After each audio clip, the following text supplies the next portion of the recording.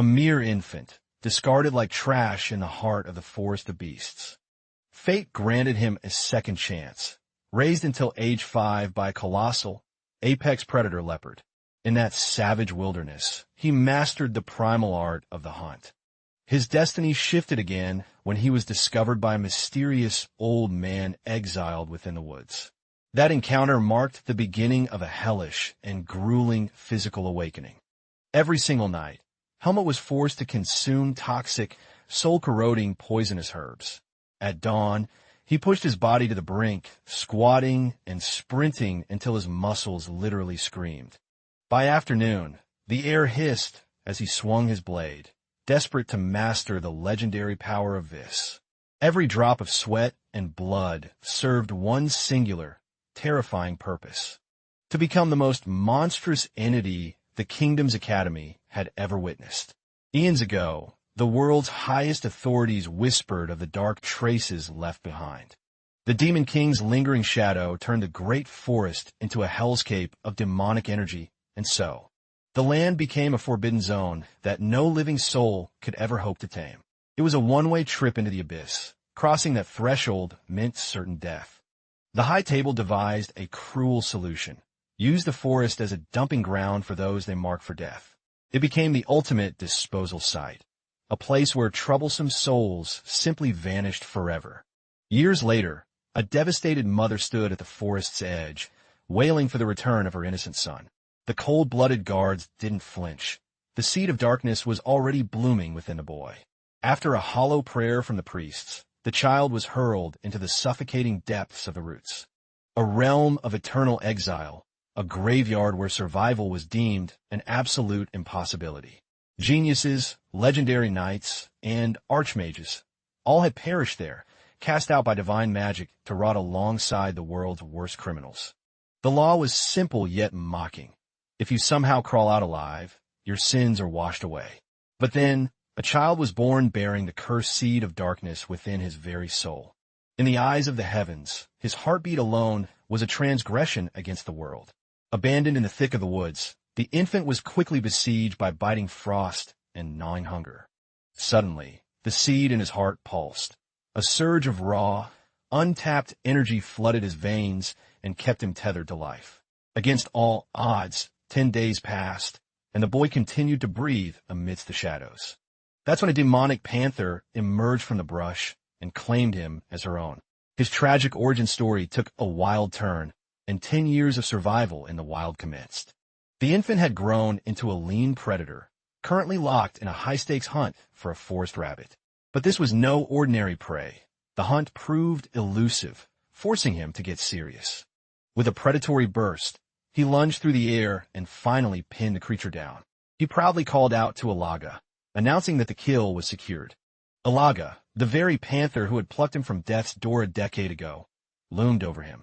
She batted the rabbit with a heavy paw, mocking whether he'd finally learned the basics of the kill. Even if, for the time being, his great conquests were limited to mere rodents. Her golden eyes narrowed as she commanded him to inspect the carcass closely. Hidden within was a core, the concentrated essence that pulses inside every demonic beast. Consume this, Helmut, and you will transcend human limits and extend your fleeting lifespan. Helmut, sharp-witted as ever, stood his ground, claiming the spoils of the hunt as his own.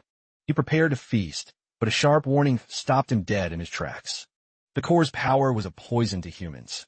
It was a gift meant only for the monstrous. One bite would mutate his flesh, turning him into a beast trapped in these woods until the end of time. He looked her in the eye and countered that he was already a prisoner of the forest. He was still too weak to survive the journey out, a reality he knew all too well. To step beyond Alaga's borders was to become the hunted, a feast for the horrors lurking in the deep. However, Alaga dropped a bombshell. Escape was possible. Someone had proven it. It was a man she met an eternity ago. Surely, he had long since become bones and dust in some dark corner. Helmut's eyes lit up with a spark of hope. Could that human still be drawing breath? She admitted the man possessed overwhelming strength in his prime. But time withers all humans, especially under the weight of demonic energy, a pressure Helmut was strangely immune to. The seed of darkness within him acted as a shield against the forest corruption. Driven by a sudden burning curiosity, he pressed her for more details on other survivors. Annoyed by his sudden restlessness, she swiped at him with her tail. She had raised him from a pup, and now he was already dreaming of leaving her side? After his relentless pestering finally wore her down, she confessed that the mysterious man's sanctuary lay hidden in the eastern reaches of the forest. Helmut bolted toward the east, his heart racing at the thought of finally seeing another of his kind. He stumbled upon a bizarre clearing, fortified by a crude wooden perimeter. Scaling the fence with ease, he discovered a humble shack standing defiantly in the clearing. It was a structure born of human hands, something he had never seen before. Before he could process the sight, he was slammed into the dirt with bone-shattering force.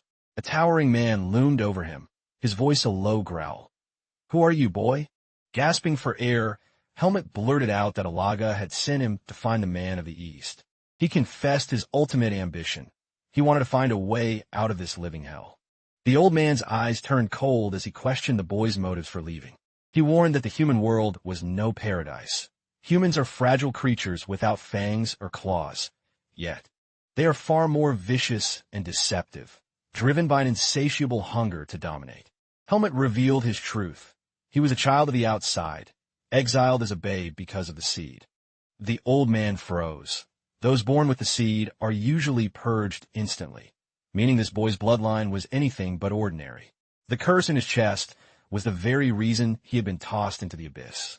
Even if he escaped the trees, the world would still treat him like a rabid animal to be hunted. The chances of him surviving the human predators out there were near zero. But Helmut's resolve didn't flicker. He was going, no matter the cost. Seeing that fire in the boy's eyes, the old man finally relented and took him under his wing. "If you want to walk among humans," the old man stated, "you must first learn what it means to be one." He explained that the final obstacle was the massive magical barrier surrounding the forest. But for now, dreams of escape were a luxury. He needed raw, overwhelming power first. Without it, he wouldn't be escaping the forest.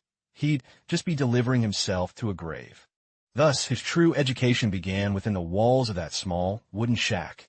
Helmut stared at the floor, complaining about the cold, unforgiving dirt. The old man just grunted, informing him that the dirt was his new bed. There was zero room for weakness.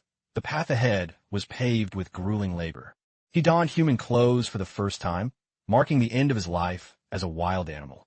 They ventured back into the brush, not to hunt, but to learn the secrets of survival and what the earth provides. Despite the demonic taint, it could be purified with water, a vital source of hidden sustenance. Helmut's mind was blown. He never imagined the forest held life-sustaining secrets beyond meat. As he went to fetch water for their meal, a familiar shadow fell over him. Alaga appeared out of nowhere, nipping at his ear in a fit of feline jealousy. She hissed that he was actually obeying a human, but Helmut stood firm, claiming the man held the key to his strength. The power required to finally break his chains and leave this place behind. Stagnation was a slow death. He refused to let his story end under these trees. As he walked away, Alaga watched him, silently hoping he would find the good life he craved. But that good life turned out to be a relentless, grueling nightmare. Helmut was soon back on the ground, his arms trembling and his spirit pushed to the limit. Today wasn't just another chore. It was the official beginning of his true warrior training. The old man watched him closely, realizing this boy was a freak of nature. Beyond the seed of darkness, he possessed innate gifts that made him a vessel worth filling with forbidden knowledge. Hours later, Helmut collapsed into the dirt, his voice a mere rasp as he begged for a single scrap of food. Then, the old man began simmering a mysterious vegetable stew, and Helmut stared at the pot, absolutely mesmerized by the aroma. One bite was all it took. It was an explosion of flavor, pure heaven. As they ate, the old man leaned back, explaining that since Helmut wasn't born a beast, he lacked the natural luxury of claws and fangs, and the human frame had its own fragile breaking point.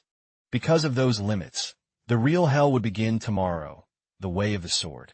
But before the first lesson, he decided to give the boy a glimpse of true power. He unsheathed a blade with a fluid motion and took a casual stance. With a sudden, explosive descent, the blade hummed, cleaving a massive boulder clean in two. This is the equalizer for humanity.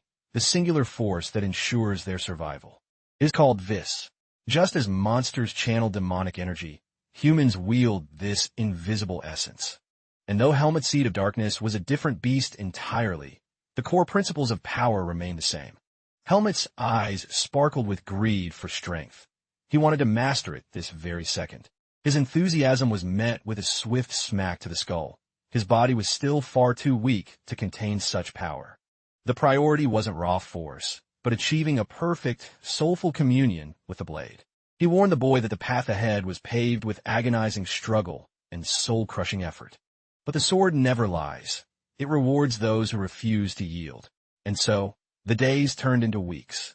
Helmet eventually hit a breaking point, throwing a fit because the old man criticized every microscopic flaw in his posture.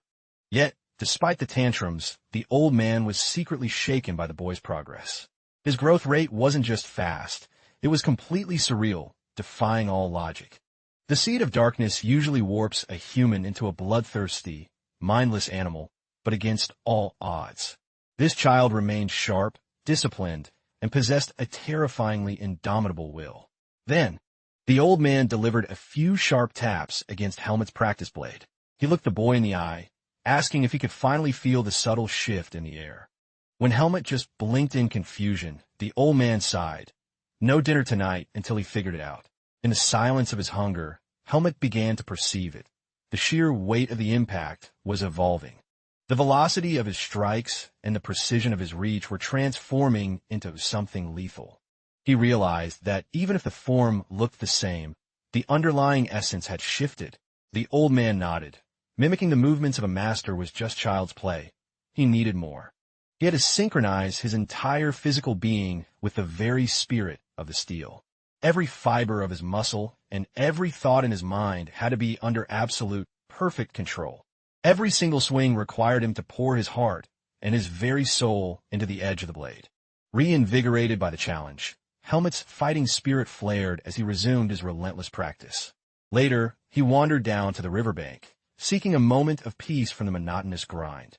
Suddenly, Ilaga's shadow loomed behind him, noting that he'd grown surprisingly sharp in such a short time. Helmet, curious, asked what kind of life-debt the old man could possibly owe a great beast like her. She revealed that the man had simply wished to dwell there, and she'd granted him sanctuary on a whim. He joked that the solitary, prideful panther had probably let him stay just to have some company for once. She bristled, reminding him she was the undisputed sovereign of this forest, fearing no one. Anyone who dared to disturb her peace would face her primal fury. Though, she admitted there was one exception, a treacherous serpent she had to watch out for. That was now the vile ruler of the southern swamps, who had developed a twisted obsession with the old man. If Ilaga ever overextended herself in a fight, that slithering devil would strike to eliminate both her and the human in one move. The old man's true depth remained a mystery. Monsters radiate their killing intent like a beacon, but humans have a knack for masking their strength, and now harbored a deep, poisonous grudge against him. The old man had once laid waste to the horrific territory she had painstakingly built. Helmet's brow furrowed.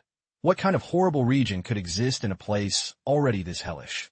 Ilaga snatched him up, blurring through the trees until they reached a human farm, a nightmare where men toiled under the lash. Across the clearing, he saw another group, the women of the human race. It was a sight Helmet had never encountered in his 10 years of isolation. They were being herded into a dark cabin, destined to be the gourmet dinner for the great snake.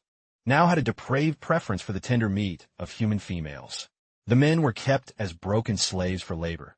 This was the literal definition of a human cattle farm. Helmet noticed a bald man who seemed to be the enforcer, stirring up trouble among the ranks. In fact, every man there was shaven bald. It seemed to be a brand of their servitude. But the one in the cape stood out, the overseer and the shepherd of this wretched flock. He was a specialist in hunting down the trash the kingdom threw into the forest. If Helmet hadn't been found by Ilaga, he might have ended up as a nameless slave in these fields. As they turned to retreat into the shadows, a chilling, sibilant voice echoed through the air. "Oh, what an unexpected delight. Look who's crawled into my garden." It was now herself, the monstrous serpent and mistress of a human farm. The sheer, suffocating pressure radiating from the two apex predators was overwhelming. Helmet found himself forced to his knees by the aura alone, while now licked her lips, reminiscing about the taste of humans, but Alaga simply dismissed the offer, stating she had no appetite for the meat of men. Now sneered, clarifying that her palate was far more refined, preferring only the softest prey. She caught a familiar scent on the wind and asked Helmet how he knew Darien, revealing the old man's name. Alaga lashed out with a warning swipe, telling the snake to back off and take her foul breath with her. Now hissed in response, claiming the scent of that wretch Darien was unmistakable and disgusting. It had been years since he had stormed in and dismantled her previous farm. Alaga, warned that the boy was under the old man's protection, and if now touched a single hair on his head, she would personally tear the serpent into bloody ribbons. Unfazed, but unwilling to fight just yet, now coldly commanded them to vanish from her sight. The mental strain was too much. Helmet fainted, and Alaga carried him back to the safety of the east. When he awoke, she warned him that his life was now on a razor's edge. He was never to stray from the old man's side again. There was no telling what kind of shadow the snake might cast to claim her revenge. Helmet looked at his hands and asked if he could ever truly reach their level of godlike strength. Alaga told him the truth. That peak is a mountain most humans die trying to climb. It would be a path of pure suffering. If he truly intended to walk out of this forest alive, he had to burn his very soul to get stronger. As the old man's silhouette appeared in the distance, Alaga vanished into the trees without a word of goodbye. The man called out, his voice gruff, as he ordered the boy back to the safety of the cabin. That night, Helmet lay on the dirt floor, writhing in absolute agony. It felt as if a white-hot iron was searing a hole straight through his stomach. This was his supper, the specialized diet the old man had forced him to swallow. It was a concentrated dose of the most lethal poisonous herbs found in the woods. He had to endure the poison. It was the only way to forcibly suppress the chaotic energy of the seed. He groaned in the dark, his body convulsing from the internal warfare. In those dark hours, he was certain that death would finally take him. Meanwhile, the old man stood atop a high peak, staring into the night and calculating the years left to them.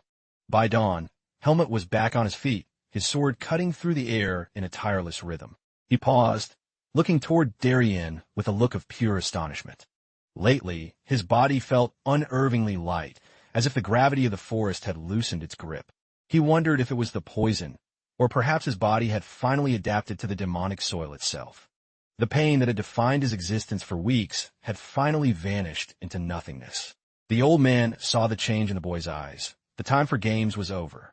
He picked up a simple wooden branch and began the true discourse on Vis, the power of the unseen. He hadn't breathed a word of it until now, because until this moment, Helmet's body was just an empty, fragile shell. But now, the vessel was ready. It was time to fill it with the power of Vis. From this moment forward, his true metamorphosis began. He would endure the secret training methods required to harness Vis. The old man raised a simple branch, exhaling a surge of energy, and commanded him to sense the vibration of the world. He had to learn to manipulate that essence until it flowed seamlessly into his steel. This was the only path to survival. With a heavy breath, Helmet gripped his sword as the master commanded him to find his rhythm through breathing. He had to draw deep, absorbing the raw energy of the surrounding nature into his lungs. Composure was his only shield, if his vis wavered or shattered. His own physical shell would be the first thing to tear apart. A relentless dance of death began between the master and pupil, while Helmet gritted his teeth, cursing the godlike speed of the old man's movements. Forcing his heart to steady, he focused on a single breath and exploded forward in a desperate lunge. The master parried the strike with effortless grace, shouting for him to sharpen his senses and drink in even more of the world's hidden energy. Their days became a blurred cycle of steel clashing and bones breaking. He knew that progress in this realm was measured in years, not days. So Helmet poured his entire being and unyielding resolve into every single thunderous clash of their blades. The old man's voice cut through the air, warning him never to break his rhythm or lose his focus. For years of hellish discipline passed in the blink of an eye, until Helmet finally shattered a massive tree using nothing but a blunt wooden sword. The old man grunted in approval. After 4 years, the boy had finally achieved something remarkable. He gave the order. It was time to manifest his vis in its true form. Helmet hesitated, recalling how Darien had mocked his progress during their last duel, claiming his power was invisible. Nevertheless, he closed his eyes and funneled a torrent of vis through the blade. The old man watched in secret awe. Combined with the seed, the boy's talent was terrifying. He was certain of one thing. This boy was a calamity waiting to happen. He would flip the world on its head. Whether he would be its savior or its ultimate undoing remained to be seen. The stars had finally aligned. It was time for the fledgling bird to leave the nest. But Helmet looked at his hands, feeling he was still a shadow of the master's strength. However, if he waited any longer and the seed of darkness matured further, the divine barrier would detect his corruption and incinerate him on the spot. It was a race against time. He had to leave now or be trapped forever. The old man pointed toward the horizon, explaining that civilization lay far to the south of this cursed forest. The only gate to that world was the legendary divine barrier that sealed the woods. Theoretically, a human strong enough to suppress their own energy could slip through the barrier's weave, even with the seed. But the old man admitted he didn't know the exact coordinates, as he had long ago made peace with his exile. There was only one man who had mapped the exit, the chief of Urugo village, the very same bald tyrant who ruled over the human farm with an iron fist. The master warned him that the human world would be a sensory overload of beauty and horror. But he warned that tragedy always creeps in when the world is silent. A day would come when despair would try to drown him in the blackest depths of his own soul. In that moment, he must cling to his humanity and never let the darkness swallow who he is.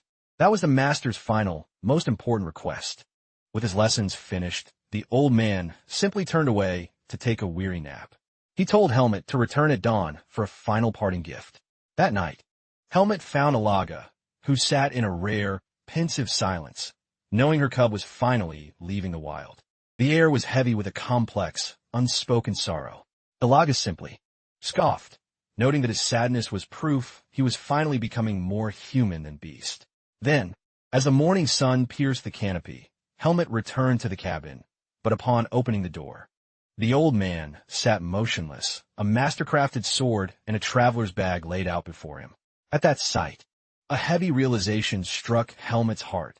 The time for his journey had truly come. He swore a silent oath to carry the memory of Darien, his master, in every step he took. Stepping out into the crisp air, Ilago appeared, her voice low as she revealed that the old man's flame had finally flickered out. She nudged him gently, telling him not to wear such a pathetic expression of grief. Darien had lived a warrior's life and passed away exactly on his own terms. Besides, she had one final treasure to return to him, something she had scavenged the day he was abandoned. It was a heavy medallion, gleaming with the luster of pure, untarnished gold. Engraved on the back were the words, "May there be light on your path, Margaret Irene." This was the only link to his forgotten bloodline in the world beyond the trees. As they neared the farm, Ilago whispered that the great snake had entered her deep winter hibernation. She wouldn't wake unless the forest itself started to burn, but if a beast of Ilaga's caliber set foot in that territory, the serpent's instincts would trigger an immediate battle. Helmet would have to infiltrate the den alone. This was his solo mission. So, Helmut, steal his heart and set off, telling Ilaga to stay strong and keep surviving the wilds.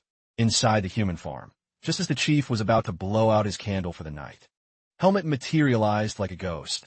A cold blade pressed against his throat. You see, dark magic is a shortcut to power that turns even the weak into monsters. Among the desperate, there were those who sold their souls to cross forbidden lines for forbidden power, and Erugo was a man who had traded everything for it. He was consumed by a bottomless envy, dreaming of standing at the peak of the world. He became a dark mage, fueling his magic through the illegal trade of human lives and suffering. Every scream and every ounce of fear from his slaves made Erugo's dark core grow more potent. But his reign of terror ended when a high-ranking mage caught his trail. His sins were dragged into the light, and he was cast into the forest of roots to rot. Choosing the forest over the executioner's block, he retreated into the shadows. There, he brokered a deal with the two-headed snake, trading his soul and human sacrifices for a place to hide. Using his dark arts, he rounded up the other exiles, branding them as offerings for now. Thus, the farm was born. Erugo ruled as the king of this miserable dirt patch, treating his fellow humans like disposable livestock. Now was content to let him play king, so long as the steady supply of meat never stopped. Even as a servant to a snake, his old ambitions began to fester once more. But every winter brought a new hell. With now asleep, the forest beasts tried to tear the farm apart daily. Despite the constant threat of death, he reveled in the scrap of power he held.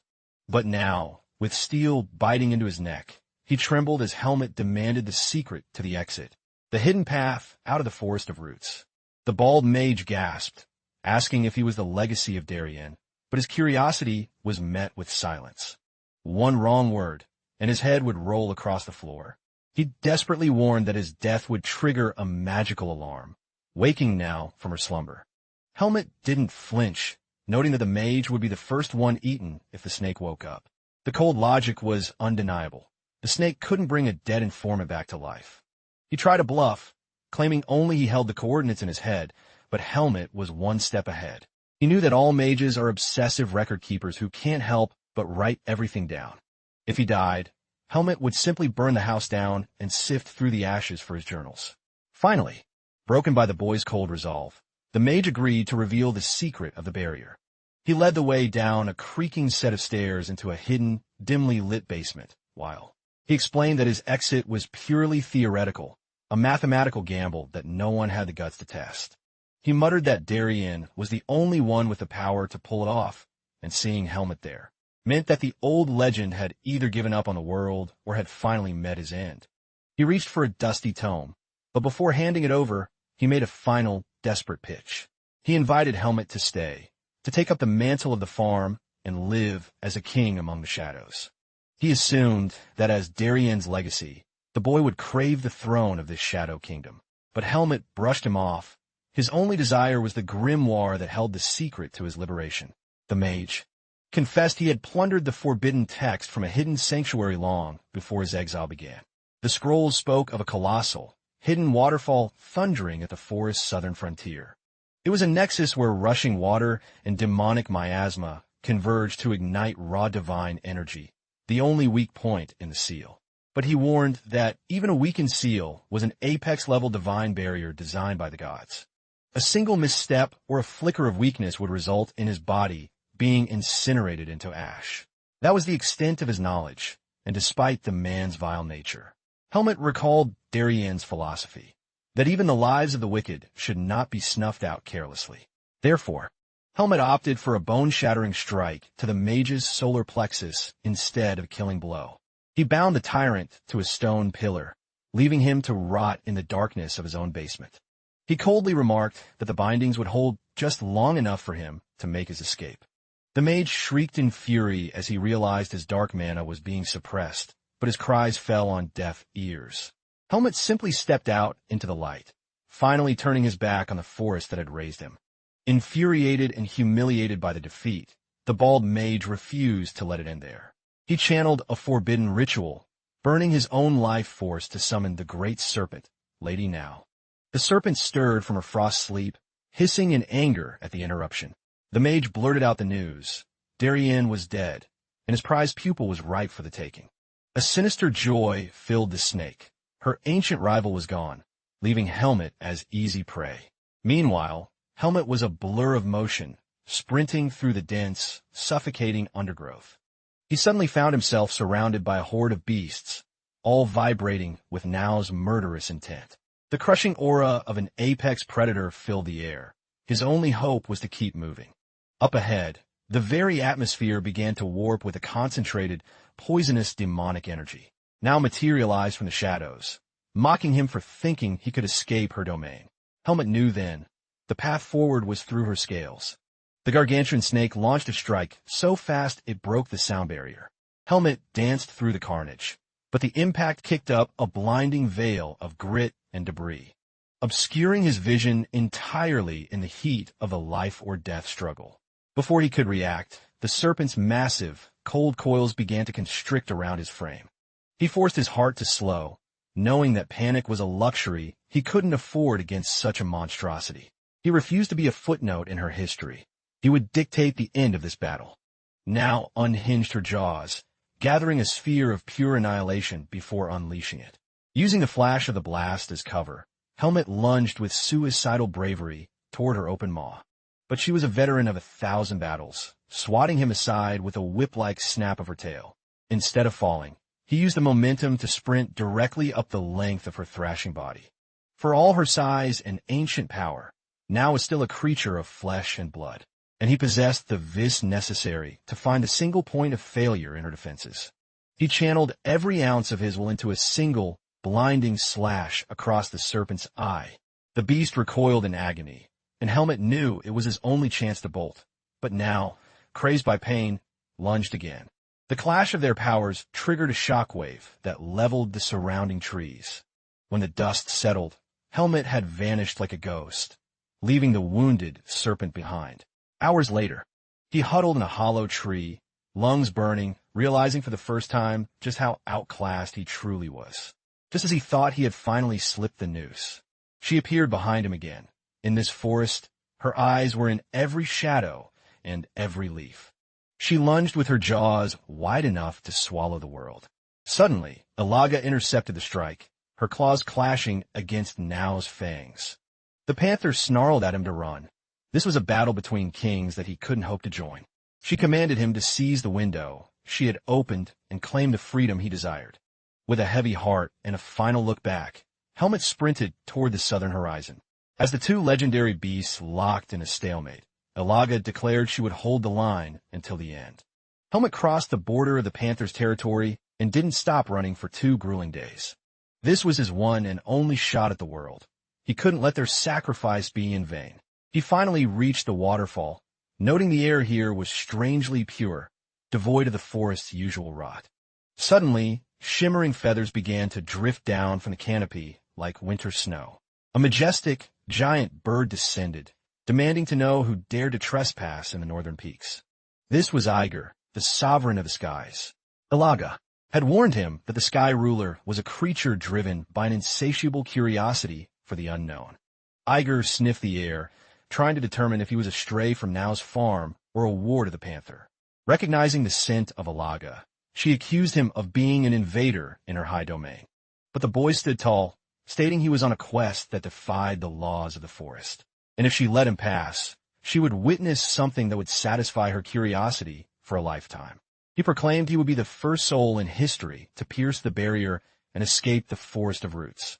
The giant bird let out a melodic laugh, mocking the idea that a fledgling like him could challenge the gods. Yet, she mused that if she didn't watch now, she might never see such a feat again in her immortal life. The forest would always be a graveyard for the human trash thrown from above. But this boy was different. He was a spark that might actually ignite the darkness. Amused by his audacity, she decided to grant him safe passage to the edge of the world. She would stand guard, ensuring no other predator interfered with his final trial. Helmet gave her a final message. If he succeeded, she must tell Ilaga that the boy made it to the other side. With a leap of faith, he plunged into the churning white foam at the base of the waterfall. He dove toward the epicenter of the seal. The divine energy was a force of pure, searing light. An ancient power designed to purge all evil and reject anything born of the dark. The barrier roared to life, tearing through his very essence with an agony that made death seem like a mercy. Somewhere far beyond the trees, a small mercenary caravan was trekking along a rugged mountain road. The leader signaled a halt, deciding they needed to rest now to maintain their pace for the journey ahead. In these lands, an exhausted warrior was as good as a dead one if a beast decided to strike. He ordered the young blonde recruit to go find a water source before the sun dipped below the peaks. As the boy reached the ravine to fill his canteens, his heart nearly stopped at the sight of a figure. It was Helmet, lying motionless, his body looking as though it had been put through a meat grinder. The recruit scrambled back toward camp, his face pale, as if he'd just looked into the abyss. He reached the group, gasping out that there was a fresh corpse rotting by the riverbank. The veteran mercenaries laughed it off, thinking the rookie was just jumping at shadows. But a woman wearing a traveler's hat decided to follow him to confirm the grim discovery. They descended into the ravine, and there he was, a boy who looked more dead than alive. But as she checked for a pulse, she realized his heart was still stubbornly beating against the odds. When Helmut finally opened his eyes, he saw faces that weren't covered in fur or scale for the first time. The woman introduced the clumsy boy who found him and asked Helmut for his name and where he hailed from. She introduced herself as Tanya, a silver-rank mercenary from the renowned Face Guild. Helmut could barely process the words. The reality of being among his own kind was a sensory shock. She explained they had found him on the outskirts of the dreaded rotten forest. Playing his cards carefully, Helmut claimed his memory was a void, save for his name and the weight of his sword. Tanya, moved by his plight, declared she would take him under her wing until he could stand on his own. Later, as the fire crackled, Helmut reflected on his narrow escape. His body was a total wreck. The process of rebuilding his strength would be a long, arduous journey. He felt more vulnerable now than he had during his first days of training with Darien. And to his horror, the seed of darkness still throbbed within his heart, refused to be purged. In this new world, that seed was a death sentence. He had to hide its existence at all costs. His plan was set: play the amnesiac wanderer while searching for the family link to his gold medallion. But first, he had to learn the customs of this strange, civilized world, one step at a time. By the next morning, the camp was in an uproar. After a thorough washing, his true face was revealed. He looked like a completely different person, possessing a sharp, ethereal beauty. One mercenary whispered in awe, wondering if they hadn't accidentally rescued some high-born noble. Tanya smiled at his transformation, while the blonde recruit grumbled, asking if she was always this soft on strangers. Beneath the grime of the forest, the boy hid a face that was stunningly handsome. However, for that cheeky comment, the recruit earned himself a swift pair of slaps. Tanya announced that they would reach civilization within 4 days. She told him to hang in there. They were taking him straight to a doctor to fix his broken state. With the goal in sight, the group packed their gear and set out for the journey. Along the trail, the rookie noted how strange it was to see Helmut bonding with the horse. He remarked that despite his wild origin, the boy was strangely gentle with the creature. But as the miles dragged on, Helmut's internal injuries began to flare, leaving him breathless. The recruit tried to order him into the wagon, but Helmut refused the easy path. He insisted on walking. He knew he had to push his limits if he ever wanted to reclaim his strength. Once in the city, the physician delivered a baffling diagnosis.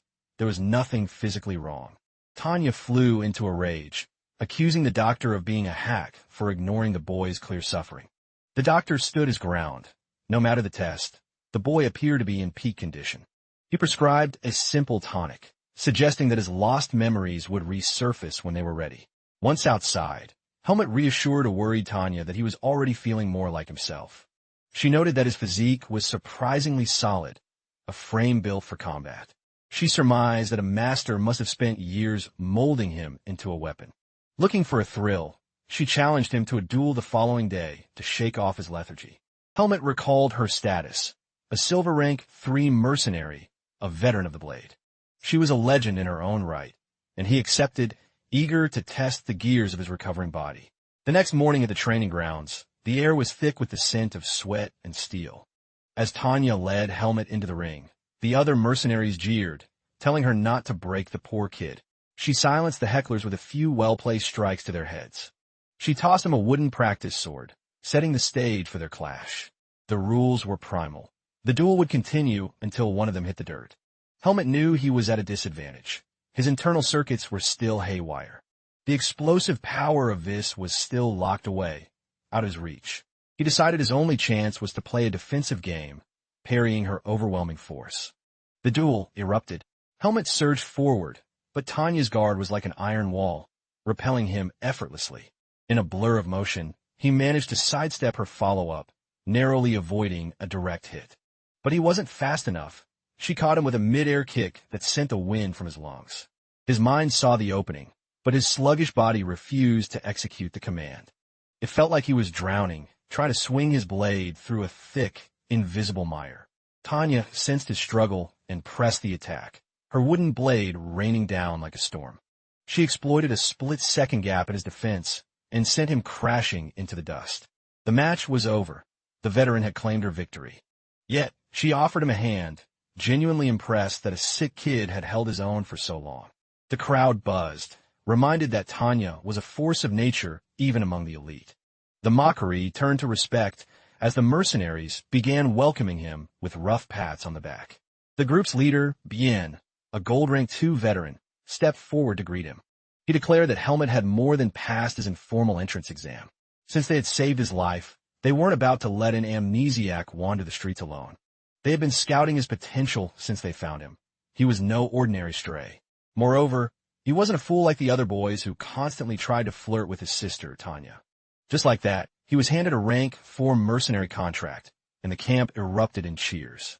Helmut turned to the captain, asking how long he was expected to stay with the pack. Bien laughed, telling him he was a free man. He could walk away whenever the mood struck. However, a mercenary's word was law. Once you sign on for a mission, you see it through to the end. This was the perfect arrangement for Helmut, a stranger in a strange land with much to learn. He was about to learn the true meaning of Brotherhood. Later, in the guild hall, a client complained that the upcoming mission was far too dangerous for a mere rank 4 rookie. But Captain Bien stood firm, betting on the boy's hidden potential to fill the gap. He even offered a discount, paying the rookie only a third of the standard rate to seal the deal. He also revealed that the notorious Tarek squad would be joining the joint operation. As the client left, Bien gathered the team. Tomorrow they would be escorting a massive supply convoy. He warned that if things got ugly, only rank 3s and above should engage. The local monsters were no joke. He warned them to grow a thick skin. The Tarek squad was famous for their toxic attitudes and dirty tactics. With the briefing over, the team disbanded to prep for the dawn departure. That night, under the pale moon, Helmut returned to the training field alone. The sting of his loss to Tanya still burned. His body felt like a rusted machine. He was far from the predator he had been in the forest of beasts. But he didn't despair. He would simply start from zero, rebuilding his strength just as Darien had taught him. By the next day, the convoy was deep in the woods, guarding the precious cargo. The lead navigator, Old Man Millis, ordered the Rostro squad to hold the rear line. The blonde recruit nudged Helmut, pointing out a group of rough-looking thugs. Those were the infamous members of the Tarek mercenary squad. One of the goons swaggered over, mocking Helmut's lean frame and questioning if he could even lift a blade. Helmut observed him with a predator's eye. The man was weak compared to the beasts he'd known. Still, a cornered rat can still bite. He decided to keep the thug in his sights. A few days into the trek, that same bully accidentally shoved the blonde recruit into the mud.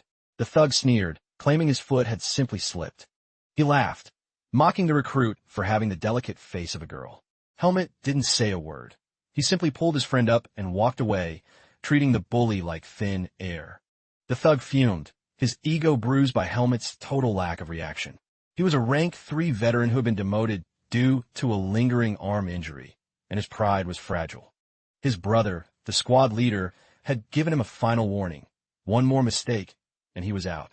He decided right then that the Rostro kids would pay for his humiliation later. Back at their camp, the blonde recruit was fuming. 3 days of constant harassment had pushed him to the edge. He grabbed his buckets and stormed off toward the river, needing to clear his head. As he dipped the first bucket into the cool water, a shadow fell over him. The Tarek thugs had cornered him for a chat. After a few rough blows, they began to jeer, asking if he shared a bed with his handsome friend. They moved in, threatening to strip him right there to see what he was really hiding under his clothes. It was a trap, plain and simple. But then, Helmut stepped out from the trees, his eyes cold and focused. He recognized them instantly, the kind of human trash Darien had warned him to never trust. The lead thug barked an order for his men to swarm Helmut and humiliate him. Helmut's hand moved toward his hilt, his killing intent flaring, but he didn't need to draw. Tanya descended like a lightning bolt, her fist connecting squarely with a thug's jaw. She growled, demanding to know why the Tarek scum were touching her people. The coward tried to play it off as a friendly joke, but Tanya wasn't buying it. She made it crystal clear, stay away from her squad, or face the consequences. The next time they crossed the line, she wouldn't be using her fists, she'd use her steel. When night returned, Helmut slipped away to train. A week of recovery had finally mended his broken bones. He was feeling sharper, though the divine power of Vis still remained frustratingly out of reach. At dawn, Captain Bien gathered the convoy, warning that the path ahead was a death trap. They were entering a high-activity zone for demonic beasts. Every man needed to be on high alert. The mercenaries whispered nervously, debating what kind of horrors were lurking in the brush. One of the frontline guards was still grumbling about his turn to fetch water. In a heartbeat, his voice was silenced. His head vanished as the first beast struck from the shadows. He watched in a silent rage as the beast snatched his comrade, hauling the poor soul toward its lair. But his desperate rescue attempt failed miserably. He was swatted away like a fly by the creature's overwhelming brute force. With no other choice, both mercenary squads drew their steel, bracing for a chaotic melee. Helmet and a rookie recruit dove under a wagon for cover, knowing that without his vis, Helmet was a sitting duck. Jumping into this fray would be a suicide mission for someone in his current shattered state. His instinct screamed that this wasn't just another monster. It was a true apex predator. The air turned cold as the slaughter began in earnest.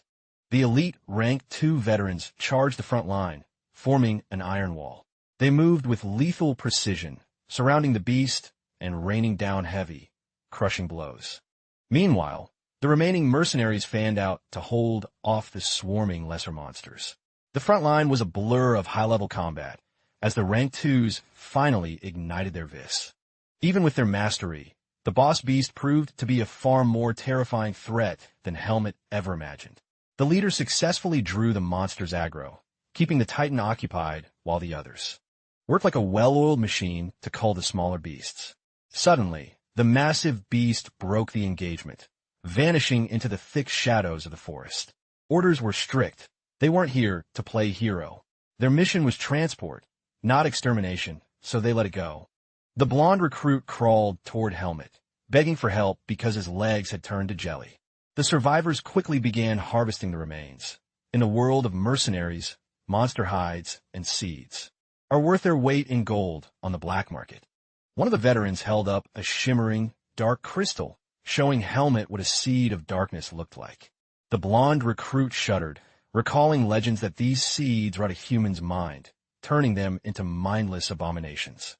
He whispered that those born with such a curse are usually executed or thrown into the hellish forest of roots. At that moment, Helmet realized why Darien had been so cryptic and protective. As long as this seed beat within his chest, he was an eternal enemy of the human race. He finally understood. This was his only cage for the monster inside, and he had to hide his true nature at any cost. The blonde recruit, curiosity getting the better of him, leaned in to poke the carcass of a fallen beast. In a terrifying blur, the dead creature lunged, its claws clamping around the boy's throat. Without a second thought, Helmet's hand flashed to his hilt, bisecting the beast with a lightning-fast quick draw. As the blood sprayed, a strange, long-lost surge of power pulsed through Helmet's veins. Tanya's eyes narrowed. She had witnessed that strike, and it was far too perfect for a mere amateur. Under the cover of darkness, Helmet returned to his training, feeling the familiar warmth of Vis finally awakening. His recovery was accelerating. He calculated he'd be back to his full, predatory prime in just 3 days. He poured every ounce of his focus into his blade, reclaiming his lost lethality. Suddenly, the hairs on his neck stood up as a hostile presence approached from the shadows.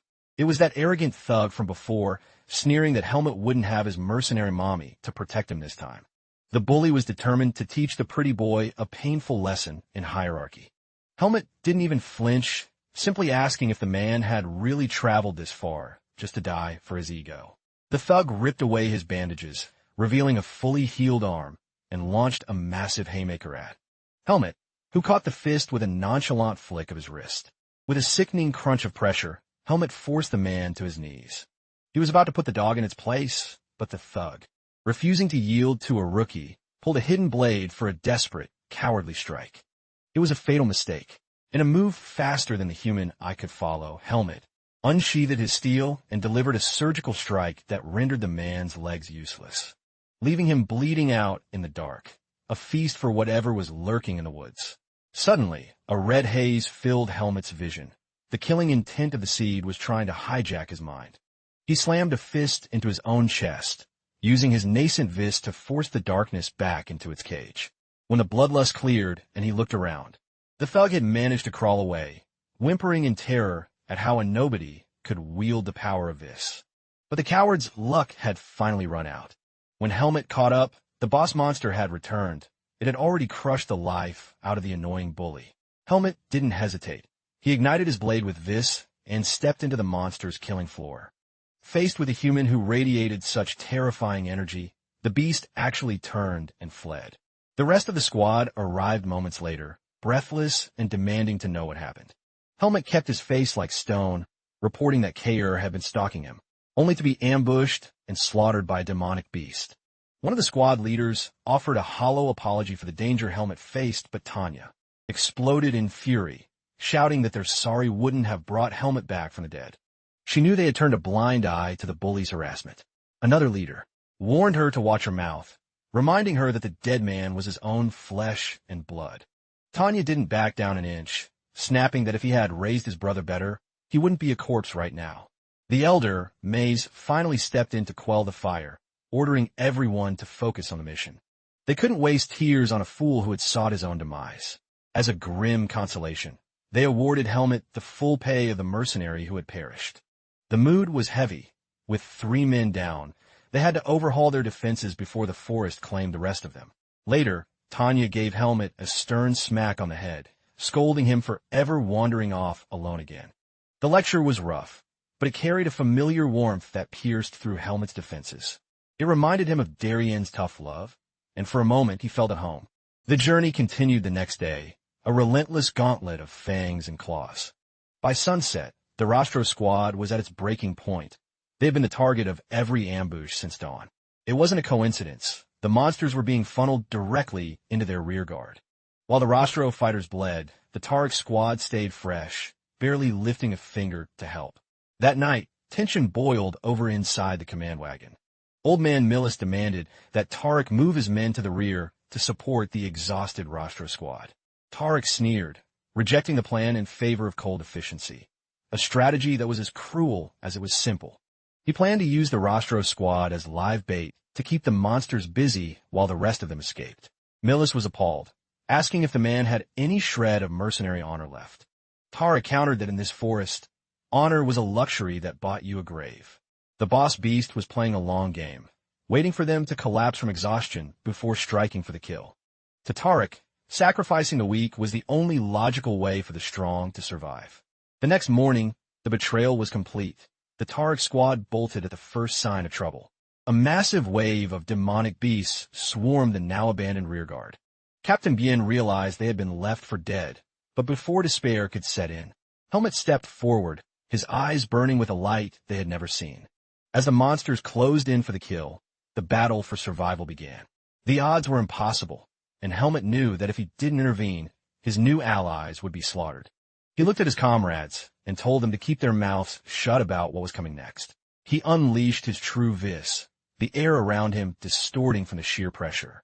He became a whirlwind of silver light, carving through the monster horde like a god of war.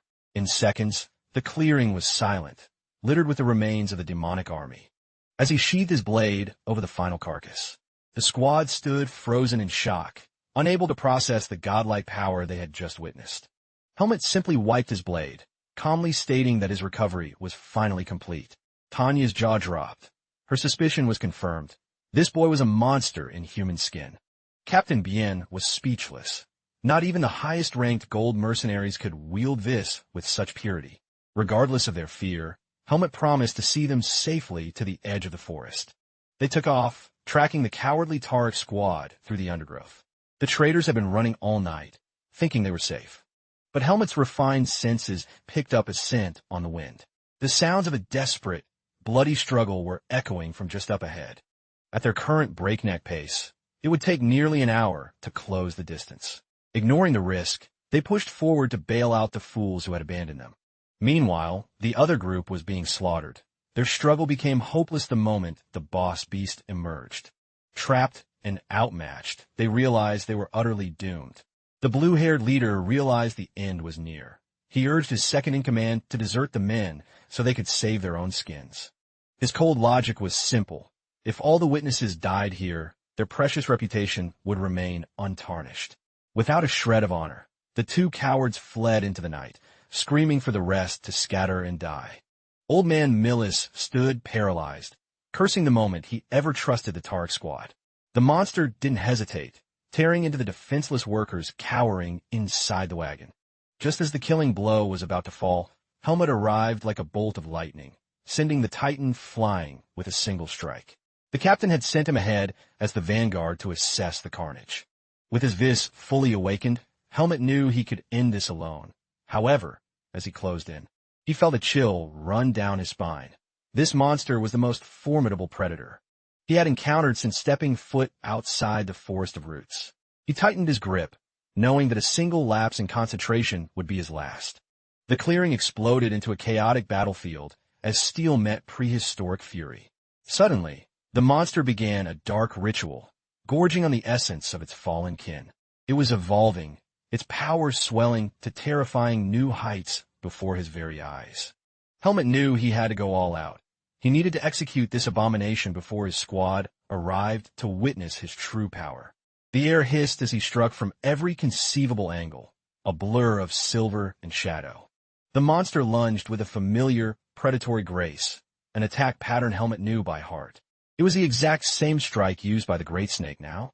Anticipating the move, he vaulted over the beast and delivered a devastating, vertical moon slash. By the time the rest of the squad burst into the clearing, the area was a graveyard of monster remains. Miraculously, they found Old Man Millis alive amidst the wreckage.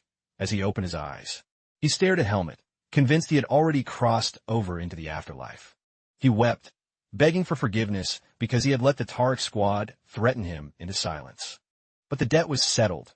He was still breathing, and the demonic scourge of the forest had been put to rest. With the danger past, it was time to talk business. The survivors demanded a massive payday, claiming 80% of the total profits as hazard pay for the betrayal they endured.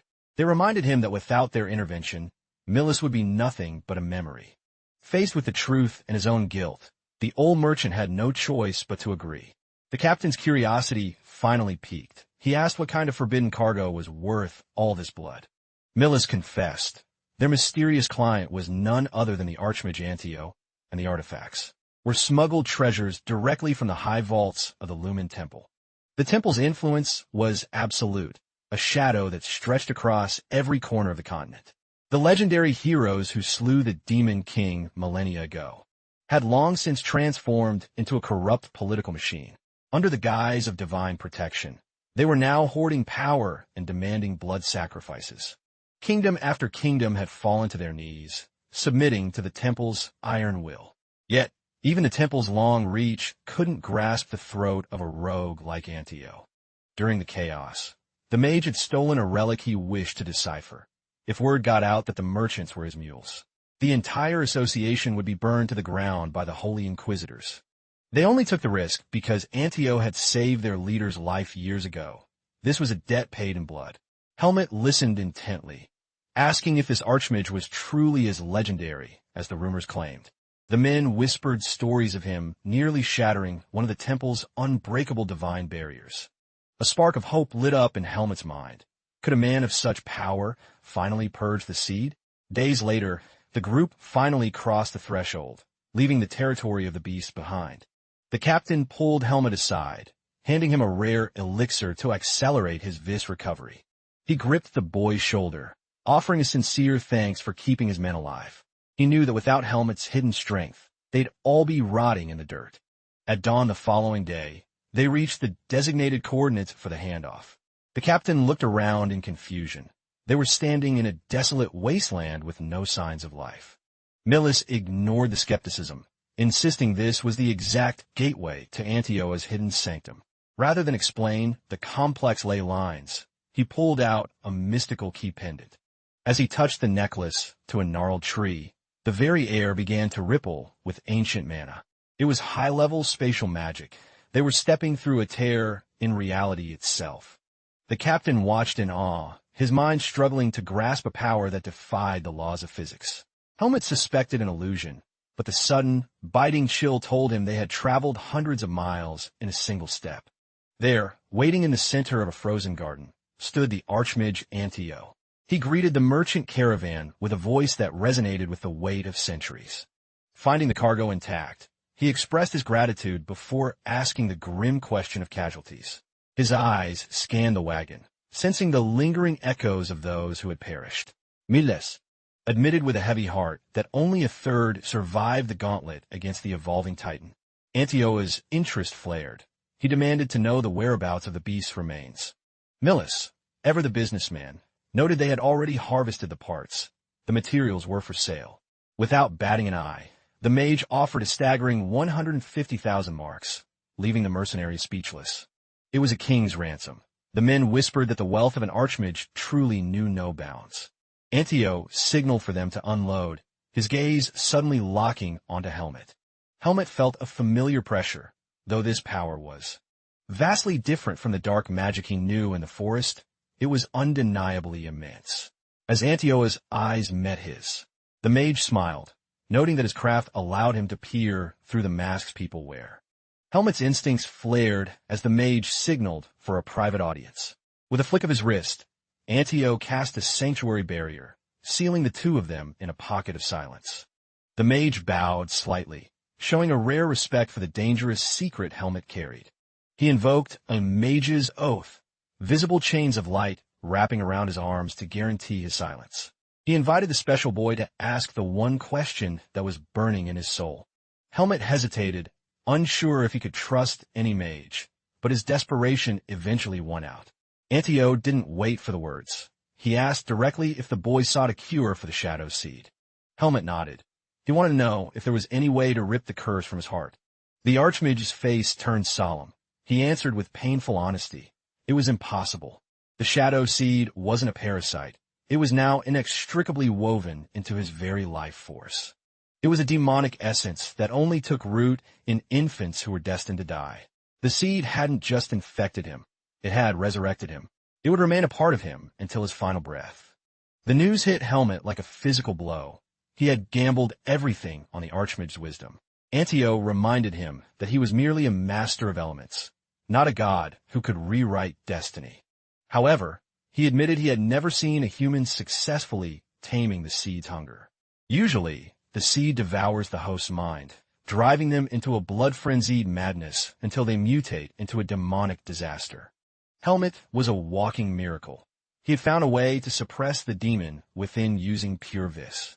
Mastering such a balance required a level of talent and time that defied common sense. The mage was fascinated. Helmet had survived by feeding the seed, just enough to keep it dormant while sharpening his steel. He noted that even high-ranking priests would struggle to find the corruption unless they performed a deep ritual. Even an archmage like himself could only sense it because the seed was currently reacting to the massive mana in the air. He warned Helmet that his path would be paved with shadow. He had to stay hidden from the temple's eyes. The fate of all seed-bearers was the same, to eventually be consumed and become a weapon that brings ruin to the world. Helmet stood firm, his voice cold as he declared he would remain human until the end. Antio laughed, a genuine sound of delight, noting that while fate is written by the stars, it can be rewritten by men. He promised to watch the boy's journey, for if Helmet ever lost the fight to the darkness, the archmage would be the one to strike him down. Mission complete. Helmet collects his hard-earned bounty alongside the crew, but a sudden thought strikes him. He gestures toward a worn traveling bag tucked among the crates, wondering if it belongs to him. It was found abandoned near their supplies, though none of the mercenaries claimed it as theirs. A spark of recognition hits. It's the humble gear he carried out of the forest. Helmet offers a quiet word of thanks. The captain chuckles, admitting the chaos of battle made him completely forget to return it sooner. He grips Helmet's shoulder, hailing him as the true MVP who turned the tide of the mission. Then Finn bounces over, brimming with excitement about giving Helmet a grand tour of the mercenary HQ. But Helmet shakes his head. His path doesn't lead to a permanent life under a guild's banner.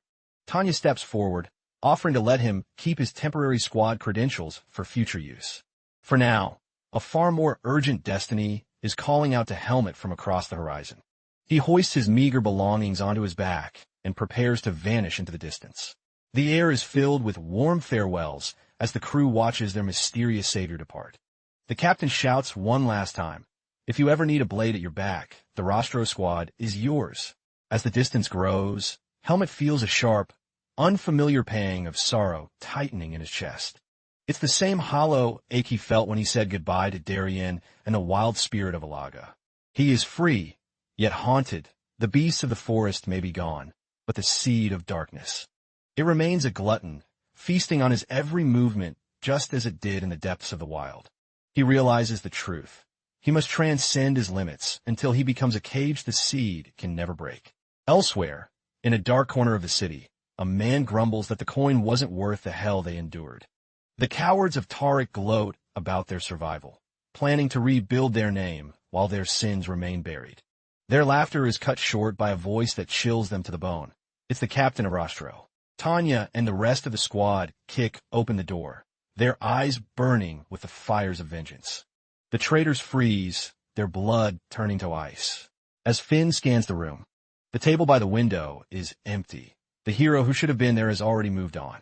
The Tariq survivors scramble, realization dawning that they should have finished the job themselves. They know it's only a heartbeat before the guild high command hears of their spineless desertion. The once feared Tariq squad begins its fast descent into the trash heap of history. Their blue-haired leader snarls, ordering them to keep running. As rank 2s, they won't starve. They'll just have to trade their mercenary honor for a life of banditry. At dusk, Helmet pushes open the heavy doors of a roadside tavern, seeking a moment of respite. His mind is a whirlwind, trying to find any clue that connects him to the Golden Medallion. He has spent days drifting through nameless hamlets, realizing the world isn't always kind, and that he won't always find protectors like the Rostro squad in every shadow. But he isn't empty-handed. The captain's bonus has effectively doubled the inheritance Darien left him. Searching through his bag, he discovers a hidden letter tucked inside a secret fold. As he traces the ink, a wave of nostalgia hits him. There is no mistaking it. This is the handwriting of his master, Darien. The letter was penned in Darien's final hours, a message from beyond the grave for the boy who made it out. It confirms that the old master's journey has ended, but Helmet's true trial has only just begun. Darien knew the wolf boy would struggle to breathe in the suffocating air of civilization. Even at death's door, the old man's final thoughts were consumed by worry for his disciple. He gives Helmet a clear directive. Seek out the city of Baden and the prestigious Greta Academy. It is a sanctuary for the youth, where the next generation of elites and warriors are forged. In that place, talent is the only currency that matters, and the divide between noble and commoner fades. He instructs Helmet to find Isin Kudrum and present the master's sword as his letter of introduction. Isin is bound by an ancient, unbreakable oath. He will provide the guidance Helmet so desperately needs. The human world is a maze where strength isn't always the answer, but Darien believes the boy will conquer it. The ink is shaky and blurred at the end, the final strength of a dying legend poured into a page. Helmet clutches the letter, a sense of purpose finally anchoring his wandering soul. The waiter interrupts his thoughts, slamming down a feast that costs a hefty 15 marks. Without a second thought, Helmet reaches into his coin purse and pulls out a single piece of gold. The waiter's jaw hits the floor. It's a 1,000-mark coin, enough to buy the whole tavern. Helmet tells him to keep the change as a deposit for a room and all the food he can eat. Across the room, a group of drunkards catch the glint of the gold, their eyes turning greedy. As Helmet lost himself in thoughts of his future, a shadow falls over his table. A thug sneers. The kid's got a heavy purse for someone so small. 2 more bullies lean in, borrowing 20,000 marks for their next round. Helmet's answer is a cold no. The atmosphere turns electric. The thugs are itching for a fight, and they picked the wrong target. They wanted blood, and Helmet was more than happy to oblige. In a blur of motion, the thugs are neutralized before they can even blink. The lead drunkard stammers, demanding to know what kind of monster he's dealing with. Helmet stands over him, identifying as a simple mercenary, and orders the trash to clear out. The trembling waiter rushes over, begging Helmet to flee the city before it's too late. By hurting those men, he has just declared war on the Black Eagles. They are the undisputed kings of the underworld, a swarm of bandits who kill for sport and gold. Helmet sighs. He has inadvertently kicked a hornet's nest. He decides to lead the inevitable pursuit, away from the innocent civilians and into a more private killing field. While the waiter panics, Helmet calmly tells him to spread the word that he fled into the woods.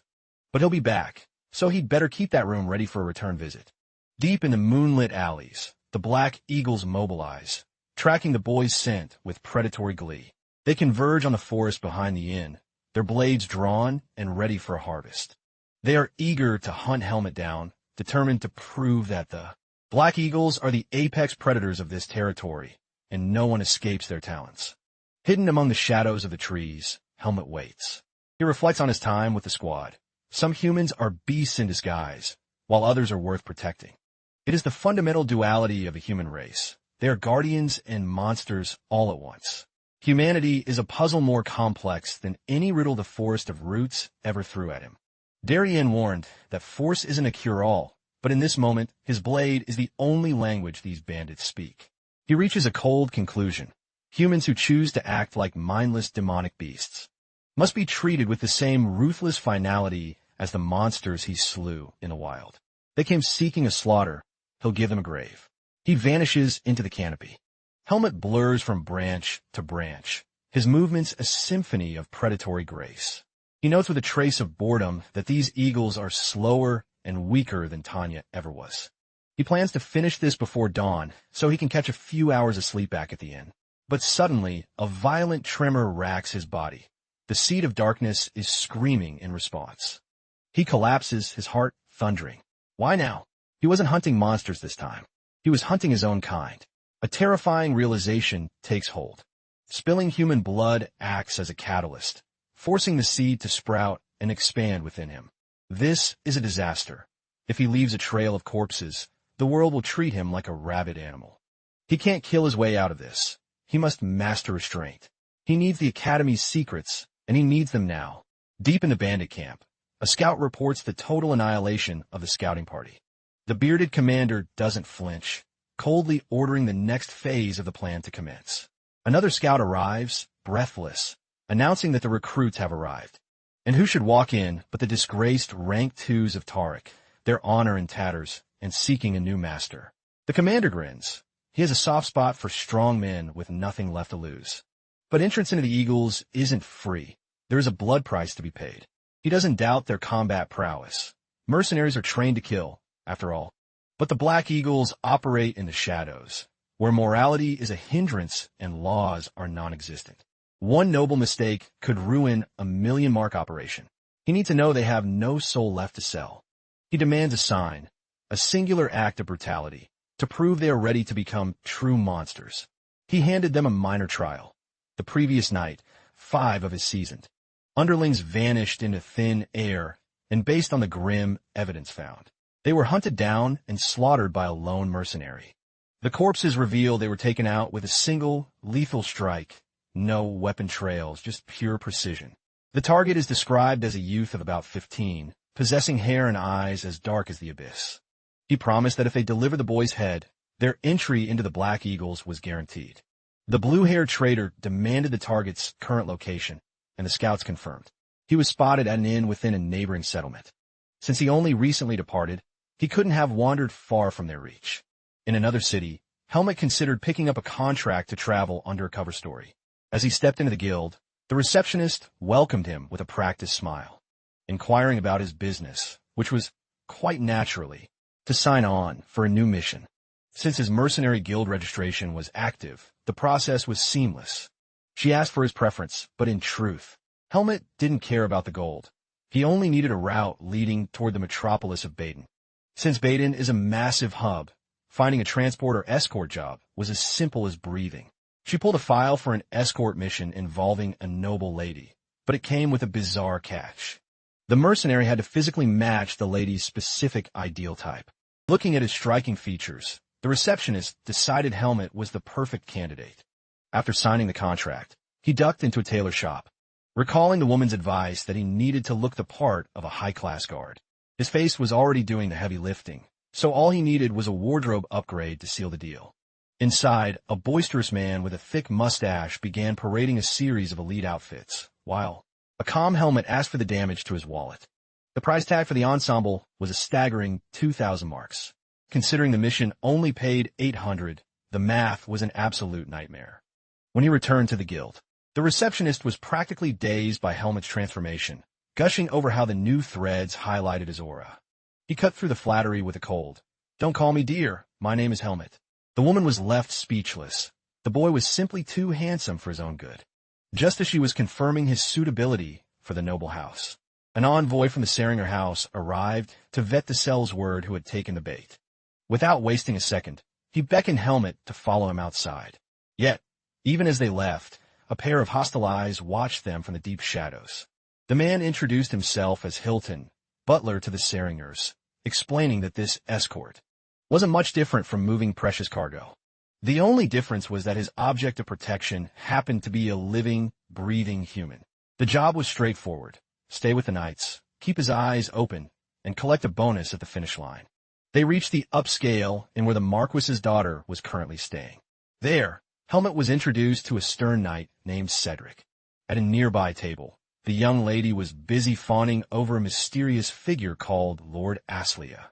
The butler presented their newly hired beauty of a mercenary, but the lady barely spared him a glance, leaving with Lord Aslia while announcing they would depart shortly, and that she intended to spend her remaining time resting. One look at Lord Aslia was enough to set Helmet's instincts on edge. He could sense a strange, unnatural vibration coming from the man.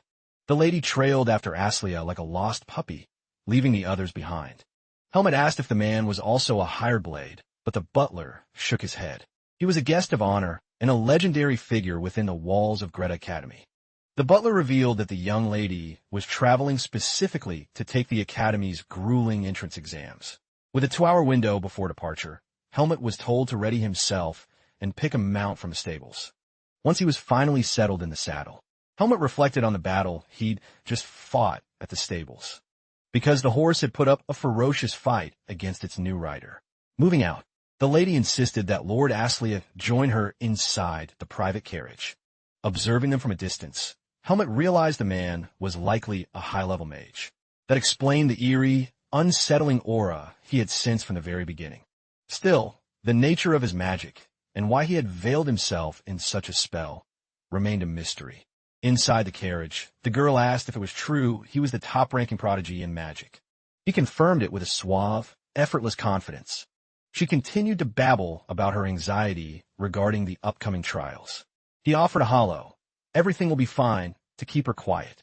She tried every trick in the book to convince him to give her a private lesson, but he shut her down, promising to find a specialist to tutor her for the exam instead.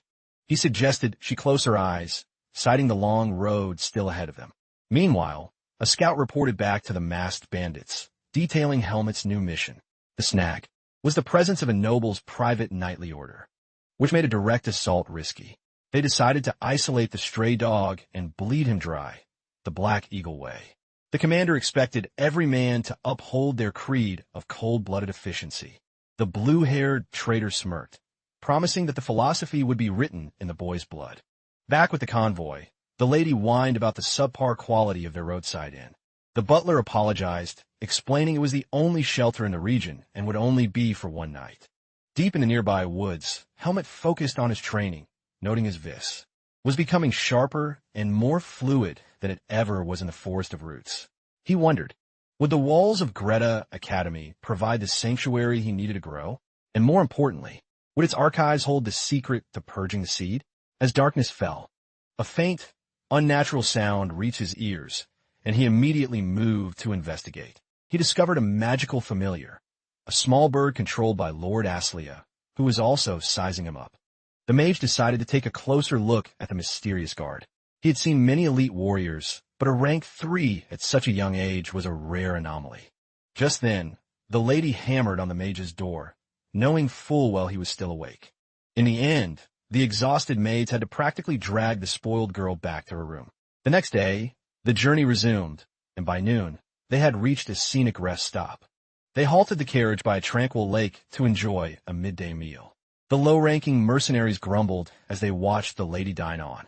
A feast fit for a queen, delivered with silver service, while they were forced to choke down stale bread and lukewarm water. Helmet chewed his rations, momentarily missing the simple but honest cooking of Little Finn. Suddenly, he noticed a strange shimmering in his water flask. It had an odd, sickly sweet aftertaste. Poison? He looked around. Everyone was drinking from the same source, appearing completely unaffected at first. Then, one by one, the mercenaries began to slump over, their eyes glazing over. Even the butler noticed the lady's speech becoming slurred and nonsensical. Within moments, he too was succumbing to the heavy weight of the drug. A wave of unnatural sleep washed over every servant and soldier in the clearing. The entire camp fell into a deep, forced slumber, but Helmet emptied his flask on the ground. He had already sensed the predators closing in. He stood alone, the only one conscious in a field of sleeping bodies. When the assassins finally emerged from the trees, they found him waiting with wide-open eyes. The assassins stood frozen in shock, recognizing him as the mere hireling from the transport detail. Helmet, with a piercing gaze, didn't mince words. He called them out as cowards who betrayed their own mission. Enraged by the boy's audacity, the men snarled that it didn't matter. They would bury him along with the rest. With a bloodthirsty roar, they declared that the season of the hunt had officially begun. In a flash, the blue-haired traitor barely deflected a lethal strike as Lord Aslia materialized from mist. The mage's voice was like ice, advising them to drop their steel and vanish if they valued their lives. Realizing another survivor was awake, the traitorous leader leveled his blade at the newcomer. He could sense the heavy mana in the air, correctly identifying him as a practitioner of the mystic arts. Aslia told him to hold his tongue and focus on his own survival, because he intended to handle the situation personally from here on out. The bearded bandit leader claimed the mage shouldn't bother moving, promising him a swift, painless end. Aslia merely smirked, reminding him, "A silent mage is a dead mage, and I intend to be very loud." Deep in the brush, Helmet engaged the blue-haired traitor in a high-stakes duel. He felt a surge of relief that the mage had resisted the sleeping poison. The traitor unleashed a massive, earth-shattering sword arc, certain that the overwhelming power had ended the boy's life right then and there. But as the dust settled, Helmet stood unscathed, his expression disturbingly calm. The hunt they spoke of was only just reaching its peak. Helmet mockingly thanked him for the effort of tracking him so deep into the woods. For this forest would now serve as the traitor's final resting place. Losing his mind at the sight of a teenager wielding pure vis, the traitor lunged in a desperate frenzy. Helmet flowed like water, sidestepping the strike with predatory grace. He vaulted over the man's guard, bringing him crashing down with bone-breaking force. Pinned to the dirt and broken, the traitor gasped out his disbelief that a mere child could master the power of this. Helmet silenced him with a decisive strike to the temple. He decided to spare the man's life, showing a mercy colder than any blade. The traitor begged for death to escape the crushing weight of his failure, but Helmet told him that living with the shame of abandoning his brothers was a far worse punishment. As the traitor scrambled away in a fit of manic laughter, Helmet turned toward the mage's battle. Aslia had already decimated the ranks, unleashing a concussive blast of magic that sent the bearded leader flying into the jagged rocks. He followed up with a series of binding spells, pinning the remaining survivors firmly to the ground. The bearded captain, bloody and defeated, managed to crawl away, wondering how a simple job turned into a massacre. His eyes widened as he saw Helmet walking toward him without a single speck of dust on his clothes. The terrifying reality set in. The boy had completely dismantled the blue-haired elite. As Helmet approached the main carriage, Aslia tossed him a coil of enchanted rope to secure the rest of the prisoners. They would be dragged back to the city to rot in the royal dungeons. Helmet recalled Darien's grim descriptions of the iron cages where humanity discards its filth. He briefly regretted letting the two leaders escape into the night.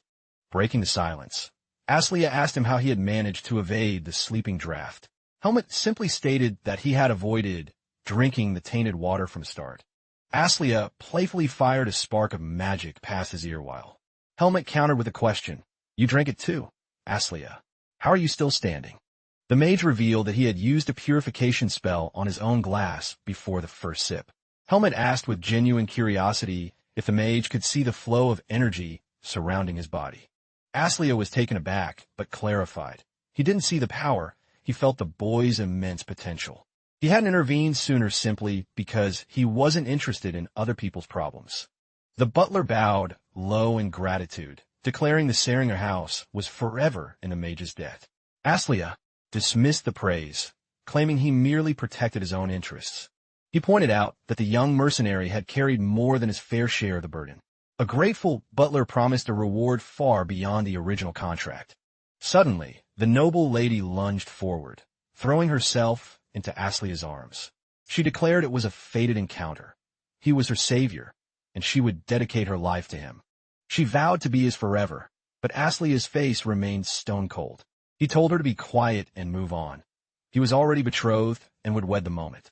He donned his graduation robes at the academy. The girl's heart shattered instantly, and she began to wail in the middle of the road. Watching the drama, the knights decided it was the perfect time to resume the trek. The rest of the journey was quiet, and they reached the city gates without further incident. True to his word, the butler handed over a heavy pouch of gold. 10,000 marks, a massive bonus for ensuring their survival. Helmet bid the mage a short farewell. The time had finally come to enter the halls of the academy. Entering the capital, Helmet was overwhelmed by its scale. The villages he knew were like pebbles compared to this mountain of stone. He stood before the towering gates of Greta Academy, the premier institution for the continent's elite. His mission was to locate a man named Isin Kudrum. At the front desk, he calmly informed the clerk that he was there to see the legendary instructor. This was the man in charge of the entire swordsmanship department. After providing his name, he was escorted through the grand marble halls. The attendant asked him to wait patiently outside the master's office. She activated the magical seal on the door to announce his arrival while. Helmet wondered if this man was truly the peerless warrior Darien had described. Inside, Isin looked up with a frown, claiming he didn't know the boy and asking for his business. At a glance, Helmet realized Isin wasn't as powerful as his old master. Yet, he was undeniably the strongest swordsman Helmet had encountered in the human world. Helmet unsheathed the blade Darien gave him, placing it on the desk as his only answer. At a first look, the weapon appeared plain, almost crude in its design. But Isin's eyes widened as he saw the craftsmanship, a blade forged with soul-level precision. There was only one man in the world capable of such work, the vanished master, Darien. Isin's voice trembled as he asked if his old savior was still drawing breath. Helmet looked down, delivering the news that the master had finally found his peace. Isin slumped in his chair. 20 years had passed since Darien disappeared, and Isin had never forgotten the debt he owed. He realized Helmet was the final legacy of the legendary swordsman and asked why he had sought him out. The boy's answer was resolute. He was here to claim a seat at Greta Academy. Isin nodded slowly, realizing Darien had sent the boy to him for a reason. He wasn't just a student. He was a ward who needed protection from the shadows. Judging by his height and frame, Helmet looked to be around 14. Isin decided to register him as 15, allowing him to bypass certain hurdles as a transfer student. He warned that if the world knew he was Darien's disciple, he'd be fast-tracked into a spotlight he might not want. A cold realization washed over Helmet. Darien hadn't just lived in the forest of roots. He was in hiding, a man erased from history. Someone powerful must have orchestrated his exile and kept his location a secret. If the wrong people found his apprentice, Helmet's search for a cure for the seed would end in a prison cell. He agreed with Isin. His past and his lineage had to remain a secret. If his true identity leaked, it wouldn't just be an academic problem, it would be a death sentence. They shook hands on the pact, deciding to reveal the truth only when necessary. Isin stood tall, promising Helmet that whatever he needed, it would be provided. He personally took charge of the transfer documents and the upcoming placement exam. But first, he wanted to see for himself exactly how much of Darien's genius the boy had inherited.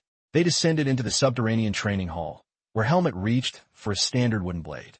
Isin noted that if Helmet could carve through white vine, the world's most resilient wood, it would be a feat beyond belief. The boy's aura shifted instantly. He wasn't just swinging a stick, he was already channeling pure vis. With a focused breath, he unleashed a strike that cleaved the iron-hard tree straight down the center. If he could replicate that lethal precision in the field, his admission was as good as signed. Only one hurdle remained, the dreaded theoretical examination, a test of the mind. Helmet stood frozen, having no clue what a theoretical exam even entailed. The disaster began immediately. As a scholar, the fierce warrior was an absolute train wreck. His results weren't just bad. They were catastrophically abysmal. A 5-year-old would have outscored him, and the deadline was a mere 10 days away. He needed an intellectual miracle, and he needed it fast. Issun explained that as an official academy instructor, he was legally barred from tutoring any applicant. They were backed into a corner with no moves left until Helmet recalled that the mage Aslia was renowned as the crown jewel of the academy's elite. According to Issun, Aslia had entered the gates with the highest academic scores in history. Helmet decided to track him down and demand his guidance while Issun watched him walk away, his mind reeling in complete and utter confusion. Helmet cornered Aslia and bluntly asked the prodigy to become his tutor. Aslia didn't even blink before delivering a cold, flat refusal. He sneered that he had no interest in wasting his time on a clumsy swordsman and told him to go rot with his books. Helmet stood his ground, insisting that he needed to pass and that Aslia was touted as the best mind available. He clarified that he wasn't looking for a handout. He intended to pay for every second of the mage's time. Aslia burst into mocking laughter, asking how a lowly mercenary could ever afford his elite rates. Helmet, blissfully ignorant of the value of currency, simply asked for the price tag. Aslia threw out an impossible number, 100,000 marks, cold hard cash, up front. Helmet didn't hesitate. He agreed instantly and told Aslia to be ready to start at dawn. The mage was left speechless, floored by the fact that the boy hadn't even flinched at the price. It was a fortune, a king's ransom, and the kid had accepted it like it was pocket change. They struck a deal to meet the following day, and Helmet began his mental preparations. Aslia had told him to stay put while he gathered supplies. It was a relief that the mage hadn't tried to blast him. They reunited and headed straight for the Grand Library. As Helmet buried his head in the scrolls, Aslia realized the boy was an even bigger enigma than he thought. His ability to absorb information was nothing short of supernatural. He couldn't help but ask if Helmet had really spent his entire life rotting in some forest. Helmet's instincts flared. He knew Aslia was far too perceptive for comfort. He deflected, asking why the mage was prying. It was because Helmet's raw focus and photographic memory were bordering on the impossible. Yet, despite his genius, he possessed zero understanding of how human society actually functioned. On the basic social etiquette sections, his answers were consistently the most violent options possible. Being mentored by the Academy's top-ranked student meant one thing. Failure was not an option. It would be an eternal stain on Aslia's pride. By nightfall, the two were still locked away in the silent halls of the library. If a peer steals from you, what is the protocol? Aslia asked. Helmet replied, I take it back by force. Aslia sighed and began the grueling process of explaining that humans were far more complicated than predators. After 2 weeks of this intellectual torture, the library was constantly swarmed by heartbroken girls weeping over Lord Aslia, while frantic rumors ignited the campus about the mystery student receiving private lessons from the Magic King. On exam day, the crowd surrounded Helmet, buzzing with questions about his performance. He knew the practical combat portion would be child's play for him. He offered a short nod of thanks and wished them luck, his eyes already on the next prize. The written nightmare was over. Now, only the blood and steel of the practical test remained. He arrived at the Swordsmanship Arts Department, the air thick with tension. The waiting room was a sea of noble heirs, all peacocking and whispering about their lineages. A haughty youth approached, identifying himself as a scion of the Rugal family, demanding Helmet's name. Helmet stared back with dead eyes, wondering why this blonde stranger was bothering him.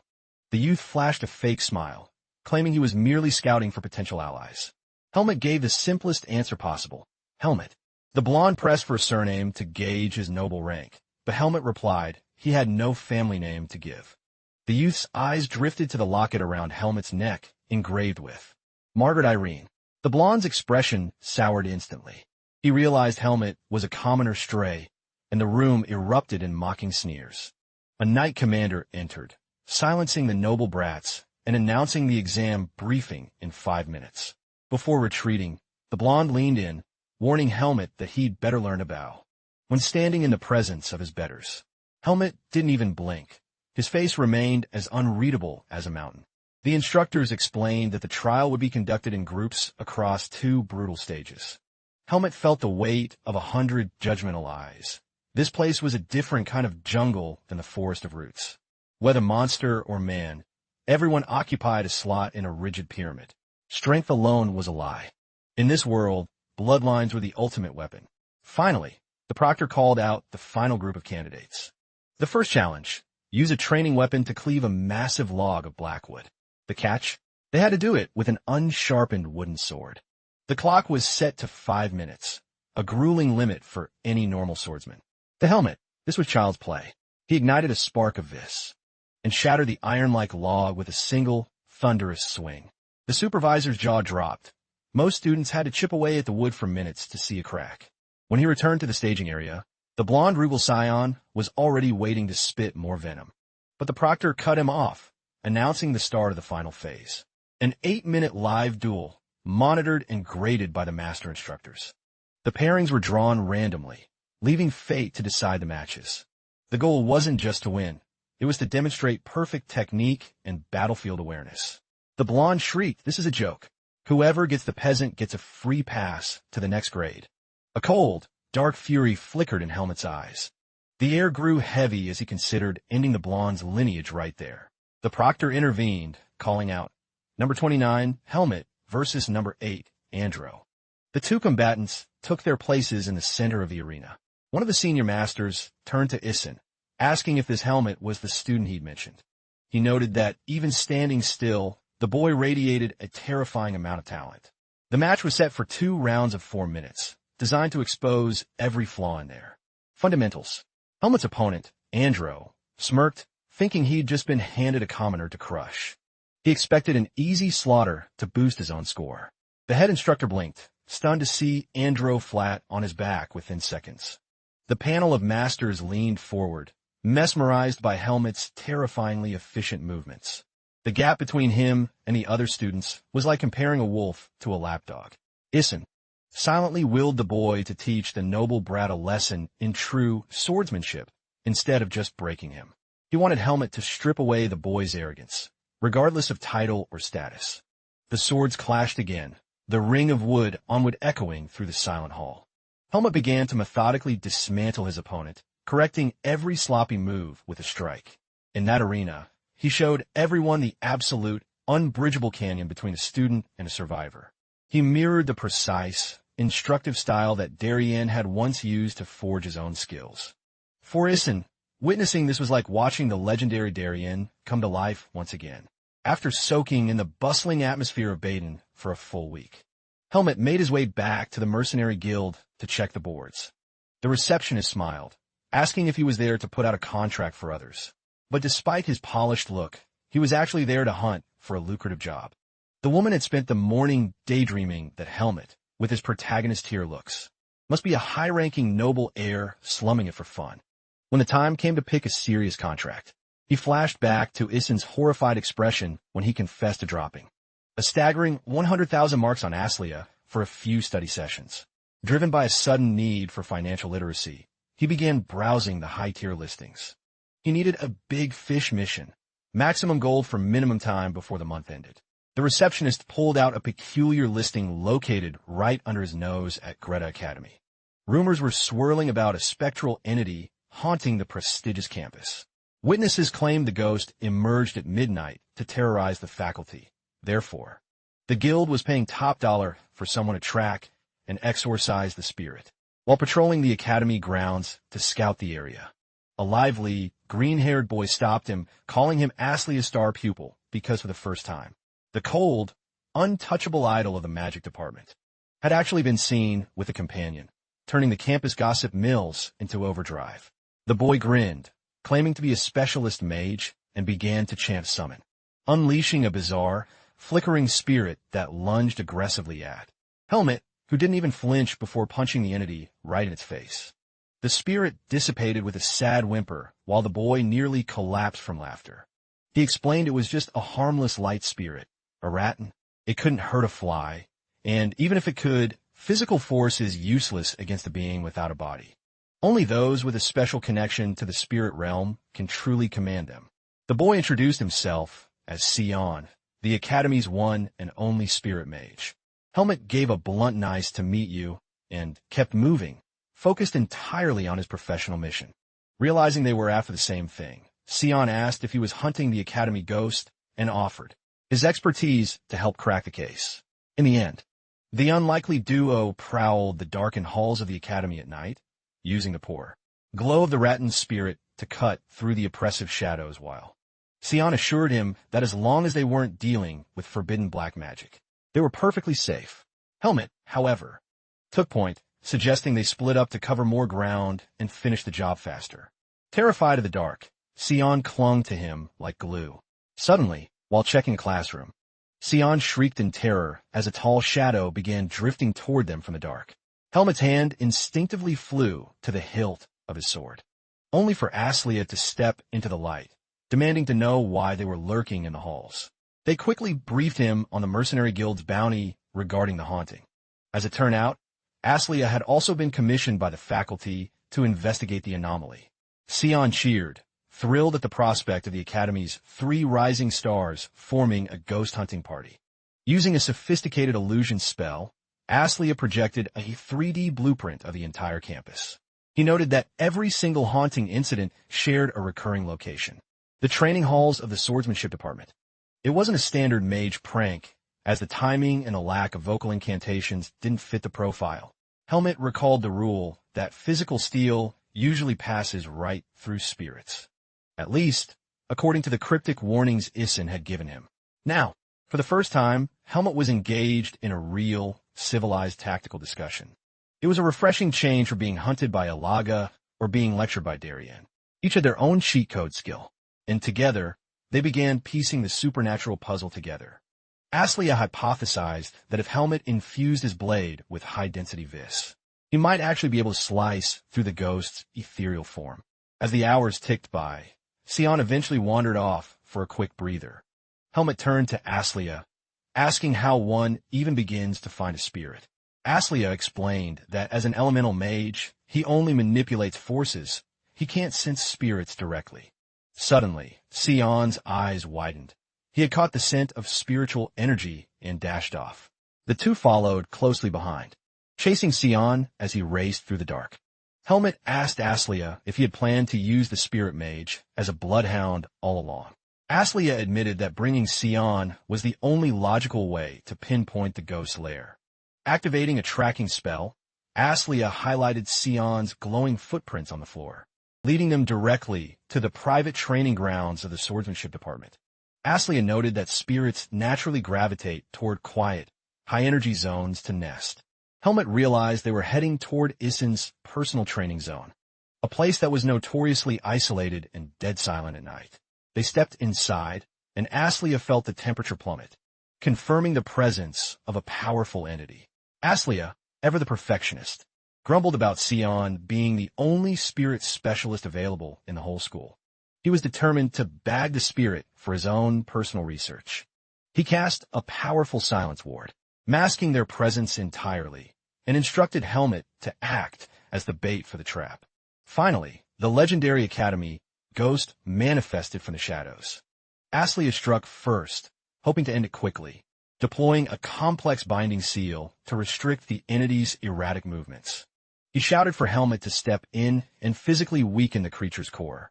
Helmet drew his blade, the cold light of vis shimmering along the steel, and delivered a clean, horizontal slash that split the monster in two. But the creature didn't die. It reformed, roaring with newfound rage. Sion burst back into the room, screaming for them to stop the brute force. Because this was a shadow, spirit, a sentient being that needed to be calmed, not crushed. Aslia demanded a solution for capturing an enraged spirit, while Sion blocked his path, terrified that Aslia would turn the creature into a lab rat. Sion flatly refused to help if the goal was Aslia's dangerous and unethical experiments. The compromise was set. Aslia would hold the defensive seal while Helmet pulled the spirit's aggro to give Sion the chance to pacify it. Sion layered complex magic circles over Aslia's ward, but the spirit lunged with lethal intent. Helmet parried the strike, forcing the spirit to flee toward the rafters. Helmet cornered it, his sword ready for the kill, but Sion flicked his fingers, casting a final spell that compressed the terrifying entity into a tiny, grumbling ball of spiritual energy. The following morning, they marched to the Mercenary Guild to claim their hard-earned bounty. Sion wouldn't stop talking, gloating about how his exclusive spirit magic saved the day. The receptionist logged the success, telling them to check back once the haunting was officially cleared. Helmut realized with a start that he was actually making his first real friends. Aslia, being Aslia, merely crossed his arms and refused to acknowledge the sentiment. Later, Helmut met with Issen to receive his keys. Unit 301, third floor of the elite dorms. The first chapter of his academy life was beginning, under the same roof as the rest of the prodigies. He scoped out his new quarters, moving through the halls with a silent confidence. The man on the ground floor watched him pass, sensing an aura that didn't belong. The atmosphere in the dormitory was thick enough to spook even the bravest soul. An exhausted student grumbled nearby, lamenting that he'd never make friends while tangled with two notorious troublemakers. It all started when a black crow fluttered up the stairs just as the third floor door swung open. Aslia stood there, her secret finally laid bare. The elite mage was a woman. Helmut wondered if the strange, swirling mana he felt around her was a shroud for her identity. Later, in a dark alleyway, the two troublemakers from earlier were cornered by the city guards. A shadowy figure emerged, sneering that they were pathetic for failing to execute a mere child. The blue-haired mercenary lunged forward in a desperate final strike. But in a flash of steel, his head was sent spiraling into the night. Trembling, the bearded leader gasped, asking what kind of monster stood before him. The figure declared they had dragged the Black Falcon's name through the dirt before turning his lethal gaze toward the guards. Back at the dorms, Aslia was absolutely livid. She prayed to the gods that she wouldn't have to face Helmut the moment she turned her key. Helmut stepped into the fresh room, his eyes scanning every corner. It was modest compared to the Kudrum estate, but to a boy from the woods, it was a five-star paradise. Since the day he stepped out of the shadows of the forest, he had forged alliances with grizzled Sellswords and carved his own path. Now, as a student of Greta Academy, his only goal was to reach a level of power beyond imagination. But at that very moment, disaster struck. Helmut reached for his blade, only to realize he had left his most trusted companion behind. Aslia loomed behind him like a vengeful spirit. Helmut felt the tension in the room reaching a breaking point. Aslia realized they were both assigned to room 301, and there were two beds. Helmut threw on his cloak and stormed off toward the director's office to demand a relocation. Aslia snapped at him to keep his hands off her belongings until she returned, or he'd pay the price. Liam Ways, the director of Greta Academy, sat calmly, sipping his afternoon brew. Aslia burst in, her voice echoing through the office, demanding an explanation for this madness. As the elite head of the magic department, she was supposed to be untouchable. She deserved the privacy of her own sanctuary. The director offered a polite apology, citing the ongoing renovations and the critical shortage of rooms. Aslia panicked. She needed isolation to keep her true gender secret from the world. Ways assured her that her archmage-level concealment would be more than enough to fool the meatheads in the swordsmanship department. The only solution was to pair her with someone she already knew, Helmut, until the following semester. Aslia couldn't believe her luck was this rotten. The director pointed out that she had already spent countless hours tutoring the boy. She thought back to their mission together. Despite the friction, they had developed a bond forged in battle. Ways noted it was his job to foster camaraderie, promising her a private suite next term if she played along. She realized it was a dangerous game, even if Helmut seemed more honorable than most. Aslia asked with a deep blush if Helmut was actually okay with this. He had no other choice. Normally, her status granted her a private wing far from the common noise. But now, she was forced to breathe the same air as the wolf boy. She hated the idea, even offering to teleport him back and forth from the city just to keep him out, a plan that the director would have shut down in a heartbeat. Aslia sighed, realizing that living under the same roof would be a nightmare. Ultimately, she decided that Helmut was the lesser of two evils. It was far better than sharing a space with the nosy mages from her own department. Aslia felt a twinge of regret, wondering if helping him pass the exam was her biggest mistake. Helmut hauled his gear back to the room and stepped inside. He waited for Aslia to dictate the terms of their forced cohabitation.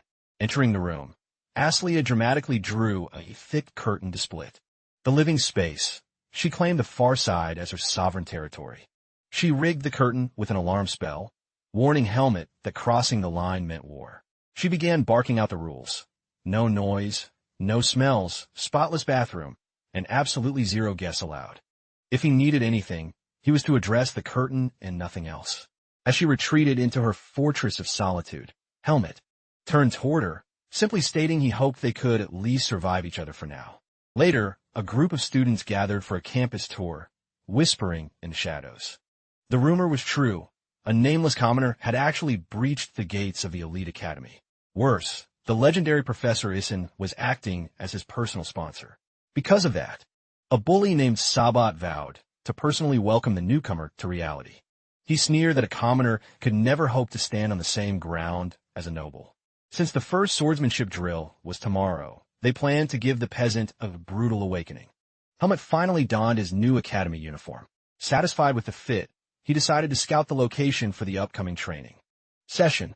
On the way, he crossed paths with a familiar green-haired boy. Sion looked like he'd seen a ghost, frantically asking if the rumors about room 301 were real. Helmet remained stoic, asking why it mattered. Sion stuttered, explaining that Aslia was the untouchable queen of the magic department. He couldn't wrap his head around why she would share her space. Sion warned him that living with someone that high-strung would be a death sentence. He checked if Helmet's first class was today and begged him to stay. Far away from the department's mad dog, Helmet tilted his head, wondering if the academy literally kept hounds in the barracks. But it was a name of fear. It belonged to a savage second year named Asuka. Last year, anyone who crossed his path ended up in the infirmary. One victim even lost an ear and quit the school. Asuka was so talented the academy only gave him a slap on the wrist.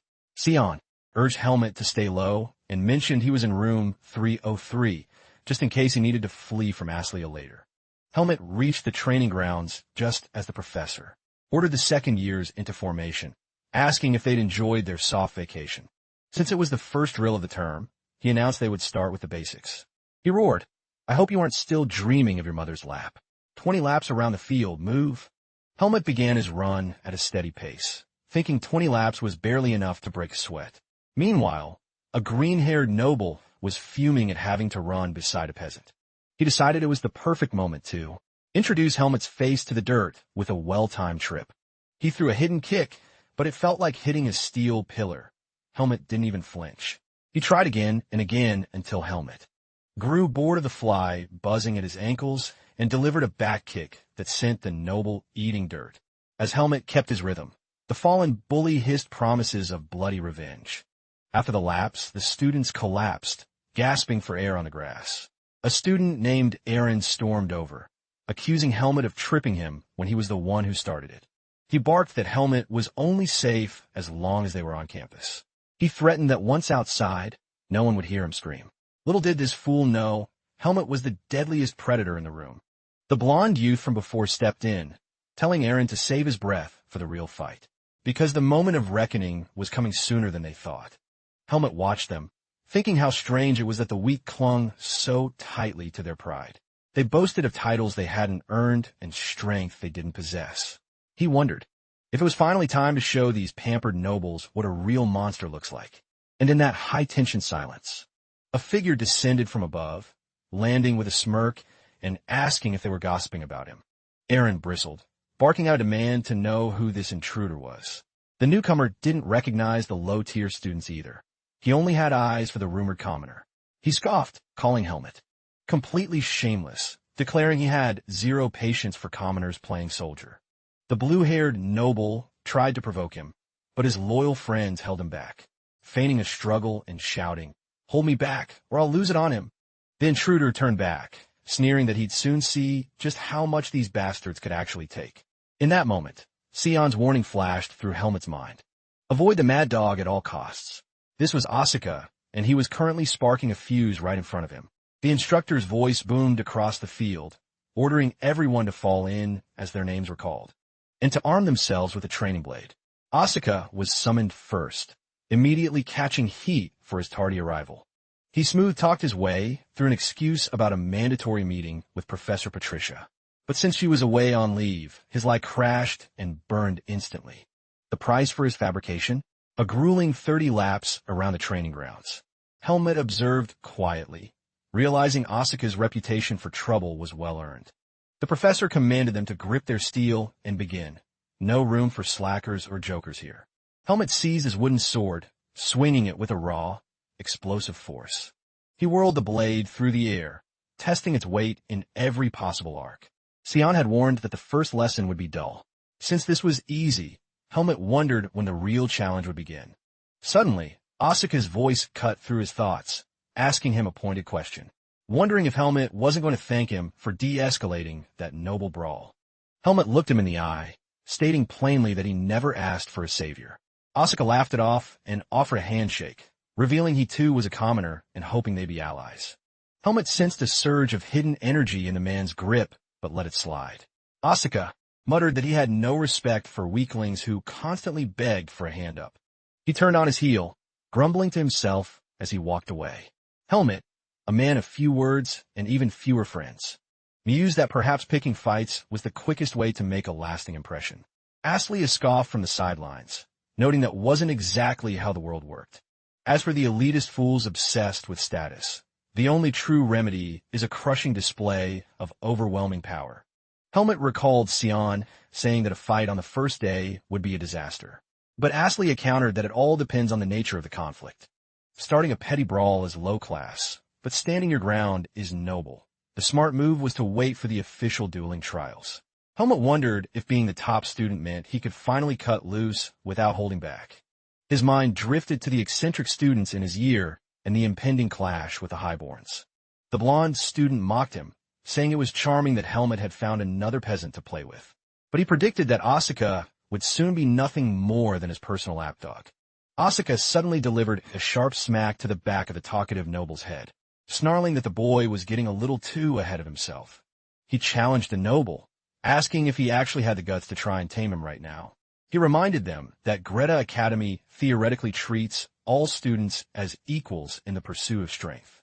Yet, a toxic tradition persisted, nobles harassing commoners in the shadows, where the light of the law couldn't reach. Asuka was dubbed the Mad Dog because his sheer malice forced the nobles to hesitate, keeping them at bay with fear. The other student admitted the nickname was more than deserved. However, after his last suspension, Asuka was walking on thin ice with the administration. One more slip-up, one more broken bone, and he would be expelled for good.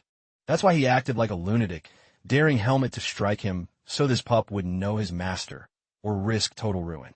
The hierarchy of cowards was becoming clear. Asuka was busy joking with his crew that even he had a healthy fear of the Academy's kennel.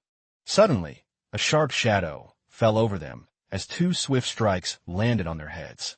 It was Professor Patricia, asking if they were here to study or to form a street gang.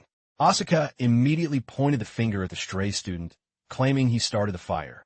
But Patricia silenced him with another swift rap to the skull, warning him that violence is the tool of the incompetent, not the elite. She didn't let Sabat off the hook either, noting he was just as much to blame. She advised them to measure their rivals by their skill, not by the weight of their family crests. The bell tolled, signaling the start of the next period. The crowd dispersed, but Asuka was pulled aside by the professor. She warned him that if he stayed on this path, he'd be looking at a one-way ticket out. Patricia couldn't be his shield against the board of directors forever. He was wasting a golden opportunity on petty, meaningless ego stroking. She mentioned that another commoner had handled the first day with perfect grace, suggesting Asuka take notes. She was talking about our lone wolf Helmet, who clearly wanted zero part of their social circus and was thriving in his own isolation. The air in the next hall was electric. Everyone was eager for the real training to begin. The instructor frowned, noticing one seat remained conspicuously empty. A voice whispered it was Helmet's. A runner was dispatched, and finally, the boy appeared. The professor demanded a reason for his tardiness. Helmet simply hadn't been told the venue had moved. The nobles erupted in snickering, enjoying the commoner's ignorance. Helmet bowed, slightly, offering a cool, "The notice never reached me, my apologies." The professor moved on. Class began. A foundational endurance drill, the secret weapon of every legendary swordsman. The task was deceptive. Balance a single almond on the very tip of their practice sword without letting it wobble or fall for 30 minutes. Total focus meant a free pass from the rest of the day's labor. Helmet was tasked with handing out the almonds. Asuka expected the boy to show some spark of rebellion against the chore. Instead, Helmet played the part of the submissive peasant to perfection around the nobles. But when he reached a certain arrogant boy, he tossed the almond with the force of a bullet. The noble had no time to move. The nut slammed in his gut like a lead weight. He doubled over in silent agony, but all he could do was stammer out an apology. In that instant, Asuka's eyes widened. He realized Helmet was a hidden monster. The grueling training session continued in a heavy, focused silence. One noble peeled off his shirt, his abdomen bruised and rock hard from the impact. He was seething for payback. He acted as if he were an innocent victim of a freak accident. He hissed at Sabat, asking if they were really going to let this slide. Another noble agreed, stating that allowing such trash to stay would ruin the academy's prestige. A more timid student threw in the towel, suggesting they just try to coexist. The noble faction was a mess of complaints and bruised egos. They failed to see that the real war hadn't even started yet. The lesson they were about to learn would be written in bruises and broken pride. They leaned in, whispering about what Sabat's next move would be. Sion burst into the room later, shouting the latest gossip. Disciplinary trials in just 48 hours. Helmet let out a rare, small smile, leaving the others baffled by his calm. Aslia snapped, clearly reaching her limit with people barging into her private space. But Sion was desperate to share the news with his bestie Helmet. Aslia blocked the way, her patience thinner than a spell scroll. The two clashing personalities spilled out into the hallway to settle their dispute. Sion immediately apologized, realizing too late that he had walked right into the Archmage's wrath. But for the first time, a faint smile played on Helmet's lips, a rare sight for the usually cold-faced warrior. Baffled, Sion asked what on earth had happened to cause such a change. In truth, Helmet felt a surge of pride. Even though he held back his strength with the almond, he managed to dominate without causing a scene. He felt he was finally cracking the code of human society, reflecting on Aslia's advice that strength is the only universal language. The Marimo, Sion, inquired about his weekend plans and eagerly invited him for a trip into the city. However, Helmet already had an appointment to visit Professor Issen's estate for a private talk. He argued that a true protagonist needs to forge powerful social bonds to survive. After a brief pause, Helmet gave a nonchalant nod of approval. Sion dashed off in high spirits, shouting that he'd see him bright and early on Saturday. That night, Helmet lay in silence, still trying to process the complexities of human interaction. Meanwhile, in a dimly lit hideout, a hooded figure stepped out of the shadows. An associate reported that a new, high-paying contract had just landed on their desk. He grumbled that it was a petty request from some spoiled noble brats, but gold is gold, so they had to accept. The conversation shifted to rumors of low-level thugs daring to impersonate their feared faction. The leader scanned the mission files, asking Chromo if the target names rang any bells. Since the names were unknown, they decided to archive the request while they handled more pressing business. Still, a lingering bad feeling forced the leader to assign a scout to keep an eye on the situation. Time passed quickly within the academy's walls. Finally, the weekend arrived, and a wave of students flooded out toward the city's bright lights. The campus fell into an eerie, ghost town silence, and Helmet prepared to make his departure. Sion caught up to him, confused by Helmet's lack of luggage. He pointed out they'd be in the city for 2 whole days, and surely he needed supplies. Helmet merely thought back to his forest days. In the wild, the less you carry, the longer you live. Sion awkwardly asked if Aslia was still cooped up in the room, an obvious question, since she was a known recluse who avoided her family and the city like the plague. Sion quickly clarified that his curiosity didn't make him a creep or a stalker. Helmet gave him a piercing stare, asking if there was a specific message he wanted to send her way. Flustered, Sion immediately took back the thought and changed the subject. Elsewhere in the city, Asuka found himself enjoying the rare moment of peace. Without those arrogant noble bastards around, the air felt a lot cleaner. He vowed that no matter how much they pressured him, he would never bend a knee to a title. His thoughts drifted back to the mysterious transfer student, Helmet. In the heat of a clash, while others lose their heads, Helmet remains a terrifying pillar of calm. He had to admit, watching Helmet effortlessly humiliate the nobles in class was the highlight of his week. Suddenly, his battle instincts flared. he sensed a hostile presence lurking in his shadow. He kept walking nonchalantly, focused on finishing his street food skewer. From the rooftops, a group of predators watched his every move, waiting for the perfect moment. He finally ducked into a secluded alley, demanding to know who his tail was and who was paying them. As the thugs surrounded him, Asuka realized exactly which noble brat had placed the hit. To make matters worse, his sword was currently at the smithy, forcing him to fight with nothing but his fists. He suddenly pointed behind them, shouting Professor Allen is here, causing the goons to flinch in terror. Using the split-second opening, Asuka launched himself forward, delivering a bone-crushing shoulder strike. He vaulted over the first line and bolted, but there was a catch. The exit was already blocked by a second wave of assassins. He was completely boxed in. Grinning through the tension, he dared the cowards to step up and catch these hands. Meanwhile, back at the peaceful Kudrum estate, Professor Isin welcomed the boys, thanking them for making the trip. Sion, acting like a refined gentleman, gushed about the beauty of the mansion. Isin told them to drop the formalities and just call him Professor. Helmut was stunned. He never expected the loudmouthed Sion to actually possess such polished manners. Sion noted that since they were officially on break, they should take advantage of the city's nightlife. Helmut mentioned he wanted to squeeze in more training, but Isin insisted it was a great time to relax. For once, the training addict Helmut couldn't escape a night out on the town. As the sun set, the two boys headed out into the glowing streets. Sion couldn't stop complaining about why Helmut would ever choose a dusty dorm over a luxury mansion. He joked that maybe Aslia was so busy talking to ghosts that she forgot to kick Helmut out. Helmut countered that at least Sion was finally getting better at his own spirit summoning. Suddenly, a blood-soaked figure stumbled into their path from the darkness. It was Asuka, battered and bruised, gasping for air. Sion let out a panicked shriek for help as the situation turned deadly. 3 armed men with cold eyes and drawn steel emerged from the alley. Helmut's eyes locked onto the emblem on their cloaks. He instantly identified them as members of the notorious Black Falcons. Without hesitation, Helmut stepped forward to block their path.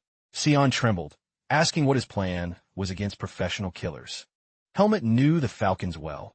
They were heartless mercenaries who sold their souls for coin. He had already wiped the floor with some of their elites not too long ago. Confident that they were no match for him, he decided to use this garbage to gather some intel. The mercenary lackeys asked their captain for orders, noting that they couldn't leave any witnesses alive. The captain signaled for a total slaughter, starting with the boy holding the sword. Helmut moved like a blur. In a heartbeat, one mercenary's arm was severed. The next took a strike so precise his sword was sent spinning high into the air, while the blade was still mid-flight. Helmut methodically dismantled the rest of the squad with brutal efficiency. As the stolen sword finally clattered to the cobbles, the Falcons lay broken. Even Asuka was paralyzed with shock at Helmut's godlike speed. Helmut stood still for a moment, relieved that his seed of darkness remained dormant. As long as he avoided the killing blow, his inner demon stayed at bay. Sion, still shaking, asked who these lunatics were. Helmut cleaned his blade, stating they were the Black Falcons, a mercenary group that specializes in high-stakes assassinations. Asuka demanded to know who ordered the hit. Helmut noted that mercenaries are tight-lipped, but he was willing to break as many bones as necessary to make them talk. Sion looked at him in horror, wondering if Helmut had a hidden sadistic streak, while Asuka was just trying to keep up. Sion begged them to just call the city guards and let the law handle it. Asuka was surprised to hear the spirit boy sound so reasonable for once. But an attack on a Greta student was a capital offense. Helmut stood over the captain, dead serious about his interrogation. He ground his heel into the man's hand, asking what his employer had told him about the target. When the man stayed silent, Helmut decided they were a waste of time. Shortly after, they returned to the academy. Professor Patricia met them, promising to bring the matter to the director first thing in the morning. She tried to send Asuka to the infirmary, but he stubbornly refused. The trio walked back to the dorms. Thanks to some quick-acting healing magic, they were already feeling significantly better. Sion marveled at the perks of being a student. Free high-tier magic treatment was a luxury. Suddenly, Sion had a brilliant and likely troublesome idea, and they marched straight to Aslia's private quarters. He knocked loudly, saying it was a good thing she hadn't gone to sleep yet. Aslia opened the door, looking like she wanted to incinerate them all on the spot. She glared at the group, asking why a mad dog and two idiots were standing at her door dressed like street urchins. As a brawl threatened to erupt, Sion jumped in, using his injuries as a shield to beg for healing magic. This sent her over the edge. They actually dared to wake her at midnight for something so trivial. Helmet locked eyes with her and uttered a single, rare request, please. Reluctantly, she gave in, though she made it crystal clear that divine intervention comes with a price. Since Helmet made the plea, the tab for this midnight miracle was officially on him. She tested him, asking what he'd offer in exchange for her saving his friend on a whim. With a steady voice, he promised to repay the favor in any way she demanded. A devious smile crossed her face as she locked in that blank check contract. Even the stoic Helmet felt a chill of regret after making a deal with that particular devil. In a flash of brilliant light, Aslia finished mending Asuka's battered body. The mad dog looked like he had a world of things to say, but the words caught in his throat. Adjusting his gear, he begrudgingly admitted that while her attitude was trash, her magic was top tier. He vanished into the night as Aslia hurled a final string of insults at his retreating back. Sion chirped that playing the hero and helping others is the secret to a good life. Helmet shot him down instantly, claiming he never asked for anyone's help to begin with. Sion warned him that a lone wolf mentality has a ceiling. In this world, connections are the ultimate power-up. Even Aslia, the Ice Queen, found herself tethered to two of the most antisocial guys in the academy. For the first time, Helmet truly pondered the weight of the bonds forming around him. By dawn, the campus was buzzing with rumors of the ambush on the infamous Asuka. Word got out that the attackers were cornered thanks to the intervention of Helmet and Sion. But the mood soured when the director revealed the suspects had mysteriously vanished from their cells. Asuka demanded to know how such a security breach was possible, hinting at a rat among the guards. Sion, worried about the escalating shadow war, asked how the academy planned to strike back. The director's gaze was cold, stating that a scorched earth interrogation of the entire department was underway. Outside, Asuka growled that they should have used Helmet's bone-breaking interrogation method while they had the chance. Helmet shut him down. If you want to start a war, keep my name out of your mouth. He told Asuka to handle his own baggage. But make no mistake, if that problem crosses my path again, I will end it myself. Sion hurried off to his lectures while Helmet headed toward the silence of the training grounds. After a few minutes, Helmet stopped and asked why Asuka was stalking his every move. Asuka grinned, admitting he was drawn to the sheer, overwhelming talent Helmet radiated. He asked if Helmet felt the same itch to crush the nobles, but then claimed he wasn't as impulsive as people thought. The irony was lost on him. He was already causing a scene just by breathing in Helmet's vicinity. Helmet didn't mince words, telling him his personality was absolute garbage. He advised the mad dog to stop treating every interaction like a street fight. Asuka mocked him, calling him a perfect little soldier for following the rules so diligently. Helmet's aura flared. He wasn't the type to swallow insults quietly, not even from a supposed ally. Before Asuka could blink, Helmet had entered the training hall, leaving only a gust of wind behind. This was Professor Kudrum's inner sanctum, a place only Helmet had the clearance to enter. Asuka tried to slip in, but Helmet slammed the door shut, cutting him off mid-sentence. He had no intention of letting a loud-mouthed distraction ruin his focus. The noble faction whined about the Falcon investigation, but the ringleaders knew they were safe from the law. They were confident the academy lacked the hard evidence to tie the silver spoons to the mercenaries. They turned to Sabat, whose foolproof plan had ended in a pathetic display of incompetence.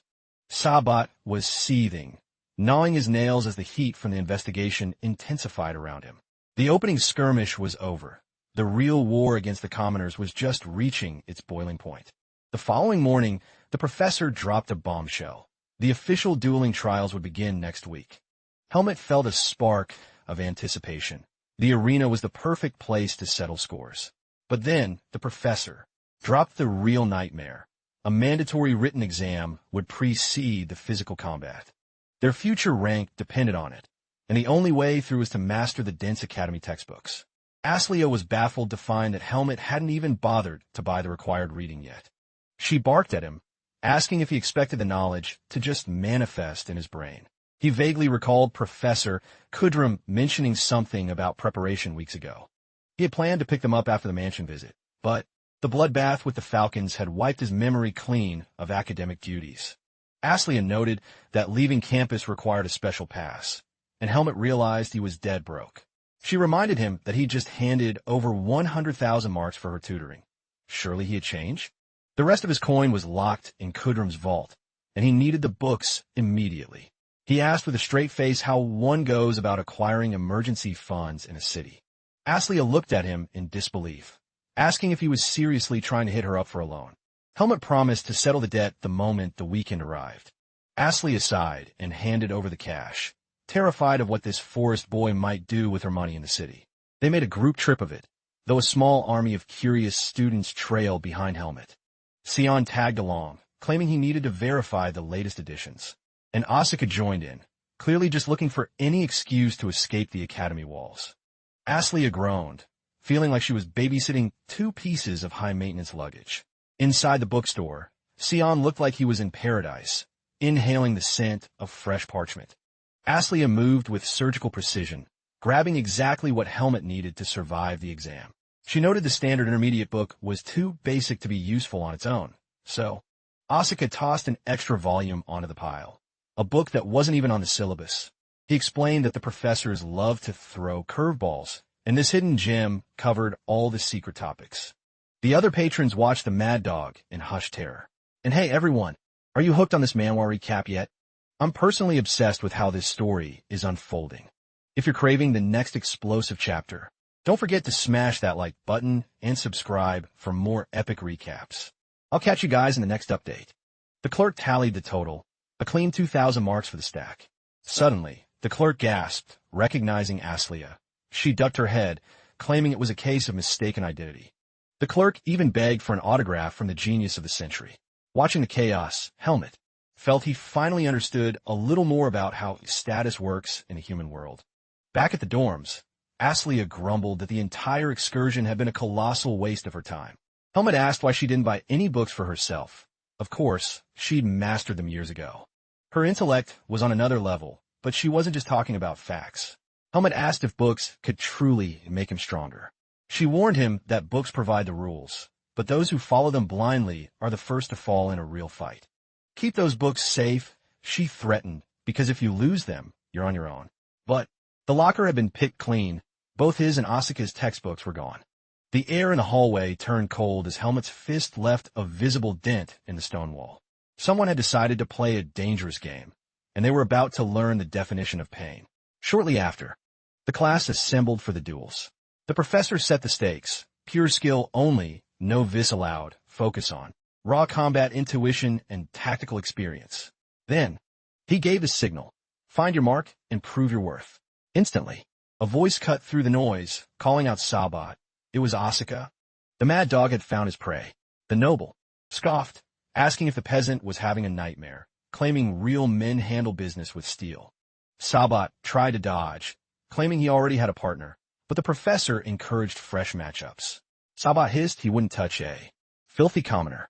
Asuka just laughed, asking if the great noble was actually shaking in his boots. The surrounding nobles started to shift uncomfortably, sensing their leader's fear. Suddenly, another presence loomed behind them, radiating a chilling intent. It was Helmut, gripping his training sword with a gaze that promised total annihilation. He declared that even if they swarmed him together, the result wouldn't change, since only the weak find safety in numbers. Sabat's composure crumbled while his crony gripped his shoulder, vowing to beat the arrogance out of the commoner with a brutal thrashing. A flashback revealed their sinister pre-class meeting where the trap was laid. Sabat insisted they should bait the duo into a fight and then graciously accept the duel.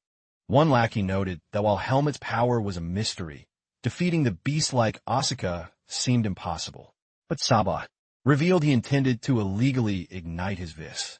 His friends gasped, asking how he'd get away with using such forbidden power in a monitored duel. He schemed to claim it was self-defense against a violent commoner. He'd take a warning, but if they crippled Asuka, the Mad Dog would be expelled forever. Another noble agreed on one condition. He wanted to crush Helmut the Crow personally to settle the score from the race. With a shared smirk of malice, The dark pact was sealed. They spent every waking moment counting down the seconds until the bloodbath. The day of reckoning arrived, and Asuka stood before Sabat. The noble wore a cocky grin, vowing to finally put the peasant back in the gutter where he belonged. As the blades clashed, the entire class froze to witness the carnage. Sabat himself began drenched in a cold sweat, unable to fathom the terrifying pressure radiating from his opponent. The terrifying truth was that Asuka hadn't even unleashed his first real strike. The onlookers realized Sabat had made a fatal error. Once Asuka grips a hilt, he transforms into a relentless, bloodthirsty hunting hound. He stood as still as a statue, his predatory gaze locked on Sabat, waiting for a single heartbeat of hesitation. The more observant nobles had tried to warn them, but the arrogance of the elite had blinded them. Sabat exhaled a ragged breath, and in that instant, Asuka blurred across the arena. Sabat panicked, thinking he's swinging from the right. I got him. He raised his blade to parry the phantom blow, but it was a feint. Asuka's wooden sword was already descending like a guillotine right toward the noble's skull. With a thunderous crack, he slammed Sabat into the dirt with a single, overwhelming strike. The crowd winced as Sabat was systematically dismantled. Even Asuka admitted that caving in a noble's entitled face was a pleasure that never got old. Sabat struggled to rise, but his shoulder was a mess of agony, even with one arm useless. He staggered up, reaching deep for his forbidden Viz trump card. But before he could trigger it, Asuka's backslash sent him hurtling across the stones like a broken doll. From there, it was a one-sided slaughter. Sabat took blow after blow, his pride shattering along with his ribs as he tried to gasp for mercy. He finally surrendered in earnest after Asuka delivered a gut punch so brutal it would haunt his nightmares for a lifetime. Because in Asuka's world, a plea for mercy is just an invitation to strike even harder. The scene shifted to Helmet's arena. His opponent mocked his grim expression, asking if he was scared for his friend, but Helmet remained a silent shadow. He finally spoke, telling the noble that he was the only one in danger here. Before the main event, the crowd saw Sabat take one last pathetic hit and collapse like a discarded rag. Sabat looked for sympathy, but found only the cold eyes of contempt. He gripped his sword in a frenzy, vowing that he wouldn't let a commoner have the last word. In that desperate moment, he unleashed his Viz, determined to end the duel with a lethal, illegal explosion of power. But as he lunged with murderous intent, Asuka executed a breathtaking aerial spin, raining down a barrage of slashes that tore through Sabat's defense. Since the noble had already spat on the rules, Asuka felt no need to hold back his own monstrous strength. Just as he moved in for the finishing execution, the entire training hall fell into a stunned, breathless silence. The professor had been forced to dive into the fray to prevent a literal murder. The duel was scorched. He ordered both combatants to report to his office for a severe reckoning. Asuka snarled that Sabat was the one who drew forbidden power first, and that a lack of reaction would have meant his own death. But the instructor barked that a total lack of restraint was equally disgraceful, questioning why Professor Patricia ever vouched for such a stray. He stormed off, ordering the medics to haul Sabat away. A concerned student approached, asking if anyone could truly control those two monsters. But to understand the fury, we have to look back at the day before, where Sabat's lackeys were already getting nervous, realizing Asuka wasn't a target that would break easily under a bit of noble pressure. The more cynical of the two noted that Sabat was already a dead man walking.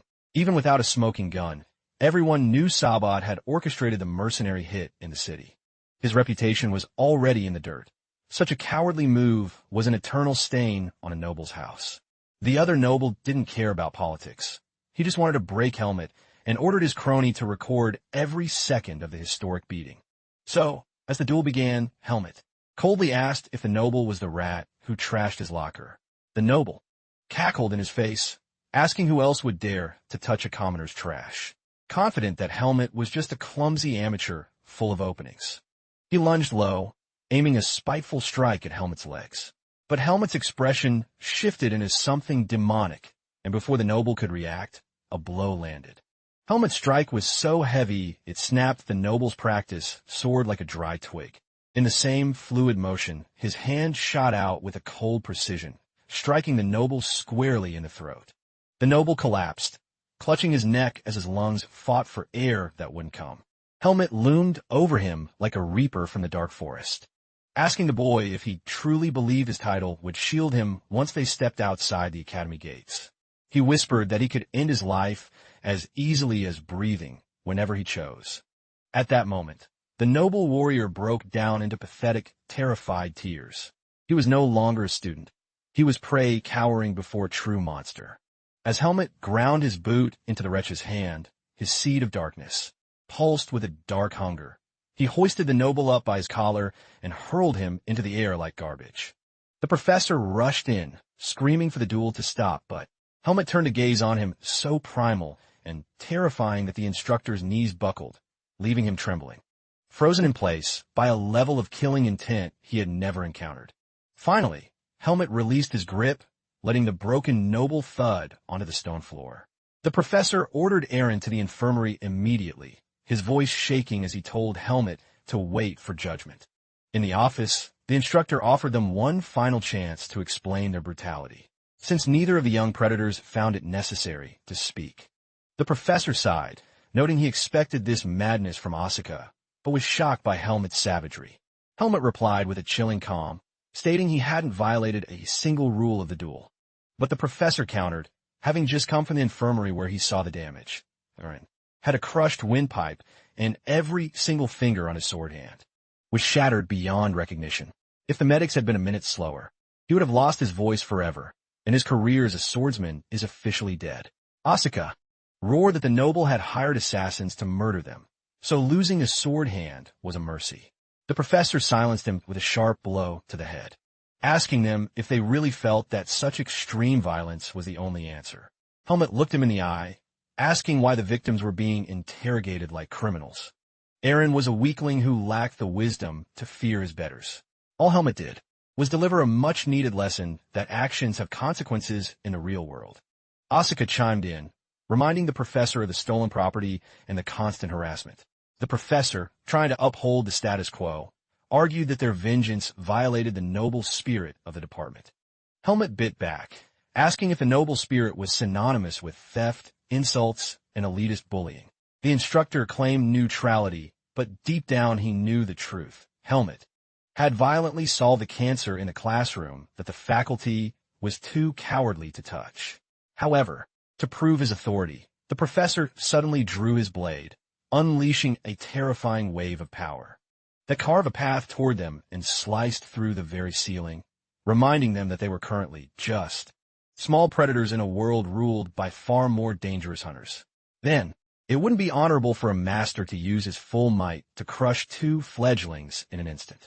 Just as a noble should not look down on a commoner, the strong must not wantonly destroy the weak for that reason. They had succumbed to the same petty impulses as the nobles they despised. Helmet looked him in the eye and asked what a man should do when pushed to the edge. The professor sighed, admitting it was the faculty's failure for not intervening before the blood hit the floor. But he warned them that the academy cannot descend into the law of the jungle. The true goal is to forge alliances, because between noble and commoner, strong and weak, all must stand as equals. He acknowledged their genius, but declared their sentence.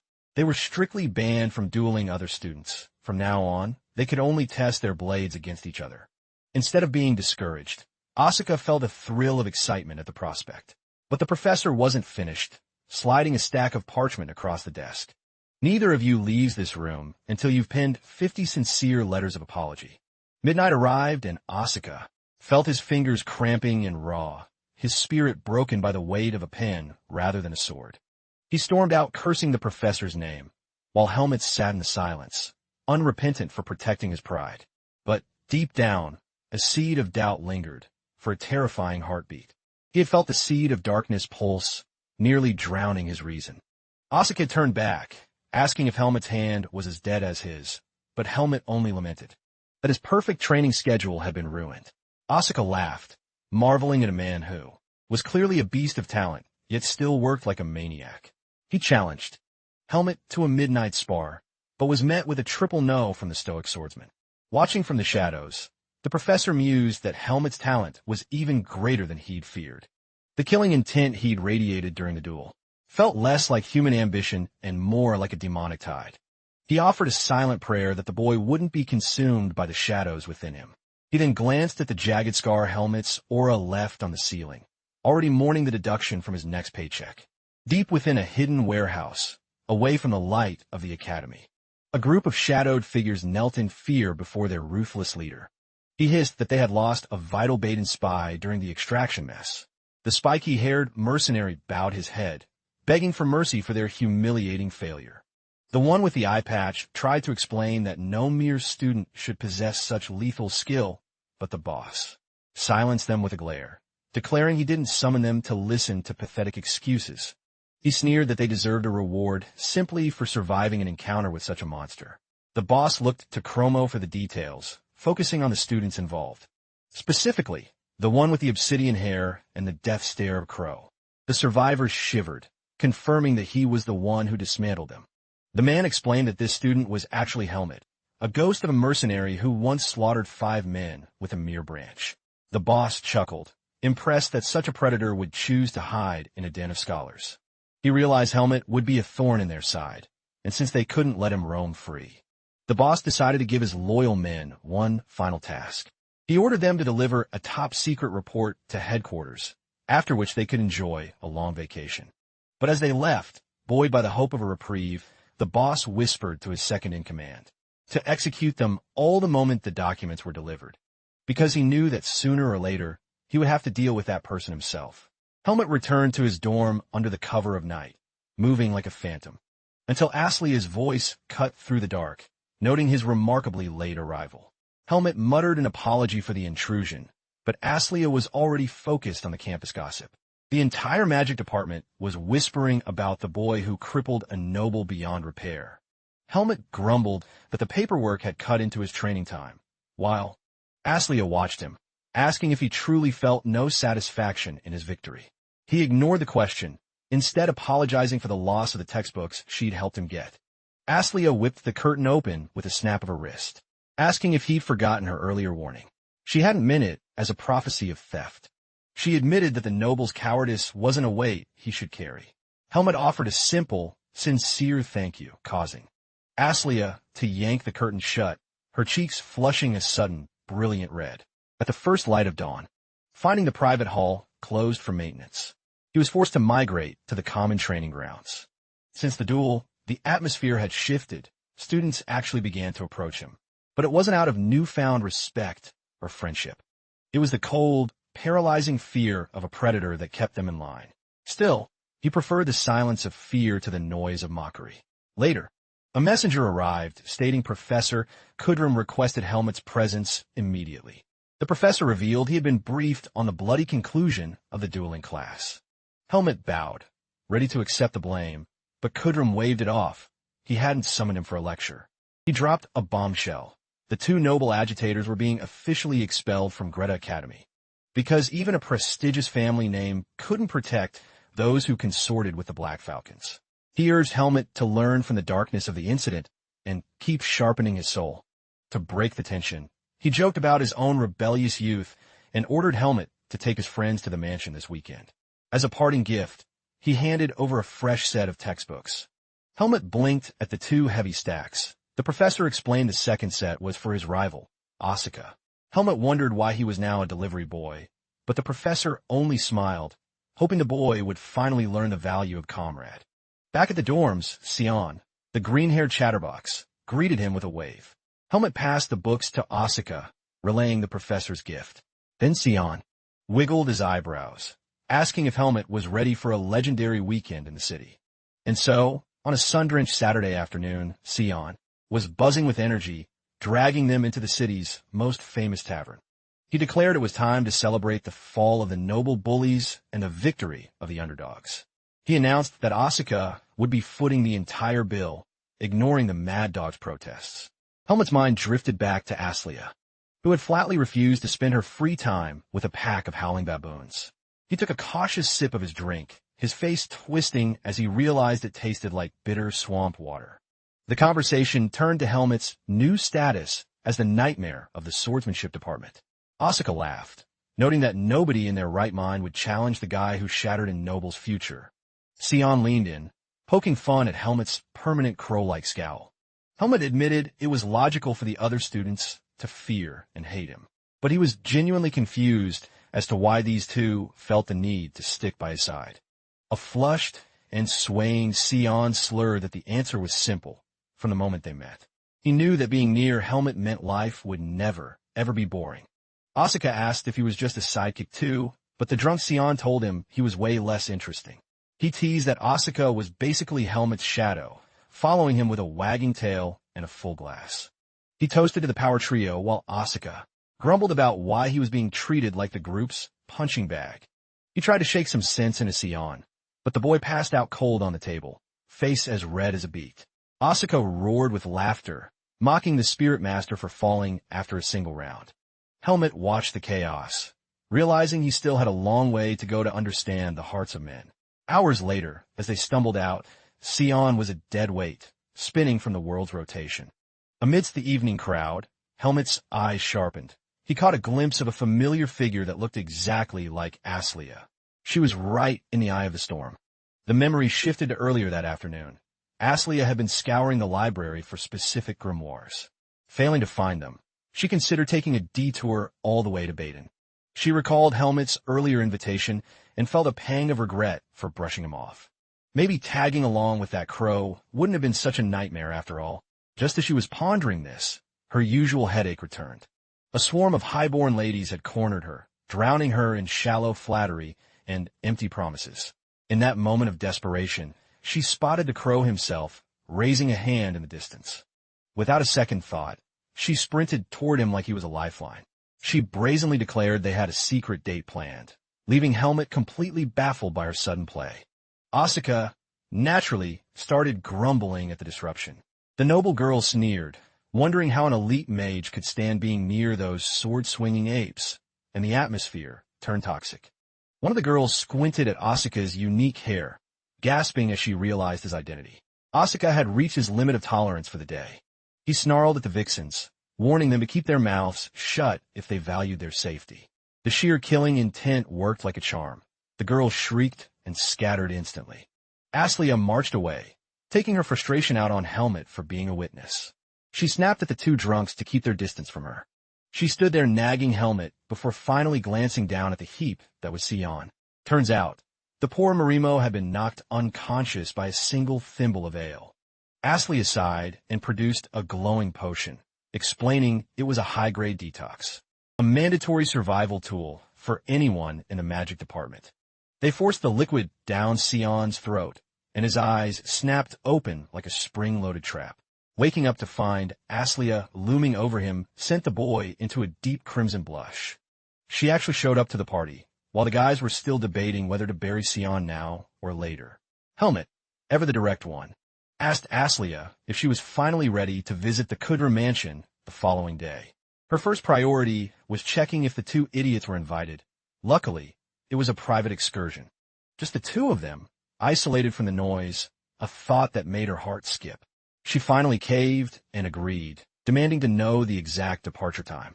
Helmet figured the logistics were settled, but he was blindsided the next morning when Aslia woke up in a warpath fury, declaring this a death match to humiliate the two blockheads.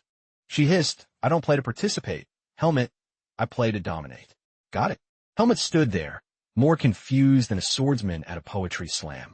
And he's not the only one, as our story cuts back to their shared dormitory. Aslia questioned Helmet on his progress for the upcoming midterms. Helmet gave a lukewarm I guess, noting he was only sweating over a couple of specific subjects, namely, the headaches known as continental history and theory of magic. The struggle was real. As a transfer student, he'd been stuck with the most grueling course load. Helmet figured he could just breeze through by acing the physical practicals. But Aslia shut down that fantasy immediately, even if his sword skills were legendary. A perfect score in practice is only worth 100 points on the ledger. If he wanted the top rank, he needed the written theory scores to act as the tiebreaker. Helmet tried to brush it off as a problem for future Helmet. Aslia warned him that if he slackened now, that Mad Dog Asuka would dance all over his ranking. The competitive fire in Helmet's eyes ignited instantly. Aslia leaned in with a serious glint in her eyes, telling him that if he was willing to pay the appropriate tuition. She would personally forge him into a scholar. And that's how our lone wolf found himself chained to a desk in the library. Helmut questioned the necessity, but Aslia labeled this her special survival gift for his academic life. Upon entering, they found Sion and Asuka already huddled in a corner. Aslia narrowed her eyes, demanding to know what kind of scheme they were cooking up. Sion tried to play it cool, but his eyes were screaming, "Why are you two together?" Helmut, clearly annoyed by the distraction, stated he was just there to study. Sion feigned disappointment, but suggested they find another room so they could focus on their own secret session. Helmut leaned over to Aslia, whispering that the air smelled of a suspicious plot. Aslia smirked, saying what a tragedy. We wouldn't want to disrupt such dedicated scholars. Sion gave a nervous, much appreciated, but Aslia countered with a better plan. Helmut and Asuka would study together here, while she and Sion took the private room next door. The guys were left speechless as Aslia's gaze bored into them, searching for their hidden motives. The truth came out. Asuka was terrified of Helmut taking his one spot and had blackmailed Sion into tutoring him. He was still stinging from the last exam, where he'd lost the top rank by a single pathetic point. A defeat he blamed entirely on Aslia's unfair assistance to Helmut. This time, he vowed to crush the theory portion through his own grit. The simpleton Sion asked if Aslia was really going to help Helmut again. Aslia gave an icy duh, making it clear she wasn't there for the scenery. Sion, seeing they were caught, decided to raise the stakes with a formal wager. The loser would have to endure 100 grueling laps around the field, without a drop of magic to help. Suddenly, Helmut's studying wasn't about grades, it was about Aslia's ego. Thus, the great exam saga began. Night fell, and a rhythmic rain began to pelt the library windows. Inside, the atmosphere was suffocating. Aslia was on the verge of a magical meltdown, because Helmut had the uncanny ability to get every single practice question wrong. Aslia slammed his paper down, asking what kind of madness he'd written. Question 1. Compare warlocks and mages. Helmut's answer: warlocks are bad guys. Mages are unknown, haven't met one yet. Helmut defended himself, saying the prompt asked for his thoughts, but Aslia screamed that it was a test of theory, not feelings. The two rivals crept over to peek at the carnage. They were instantly turned to stone by the sheer stupidity of the answer. They wondered if Helmut had ever seen a book before, forgetting the transfer exam was all simple multiple choice. Aslia nearly cracked the table. She refused to let her star pupil be outshone by these two dunces, and from that moment, an endless cycle of hell training began, cramming, bickering, and piles of snacks. Eventually, the library emptied, leaving only the two of them. Helmut looked at her and asked why she was so hell-bent on being the absolute best at everything. Aslia replied that she had secrets that required the shield of prestige, a burden Helmut understood all too well. Helmut looked at his hands, dreaming of the day his magic would peak, the day he could finally see and control the seed of darkness within his soul. He knew that when that day came, his time at the academy would reach its end. In the silence, Aslia leaned in close, checking if he had actually processed the last lesson. She tucked a stray lock of hair behind her ear and moved toward him, while Helmut was lost in his own thoughts. When they both snapped back to reality, they were inches apart, their breath catching in the quiet room. Aslia recoiled instantly, huffing that she wouldn't repeat herself a second time. But the moment she turned her back to leave, her face was a glowing mask of pure embarrassment. Meanwhile, Helmut just sat there, convinced he had fried his brain with too much history. The next day found Helmut back in the training hall, seeking refuge in the sword. A classmate wandered over, asking if the rumors of the high-stakes bet with Asuka were true. Since they were the department's top titans, the news had spread like wildfire. The boy gripped his hilt, declaring his gold was on Helmut. This was none other than Andro, a fellow student. Ever since the transfer trials, they had become training partners, with Helmut refining Andro's raw technique. Andro admitted the exam would be a mountain to climb, but he refused to be the one at the bottom. Andro chuckled, saying he'd pay good money to see Asuka's ego get crushed, just as the mad dog himself loomed silently behind him. But the mad dog told him to beat it, shifting his focus to today's agenda, a cross-grade sparring session against the first-year rookies. He was visibly annoyed. The only opponent he truly craved was Helmut. Andros watched the field, noting that this year's crop of freshmen was overflowing with monstrous talent. He specifically mentioned a legendary girl in the department who was as lethal with a blade as she was breathtakingly beautiful. Helmet's curiosity piqued as the scene shifted to this mysterious warrior. Sheathing her blade with a cold, metallic click, a sea of students had gathered on the grounds while Andrus pointed toward a solitary figure in the corner, the elite rookie he'd been hyping up. As she turned, her obsidian hair caught the light, revealing she was practically the female doppelganger of Helmet himself, guys. The resemblance was uncanny. The boys stood in awe, whispering that she looked like true-blooded royalty. Even the second years were rattled by the likeness, stealing glances at Helmet and wondering if some secret noble bloodline connected them. Helmet, as usual, remained a blank slate, knowing absolutely nothing of his origins.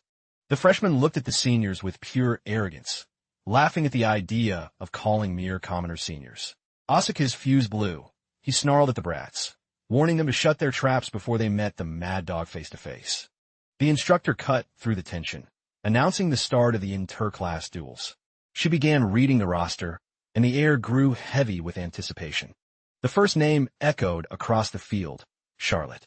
A wave of excitement swept through the crowd, everyone eager to see the ice beauty in action. Helmet considered approaching her, but his jaw tightened when he saw her opponent was none other than Asuka. The second-year boys winced, pitying the girl for being matched against the department's most unhinged fighter. Asuka complained to the professor about fighting a girl, but the reality was far different. The pairings were meticulously chosen based on raw skill levels and nothing else. With no way out, the two warriors stepped into the center of the arena. Charlotte stood her ground, her voice steady as she told him not to hold back a single ounce of strength. Then, the professor dropped another bomb.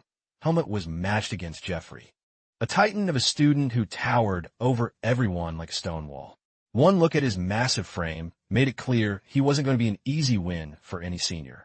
With the stakes set, the professor gave the signal for the first bloodbath to begin. Asuka's eyes sharpened. He had to admit, her combat stance was far more refined than he'd expected. Mid-clash, he taunted her, asking what a girl like her hoped to find in the grit of the swordsmanship department. Power, obviously. What else is there? She shot back, signaling that she wasn't there for small talk. In a blur of motion, Asuka lunged, his strike so heavy it sent her reeling backward across the dirt. The spectators gasped as her hands visibly shook from the sheer force of his blow. She had heard the rumors of the Mad Dog's strength, but experiencing it was a whole new level of terror.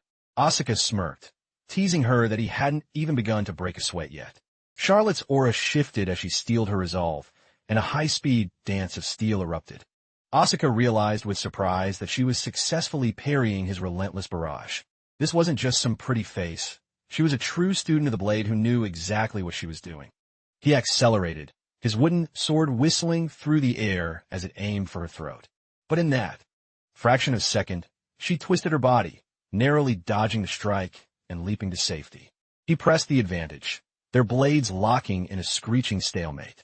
He sneered at her, asking if her only strategy was to survive until a draw was called. With an explosive shove, he forced her back, declaring his absolute loathing for arrogant fools who didn't respect their own potential. That confidence you walked in with? It's nothing but a paper-thin mask. If you're not prepared to put your life on the line, then get out of my sight and leave this department. She screamed back that the classes were just a means to an end. She was here for the peak of strength, and, thanks to his insults, she realized how narrow her world had truly been. She challenged him to bring his worst, and that was the moment Asuka unleashed the beast. The swords collided with bone-rattling force, a strike narrowly missing his face as the intensity hit a fever pitch. They became a whirlwind of movement, tearing across the entire arena. It was a masterclass of offense and defense, just when she thought she had him cornered. Asuka had already vaulted into the air, looming over her like a shadow. He whispered for her to drop her guard and relax her shoulders, because the next impact was going to be anything but gentle. He crashed down, his sword pinning her stance as he stood victoriously over her, muttering that it was a shame she had to run into a wall like him so early in the year. The instructor called the match, officially declaring Asuka the winner of the duel. In a rare moment of grace, he admitted that her mid-fight adjustment had actually impressed him. Charlotte sighed from the dirt, deadpanning, "Help me up. You weigh too heavy, you oaf." He pulled her up, and she offered a sincere nod of thanks for the brutal lesson. The jealous onlookers in the back were already whispering, calling Asuka a pervert for the close-quarters finish. As she walked off the field, she locked eyes with Helmet for a lingering second. Helmet, watching from the sidelines, returned the silent gaze with a nod of recognition. Jeffrey, the giant rookie, sneered at her for losing to a lowly commoner, but Charlotte didn't flinch. She told him he'd better lose that elitist attitude quickly, or he'd be the next one eating dirt. In that same heartbeat, the giant stepped into the ring to face the crow, Helmet. Before the first strike, Helmet's mind flashed back to a conversation with Andrus about how a warrior should react when faced with a mountain that seems impossible to climb. Jeffrey looked down on Helmet with a gaze full of mockery, convinced that the legendary commoner was nothing more than an overhyped midget. It was the classic look of a predator viewing a pathetic piece of prey. The professor stepped in, sternly warning the giant to keep his strength in check. She hadn't forgotten the bloodbath Helmet had caused in his previous duel and wanted to avoid a repeat. The signal was given, and the duel exploded into motion. The giant lunged instantly, his massive frame moving with surprising speed. Helmet parried the heavy blow, but Jeffrey immediately pivoted for a brutal follow-up from a different angle. Helmet was forced to leap back, their blades clashing with a spark-inducing impact. The giant laughed, saying Helmet's sword would have snapped if he hadn't jumped, but Helmet's poker face never wavered. He remained eerily calm. He had survived the hell of the dark forest. This giant was nothing compared to those monsters. Helmet began a series of perfect evasions, dancing around every heavy strike. He knew the ultimate truth of combat. Raw power is worthless if you only hit the air. The crowd started to hiss, bored by what looked like a one-sided game of tag. Jeffrey grew frustrated, barking that a peasant could never bridge the gap between their bloodlines. Helmet thought that was the most pathetic, unoriginal trash talk he'd ever had the displeasure of hearing. But when the giant insulted Helmet's master, the air around the arena suddenly turned ice cold. That was the point of no return. Helmet's eyes went dark as his expression hardened into stone. The professor sensed the shift and told him to focus, but Helmet simply took a long, measured breath. In a low voice, he told his opponent that the easy part of the duel was officially over. He lunged forward like a lightning bolt. He delivered a lightning-fast strike to the giant's leg, destabilizing the massive frame. Before Jeffrey could even blink, Helmet had already circled behind his blind spot. The giant tried to jump to safety, but Helmet's blade found its mark with unerring precision. The arrogant rookie screamed that the attacks were weak and flea bites, but as he tried to retaliate, his body betrayed him. He tumbled to his knees, his face hitting the dirt as his leg completely gave out. Helmet looked down at him, echoing the giant's earlier words about lessons. Being humbled by a commoner would be the most valuable education this noble would ever receive. The rookie tried to pivot for a counteroffensive, but Helmet ghosted through his guard, sliding right between his legs. With a fluid, low-profile, sweeping arc of his practice blade, he sent the massive noble crashing into the dirt like a felled oak. The giant ate the dust face first, grunting as he struggled to regain his footing and his dignity. But Helmet didn't even keep his guard up. He simply tossed his sword aside with total indifference. He looked down at the boy and warned him that even for a freshman, insulting another warrior's master is a death wish. The professor's command to stand down echoed in the air, but Helmet delivered a sharp, decisive strike to the noble's neck anyway. A heavy silence fell over the arena as the students stared at the total dominance on display. The victor was clear. Helmet, the man who lives to dismantle noble pride. After that explosive display, the remaining matches proceeded without any further bloodbaths.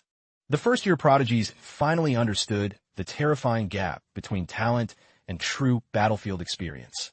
The rest of the class watched in awe, realizing they needed to triple their efforts just to stay in the race.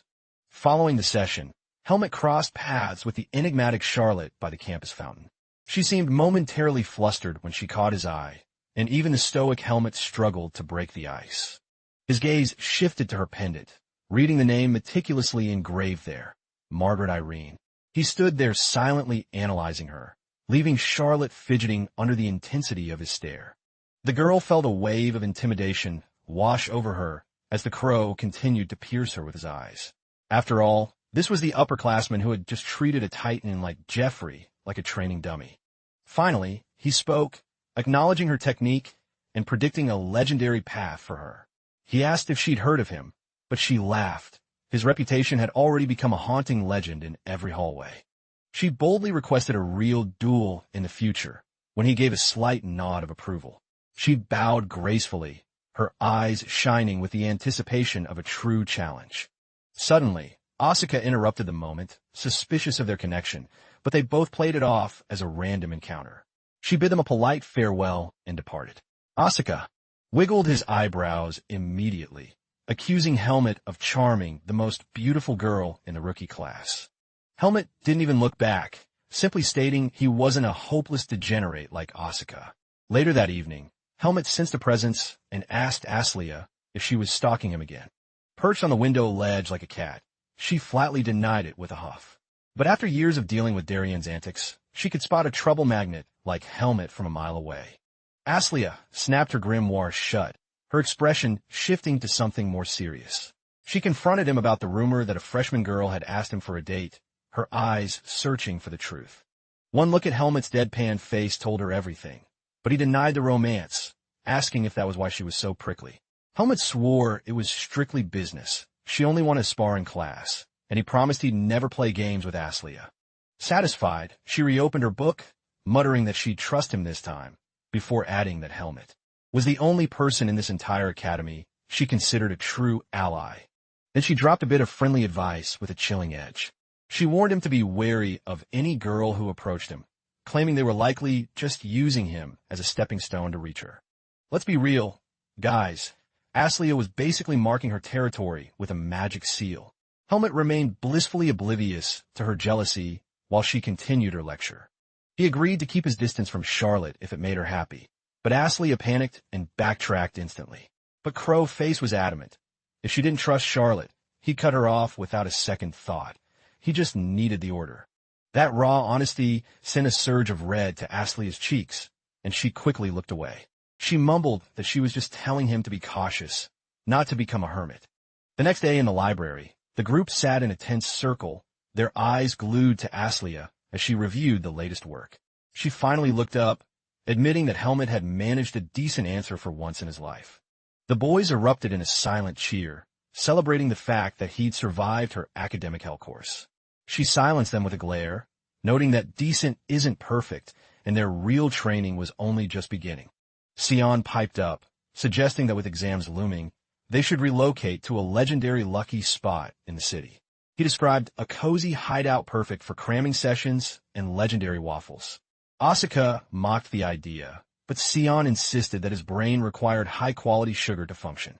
The mere mention of warm, syrup-drenched waffles actually made Aslia's stoic expression waver. She agreed that a change of scenery was acceptable. Asuka grumbled about the walk while Sion rambled about Baden's nightlife. However, the lucky spot turned out to be a disaster. The doors were locked tight and the lights were off.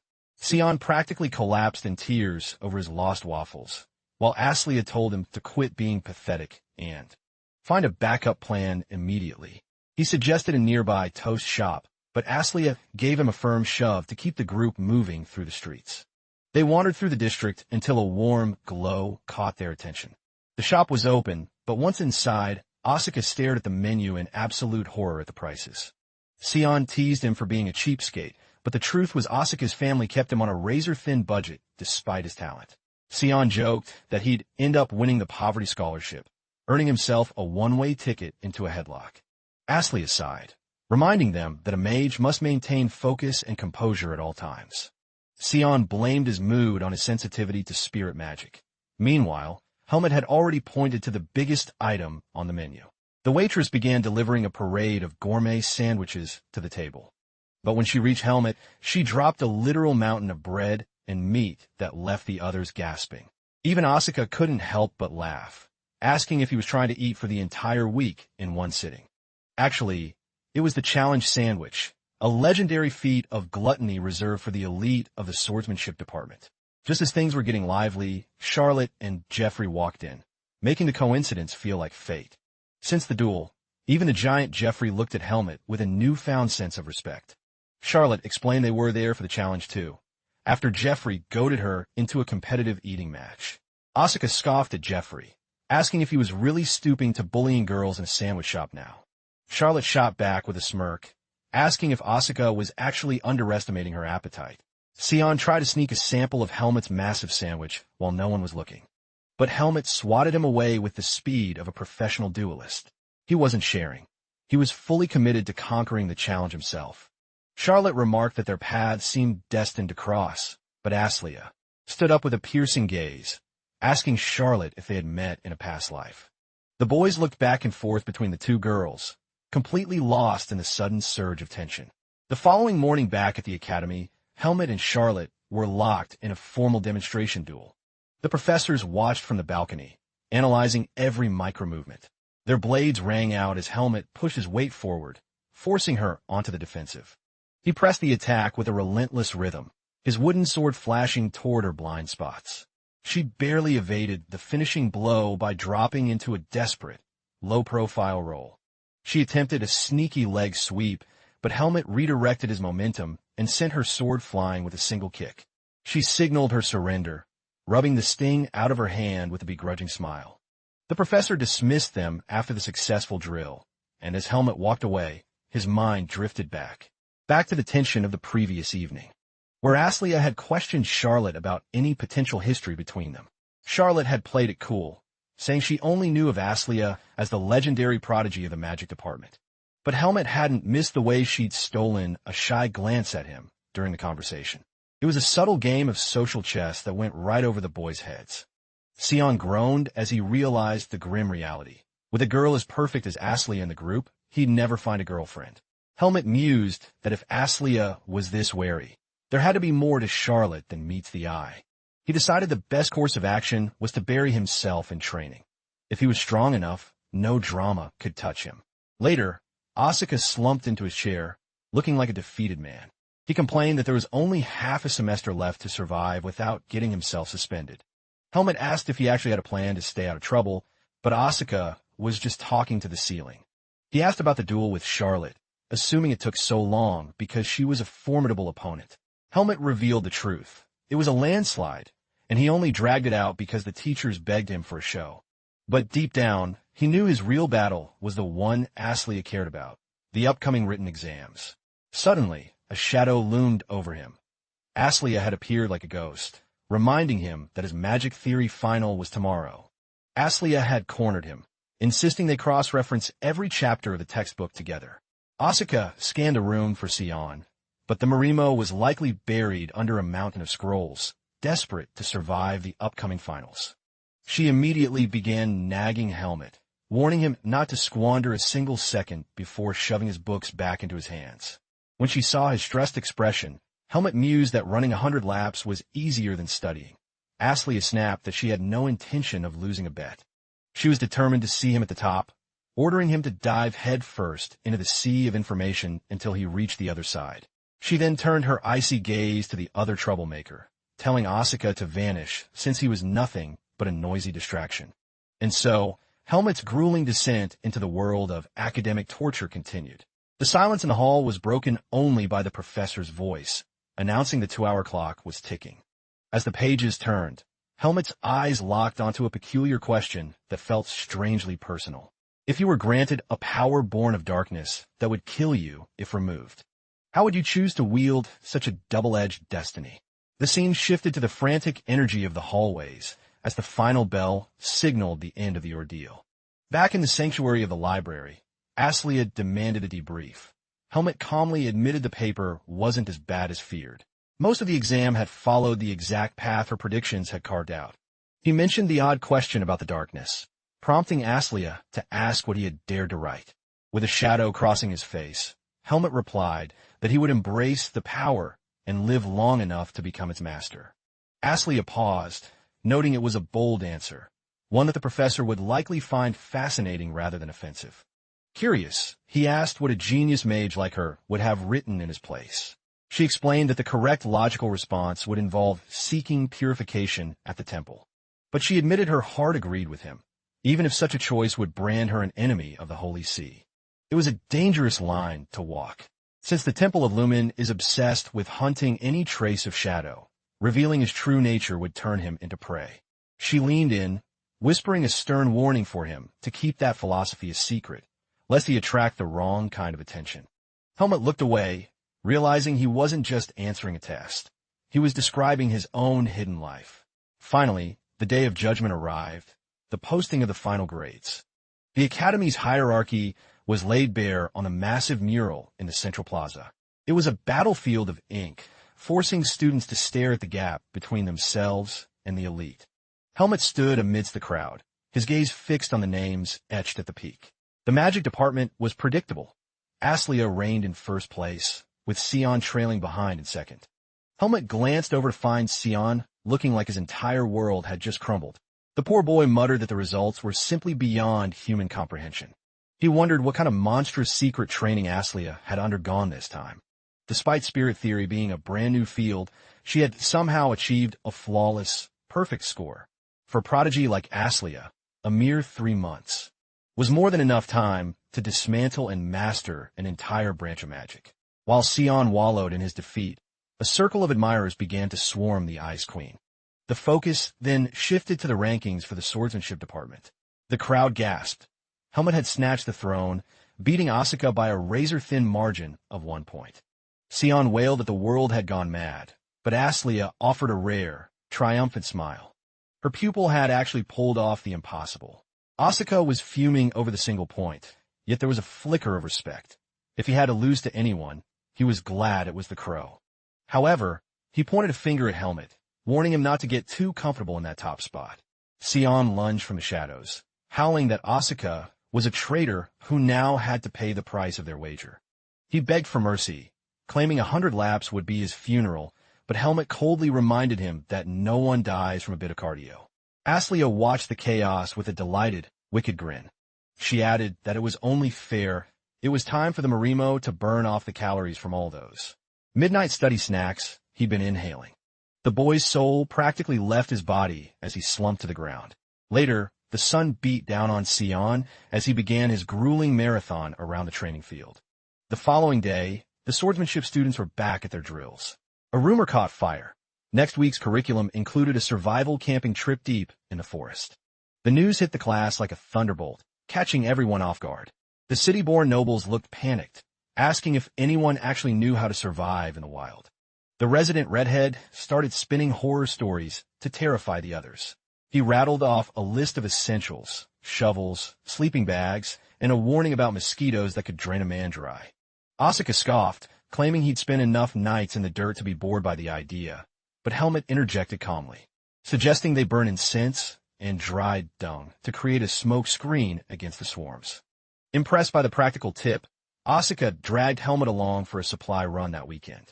When they hit the bustling city streets, confusion set in. Asuka realized he was completely out of his depth with survival gear. Naturally, the recovered Sion had tagged along, refusing to be left out. Helmut asked how his legs were faring.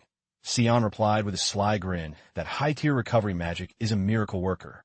But Helmut's sharp eyes saw through the lie. The brat had clearly used shadow spirits to cheat his way through the laps. Asuka clapped his hands, declaring their first mission was to find the ultimate bug repellent. They examined some fancy candles, but Helmut figured it was easier to just make peace with the insects. Next, they hunted for a low-intensity lantern that wouldn't act as a beacon for forest predators. Asuka was stunned, realizing Helmut's survival instincts were on a completely different level. He worried about the tent catching fire, while Sion suggested bringing a high-level fire scroll just in case. Asuka shot him a look, asking if he was trying to incinerate the whole class. Sion, the ever-persistent salesman, kept trying to push the expensive magic gear on them. Helmut sighed, realizing this survival trip was starting to feel like a fancy picnic for rich kids. He eventually wandered off to browse the stalls on his own terms. He wasn't thrilled about being out in the open, but he reasoned the Black Falcons wouldn't dare strike. So close to a camp protected by the Academy's top-tier professors. Down the road, a street performer was spinning a sugary treat, shouting that it was Baden's finest delicacy. A crowd had gathered around the fluffy confection while Helmut marveled at what looked like a captured cloud. A girl clutching a treat approached him, beaming with delight. Helmut recognized her from his magic theory lectures. He wondered why this eccentric girl was talking to him. She introduced herself as Teresa, a third-year senior from the magic department. Helmet looked at her, and Aslia's voice echoed in his head. The warning to never trust a woman who approaches out of the blue. He immediately turned to leave, claiming he was already occupied, but Teresa was persistent until he stopped, and told her that if she wanted to get close to Aslia, she was barking up the wrong tree. Teresa laughed, correcting him. Her interest wasn't in the Ice Queen, but in the crow himself. Right on cue, a frost-covered Aslia appeared, demanding to know what business Helmet had with the senior. Teresa played it off as a lucky meeting, but Aslia aggressively yanked back her own hood. She shook out her hair, her aura radiating a keep-away signal that could freeze the sun. Teresa blushed, completely caught off guard by the sheer intensity of the confrontation. Without a word, Aslia grabbed Helmet by the arm and dragged him away from the scene. She scolded him once more, telling him he needed to be firmer and stop letting predators corner him. A bit later, Aslia checked her watch, asking where the two clowns had disappeared to. Helmet followed silently, wondering if Aslia actually enjoyed the drama or if she was truly annoyed. They eventually found the two idiots, much to Aslia's visible disappointment in their survival choices. Asuka declared they were armed to the teeth for the forest, while Sion worried their budget had gone up in smoke. But in the middle of the banter, Helmet's body suddenly tensed. His primal instinct screamed that a cold, murderous presence was watching them. He kept his pace steady, not wanting to alert his friends or the stalker. But in the shadows, a masked figure watched them go. The peaceful days at Greta Academy were officially over. The scene shifted to a dark, claustrophobic chamber. A lone candle flickered, its wax bleeding away like time itself. Deep in the shadows, several hooded acolytes knelt in fearful silence. One figure stepped forward, offering a formal greeting as the regional commander. Anton stood frozen, his mouth dry as he tried to speak. But his words were choked off by a sudden, icy cold sweat. The heavy doors groaned open, venting a thick shroud of smoke that made everyone's skin crawl with a surge of raw mana. A man drifted past them. Without slowing, he ordered the commander to continue his report and stop gawking. The commander bowed low, his mind racing. He was standing before one of the faction's ultimate predators, the Hawkeye assassin, Facio. The underling stuttered that, as previously reported, they had hit a wall with a specific high-value target, sliding over a folder of fresh intelligence. Facio scanned the parchment, his voice a low rasp. A rank 2 mercenary from the Pay Syndicate and a second-year student at Greta. He scoffed, questioning if Amir School could truly offer anything of value to a monster like this. The commander explained that the boy was already beyond the Academy's teachings. He was likely using the school as a perfect camouflage. He added that the boy enjoyed the patronage of the High Noble, Isin Kudrum. The assassin asked if they had unmasked the boy's past, but they had come up empty-handed. The trail began and ended with him joining the Pace mercenaries during a chaotic mission. Everything before that was a void. The commander muttered, "No birth record, no known master, no true identity. In all my years, I've never hunted a ghost this elusive." Anton trembled, wondering if they were poking a sleeping dragon, but Facio slammed his hand onto the intel. He declared that the Black Falcons fear no man. Once they mark a target, that person ceases to exist in the eyes of history. He claimed the hunt for himself, his eyes gleaming with a sadistic spark. For the first time in a long while, he'd actually have to flex his muscles. The next morning, the academy grounds were alive with the thunder of hooves and student chatter. A student was caught red-handed with a bottle of 32-year-old Marine, a vintage so rare it was practically liquid gold. The professor confiscated it immediately, claiming he'd share the contraband with the faculty, while the student wailed about the fortune he'd spent.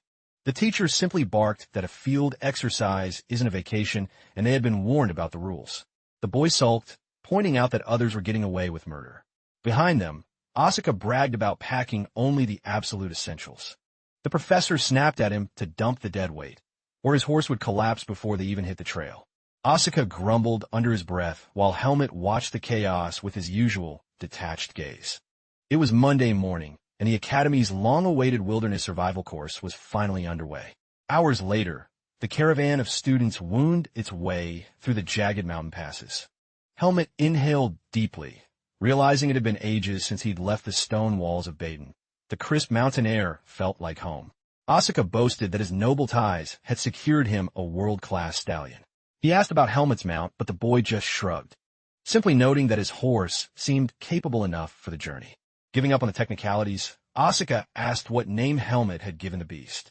Helmet blinked, wondering why a horse needed a label, which prompted Asuka to call him a heartless robot. He lectured Helmet on the sacred bond between a rider and his mount. Helmet sighed, struggling to find a name, until Asuka told him to just say the first thing he saw. Helmet stared at the horse's distinctive purple mane and deadpanned. Asuka. The boy nearly fell off his saddle in a rage, shouting that naming a horse after his best friend was an insult. Helmet tilted his head, genuinely confused, as they began their usual bickering over who looked more like a farm animal. As twilight fell, the professor signaled a halt, ordering everyone to secure their gear for the night. Asuka slumped over, exhausted by the day's ride and wondering how much further this hell trek would go. Helmet recalled the itinerary: a feast tonight, a high-stakes hunt tomorrow, and group maneuvers to finish. But the dark forest had taught him never to relax in the woods after dark. Suddenly, Asuka looked over and realized Helmet's horse was gone, his voice rising in alarm. The spot where the animal had been tethered was now completely empty. Upon closer inspection, the thick rope hadn't snapped. It had been severed by a razor-sharp edge. Helmet's mind raced. It was impossible. He was a master of sensory awareness. How'd he miss this? The realization hit him like a cold wave. Someone had infiltrated their perimeter and stolen the horse right under his nose. Asuka shouted, pointing a finger toward the dense tree-line. The horse was standing perfectly still in the shadows of the forest. Sensing a trap, Helmet reached out and borrowed Asuka's spare blade. He advanced with cat-like grace, his eyes scanning for an ambush, but the forest remained eerily silent as he reached the animal. There wasn't a soul in sight, just the wind through the pines. But as he reached for the reins, a primal instinct made him look at the ground. His foot was inches away from a jagged, expertly hidden hunting trap. Helmet frowned. It hadn't been there a second ago. He was being toyed with. This was no coincidence. This was a professional calling card.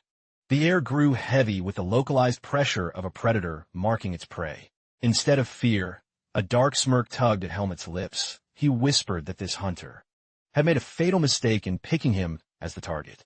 The game was on. He turned to the horse, noting its pale coat and naming it Whitey on the spot, beckoning it forward. Naturally, the horse just stared at him blankly, having no idea its name had changed twice in 10 minutes. He let it back, deciding that whoever was playing games would be eliminated the moment they showed their face. He only hoped they'd be strong enough to actually provide a decent workout. Back at the campsite, the professor gathered the exhausted students to announce the official squad leaders. They were to be split into tactical units for the duration of the camp. Each leader was handed a mana-infused communication sphere to signal the faculty in case of an emergency. Helmet turned the glass orb over in his hand, inspecting the magic within. Asuka nudged him, telling him to focus on his new subordinates, a group of unfamiliar faces waiting for orders. Helmet noted several students watching him with a mix of awe and a blatant desire to test his skills in a duel. A familiar face stepped into the light, suggesting they break the ice. It was Andro, greeting them with a confident grin. He introduced the rest of the squad: Mishi, Basil, Wesley, and Dino. Helmet's gaze shifted to a grumpy redhead. The boy snapped that his name was James, and they'd already crossed paths. Helmet gave a faint, mysterious nod, confirming he hadn't forgotten the face of a former rival. Helmet then took charge, ordering them to start the fire while he went to consult the professor. Asuka followed, curious about the sudden errand. Helmet explained the discovery of the illegal trap. Since such devices were strictly banned in the Academy's zone, it had to be reported as a security breach. Sensing the gravity of the situation, Asuka insisted on backing him up. The rest of the squad watched them walk off, muttering that the elites were just dodging their turn at kitchen duty. Under the vast, shimmering canopy of the night sky, the professor listened intently, her brow furrowed as Helmet described the location of the trap. She pressed him for certainty, and he confirmed he'd nearly lost a leg to the jagged metal. Since the trap had vanished by the time she checked, she promised to increase patrols and warn the other groups. Asuka was skeptical, but Helmet pointed out the matted, broken grass where the trap had been. The evidence was clear. Someone had retrieved the device the moment Helmet turned his back. They weren't just being hunted. They were being watched with terrifying precision. Helmet recalled a lesson from his days in the forest under Alaga's tutelage. He remembered how humans compensate for weakness with terrifying creativity. The art of persistence, the long hunt, where the predator bleeds the prey of hope until it collapses. He chuckled to himself. If they thought a few metal jaws could break his spirit, they were in for a bloody surprise. He strode back to camp, confident that nothing in these mountains could truly master him. When they arrived, the squad was waiting with a very grim question about the food. Apparently, someone had volunteered to prepare the steak. The platter was held up, revealing a heap of scorched, unrecognizable lumps that looked more like coal than beef. The students stared in horror, realizing that eating this meal was a one-way ticket to the infirmary. Moments later, the air was filled with a mouth-watering aroma of perfectly seared meat. The squad cheered. Asuka had been forced to step in as the hero of the kitchen. He took over the grill, saving them all from a dinner of charcoal and regret. The nobles remarked that commoners really did have useful survival skills, a backhanded compliment that earned them a sharp look from Asuka. Suddenly, one of the students winked, whispering for them to look at his secret stash. He produced a bottle of fine wine, much to the shock of his peers. The clever devil had used a hidden storage enchanted cloak to smuggle the spirits past the professors, because what's a campfire without a little rebellion? They huddled together, drinking quickly before the professor's midnight patrol could catch them. The flames danced, and the laughter grew louder as the unofficial party roared to life. But the fun ended abruptly when the professor appeared, her face a mask of fury, holding several confiscated bottles in her hands, demanding to know if they had smuggled any more liquor into the camp. Finally, she cornered Helmet, asking if the boys were telling the truth, and since he backed them up. She relented, warning him that as team leader, their necks were on his line, so he'd better keep them in check. She ordered them to finish their meal and get to bed, while the entire squad tracked her every move with bated breath. The moment her silhouette vanished, the guys cracked open the bottles, and the real party began. Soon after, one of the boys winced, admitting the brew was kicking like a mule. Andreas nudged Helmet, asking if the drink wasn't to his liking, but Helmet's mind was elsewhere. Asuka leaned in, asking if he was still haunted by the mystery of that hidden trap. They tried to cheer him up, boasting that there wasn't a shadow in this forest that could take the crow down. One student toasted him, declaring that Helmet's skills were even more monstrous than the rumor suggested. Curiosity got the better of them, and they asked where he'd mastered such a blade. He simply replied, "In the woods I call home." They marveled at the master who must have trained him, but Helmet's voice went cold as he said his master had already passed on. The laughter died instantly as a somber mood washed over the campfire. Then someone shouted to bury the gloom and drink until the stars blurred. Helmet mused that Sion was right about one thing. Alcohol really is the ultimate bridge between humans. By midnight, the forest was a void, and his teammates were scattered across the grass in a drunken stupor. Helmet stood up, feigning a need to clear his stomach, and began a quiet trek into the deep woods. He knew how to purge the toxins through his pores, but he was certain of one thing. His hunter was likely, watching his every shadow right this second. He navigated the dense thicket with predatory grace, thinking to himself that his opponent was playing an incredibly patient game. Emerging into a small clearing, he spotted a solitary cabin. He figured it belonged to the forest rangers or the camp overseers. He approached and gave 2 sharp knocks until a withered old man creaked the door open. The old man squinted at Helmet's uniform, recognizing the Greta Academy crest. Helmet reported the illegal trap he discovered, suggesting the perimeter patrols needed doubling. The old man grunted, mentioning that poachers caught here would face a mountain of fines. But Helmet stood his ground, stating his eyes never lied and the danger was very real. The old man conceded it was a grave matter and started to swing the door shut. He promised to ramp up patrols tomorrow, noting how easy it was to camouflage a heavy bear trap. In a flash, Helmet jammed his boot into the doorframe, his gaze turning.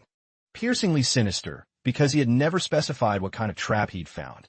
The old man froze, then let out a slow smirk as he offered a hollow apology. He claimed most traps in these parts were for bears, but his smile was entirely too wide for comfort. Helmet pulled his foot back, feigning acceptance, suggesting that perhaps his nerves were just getting the better of him. He told the old man to stay alert and keep a close eye on the woods. Before turning to leave, he threw out a casual question about the Academy's usual hunting routes. The old man replied that the annual competition always bled into the northern peaks, following a set ritual. Helmet offered a polite nod and vanished into the darkness. He hadn't sensed a single spark of vis or mana within the old man. And yet, every survival instinct he possessed was screaming that the cabin was the source of the rot. He contemplated taking the man out then and there, but decided not to tip his hand too early. He walked back, knowing that when the masked shadow finally struck, he'd be the one ready to end the game. Back at camp, the professor was busy roasting the remaining boys, shooting a lightning bolt glare at Helmet as he slipped in. The night finally surrendered to the sun, and the next morning, the students were assembled in perfect formation. Helmet stood front and center, his bow gripped tightly in his hand. The professor began barking out the regulations for the grand hunting trials, emphasizing that their lives and the lives of their partners were the only things that truly mattered. She warned that if one half of a pair went down, the other had to activate their distress crystal instantly. After the lecture, they were issued reinforced bows, arrows, tactical maps, and dry rations. Though they hunted in pairs, the scores were strictly individual, turning every student into a rival. A student asked if quantity was king, but the professor told the rabbit hunters that quality was the true path to victory. A fox trumped a dozen rabbits, and a bear was the ultimate prize on the ledger. With the rules established, the hunt was officially on. Asuka beamed, declaring that victory was already theirs since he was paired with a legendary helmet. The other students grumbled about the unfair advantage of the department's two aces teaming up, but the professor had allowed free pairing, so Asuka just laughed his way into the treeline. Hours passed under the relentless heat of the midday sun. Asuka boasted that as a duo, they were the undisputed kings of the academy. He was already dreaming of the first-place rewards, while Helmet scanned the canopy, waiting for a different kind of prey. Asuka called out, asking if Helmet's sharp eyes had spotted any high-value tracks yet. Helmet saw an opportunity. If he set Asuka up with a big kill early, the boy would likely head back to brag, leaving Helmet alone to deal with the assassin. He signaled for Asuka to follow his lead into the deeper brush. They soon reached a clearing where a massive waterfall thundered against the jagged rocks below. Helmet and Asuka emerged silently from the dense foliage. Helmet noted that the watering hole was a magnet for the forest's largest inhabitants. Asuka worried about the weight, but Helmet reminded him that animals sense movement better than anything else. Hunting, he explained, was 90% patience and 10% lethal execution. He pointed out fresh claw marks etched into a nearby trunk. Something massive was prowling this territory. Suddenly, a gargantuan bear appeared by the bank, focused on the fish. Asuka whispered for a synchronized shot. They drew their bows in unison, the tension in the air palpable. Helmet hesitated for a split second, worried that taking a life might stir the dark seed within him. He consciously suppressed his mana, focusing on a clean, mundane strike. The arrows hissed through the air, finding their mark in the beast's thick hide. As the wounded bear roared and bolted into the brush, Asuka sprang after it with terrifying speed, knocking arrows on the run. With a flash of vis, Asuka's final arrow pierced the heart, and he let out a triumphant shout over his prize. But before he could celebrate, a horrific, unnatural sound echoed from a different part of the forest. Helmet's brow furrowed. That wasn't the sound of an animal in pain. He bolted instantly, shouting that someone was in real trouble. He tore through the undergrowth to reach the source of the disturbance. He moved like a phantom, leaping between branches and rocks until he reached a higher ridge. From his vantage point, he saw a student sprawled on the ground, mangled and bleeding. The partner was paralyzed with terror, fumbling with the distress crystal like a bumbling amateur. Helmet dropped from the sky like a bird of prey, startling the panicked boy. The student gasped, but Helmet's eyes were already on the victim's leg, snapped firmly inside one of the jagged traps from the night before. The boy sobbed, begging Helmet to pull him out. Helmet shook his head, warning that the metal was the only thing stopping a fatal hemorrhage. Without another word, Helmet vanished back into the shadows of the woods. He began scouring the forest floor for specific medicinal flora. He crushed a leaf and tasted it, his eyes narrowing in concentration. The bitter tang confirmed it. He had found the natural coagulants he needed. He snatched up a few flat stones and sprinted back to the clearing. He quickly rinsed the stones with water and began grinding the herbs into a paste. mashing the plants into a potent, life-saving pulp between the rocks. The trembling student watched in total confusion while Helmet asked him a cold, direct question. Are you his friend, or just his partner? He nodded frantically, confirming their bond as he watched Helmet with wide eyes. In one swift motion, Helmet tore a strip of fabric from his own shirt, leaving the student stunned by his decisiveness. With steady hands and cold precision, he began to dismantle the jagged metal jaws of the trap. He drew a thick arrow from his quiver, commanding the boy to pin Basil down and keep him from thrashing. Infusing the arrow with a surge of vis, he struck the mechanism at its weakest point. The iron shattered into pieces, and the injured boy let out a guttural cry of agony as the pressure finally released.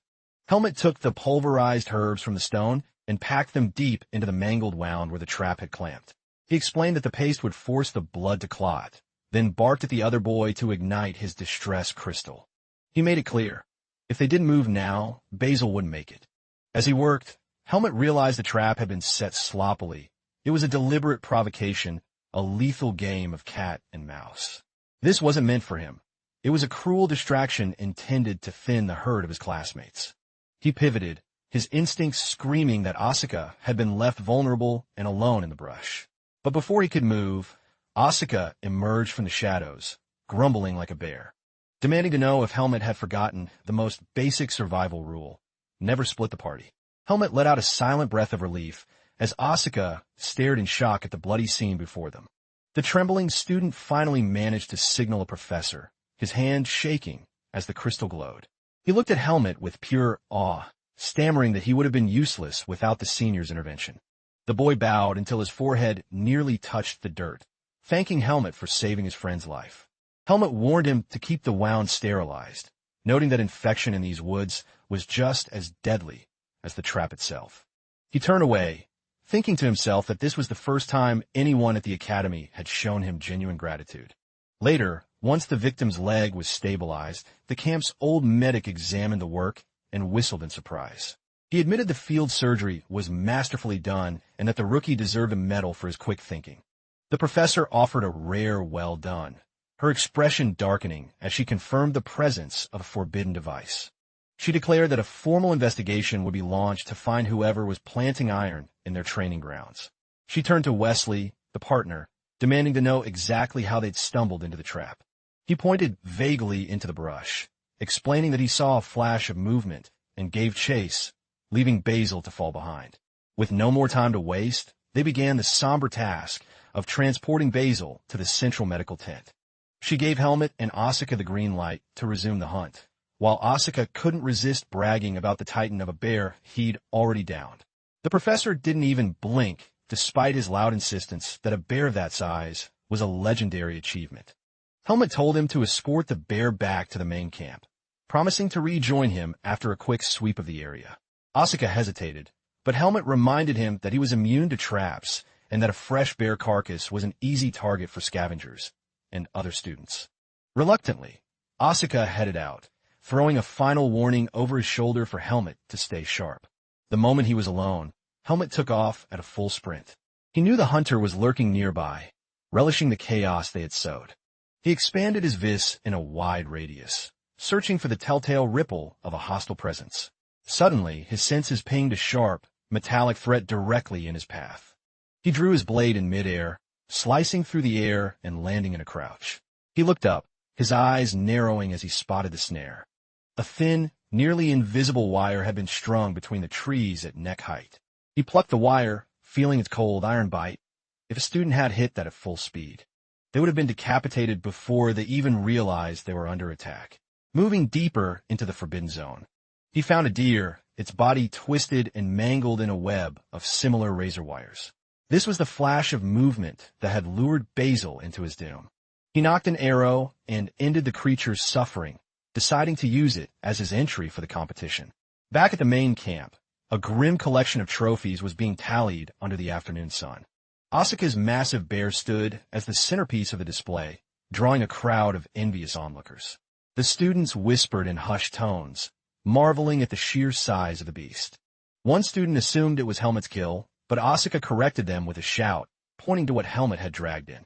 The professor asked if the deer was his only prize, and Helmet simply remarked that the meat would provide a decent feast. After the final tally, the professor gathered the ranks, commending everyone for surviving the grueling trial. She began listing the rewards. 10th place through 5th won various meal vouchers and supplies. 3rd place earned a prestigious bookstore pass, while 2nd place secured the keys to the elite private training hall. The grand champion, she announced, would sweep the entire prize pool into their own pockets. Asuka tossed his head back, laughing that he had no use for a quill kit, and offered it to the first person who wanted to be a scribe. The tension rose as the final names on the leaderboard were read aloud one by one. As night fell, the central bonfire roared to life, casting long, flickering shadows across the camp. One of the boys patted Asuka on the back, reminding him that access to the private gym was a kingly reward. He told him to wipe that pout off his face, even if he had missed out on the gold medal. Asuka erupted in a mock tantrum, complaining that a bear should have been an automatic victory. But first place had been snatched away by a student who managed to track down a near-mythical silver fox. Helmet offered a small smirk, telling him the training room was a far better prize for a meathead like him anyway. In the end, Helmet's deer earned him 5th place and a stack of vouchers for the high-end cafeteria. He joked that thanks to Asuka's bear, at least the group wouldn't have to worry about going hungry tonight. The group huddled closer as the fire began to die down into glowing embers. One student pointed out the dwindling numbers. Only 5 of them remained after the accident started. Wesley had been forced out after a bridge gave way under him, sending him tumbling into a ravine. Mishi followed shortly after, his leg shredded by another accidental trap that appeared out of nowhere. The group's morale was sinking fast as they looked at the empty spaces around the fire. Helmet knew this was no string of bad luck. This was a systematic call, but he hesitated to spread panic. Asuka tried to lighten the mood, joking that those guys were currently enjoying soft beds while they suffered in the dirt. The conversation continued, but the air felt heavy with unspoken fear. Helmet chose to swallow the truth. A scared warrior is a dead warrior, and they had a long march ahead. Because with the first light of dawn, the final group-oriented survival phase was set to begin. The next day, they moved through the dense forest in a single-file tactical line. One student traced the map with a trembling finger, asking how much further into this nightmare they had to go. Helmet led his horse by the reins, his voice calm but firm as he urged them to keep the pace. As the sun dipped below the horizon once more, a weary voice called out from the back, asking the crow to scout the path ahead and find them a place to collapse. They crested a ridge and found a small, clear stream, the perfect site with fresh water and natural cover. Helmet climbed down to the water's edge, his eyes scanning for any sign of poison or tampering. To the naked eye, the stream appeared pure and undisturbed. Asuka clapped him on the shoulder, asking if he was ready for a drink after the long trek. The others dropped their packs with groans of relief, their bodies battered by the unforgiving terrain. Once the moon rose, the 5 of them huddled around a small, flickering campfire. Helmet watched his companions, noticing the hollow look of exhaustion in their eyes. He wondered if the fear of their missing friends was finally starting to break their spirits.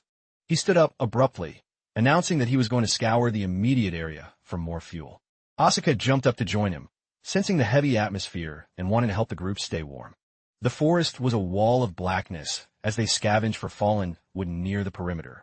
Asuka held up a handful of branches, asking if this would be enough to last the night. Helmet shook his head, pointing out that the wood was rotted and damp. It would produce more smoke than heat. Asuka grumbled, complaining that finding decent wood in this pitch-black hellscape was a fool's errand. He begged Helmet to say something to break the silence, but Helmet just pointed deeper into the trees. Asuka kept up his streak of complaints, cursing whoever decided a mountain trip counted as education. Suddenly, Helmet stepped close and thrust a heavy bundle of dry, prime firewood into his arms. He told Asuka to take the load back to camp and get the fire roaring. Asuka started to argue, but the look in Helmet's eyes told him this wasn't a request. It was a warning. He backed off, telling Helmet to watch his back and return before the fire went out. The moment Asuka's footsteps faded, Helmet turned his gaze toward the dark heart of the woods, his vis surging. He stepped from the shadows, mocking Helmet's preparation, as the young warrior finally stared into the eyes of his relentless hunter. The jester-faced killer thanked him for the entertainment and, noting they had business to settle, gestured for him to take a seat on a nearby log. The two sat in a heavy silence, locked in a lethal staring contest that crackled with tension. The masked man asked for Helmet's final thoughts now that he'd met his predator, but Helmet simply spat back that the mask was pathetic and he had no respect for cowards who hid their faces. The assassin traced the edge of his spear, noting that Helmet was cut from a different cloth than the typical prey. Usually, when victims realize they are being hunted, they're consumed by the instinct to flee, but Helmet was the rare breed that bared its claws to hunt the hunter instead. Claiming they were kindred spirits, the assassin offered him one last chance to save his own skin. He tossed a small, wriggling object onto the ground at Helmet's feet. He revealed himself as an elite operative of the Black Falcons, the feared assassin clown. However, he possessed the rank to scout and recruit lethal new blood for their organization. The price of admission: Helmet had to consume the parasitic worm and swear his loyalty. If he refused, his friends' lives would be forfeit to the men hiding in the trees. But Helmet saw through the bluff instantly, sensing no one nearby. The clown chuckled, telling him to choose his fate wisely. Helmet questioned how he expected to survive after targeting nobles, but the clown had already cleared the board by driving the high-ranking students away. He believed he had backed Helmet into a corner with no escape but total submission. Helmet stared down at the revolting creature squirming in the dirt. He repeated the clown's words about them having so much in common. Then, with a cold gaze, he crushed the worm under his boot. He told the clown that his observation skills were severely lacking if he thought a worm would break him. Like a bolt of lightning, Helmet lunged forward, his blade screaming through the air. The clown reacted with a flick of his wrist, and in Helmet's path, a web of lethal, shimmering metal wires snapped into existence. Helmet's sword danced, severing the traps in a single fluid motion. He pressed the offensive, closing the distance on the jester and declaring that the most efficient way to end the game was to simply cut off the head of the player. He delivered a strike with bone-crushing force, but sensed something was wrong the moment he made contact. His aura sliced through nothing but a mirage. The clown mocked his wasted effort, declaring that now the forest itself would become Helmet's sprawling grave. With a haunting laugh, the assassin vanished into the gloom. Back at the camp, the remaining students jumped at a distant boom, wondering if a mountain ridge had collapsed. They searched for Helmet, but Asuka covered for him, claiming his friend was just dealing with a sudden bout of indigestion. One of the boys returned from the perimeter, hay in hand, asking if the horses had been moved to a new clearing. Wesley confirmed no orders were given, yet the terrifying reality set in. The horses had vanished into the night. They rushed to the tethering post, finding only the severed ropes dangling in the wind. As they scanned the dark tree line, a sudden rustle sent a wave of panic through the group. Bows were drawn and hearts hammered, but it was only Helmet emerging from the brush.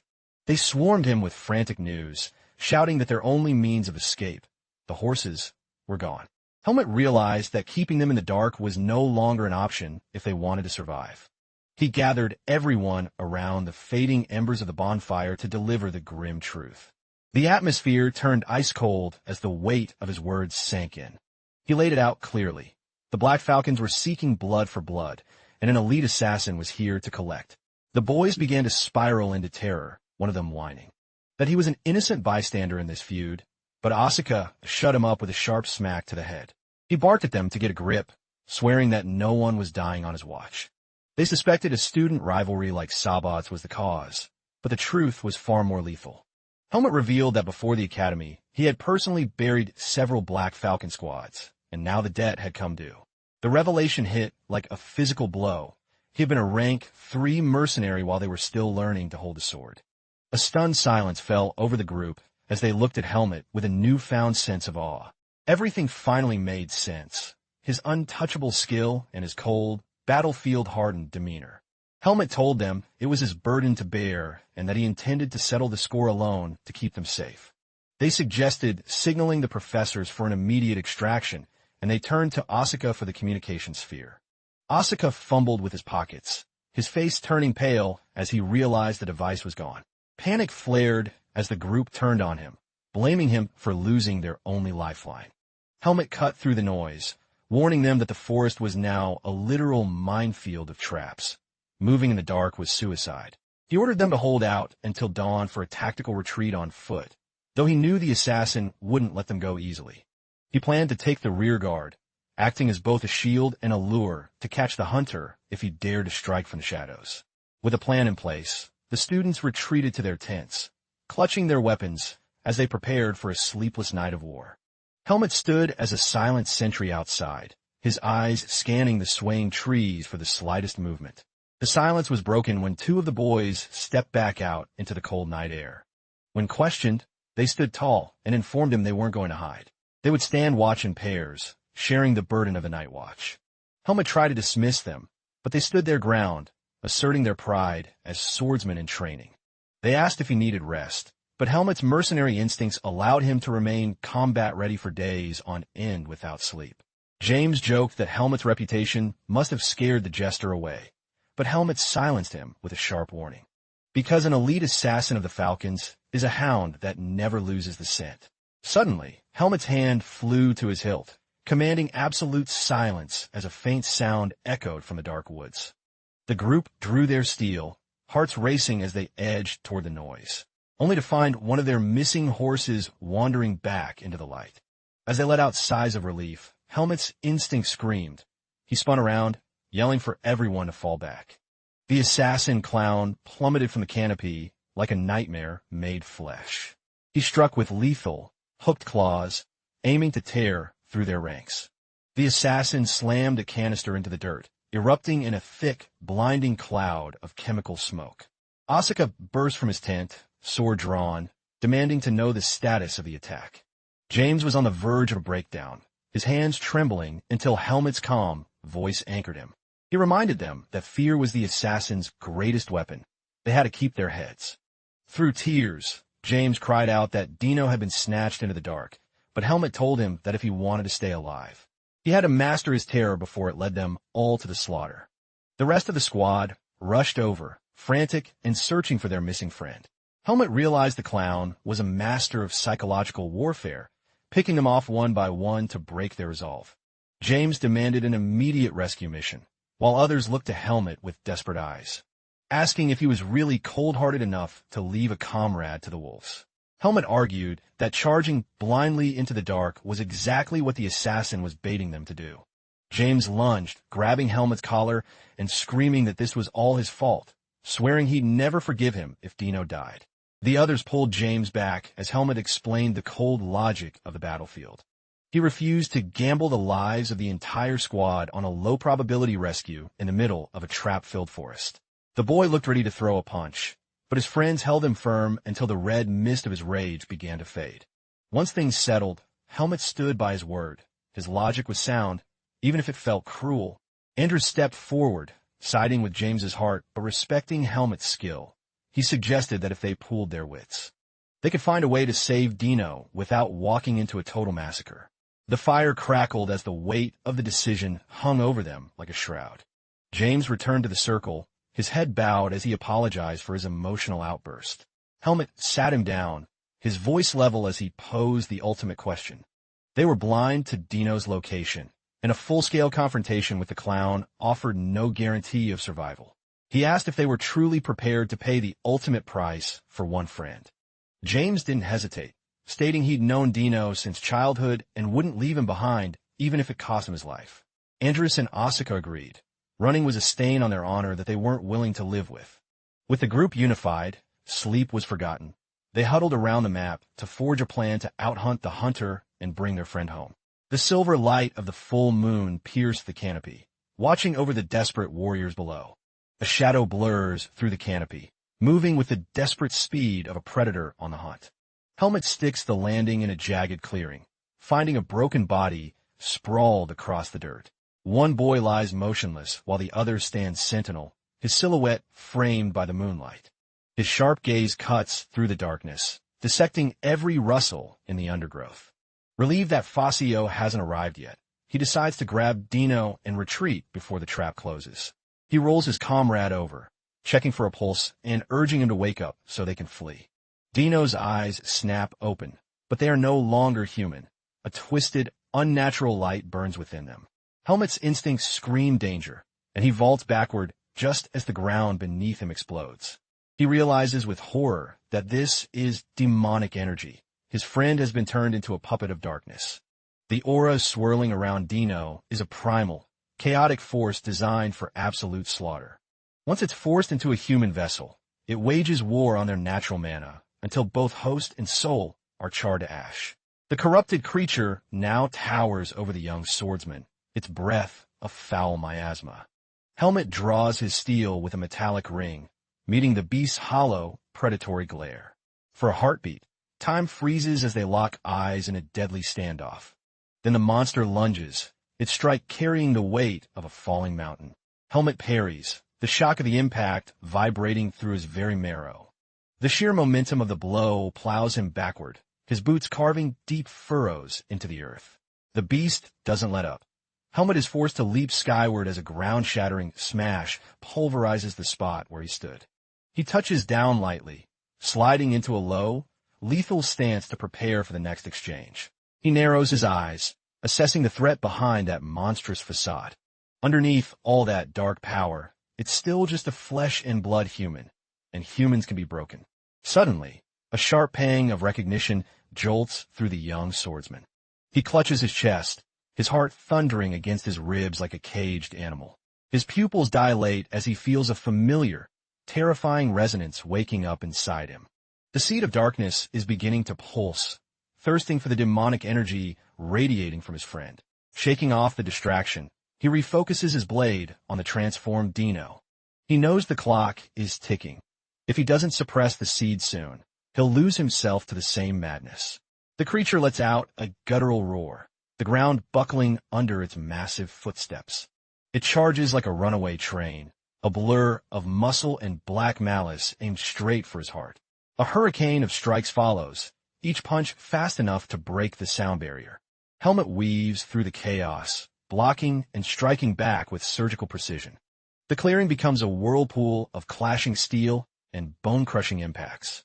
Dino throws a desperate, wide haymaker, seeking to end the fight in one go. But Helmet meets it head-on, stopping the monstrous fist with his own iron grip. He sidesteps the follow-up, and the shockwave from the beast shatters a nearby stone wall into pebbles. The vibration is too much. The entire cliffside groans and starts to cave in.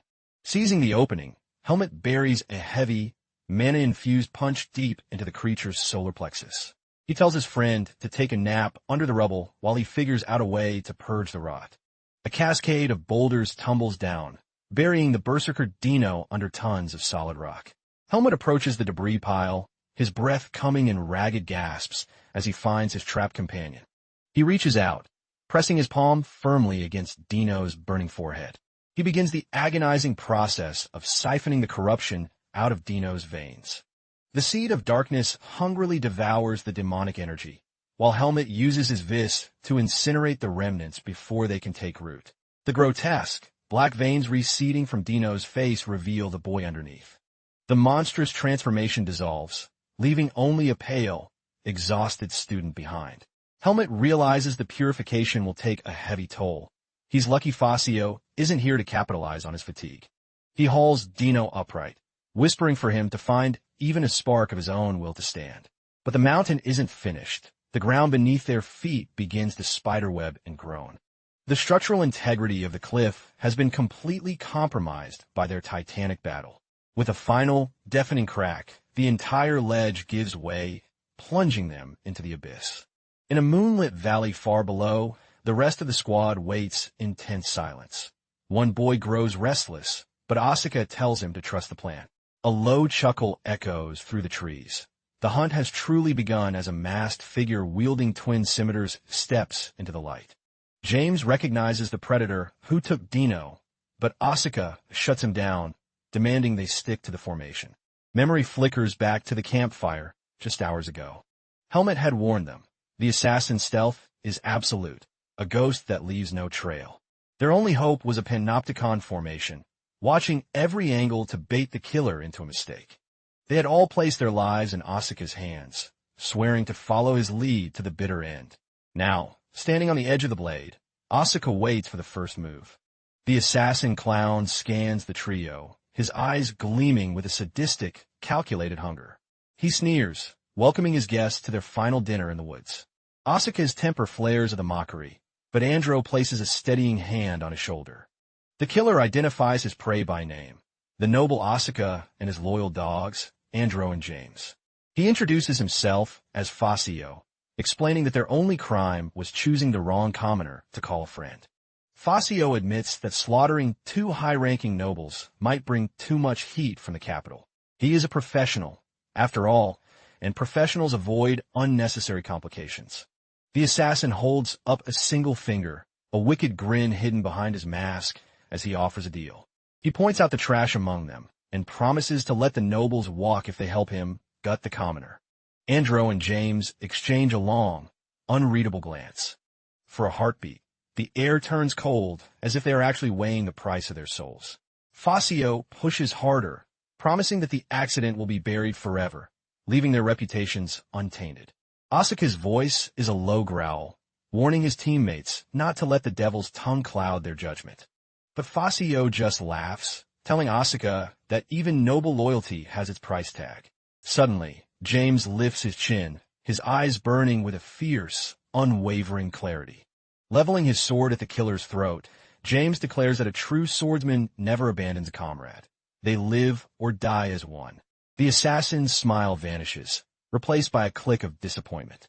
Fasio drops into a predatory crouch, his aura turning lethal. If they won't be smart, they'll be buried. Asuka barks a final warning as the killer blurs. The trio tightens their circle, steel at the ready. In the blink of an eye, the assassin simply ceases to exist, vanishing into the darkness. James panics as the target disappears, but Asuka snaps at him to stay frosty. The ghost is still there, just waiting. They tighten their grip on their hilts until their knuckles turn white. Every sense is dialed to the maximum, searching for a ripple in the wind. Andro whispers about the delay, and James knows the killer is just waiting for the first blink of exhaustion. James realizes with a shudder that Fasio is a cat playing with 3 trapped mice. Out of nowhere, Fasio materializes at his flank, his curved blades aiming for a lethal opening. James barely manages to intercept the strike, his blades screaming under the pressure of the assassin's power. Asuka checks on him mid-clash. James grunts through gritted teeth that he's still in the fight. Fasio's eyes narrow behind the mask. He's found the link that's ready to snap. The killer vaults back into the shadows, deciding to dismantle the group by gutting James first. Andro bellows a warning, realizing James is the primary target, and begs him to hold the line. Fasio ignores the others, becoming a streak of silver lightning aimed straight at James. But at the feint, Fasio pivots mid-air and delivers a punishing blow to Andro's side. Andro is sent flying into the brush, leaving James screaming his name in terror. Asuka's blood boils. The assassin isn't just fighting them, he's humiliating them. Fasio lands gracefully, mocking their heroic resolve as nothing more than amateur posturing. He decides to stop holding back, eager to see how much more punishment these elite students can take. Asuka doesn't even see the move. He just feels his shoulder erupt in pain as a blade grazes him. The forest becomes a blur of steel as Fasio attacks all 3 at once, moving too fast for human eyes to track.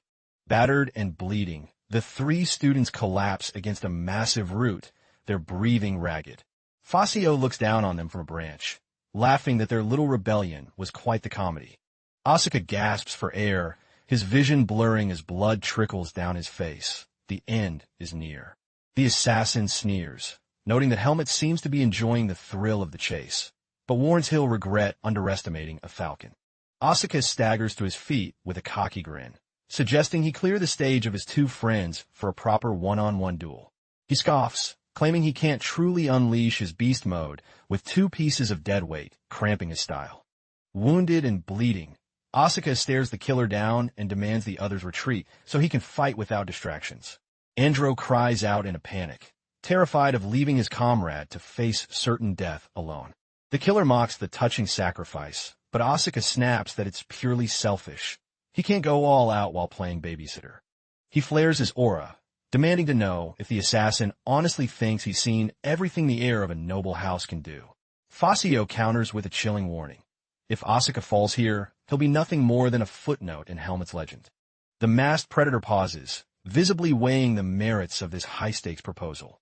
The assassin admits the boy's audacity is refreshing, acknowledging that he actually likes the fire in his eyes. He grants the request, giving Asuka a brief window to dismiss his companions before the slaughter resumes. Asuka spins around, barked an ironclad order at his friends to get out of the blast zone immediately. Andrew realizes James is in no condition to argue, deciding they must trust their friend to hold the line. The two retreat into the shadows, leaving Asuka standing solitary and defiant against the elite killer. He shifts into a high guard, his blade trembling with excitement as he prepares for the next exchange. In a blur of speed, the assassin vanishes, reappearing like a ghost directly behind Asuka's neck. Asuka reacts with a feral instinct, spinning on his heel to land a lightning-fast counterslash. Facio's eyes widen behind his mask, genuinely startled by the boy's explosive reflexes. Seizing the momentum, Asuka unleashes a wide, devastating spinning slash that tears through the air. He weaves through Facio's lethal return fire, countering every jab with a ferocious strike of his own. The young warrior pours every ounce of his vis into a singular, bone-shattering vertical blow. The steel finds its mark, carving a clean line right through the center of the assassin's porcelain mask. Facio realizes the boy's sword style has completely evolved. He wonders if the previous arrogance was just a brilliant bait. Asuka focuses his breathing, recalling the mantra to sharpen his nerves and strike the millisecond his steel meets the enemy's. He thinks of a certain girl back at the academy whose precision was even more terrifying than this. Steel clashing against steel, Asuka takes another deep gash to the shoulder as the exchange turns bloody. From the safety of the brush, his comrades watch the high-speed duel with bated breath. They whisper in shock, noting that Asuka's rhythm now perfectly mirrors the deadly flow of a top-tier first year. The sound of metal ringing through the forest is constant as Asuka parries the masked man's relentless assault. He dances across the clearing, moving with a frantic, desperate speed to stay ahead of the Reaper's blade. The swordsman's breath comes in ragged gasps, his body finally beginning to scream under the weight of his wounds. Facio erupts into a chilling laughter, prompting Asuka to snarl and ask what's so funny about a dying man. The killer admits the boy wasn't bluffing. The closer he gets to the edge of death, the sharper his blade becomes. The assassin sighs, claiming he'd love to play longer, but the main course is about to be served. He offers a mock salute, telling Asuka the fun is over and it's time for him to rest in eternal silence. Asuka spits blood and challenges him, asking if he thinks a fancy speech is enough to stop his heart. Facio lunges with a strike that looks like the inevitable end of the road for the young noble. The spectators watch in horror, but the assassin's triumph turns to confusion as something goes wrong. Asuka doesn't dodge. Instead, he clamps his hand onto the blade buried deep in his own shoulder. The killer realizes the boy focused all his vis into his arm to trap the sword, and hidden within that mana. Facio spots a mysterious scroll tightly wound around Asuka's forearm. Asuka looks up through a mess of hair and blood, a predatory smirk stretching across his face. He asks the falcon if he's ever practiced the art of holding his breath in the middle of a storm. The scroll glows with a violent light. It's a void magic trap designed to trigger the moment it tastes blood. Asuka's entire desperate defense was a ploy to lure Facio into a range where the scroll couldn't miss. A wave of pure, distorting energy erupts from the scroll, drowning the clearing in a vacuum of light. The void collapse rips away the assassin's defense, leaving him wide open for a final, desperate gambit. Ignoring the pain in his mangled shoulder, Asuka lunges forward with everything he has left. He aims a massive blow at the killer's head, though Facio manages a desperate, last-second block. The impact is deafening as Asuka's fist connects with the assassin's iron-like forearm. The young noble grimaces, realizing his desperate gamble didn't deliver the killing blow he needed. His opponent had used the exact same trick, hardening his vis to survive the point-blank explosion. Facio counters with a brutal kick to the chest, sending Asuka tumbling through the dirt. Despite the sword still sticking out of his arm, the elite assassin remains standing, a literal demon of war. He loses his cool, screaming that he'll tear these arrogant monkeys limb from limb for such an insult. A small, shimmering sphere rolls out of the chaos and comes to a stop in the center of the clearing. Fascio freezes. It's the communication crystal he thought he had successfully stolen or destroyed. The broken brooch on the student's uniform was a decoy. The real crystal had been hidden all along. He realizes too late that Asuka had been concealing the lifeline in a secret pocket of his gear. Asuka scrambles across the dirt, his fingers closing around the cold glass of the sphere. With a desperate roar, he activates the crystal, pleading for the instructors to descend upon their location. Fascio lunges with a murderous shriek, determined to silence the boy before the signal can clear. His dagger shatters the crystal into 1,000 sparkling shards in a single, desperate strike. The faint, distant voice of an instructor echoes from the debris, demanding a status report. Asuka laughs through the pain, taunting the killer that the clock has officially run out. The assassin's aura turns black with rage as he declares that 10 seconds is all he needs to finish this. He closes the distance to end Asuka's life, but a sudden, icy shiver stops him in his tracks. Fascio's killing intent evaporates, replaced by a primal, bone-deep fear. A suffocating, monstrous presence is looming over the battlefield. The main course has finally arrived. Fascio spins around, his breathing shallow as he prepares to face the real monster of the forest. Helmet stands at the edge of the light, Dino draped over his shoulder, looking down at the chaos with cold eyes. The assassin calculates his odds in a heartbeat. With the teachers coming and Helmet back, the mission is a total bust. Without a word, Fascio melts into the pitch-black shadows of the forest, vanishing like a bad dream. The group collapses in relief, asking if the nightmare is finally over and the enemy has truly fled. Helmet drops Dino gently and surveys his battered friends, noting they all look like they've been through a meat grinder.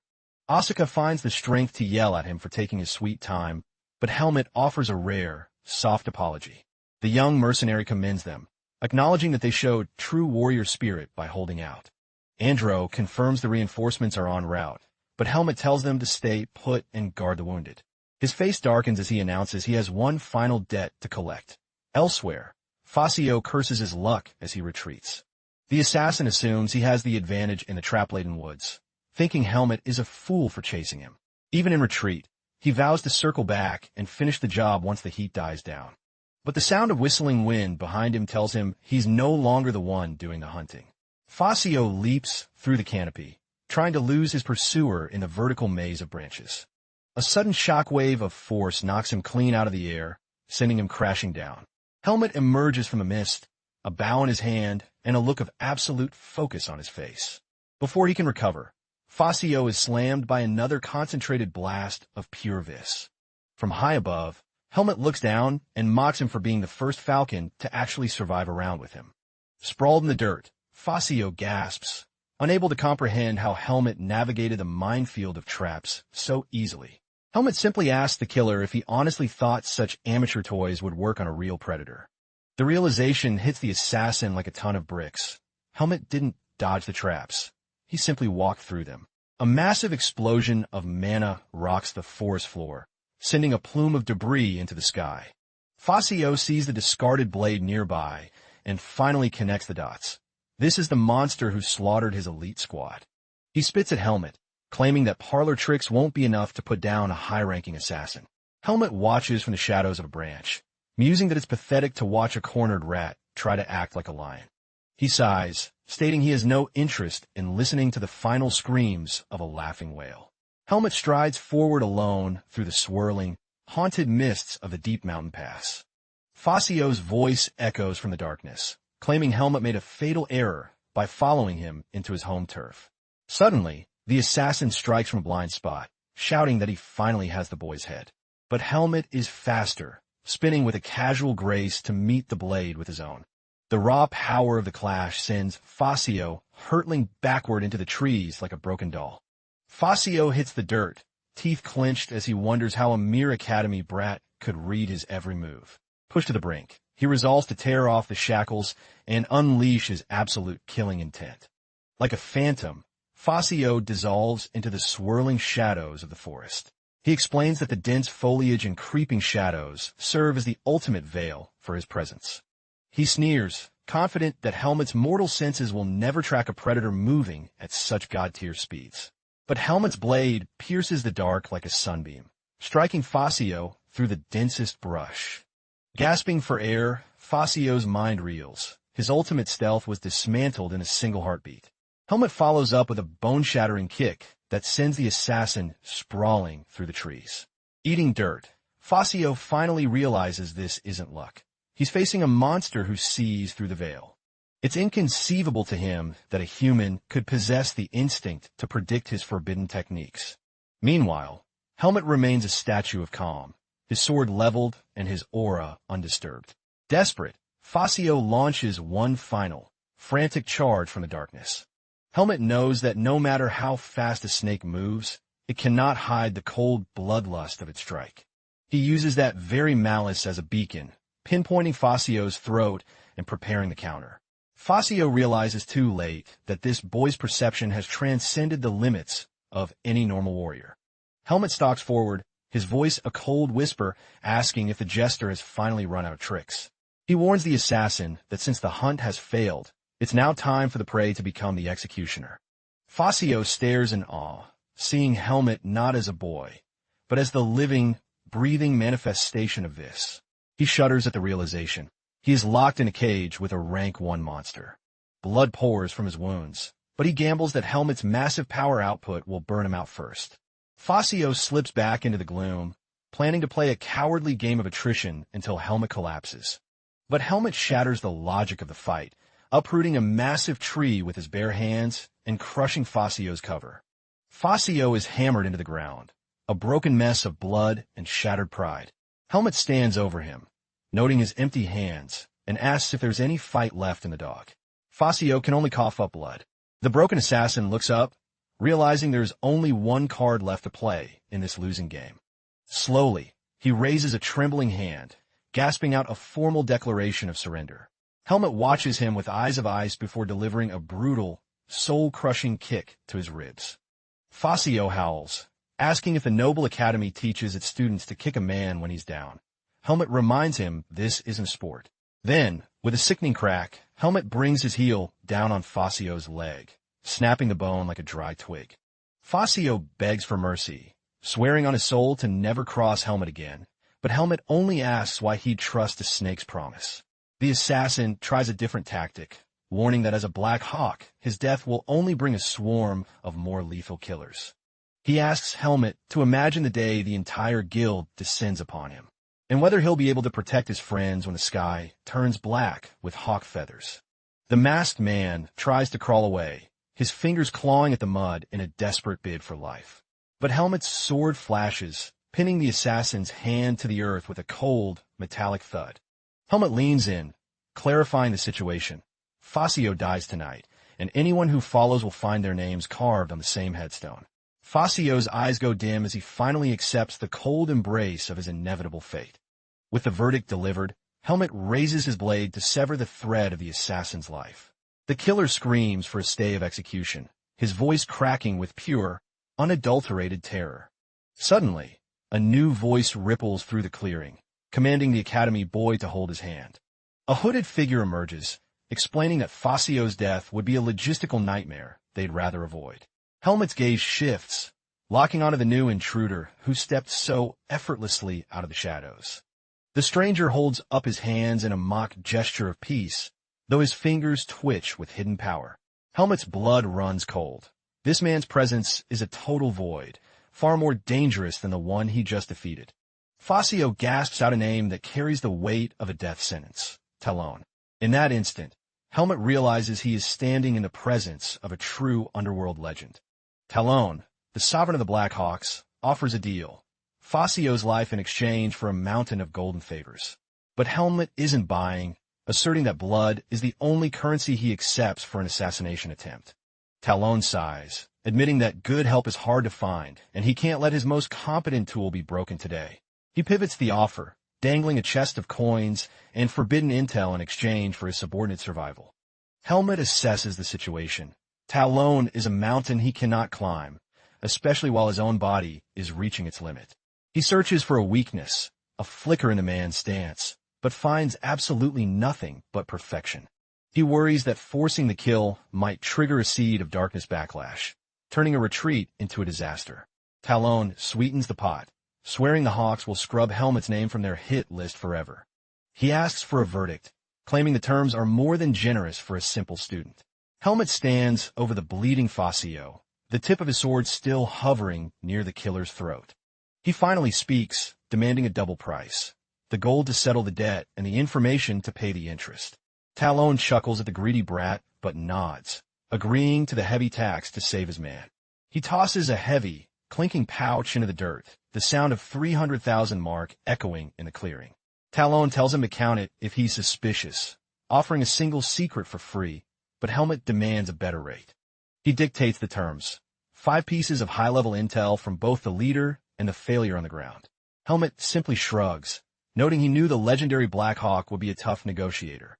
The hooded man smiles, his vast experience telling him the young warrior is hunting for answers to a deep mystery.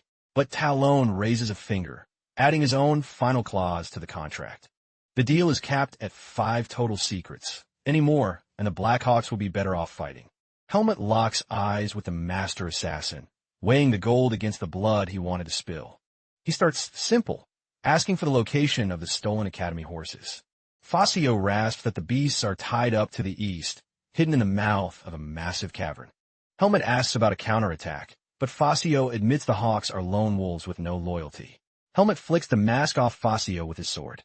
He tells Facio his face is a curse he should keep hidden. Turning to Talon, Helmet claims 2 free questions remain. Talon reveals a glowing orb.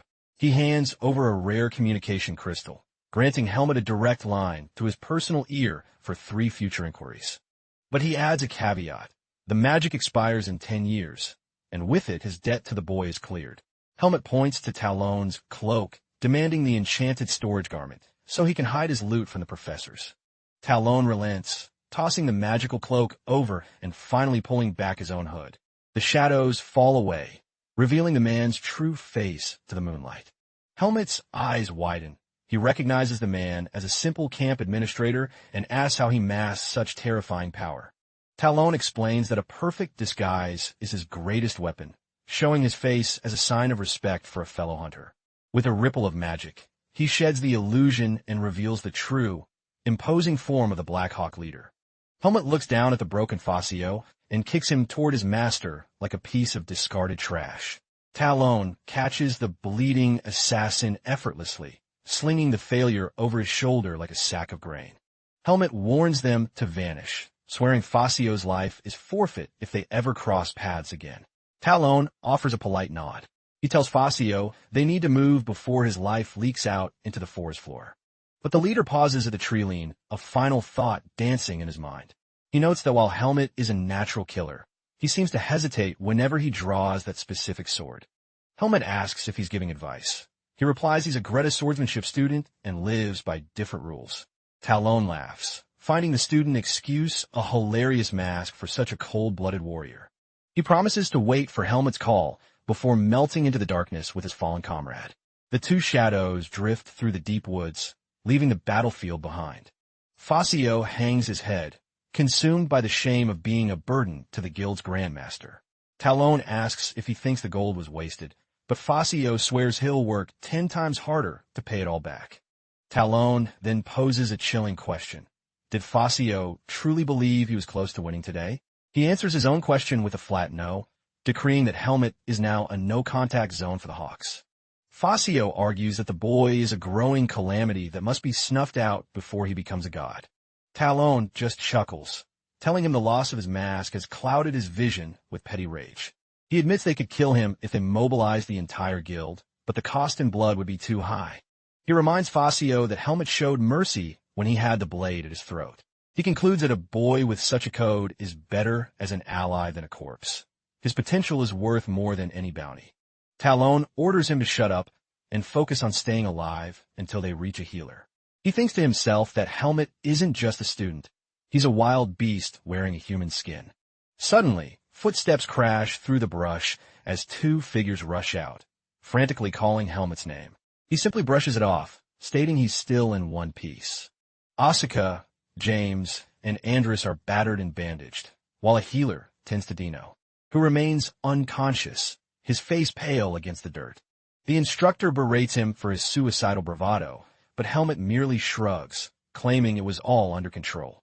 The man calls him a walking disaster, but the female professor sighs, noting that survival is the only grade that matters. Nearby, an elder with a flowing beard leans on his staff, visibly drained, as Helmet approaches to gauge the status of the wounded. Dino groans, explaining that his shattered bones have been set and his deep lacerations are closed, yet the lingering taint of demonic energy remains a poison they cannot purge. The old man turns his piercing gaze to Helmet, asking for the truth behind the boy's miraculous rescue of Dino. Helmet describes the horrifying transformation and the beast's hollow eyes, as the professor probes for details on the dark aura. The elder concludes that Dino was spared by a hair's breadth. But true recovery requires a high-level purification at the Holy Temple. The professor bows her head, admitting the bloodbath was a direct result of the Academy's overconfidence. Helmet interrupts, his voice heavy with the admission that he was the lightning rod that drew the storm. He once craved the presence of a lethal rival, but that thrill vanished the moment his friends were caught in the crossfire. Watching his comrades bleed for his sake ignited a foreign rage, making him wonder if the monster of the forest was finally becoming human. Bane breaks his train of thought, nodding toward the treeline where a new silhouette has appeared. A girl with hair like moonlight and a shimmering cloak steps gracefully out of the gloom. The instructor recognizes Aaliyah, the genius of the magic department, sent as a special envoy by Professor Dwayne. He urges Aaliyah to treat Helmet immediately, noting the boy has been ignoring his own wounds to guard the others. Helmet greets her softly, and she gestures for him to sit, demanding to see the damage to his arm. Aaliyah weaves a complex spell, her mana stitching his torn flesh back together with a warm glow. She murmurs that the assassin clown must have been a true nightmare, considering even someone as untouchable as Helmet didn't walk away unscathed. Helmet recalls her words about the nobility of saving lives, a concept that once felt alien to him. He questions the logic of it. Why throw oneself into a pit of agony just to pull someone else out? His eyes drift to his battered teammates, huddling for warmth beneath a massive oak. He admits they almost paid the ultimate price for his shadow, and the fear of failing them next time gnaws at his gut. He clenches his fist, realizing his unstoppable power is still nothing but weakness. Aaliyah scoffs, explaining that helping others isn't a one-way sacrifice. It's a down payment on one's own survival. Helmet looks confused, so Aaliyah clarifies. Humans are fragile creatures who build civilizations on the back of mutual debt. She points to the group, suggesting that the weaklings he saved today might be the ones to pull him from the abyss tomorrow. He wonders if they'll simply despise him for the scars he forced them to earn. Aaliyah stands, the healing complete, and tells him to go hear their verdict himself before vanishing toward the professor's tent. Helmet slowly rises, his boots crunching on the leaves as he approaches his waiting team.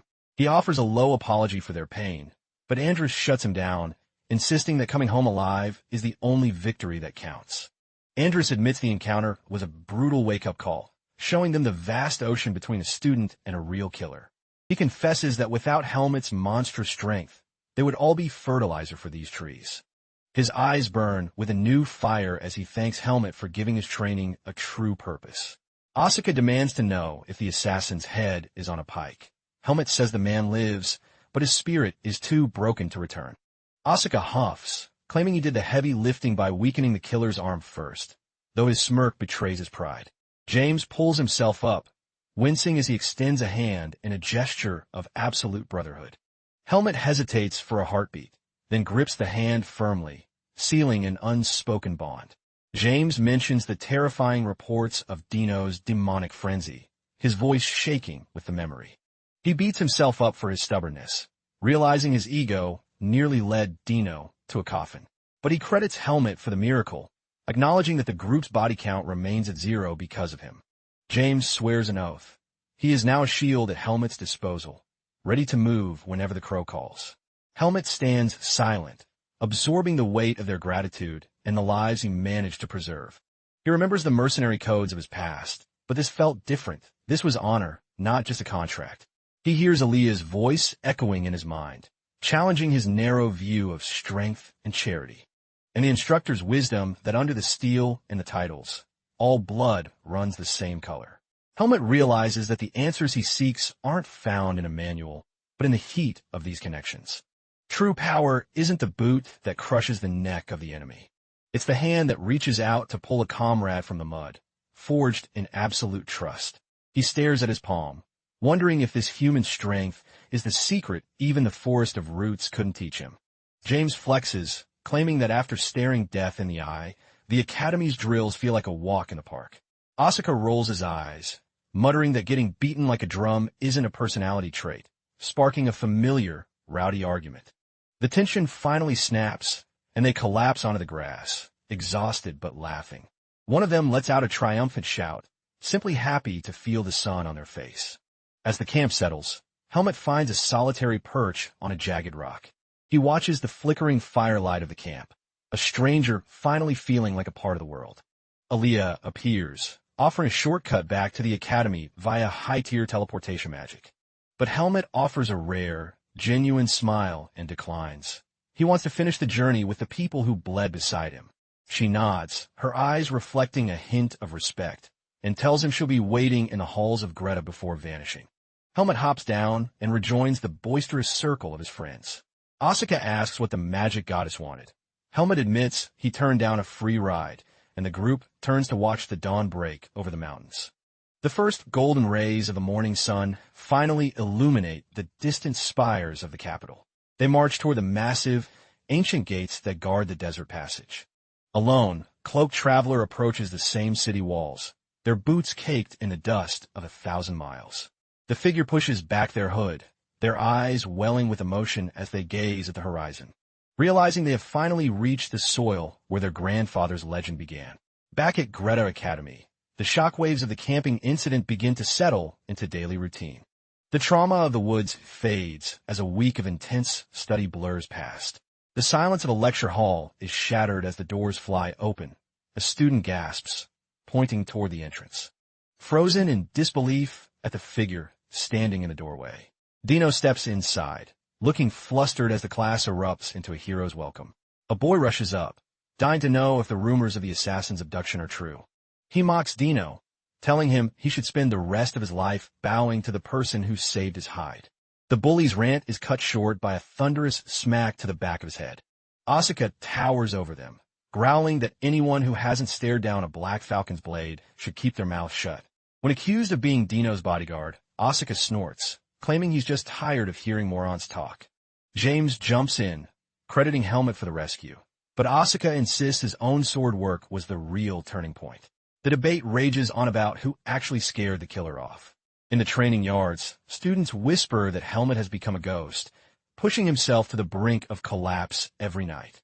Behind locked doors, Helmut sits in deep meditation, his aura vibrating with a dangerous hum. He can feel it. The seed of darkness has feasted on the conflict and grown significantly. Remarkably, his pure vis has expanded to match the darkness, a precarious but powerful balance. The cycle of life-or-death combat has acted as a forge, tempering his soul and refining his mana. Helmut grips his sword, his muscles tensing with a newfound lethality that he's dying to unleash. The silence is broken by a rhythmic knock against the heavy training room door. A messenger enters, breathless, announcing that instructor Issen has summoned him for an urgent meeting. Helmut wonders if the assassin affair isn't quite over yet. Momenzlete Issen beckons him into the office, the air thick with the scent of old parchment and expensive tobacco. Issen marvels at Helmut's constitution, noting that any other student would be in a coma after a dance with a high-tier falcon. He remarks that the legendary Lord Darien would be beaming with pride at such a protege. Helmut quips that Darien would have just yelled at him for getting hit. Issen laughs and shifts the mood to serious business. He asks about Helmut's plans for the upcoming summer break following the final exams. Helmut mentions a potential journey to sharpen his skills as a mercenary, though the map remains blank. Issen looks concerned, reminding him that while the world is wide, the secrets Greta Academy holds are far from exhausted. Helmut assures him he's not dropping out just yet, promising to give the instructor a fair warning before he vanishes. Issen sighs in relief, admitting he'd have a hard time finding anyone else in the kingdom capable of being Helmut's sparring partner. A sudden, sharp idea sparks in the young swordsman's mind. He explains that after a recent breakthrough, His power has reached a new peak, and he's itching for a way to measure his true growth. Isen's eyes light up, claiming he has the perfect challenge in mind, piquing Helmet's curiosity instantly. The instructor leans in, asking if the name of the kingdom of Bass rings any bells. He reveals that Bass is the sacred birthplace where his legendary master, Lord Darien Depert, was forged into a hero. A grand martial arts festival is set to explode there during the break, the ultimate stage for Helmet to test his limits. The young warrior mulls over the name, and Isen confirms the plan, though he adds a crucial, non-negotiable condition. Helmet catches on quickly. It would be a disaster if anyone recognized the signature style of the legendary sword saint. The instructor nods gravely, confirming that secrecy is the most vital part of the mission. To the people of Bass, the sword saint is a living god. His unique blade work would be identified in a heartbeat. Even if the commoners are blind to it, the elite knights of Palma, Darien's own former disciples, would sniff it out instantly. The name of the prestigious knightly order echoes in the young man's mind. He realizes that to enter, he must restrict himself to basic, common techniques, a handicap that won't stop a monster like him. Helmet agrees to consider it, but asks for a way to mask his identity to avoid another relentless hunt by his enemies. The instructor winces, remembering the brutal pursuit Helmet just endured at the hands of the Black Hawks. Isen still doubts the guild will honor their truce, but Helmet remains unfazed, knowing he holds the leash on their secrets. With a final warning to stay sharp, the instructor leaves him to weigh the risks of the tournament. Helmet turns toward the halls, knowing it's time for the final practical exam briefing. Isen chuckles, confident in his star pupil, but warns him not to hold a grudge against the sadistic minds behind the test. Meanwhile, across the sprawling campus grounds, Instructor Allen drops a bombshell. The final practical is the Grand Combat Test, a gauntlet against a horde of monsters. The classroom erupts into a sea of panicked murmurs at the thought of facing such beasts. Allen explains the rules, a 10-tier ladder of escalating horror where the higher you climb, the higher your grade. He reminds them of Dino's recent ordeal, warning that the shadow of dark energy is always lurking in the periphery. As future knights, they must be blooded against monsters. The Academy decided to throw them into the deep end early. A student trembles, asking what kind of monsters await, but Allen clarifies they are magical illusions, zero risk of real death. The tension breaks. Asuka cracks his knuckles, grinning that if they're just ghosts, he can finally cut loose without mercy. The instructor smirks, noting that even veteran knights were humbled by their own arrogance in this arena. As the instructors offer their hollow good luck wishes, Helmet feels a surge of genuine excitement for the trial ahead. After all, the boy who survived the Forest of Roots is more monster than human himself. Asuka struts over, demanding to know if Helmet managed to pass the boring written portion of the finals. Helmet gives his usual indifferent answer, but Asuka declares that the real battle starts now. The practical is where legends are made. He vows to conquer all 10 levels and warns Helmet not to embarrass himself by dropping out halfway. Helmet accepts the challenge with a cool stare, leaving Asuka fired up to show the world who the true prodigy is. The silence of the arena is broken as the results for Candidate 15 are blared across the field. Asuka, level 7 cleared. Asuka stomps out, cursing the absurdity of the test. Even high-ranking holy men would struggle with such horrors. He gestures to the literal piles of defeated students, noting that no one else even reached level 5, calling the test rigged. Helmet points out that perfection wasn't the goal, but Asuka's pride is wounded. He wanted total victory. The announcer's voice cuts through. Candidate 16, Helmet, to the testing floor. Asuka dares him to see for himself, telling him to hit level 8 if he wants to feel true despair. Helmet enters the gate, wondering what kind of nightmare could make a genius like Asuka run. A familiar voice greets him. It's Professor Bane, noticing his presence for the first time since the camp incident. The young man nods to the professor, who clearly hasn't forgotten the unique aura Helmet possesses. Bane mentions that Helmet's answer on the magic theory exam was unconventional, to say the least. He found the boy's perspective fascinating and admits he's been waiting to see if his sword is as sharp as his mind. Bane challenges him. Does he still have the iron will to face the encroaching darkness? Helmet simply tightens his grip on the hilt, stating he'll simply do what he's always done, survive. As he steps into the circle, the air hums with mana, and the first monster, a deceptive rabbit beast, appears. It strikes with predatory speed, marking the beginning of the gauntlet. Helmet doesn't even blink, his blade moving in a blur of silver. With a casual flick of the wrist, the level 1 threat is instantly deleted. He feels the mana of the illusion dissolve like mist. Bane watches from the sidelines, mesmerized by the boy's efficiency. He realizes he's watching a warrior whose experience was forged in a hell these students can't imagine. Helmet glides into the second stage, effortlessly dismantling the next challenger. The third stage passes in a heartbeat. Another monster, another flawless victory. By the time the fourth and fifth level beasts materialize, they're already dead, cut down before they can even roar. Stages 6 and 7 follow suit. Helmet is a whirlwind of cold, calculated destruction. Suddenly, a massive, dark summoning circle, far more ominous than the rest, pains the ground. He stands at the threshold of level 8, the wall that broke Asuka's spirit. The earth trembles as a gargantuan, armored centipede erupts from the soil. He finally understands Asuka's shock. For a normal student, this sight alone is a mental death sentence. But the horror beast lunges, its 1,000 legs clattering like a hail of blades. The creature's claws rake the earth, turning the arena into a cratered battlefield. It unleashes a relentless, crushing assault, determined to grind the intruder to dust. In the center of the storm, Helmet remains calm, finding the rhythm in the creature's chaos. With a single, explosive movement, he carves the Titan into a dozen silent pieces. Professor Bane is left speechless, his eyes wide at the display of pure, unadulterated talent. Helmet sheathes his blade, musing that the giant insect was nothing compared to the nightmares of his past. The speakers roar with the final result. Stage 10 has been utterly conquered. Helmet wipes his blade, thinking the final level was designed by someone with a truly twisted sense of humor. Bane approaches, his usual stoicism replaced by genuine admiration for the young man's feat. He announces that Helmet is the first second year in history to clear the entire gauntlet. As the champion of level 10, the professor informs him he is entitled to a rare, powerful artifact. Bane offers to personally forge the item and invites him to his laboratory for the fitting. Helmet makes a strange request. He wants an item that can alter his physical appearance. Bane is caught off guard. The boy explains he simply wants to travel in peace without being a target. Bane understands, remembering the Black Hawks. The professor agrees to the task, promising to call him the moment the disguise is complete.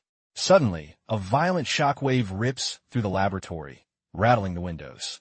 Bane sighs, guessing the chaos is coming from the magic department's neighboring test site.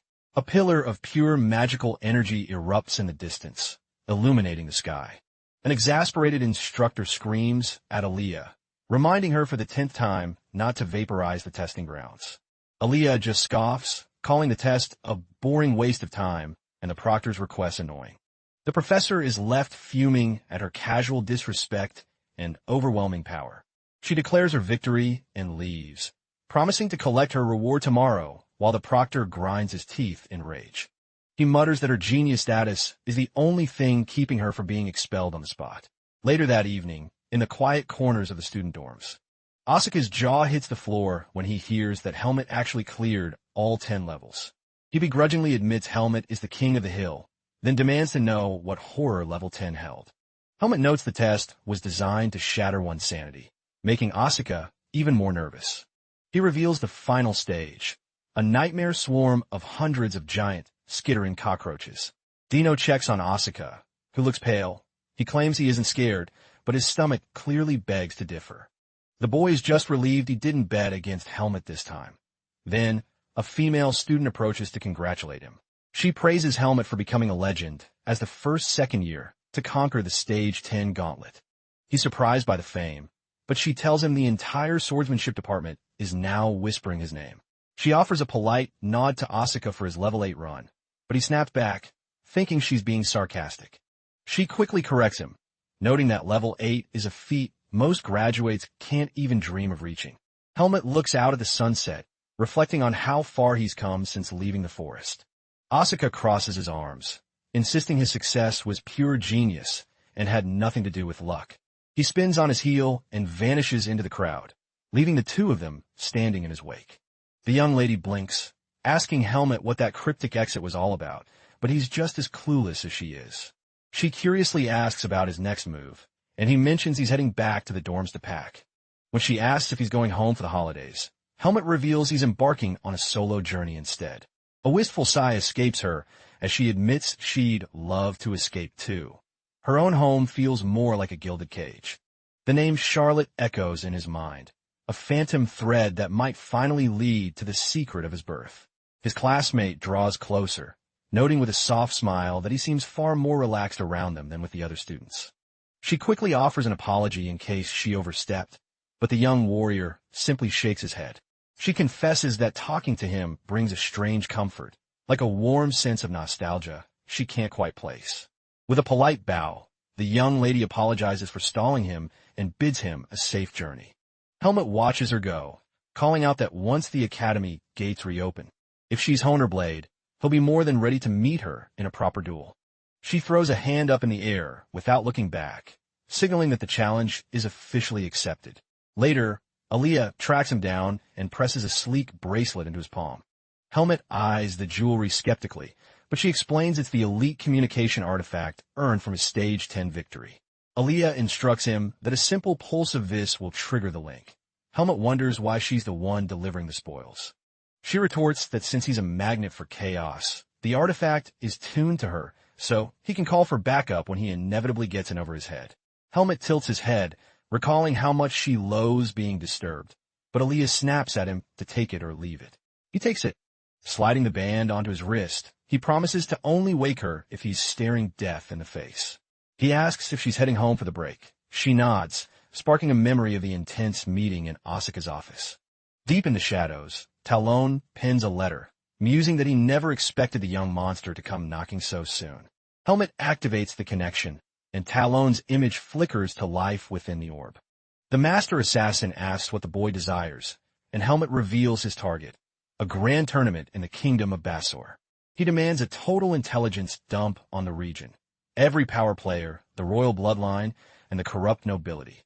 Talon starts to ask if he's entering the fray, but Helmet cuts him off coldly, reminding him who's holding the leash. He warns that if the intel is even slightly flawed, he'll consider the Blackhawks' legendary network a pathetic joke. The Master of Assassins remains silent, measuring the boy's cold authority through the glass. Talon finally bows his head, agreeing to compile the dossier exactly as commanded. When asked about the drop point, Helmet orders the documents to be stashed at the Basor Mercenary Guild. Talon confirms the arrangement, providing the lethal code. The eagle's talons do not let go of their prey, just as Helmet prepares to sever the link. Talon offers a chilling smirk and wishes him luck, claiming he'll be watching the tournament with great interest. The light in the orb dies, leaving Helmet in the silence of his room. His path is set, and the destination is clear, the scorched sands of the kingdom of Basor. He shoulders his gear and begins the long trek toward the legendary desert city. A merciless, white-hot sun beats down on the shifting dunes of the wasteland. Disguised with his new face, Helmet braves the shimmering heat. The desert is trying to kill him before he even reaches the gates. He knew the terrain would be brutal. Over a third of Basor is a sun-bleached hellscape. The cold of the forest of roots he can handle, but this oppressive heat is a different kind of enemy. It's not just the sun bothering him. Catching his reflection in the water, he still doesn't recognize the stranger staring back. This new mask bears a striking resemblance to a face from his past, adding a layer of unease to his journey. Pushing the thoughts aside, he grit his teeth and continues his march through the burning sand. Finally, the massive stone gates loom ahead, and he slips into the bustling, sandy streets of the city. He navigates the labyrinth of alleys until he stands before the local mercenary guild. The moment he pushes through the heavy doors, the rowdy atmosphere of the hall goes bone silent. Dozens of hardened mercenaries stop mid-drink, their eyes tracking the newcomer with predatory interest. Helmet walks straight to the bar, ignoring the stares, and asks for a cold, non-alcoholic refresher. The exhaustion of the trek catches up to him, and he slumps slightly against the polished wood. Suddenly, a heavy mug slams onto the counter beside him with enough force to crack the surface. A thug towers over him. Helmet doesn't even turn his head, remaining a statue of indifference at the bar. The thug starts barking insults, but a voice from the back tells him to leave the kid alone before things get messy. Ignoring the advice, the provocateur kicks a stool out and demands the exact same drink as the boy, mocking him.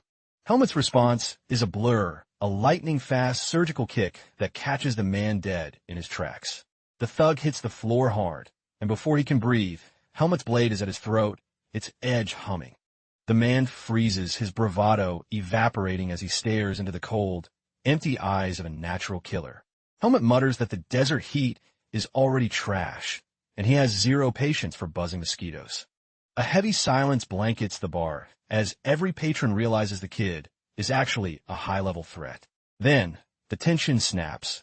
The other mercenaries burst into raucous laughter at their comrade's humiliation. The man who warned the thug offers to buy Helmet a round, but Helmet tells him to back off. The extra body heat is annoying. He sighs, realizing the mercenaries here are loud and exhausting, completely different from the professionals back in Baden. Later, a shopkeeper promises to weave a frost aura spell into his cloak, telling him to come back in 3 hours for the cooling charm. With his gear sorted and a room secured, Helmet plans to vanish in his sleep before the tournament registration opens. On his way, he stops before a towering, weather-worn statue of his master, Darien. Gazing up at the stern, stone features of the man who raised him, he mumbles that he finally understands why Darien was such a hot-headed lunatic. It's in the water here. He silently asks his master to watch the show, promising a performance that will make the name of the Sword Saint immortal. Helmet pushes through the doors of a high-end inn to claim his bed. The desk clerk points toward him, whispering to a man in the lobby that the guest has arrived. A sharp-eyed man with a monocle scrutinizes him, flanked by a nervous-looking young attendant. Helmet keeps walking, wondering what kind of trouble is brewing now. The man asks if he's the one who booked the Emerald Room on the top floor, and Helmet gives a curt nod.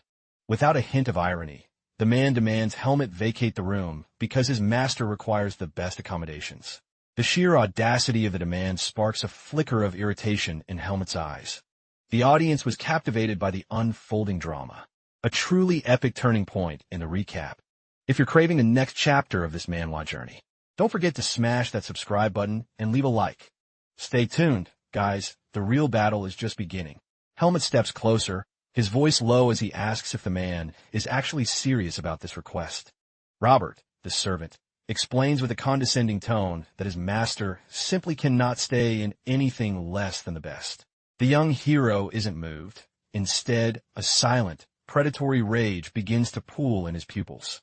Robert tries to grease the wheels with gold, suggesting a smaller room would be more appropriate for a common traveler. But Helmet isn't interested in his coin. His expression turns stone cold, radiating a lethal pressure. The receptionist shrinks back, the atmosphere in the lobby becoming so heavy it's hard to breathe. Helmet lets a sliver of his aura leak out, wondering if he really looks like a pushover who can be bought. He rejects the deal flatly, stating the room is paid for and the conversation is over. Losing his patience, Robert grabs Helmet's shoulder, trying to force the issue with a physical show of authority. Helmet catches his hand in a vice grip, whispering a promise to tear the limb off if he doesn't let go immediately. The servant freezes, the color draining from his face as he realizes he's just grabbed a tiger by the tail. Suddenly, a calm, commanding voice rings out from the landing, telling Robert to stand down. A young noble named Michael watches from the stairs with a playful smirk, offering a graceful apology for the scene. He admits his knight was a bit overzealous in his duties. Robert drops into a deep bow, addressing the newcomer as Lord Michael, much to Helmet's surprise. Helmet studies the noble, noting the terrifying level of composure the young man maintains. Michael explains that his health is failing and the desert heat makes finding suitable lodging a matter of life or death. Helmet turns to head upstairs, done with the drama, but the noble's voice pulls him back. Michael confesses he's out of options and presents a final, desperate proposition. He offers to cover the entire bill for the week if Helmet is willing to share the massive suite. Robert nearly has a heart attack, screaming that a noble shouldn't bunk with a commoner, but Michael silences him with a look. With a sudden, chilling intensity, the noble asks the servant if he's prepared to answer for the consequences if they lose this room. He then growls a final warning. He has no use for a dog that barks out of turn in the presence of his master. Michael turns back to Helmet with a disarming smile, assuring him that he possesses a sharp instinct for judging a person's character. With his pride wounded, but his orders clear, Robert bows deeply and declares he will submit to his lord's will. Helmet remains a silent observer, trying to decipher the bizarre and intense dynamic between this master and servant. Now that the air has cleared, Michael playfully asks if they can resume their negotiations from before. The protagonist is forced to admit that this frail-looking kid commands respect with a terrifying authority he hadn't expected. He agrees to the arrangement and heads upstairs, promising to keep to himself and respect the noble's boundaries. With a mischievous smirk, Michael asks if a warrior like Helmet is actually afraid of someone as harmless as he is. Helmet glances at him, thinking that in all his life, he has never sensed an aura so fragile and utterly devoid of threat. The noble jokes that he looks like he'd crumble from a single push, admitting he didn't even know such physically weak people existed. He leans in with an inquisitive look, asking if Helmet is finally starting to warm up to the idea of being roommates. But the hero isn't easily swayed, demanding to know what's in it for him besides a bag of gold. Michael gives a subtle, knowing smile and asks if Helmet is perhaps testing the depth of his character.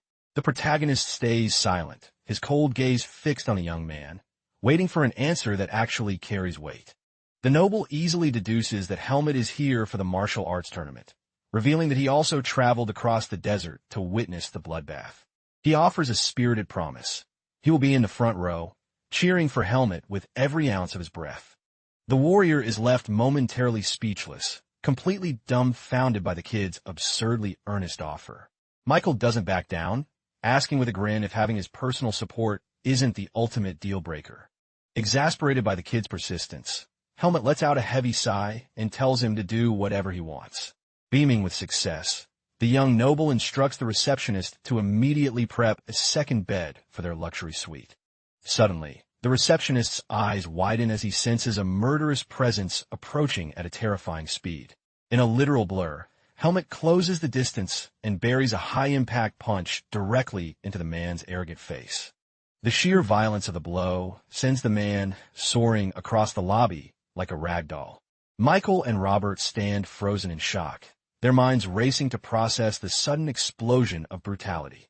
Helmet towers over the fallen receptionist, warning him with a chill in his voice to watch his tongue next time.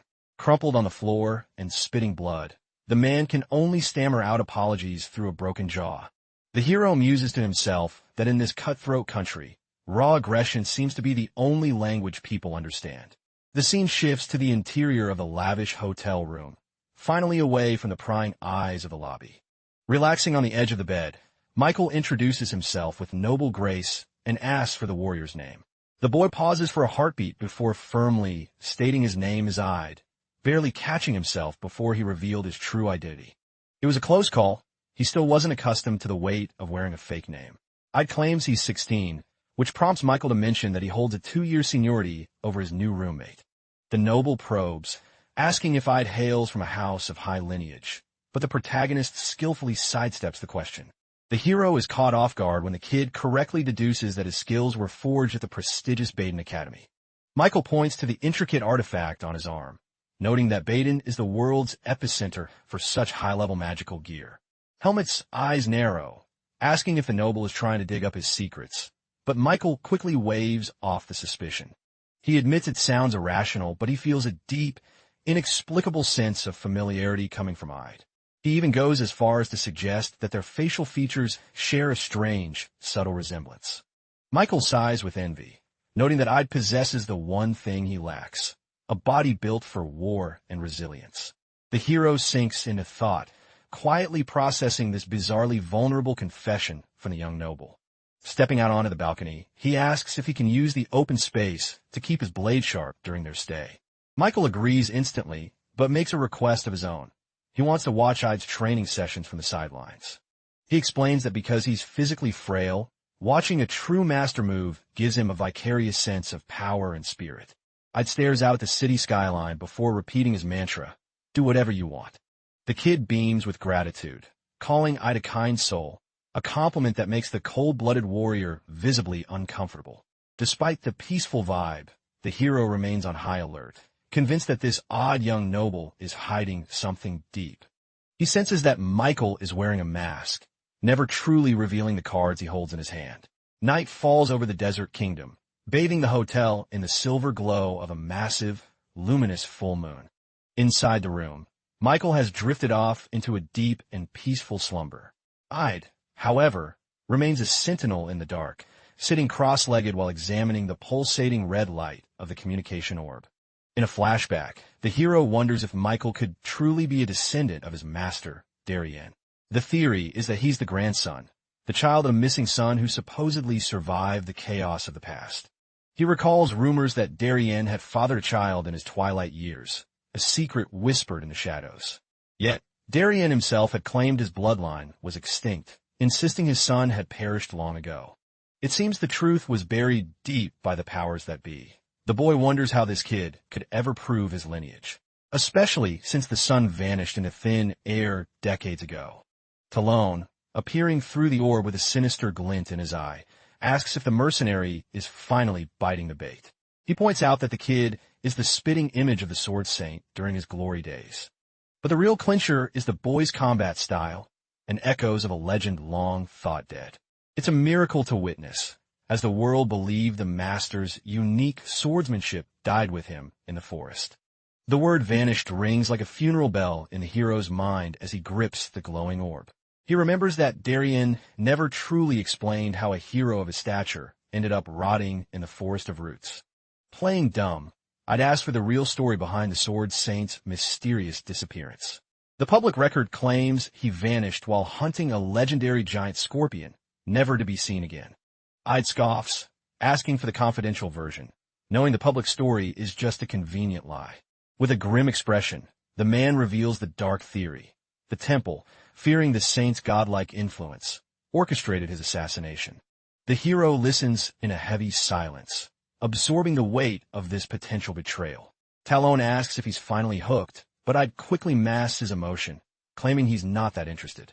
The master assassin signs off, reminding him he still has 2 favors left in the bank after this pleasant chat. The orb's light flickers and dies, cutting the link and leaving Ide in the cold darkness. Ide connects the final dot. The very place where Darien was last seen was right here in Bassor. He knows his master wouldn't have been taken down by a mere monster. There had to be a knife in the back. A traitor from within his own circle. Perhaps even a member of the Palma Knights, the order he founded. The cold reality of a brothers-in-arms betrayal sends a shiver of rage down his spine. He clutches his cloak, wondering if the ghost of Darien is demanding blood for blood. A vision of his master meditating in solitude flashes before him. Ide realizes he is the sole vessel of the saint's legacy.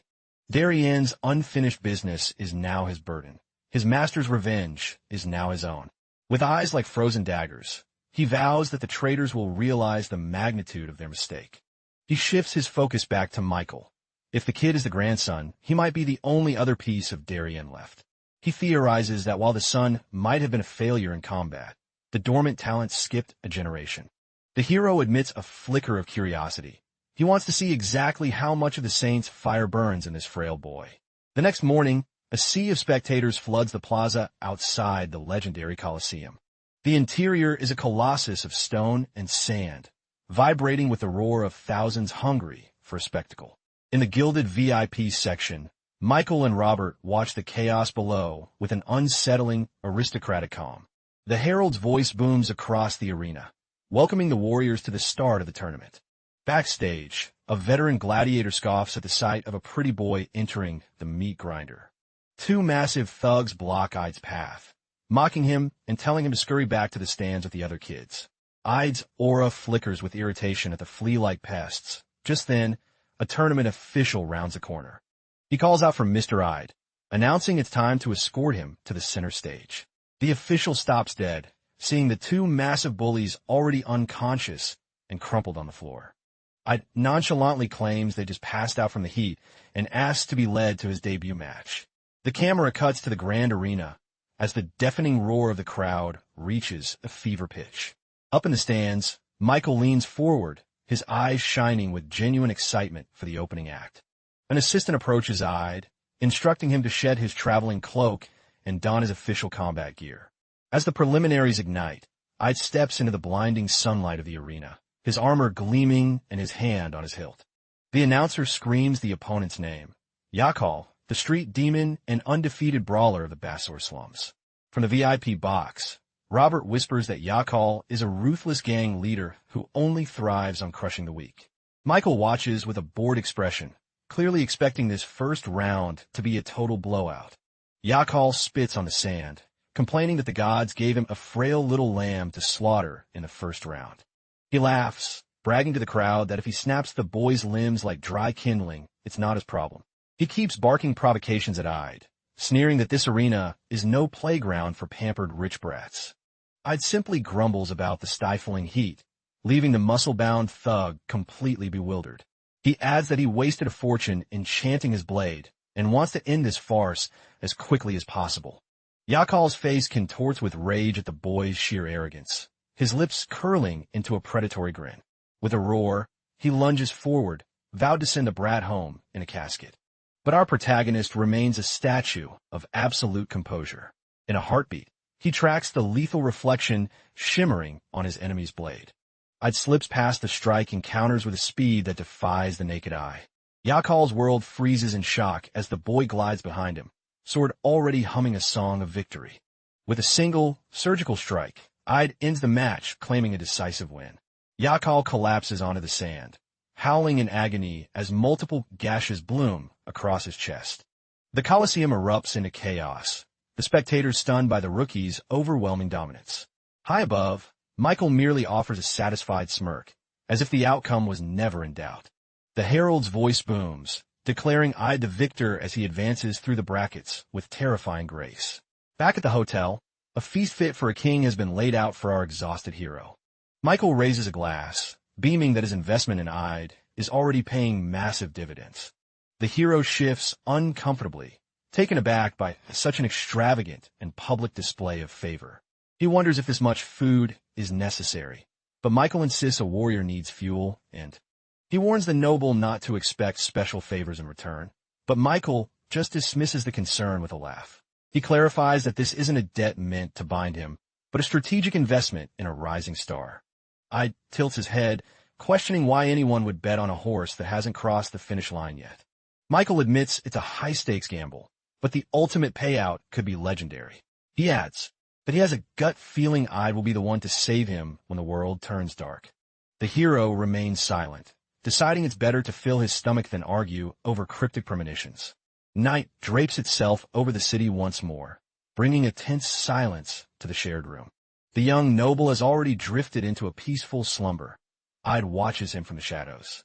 He thinks the boy looks so fragile that a strong gust of wind might carry him away.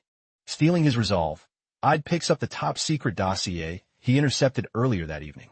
It seems the deep-dive investigation he commissioned will keep him awake long after the fights end. With laser focus, the hero scours the pages, hunting for any crack in his target's armor. The files point to one man, Ludius Isero, the current commander of the Palma Knights. Since Darien's mysterious disappearance, Ludius has ruled the order, hailed as the perfect successor. Ide finds the detail jarring. Darien never once mentioned a trusted brother-in-arms within the Knights. He burns with curiosity to see how this man honors the master's memory, or if it's all a charade. A cold doubt takes root. Why did Darien send him to Issen instead of his supposed right-hand man, Ludius? Ludius was the vice-commander. Surely the master would have trusted him with his legacy if he were loyal. A bittersweet memory flashes by, a reminder that the loudest tragedies often arrive in total silence. He remembers Darien's parting words, "Stay true to yourself, even when the world betrays you." In that moment, the hero realizes his master knew he was being led into an ambush by his own people. No monster could have caught Darien off guard, but a blade from friend? That changes everything. The person he trusted most was likely the one who profited from his downfall. With a darkened gaze, he concludes that every piece of evidence brands Ludius Isero as the ultimate traitor. Even if it's just a theory, he vows that Basor will be Ludius's grave if the man truly betrayed his master. He stands up, casting one final, complicated look at the sleeping noble. Deep in the night, Michael's eyes snap open, his rest clearly haunted by shadows of his own. The next morning, the sun burns with a vengeful intensity over the packed arena. The atmosphere is thick with anticipation as the semifinals to decide the grand finalists begin. Ide, the super rookie, secures another lightning-fast victory, carving his way to the top. The crowd is in a frenzy, chanting the name of the mysterious young swordsman who fights like a god.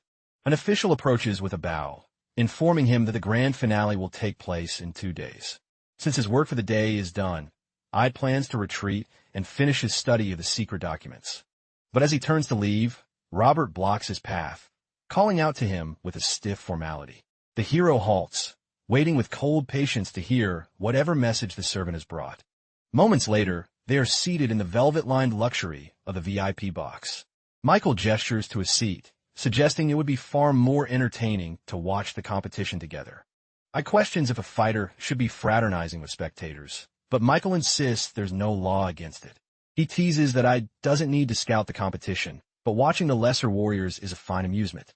The hero sits, his mind busy dissecting the true motives of this enigmatic noble. The announcer introduces the next combatant, a legendary dojo master, as Ide and Michael lock their gazes on the sand. The tension reaches a boiling point as Kale's opponent is finally announced to the roaring crowd. It is Luke Hager, the Palma prodigy and the youngest star to ever join the Knightly Order. Ide is visibly shaken. His heart skips a beat as he recognizes that face, a face he has seen in the hazy visions of his past. The boy sports the same disarmingly kind smile that once haunted his memories. Kale expresses his pride in facing a knight, but Luke humbly deflects, claiming the honor is entirely his. The young knight stands like a calm sea, a confident smile masking a lethal potential. Ide muses that Darien must have looked exactly like this in his youth, and he wonders just how deep Luke's talent goes.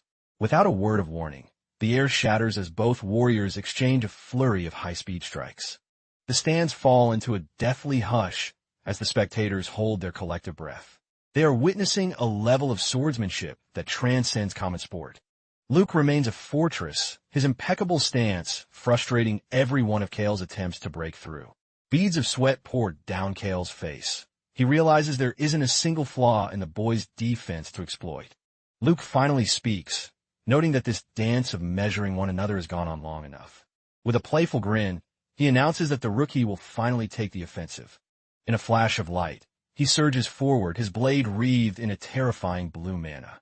The strike is a masterpiece of efficiency, low, grounded, and utterly devoid of wasted motion. Kale spots what he thinks is a reckless opening and commits everything to a devastating counter. Steel meets steel with an ear-splitting clang as Kale pours every ounce of his strength into the clash. But in the blink of an eye, the knight vanishes, leaving Kale swinging at a ghost. Before he can even gasp, a diagonal slash rips across his chest, ending the duel in a heartbeat.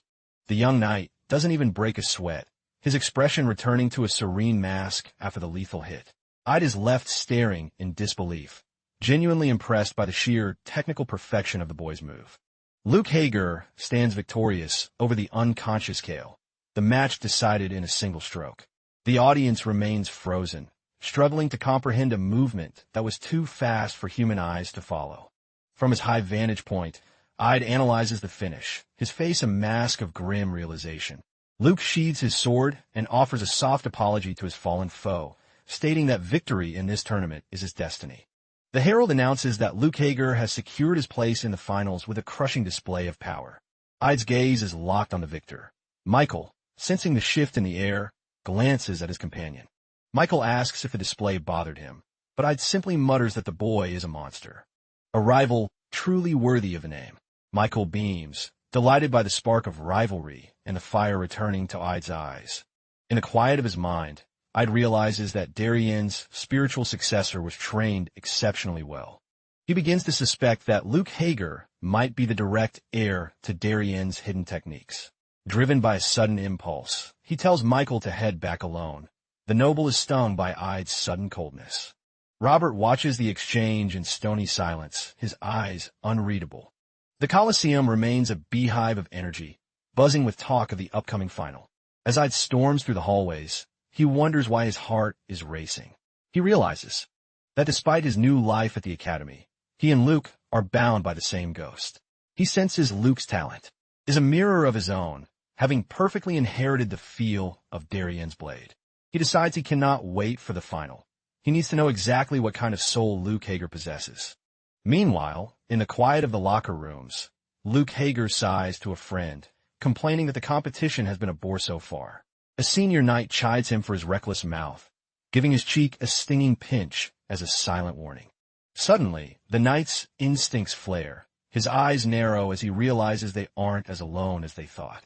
Ida emerges from the shadows with a gaze of cold steel, making it clear every word they spoke reached his ears. As he steps into the light, the air in the narrow corridor turns suffocatingly heavy, thick with killing intent. Luke tilts his head, studying the newcomer with a spark of recognition flickering in his eyes. The realization hits him like a bolt. He points a finger, remembering Ide and the devastating skill he showed in the ring. Luke's lips curl into a smirk as he asks if the rookie came to deliver a formal declaration of war to the favorite. Ide draws closer, while Luke teases that the boy must be starstruck and desperate to join his fan club. He jokes that he only accepts girls as groupies, but Ide cuts through the nonsense, asking point-blank if he is Darian's grandson. In a blur of motion, Luke lunges and seizes Ide's face, leaving the boy rattled by the sudden, violent shift in energy. The perspective shifts for a moment to a man who looks as though he's staring into the abyss of his own demise. Cornering him, Luke's voice drops to a lethal whisper, demanding to know who Ide is and how he knows that forbidden name. When the other knight tries to intervene, Luke weighs him off, claiming the kid just wants a private heart-to-heart. He shoves Ide into a dark corner, pinning him against the cold stone wall to assert his dominance. Luke growls about being hunted by a stranger, demanding Ide's true identity and the hole he crawled out of. Yet, Ide remains unfazed by the threat, simply asking why a man of his blood doesn't carry his true family name. The boy stands his ground, meeting Luke's burning gaze with a calm, unshakable resolve that suggests he's seen far worse. He tells Luke to lower his guard, claiming his questions were born from curiosity after hearing the whispers in the wind. Ide drops the final bomb. Why hide the fact that the blood of the legendary sword Saint flows through his veins? Luke spits back that his father severed all ties with the old man, making the use of that name a pathetic joke. Ide counters with a sharp truth, noting that despite the family feud, he still wields the Saint's signature techniques. The swordsman finally admits his grand plan. He will only claim his heritage after standing atop the tournament as the champion. With a fire in his soul, he declares he wants the world to bow to his own strength, not the ghost of his grandfather. Ide is taken aback by the confession, sensing the raw, unadulterated ambition radiating from Luke's spirit.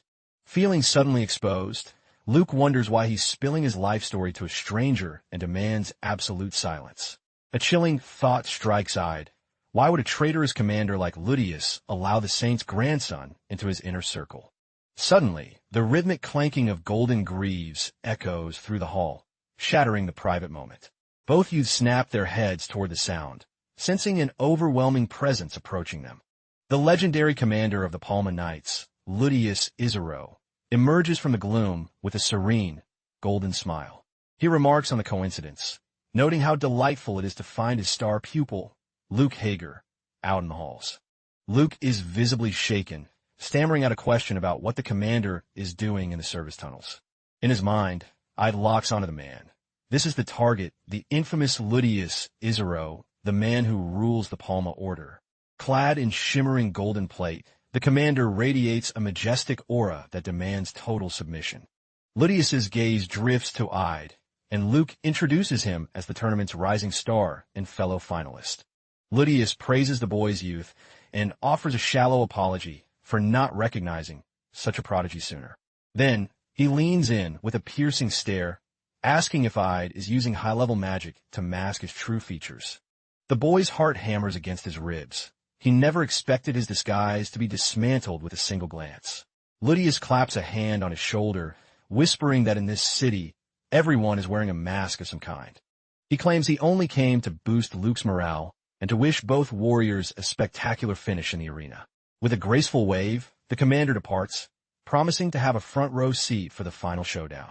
As the golden shadow fades, Ide and Luke are left in a stalemate of heavy tension and mutual suspicion. Ide notes that the commander seems to be grooming him, a comment that puts Luke instantly on the defensive. Watching Ludius go, Ide wonders if the traitor is trying to wash the blood from his hands by using the Saint's air. Luke brushes the paranoia aside, giving Ide a final warning to keep his mouth shut about the Darien bloodline. The boy looks him in the eye and tells him he should prepare for a graceful defeat and try again next year. With terrifying certainty, Ide warns him that the championship trophy already has his name carved on it. Luke is momentarily stunned, but then a wild grin spreads across his face. He's found a rival worth killing. He saunters off with a wave, eager for the carnage to come, while Ide remains a statue of focused intent. He doesn't blink, his entire being locked onto the ultimate objective he set when he left the forest. In the silence of his mind, he swears he won't let Luke become another puppet in Ludius Isaro's twisted game. Back at their suite, Michael asks with a knowing look if the secret meeting with Luke went as planned. Ide turns to him, his face a perfect mask of indifference that reveals absolutely nothing. He asks if the noble was spying on him, but Michael simply chalks it up to his sharp intuition. The boy feels his secrets peeling away, realizing his silence is becoming a confession of its own. Michael probes for the details of the conversation, but Ide slams the door shut on that line of questioning.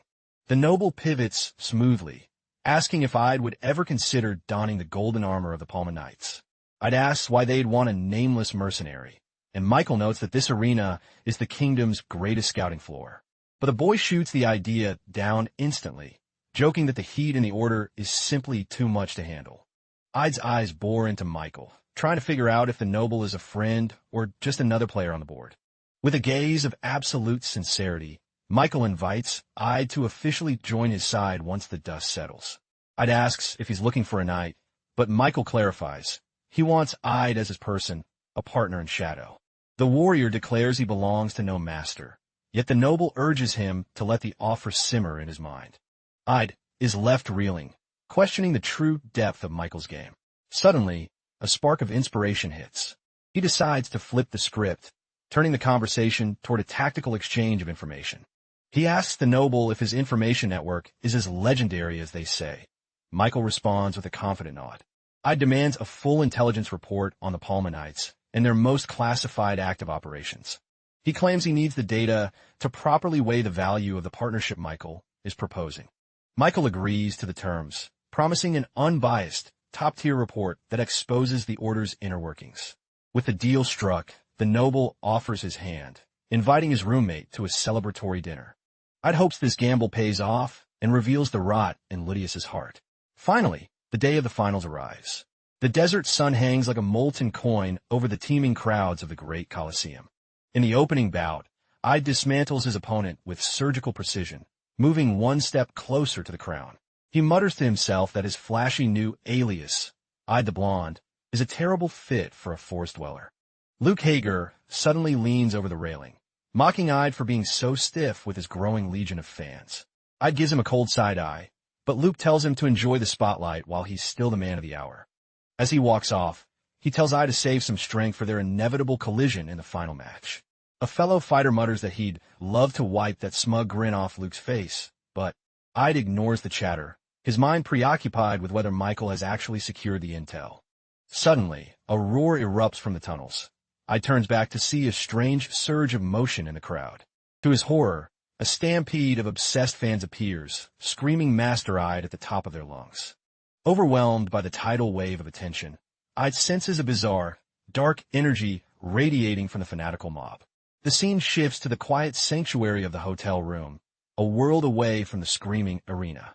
Michael is peacefully enjoying a cup of tea when a sudden bang at the door nearly makes him jump out of his skin. It's Ide, looking like he's been through a war zone, complaining that every woman in the city is hunting him down. Michael can't contain his laughter, pointing out that being a superstar finalist comes with a price. He teases that all this madness is the direct result of Ide's stunning looks, leaving the boy in total disbelief. The warrior knows something is fundamentally wrong. The fans' behavior was far beyond normal admiration. He recalls the hunger in their eyes, and Michael realizes Ide is completely oblivious to his own charm. Shaking off the nonsense, Ide demands the results of the investigation into the Palma Knights. Michael winks, revealing he's already one step ahead, and pulls out a leather-bound dossier. He hands over the secrets, asking if this massive favor will finally earn him a bit of the warrior's trust. Ide dives into the pages, ruthlessly skipping over the fluff about knightly ranks and ceremonial duties. He scans with predatory focus, hunting only for the names and deeds that link back to his master's fate. Then he strikes gold. Ludius Isaro is the primary financier and backbone of the First Prince's faction. The files reveal the prince is a religious fanatic, plotting to hand the keys of the kingdom over to the temple. The puzzle pieces snap into place. Ludius's betrayal of Darien was a sacrifice to pave the way for the temple's influence.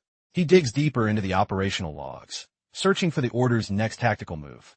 He points to a report on a desert behemoth, and Michael confirms it's a legendary threat to the border.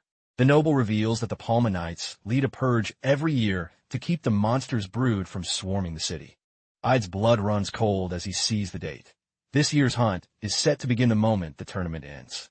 Turning the page, his breath hitches as he finds a classified profile dedicated entirely to Luke Hager.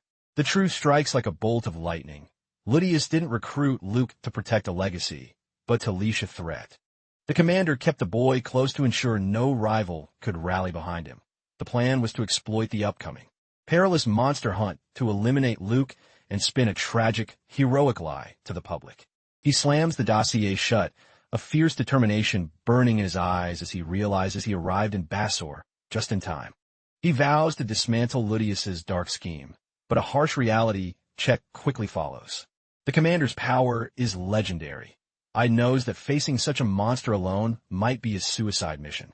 He weighs his options, realizing that in a worst-case scenario, he'll have to drop his mask and recruit Luke for the fight. Through it all, Michael remains a silent observer, elegantly sipping his tea with a faint, knowing smirk. It's as if the young noble has already read the script of the chaos about to erupt in the arena. The first semi-final ignites as Ide steps onto the sand to face his next hurdle, the magistrate. Signals the start of the bout, and Ide drops into a state of total focus across from him. A grizzled, veteran mercenary flashes a confident grin, wishing the kid a bit of luck. Up in the gallery, Robert leans in to inform Michael that this opponent is a top-tier sellsword with a bloody reputation. Michael dismisses the concern, noting that Ide has already crushed warriors far more formidable than this. Robert counters that a cornered beast is unpredictable, reminding him that the man survived this far for a reason. Michael stays pensive, letting the servant's warning echo in the silence of the VIP box. Down in the pit, Ide draws his steel, the air humming as he prepares for the dance. With predatory eyes, he dissects every twitch and breath of the mercenary standing before him. Meanwhile, in the high seats, the kingdom's elite and Ludius Isaro himself watch the spectacle, their heavy presence weighing on Ide's senses. He muses that the semifinals have finally brought the real vultures out to play. The mercenary calls him a brat, unleashing a wave of taunts meant to shatter his icy composure. He sneers at Ide not to let the cheering crowd go to his head, as pride always comes before a fall. Ide offers a mock apology while tightening his stance, proving the veteran's mind games are useless. Internally, he wonders if a top-tier mercenary can even hold a candle to someone like Pasmo. The man erupts with killing intent. Yet, to Ide's sharpened senses, the man's aura feels surprisingly hollow. He decides to play the long game, testing the man's rhythm and footwork before committing to a strike. Ide blurs forward with deceptive speed, and the symphony of clashing steel explodes across the arena. Suddenly, the mercenary catches a lethal strike on his guard, stunning Ide with reflexes that actually live up to his reputation. The veteran seizes the opening to lunge, closing the gap in a desperate bid to overwhelm the youth. The mercenary's eyes are dead serious now, finally realizing he isn't fighting a mere child. Their blades collide with bone-jarring force, showering the sand in a rain of white-hot sparks. The sheer kinetic energy of the impact hurls the mercenary backward, his heels digging into the dirt. Without a moment's reprieve, Ide pursues him like a shadow, refusing to let the veteran catch his breath or reset his stance. In a desperate gambit, the mercenary triggers a wind element technique, spinning into a violent cyclone. The edge of the gale bites into Ide's breastplate, the enchanted metal beginning to spiderweb and crack. Like a ghost, the opponent reappears at his blind spot, his blade poised for a decapitating finish. The duel reaches a fever pitch, a blur of silver and sparks as they trade lethal blows at high speed. Finally, Ide detects a microscopic flaw in the man's form and delivers the decisive strike. The stadium falls silent as Michael and the crowd stare in disbelief. Utterly mesmerized by the raw intensity of the clash, Ide wipes his blade, admitting that the old wolf was trickier than he looked. He realizes the man was purposefully delaying his timing to strike in the gaps. The mercenary gasps for air, acknowledging that the kid's victory wasn't just a fluke of nature. He marvels at Ide's inhuman reaction speed, claiming it's something beyond mere training. But then, he surges with a final, desperate aura, declaring that his survival depends on this win. He lunges with a sudden thrust, but Ide's intuition screams that it's nothing but a clever feint. The mercenary clicks a hidden trigger on his hilt, the blade extending forward like a viper's tongue. He's certain Ide won't be able to dodge a strike that defies the laws of reach and speed. He launches the sword like a guided missile, catching Ide completely off balance for a split second. In a reflex of pure survival, the boy erupts with a pulse of dark mana, freezing the blade in midair. A surge of violet power ripples outward, leaving the mercenary paralyzed by the sudden, abyssal pressure. Ide instantly regrets the outburst, realizing he nearly unleashed a killing blow he couldn't take back. Fortunately, his edge stops a hair's breadth from the man's throat, who stands trembling at the gates of death. With the opponent's spirit broken, the herald shouts. Ide the blonde advances to the grand final. Ide offers a hand to the fallen man, apologizing for the rushed finish and blaming the oppressive desert sun. He explains he was under strict orders to win decisively without taking a life. The mercenary sinks into thought, muttering that monsters are real and that he just witnessed the birth of a living legend. Ide notes that if the man had focused on fundamentals over gimmicks, the fight might have been closer. The veteran scoffs, arguing that for a mercenary, dirty tricks are the only thing that keeps you breathing. Ide counters that against absolute, overwhelming skill, even the best tricks are just dust in the wind. Elsewhere, Michael reflects on the sheer absurdity of Ide's power and his mysterious late-night disappearances. He wonders what the boy's true endgame is, sensing the tournament is just a stepping stone. Suddenly, a disturbance erupts at the gate as guards struggle to restrain a stubborn old man. Michael demands an explanation, and a frantic servant reveals a stranger is demanding an audience with him. The man breaks through, locking eyes with Michael and claiming he has a matter of life and death to discuss. The staff sneer at his crude manners, but Michael raises a hand, curious to hear what the stranger has to say. The man reveals he is the master smith of Basor, the one who forges the legendary steel for the Palma Knights. He says whispers reach his forge about a boy named Ide who travels with a noble. He demands to see the boy. Driven by a haunting suspicion he needs to verify with his own eyes, the blacksmith drops a bombshell. He suspects the sword Ide carries belongs to a forbidden lineage, with a glint of intrigue. Michael gestures for the man to sit and tell him every single detail of this story. In the second bracket, the arena trembles as Luke Hager secures his victory with effortless grace. With that, the stage is set for a collision of giants. The grand final will be Ide versus Luke. Back in the suite, Ide is trying to recover his strength when Luke suddenly invades his space, poking his head through the heavy privacy curtains. The young knight looks unusually frazzled, leaving Ide wondering what could possibly rattle a Palma prodigy. Luke whispers a frantic warning. The second prince of the realm is on his way to see them right now. He explains it's a ceremonial visit to bless the finalists, but the hidden agenda is far more political. It seems the prince has sniffed out Luke's connection to the Sword Saint and is coming to demand his sword. Ide sees the play instantly. Securing Luke's loyalty would be a checkmate against the commander's influence. Luke stares in shock, asking how a commoner could read the political chessboard so well. Desperate, Luke begs Ide to act as a shield and tell the prince he's too exhausted for guests. But the trap had already sprung. The prince's shadow falls across the floor as he enters, having heard the entire plea. The noble chuckles at the boy's panic, assuring them he finds the situation quite entertaining. He muses that Luke's grandfather was a man of iron and stone, making him doubt if this nervous kid is actually related. Ide's eyes flash with sudden intensity, hungry for any scrap of information about his master's past life. He joins the fray, asking the prince to describe the man known as Darien. The prince turns his gaze toward Ide, marveling at the boy's boldness and the incredible skill he's shown in the arena. Ide remains a silent statue, absorbing the prince's words like a dry sponge in the desert. The noble explains that while their meetings were few, Darien's loyalty to the crown was absolute and unshakable. He recalls the piercing power in the old saint's eyes, saying they were the very soul of the kingdom's resilience. Then he pauses, his smile turning sharp as he asks if Ide's interest in Luke is purely out of curiosity. The prince smirks, noting that the bond between the two finalists seems far deeper than simple rivalry. Luke flails, begging the prince to stop talking and accusing Ide of being a creepy stalker, but the noble declares that a warrior's soul is etched into his blade, and then Ide shocks the entire room by bluntly stating that the prince's insight is miles ahead of Luke's. At that, the prince extends an invitation for the warrior to join his personal guard, but Ide delivers a flat rejection without a moment's hesitation.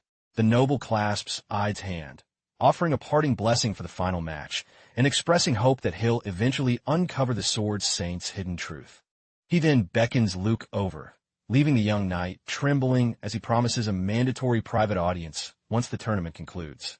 Luke swallows hard, terrified that this royal attention will paint a target on his back or offend the commander. The prince cuts through his anxiety with a piercing, lethal gaze, stating that this isn't about politics. It's a matter of his very survival. The cryptic warning leaves both Luke and Ide frozen in shock, unable to grasp the gravity of the hidden danger. The noble cryptically remarks that he's said enough for now and promises to send a discreet messenger when the time is right. With a dramatic flair, the prince departs, leaving behind an atmosphere so thick with tension you could cut it with a blade. Luke is left drenching in cold sweat and visible panic, while Ide watches the fallout with the calculated silence of a predator. Ide breaks the silence, dryly noting that for two people so high-strung, they look like old friends by the end of it. Luke sighs, admitting the prince has a good heart even if duty mutes it, but Ide snaps him back to reality, urging him to answer the royal summons. The sudden, serious advice catches Luke completely off guard. Ide warns him that in this world, no one is coming to save him. If he wants to live, he has to be the one to strike first. He adds a chilling reminder. If he keeps letting others pull his strings, he'll wake up one day and realize there's nothing left of his soul. Ide's words strike a nerve, and the lightheartedness vanishes from Luke's face, replaced by a grim mask of realization. Desperate for answers, Luke demands to know what Ide is hiding and how he knows death is lurking in the shadows. Ide deflects, telling him to focus on his own blade, because he's already moving his own pieces, then throws in a sharp provocation to break the mood. He mockingly suggests Luke should find a few girls to distract him, lest the stress break his spirit before the final. In the quiet of his mind, Ide laments that Luke is still blind to the fact that he's standing right in the center of a lethal trap. The scene shifts briefly back to the academy, where the mundane pace of student life serves as a stark contrast to the brewing storm. Later, we find Ide stationed by his door, his senses dialed to the maximum, as if he's anticipating an inevitable intruder. Michael greets him with a knowing grin, casually asking how his high-stakes summit with the second prince went. Ide's eyes narrow in confusion, wondering how the noble managed to sniff out a secret royal visit so quickly. He admits he's given up on being surprised by Michael's intel. While the noble boasts he tracks the princes like a hawk, Ide tosses his cloak aside. Exhausted from the mental gymnastics of the day, he prepares to finally sink into a much-needed rest. But Michael isn't finished, leaning in with a glint in his eye to ask if Ide wants to hear a truly legendary piece of gossip. He asks if the name Leighton rings any bells for the young warrior. Leighton was the undisputed god of the forge in Bassor, a man so picky he'd only craft steel for those he deemed worthy. Ide muses. That the blacksmith sounds like a stubborn old eccentric with a personality as hard as the iron he beat. Michael continues the tale, revealing he tracked down the master's apprentice, who spoke of 3 sacred masterpieces. 2 of those blades are locked in the royal vaults, but the third was given away, vanishing into the pages of history. With a gaze that could pierce armor, Michael reveals that Ide's sword is a dead ringer for that lost masterpiece. Ide's body goes rigid. He says nothing, but his mind is racing to absorb the weight of the noble's words. Michael explains that among the 3 divine blades, only one was ever permitted to leave the royal family's possession. With a heavy, somber tone, he reveals the sword's true owner, the legendary sword saint, Darien Dyert, suddenly. A violent, jagged flashback of a man being cut down in a spray of blood tears through Ide's consciousness. The vision fades, and Helmet, dropping his facade, seizes Michael, warning him to choose his next words with extreme caution. Michael gasps for air, pleading with Helmet to let him go, his face turning pale from the sudden, overwhelming pressure. Helmet releases his grip, and the noble promises to keep the secret buried, even if he doesn't fully grasp the boy's desperation. He swears on his honor that the blacksmith will be silenced and the secret of the sword will never leave this room. Ide eyes him suspiciously, asking if this is just another way to put him in the noble's debt, but Michael shakes his head. He insists this is an act of pure sincerity, a pact to show that Ide's greatest secret is safe in his hands. However, Ide remains a fortress of distrust, still questioning if a noble's promise is worth the air it's written on. He growls that there will be hell to pay if this is a lie, and Michael actually smiles, marveling at the sheer intensity of the boy's aura. The noble finally asks what his connection to the saint is, and Ide reveals the truth. He is the one who inherited Darien's legacy. Michael's excitement hits a fever pitch. The idea of bunking with the successor of a living legend is almost too much to handle. He starts firing off questions like a Gatling gun, but Ide silences him by calling his name with a chilling authority. Then, he turns away, warning Michael that for both their sakes, he better start practicing how to act like they've never met. The weight of the warning settles over Michael, who finally understands the life-or-death stakes. Ide reaches for his blade. He can feel in the air, the calm before a storm that's destined to reshape the kingdom. He begins packing his gear with mechanical efficiency. If the trap springs, he won't have a second to waste on luggage. He gazes at the hilt of his sword, finally realizing that he's been carrying the kingdom's most famous relic all along. He admits he never suspected the steel he used for survival was a legendary treasure. Michael explains that since it's a royal artifact, only a master of the craft would be able to spot its true identity. Ide realizes he has to be careful, drawing this sword in front of the king or the princes would be like screaming his identity. Michael asks about the upcoming duel, but Ide isn't worried about Luke's skill. He just hopes the battle is worth the wait and doesn't end in a boring anticlimax. The camera cuts away abruptly. We are transported to the heart of the blistering, infinite desert. A pair of boots struggles through the shifting dunes, leaving a trail in the scorching sand. A hooded figure treks alone. The wanderer marches on, seemingly immune to the punishing heat of the desert sun. The figure stops, letting a handful of sand pour through their fingers like an hourglass. Suddenly, the earth groans and heaves, massive fissures spiderwebbing across the dunes. A massive explosion of sand erupts, choking the air with a thick, suffocating cloud of dust. Through the haze, a towering, monstrous silhouette begins to take shape. An ancient, colossal scorpion rises from the depths, its venomous gaze locked onto the hooded stranger. The figure reaches into their robes and reveals a pulsating, magical orb that glows with an eerie light. They touch the artifact to the monster's head, and the beast instantly settles into a submissive trance. They whisper, "Good boy." The stranger mocks the beast, praising it for remembering the scent of its true master after all these years. With a bone-chilling smirk, the figure declares that the time for sleep is over. The scene flashes back to the great Colosseum, where the spires of Bassor loom in the distance. The roar of the crowd is deafening. Thousands are on their feet, their voices rising in a feverish chant for the tournament's climax. The herald announces the beginning of the legendary grand final. A clash of fates that no one in the kingdom could have predicted. On one side of the sand, the golden prodigy of the knights. On the other, the nameless phantom of unknown origins. Luke jokes that the crowd probably sees him as the villain, but Ide tells him to stop being dramatic. It's all just a show for the masses. Ide asks if he's ready for the backlash, because if he loses to a nobody, his reputation will be shredded. Luke fires back, telling Ide not to come crying for a cut of the winnings once he's tasted defeat. Both fighters take their marks, and the referee raises his hand to signal the start of the carnage. Luke ignites his golden aura, the spectral image of Darien Dyer towering behind him like a guardian spirit. Ide smiles to himself, the sight of his master's technique sparking a rush of bittersweet nostalgia. The final is seconds away. While alone, beautiful bird glides peacefully through the azure sky above. Michael watches from the VIP box, a frown deepening as he wonders why such birds are circling in the heat. Suddenly, one of the creatures drops a heavy bundle that hurtles toward the arena floor like a stone. Down below, Ide and Luke are locked in a stare down, their powers clashing before they even move. But the mysterious object slams into the sand right between them, shattering the tension of the match. Both finalists recoil, their faces twisting in confusion at the grotesque interruption. The bundle hits the ground with a sickening squelch, spraying dark blood and foul-smelling filth across the pristine arena. Panic ripples through the stands, and the noble section erupts in a chorus of screams. Everyone is scrambling to understand what kind of horror just fell from the heavens, stepping closer. Ide realizes it's a mutated, shadowy creature twitching in its final death throes.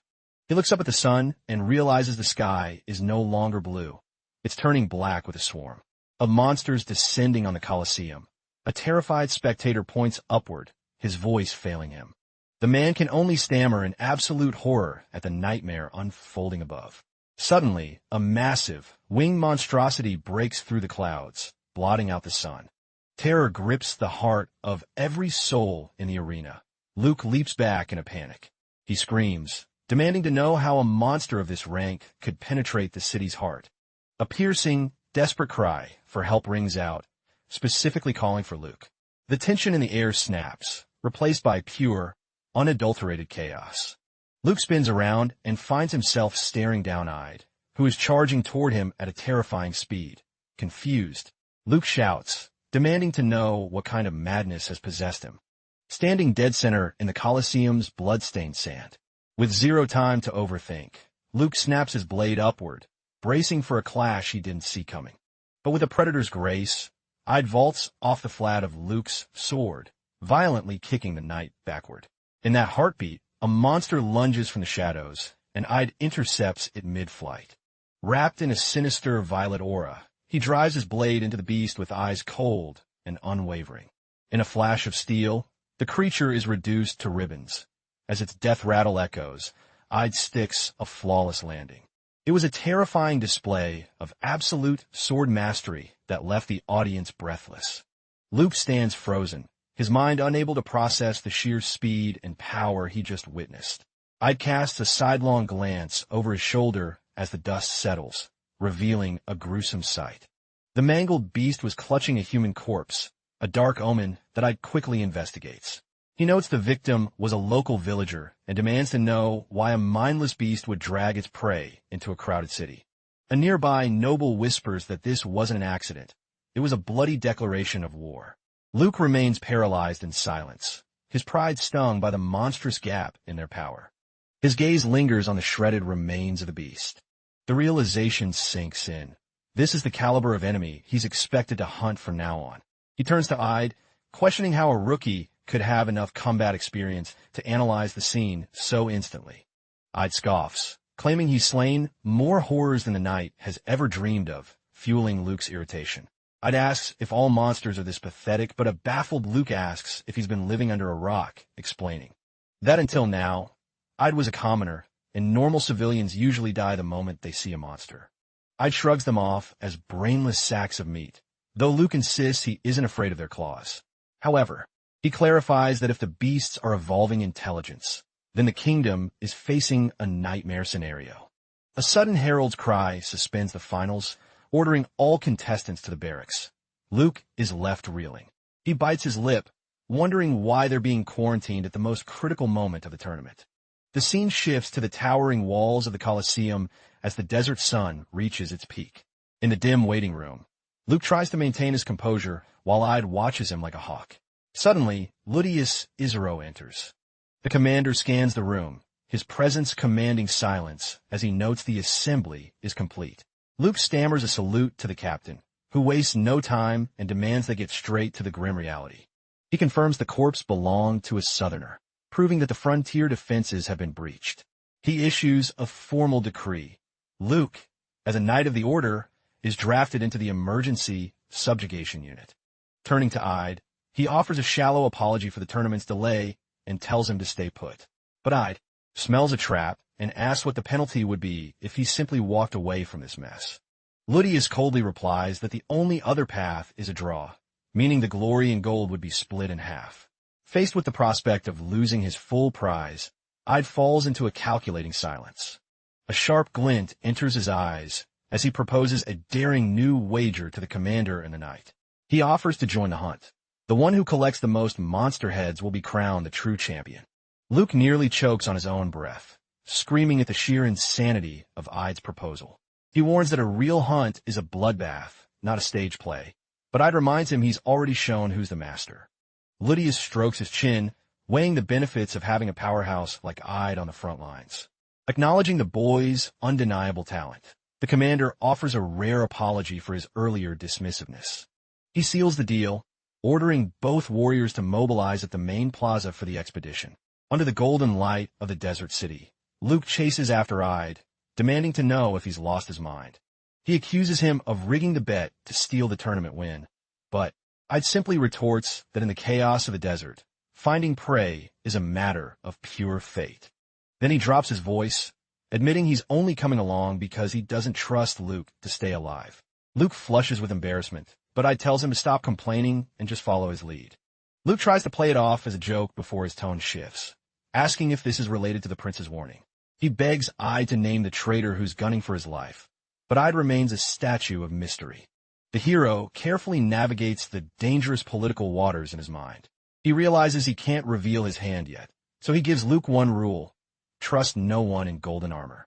He doubles down, making it clear that even the heroic captain might be a wolf in sheep's clothing. Luke's blood runs cold, his body shaking with a dread he can't quite name. Suddenly, a familiar voice cuts through the tension, making both boys snap their heads toward the sound. The young noble Michael saunters over, sheltered by the shadow of Robert's massive parasol. Michael offers a playful greeting, noting it's a rare sight to see the blonde wolf out in the open. Luke asks if this fancy noble is his brother, but Ide bluntly labels him as a mere acquaintance.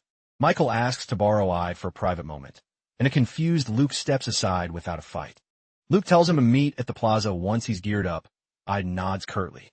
Alone at last, Michael smirks. He notes that Ide seems to have developed a soft spot for the young Palmanite. Ide brushes off the teasing and demands the real reason for this visit. Michael reveals he's fleeing the city tonight. He corrects himself with a wink, saying see you later is more appropriate for allies like them. Michael adds that he'll be tracking the subjugation from the shadows, his eyes never leaving Luke's progress. He teases that Ide's journey to Bassor was all for the night, but Ide's expression is a mask of stone. The camera zooms into Michael's eye. The air turns frigid as the conversation dives into the heart of the conspiracy. He reveals that a rogue priest from the Lumen Temple was spotted stalking the dunes 2 days ago. With a heavy look, he tells Ide to watch his back. Ide absorbs the warning. He realizes the noble's presence in this city was far more than just a search for entertainment. Turning his back, he assures Michael that his intel won't go to waste. The scene shifts to a grand scale, showing the iron tide of knights marching toward the infinite sands. Mounted on their steeds, Ide and Luke prepare for a journey through the heart of the desert. Luke exhales deeply, his heart racing at the suddenness of his first real war. Suddenly, a hand clamps onto his shoulder, nearly making him jump out of his saddle. A mysterious figure, draped in a tattered hood, yanks at him. A terrified Luke demands to know who's touching him. The figure vanishes back into the crowd as quickly as they appeared, watching the army pass. They had flashed a secret cross symbol on their palm, a silent message for Luke's eyes only.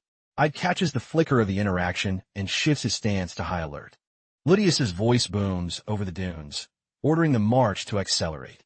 And so, under a sun that kills, the expedition destined to shatter the kingdom's peace officially begins. The dunes stretch into eternity. By nightfall, the camp is a fortress of tents where the leaders map their path. A gauntlet finger stabs at the map, highlighting Old as the ground zero of the massacre.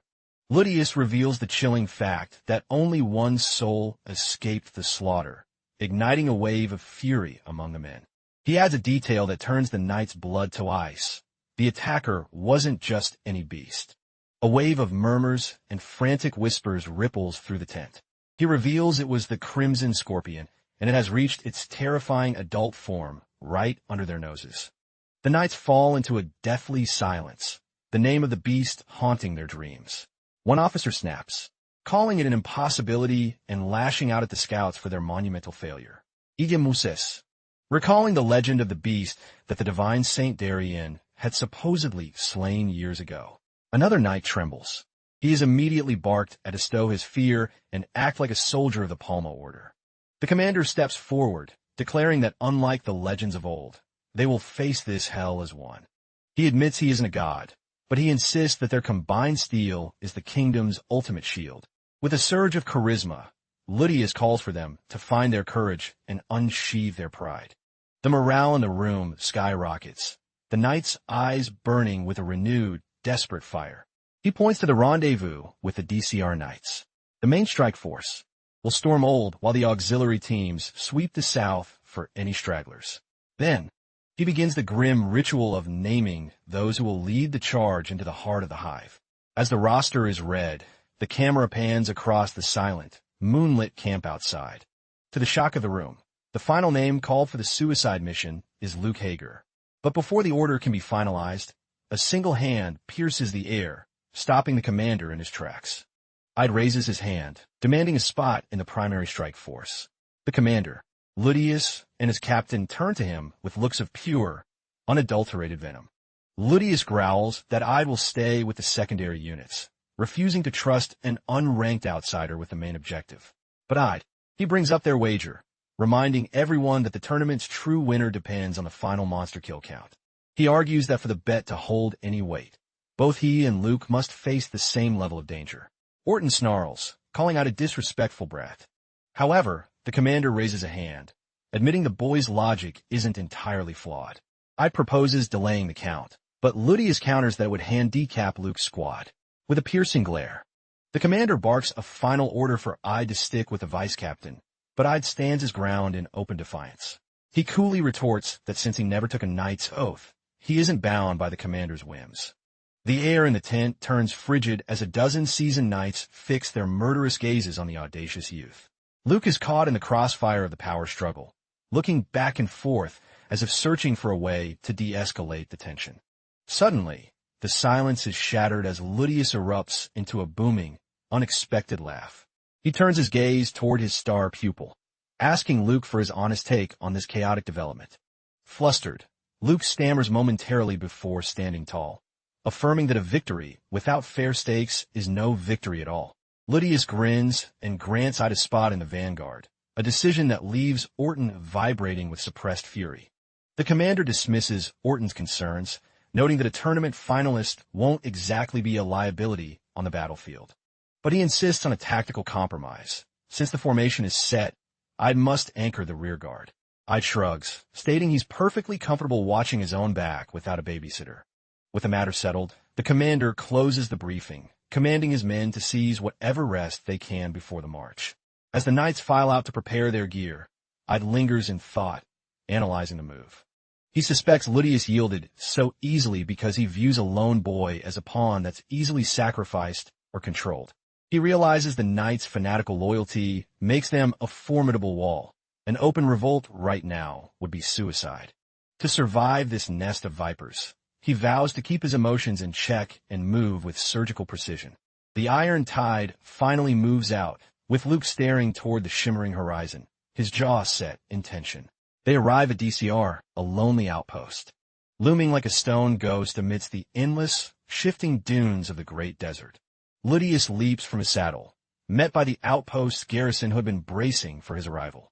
The high-ranking officers gather once more, their fingers tracing the map as they finalize the extermination route. The camera pans to the massive iron-reinforced gates as they groan open, swallowing the desert light. The combined forces surge forward, venturing deeper into the unforgiving territory where the monsters rule. As the ruins of old appear like a skeletal remain in the distance, Ludius senses something unnatural about the silence. A scout reports that nothing but rubble remains, and Ludius wonders if the predators have migrated to fresh hunting grounds. He notes that while monsters rarely abandon a rich nest, these scorpions seem to be playing by a different set of rules. The knight reminds him that scorpions are masters of the ambush, likely lurking beneath their very feet. Ludius nods grimly, ordering the battalion to tighten their formation as they breach the perimeter of Old. The cavalry treads softly through the shattered remains of the village, the only sound the clatter of hooves on blood-slicked stone. Every charred beam and ruined wall stands as a silent testament to the massacre that occurred. One veteran knight scans the shadows, his instincts screaming that they are walking into a trap. He whispers that the void of sound is a bad omen. No chirping insects, no scurrying monsters, and 0 survivors. Worried, a soldier begs the captain to pull back, but Ludius remains frozen in thought. Suddenly, a sharp tang echoes through the street as a projectile bounces off a knight's steel helmet. The knight snaps at his comrade, accusing him of a prank, but the other man looks back with wide, terrified eyes. Then, a hailstorm of jagged stones begins to rain down on them, seemingly launched by the earth itself. The sand erupts as a gargantuan scorpion lunges into the air, its stinger poised over a paralyzed soldier. The cry of ambush rips through the air as dozens of monsters burst from the dunes, swarming the troop. Ide and Luke watch the carnage unfold. A night scream is cut short as the scorpions close in for the kill. Then, Commander Ludius's voice booms over the chaos, ordering every man to drop and find cover. He charges to the front, his own blade erupting in a blinding, celestial golden radiance. With a roar, he cleaves through the nearest beast, the monster's shriek of agony tearing through the village. The impact shatters the ground, kicking up a wall of sand that turns the battlefield into a blinding haze. Ludius commands the cavalry to break through and regroup, while the infantry holds the line. They ride like the wind, with the chitinous nightmares snapping at their horses' heels. Suddenly, the very ground collapses, turning into a sinkhole that swallows several knights whole. Vice Captain Orton is thrown violently from his mount, his screams of pain lost in the roar of the sand. To make matters worse, a massive scorpion looms over him, its pincer opening to crush the life out of him. Ludius watches in horror, bellowing Orton's name as he realizes he's too far away to intervene. Ije evaluates the situation in a heartbeat, knowing he's the only one fast enough to bridge the gap. With a look of icy resolve, he dives into the pit, a blur of motion intended for a suicidal rescue. He streaks past Luke. The young knight is left dazed, staring at the empty space where I'd stood a second ago. I'd hits the sand running, charging the behemoth single-handedly to shield the fallen captain. Luke finally finds his voice, screaming for Orton to stay down as he prepares his own strike. His blade ignites with a desperate, pulsing light. With one perfectly timed overhead swing, he smashes into the scorpion's carapace, forcing a howl of rage from the beast. But the creature's armor holds, and it prepares a lethal counterstrike.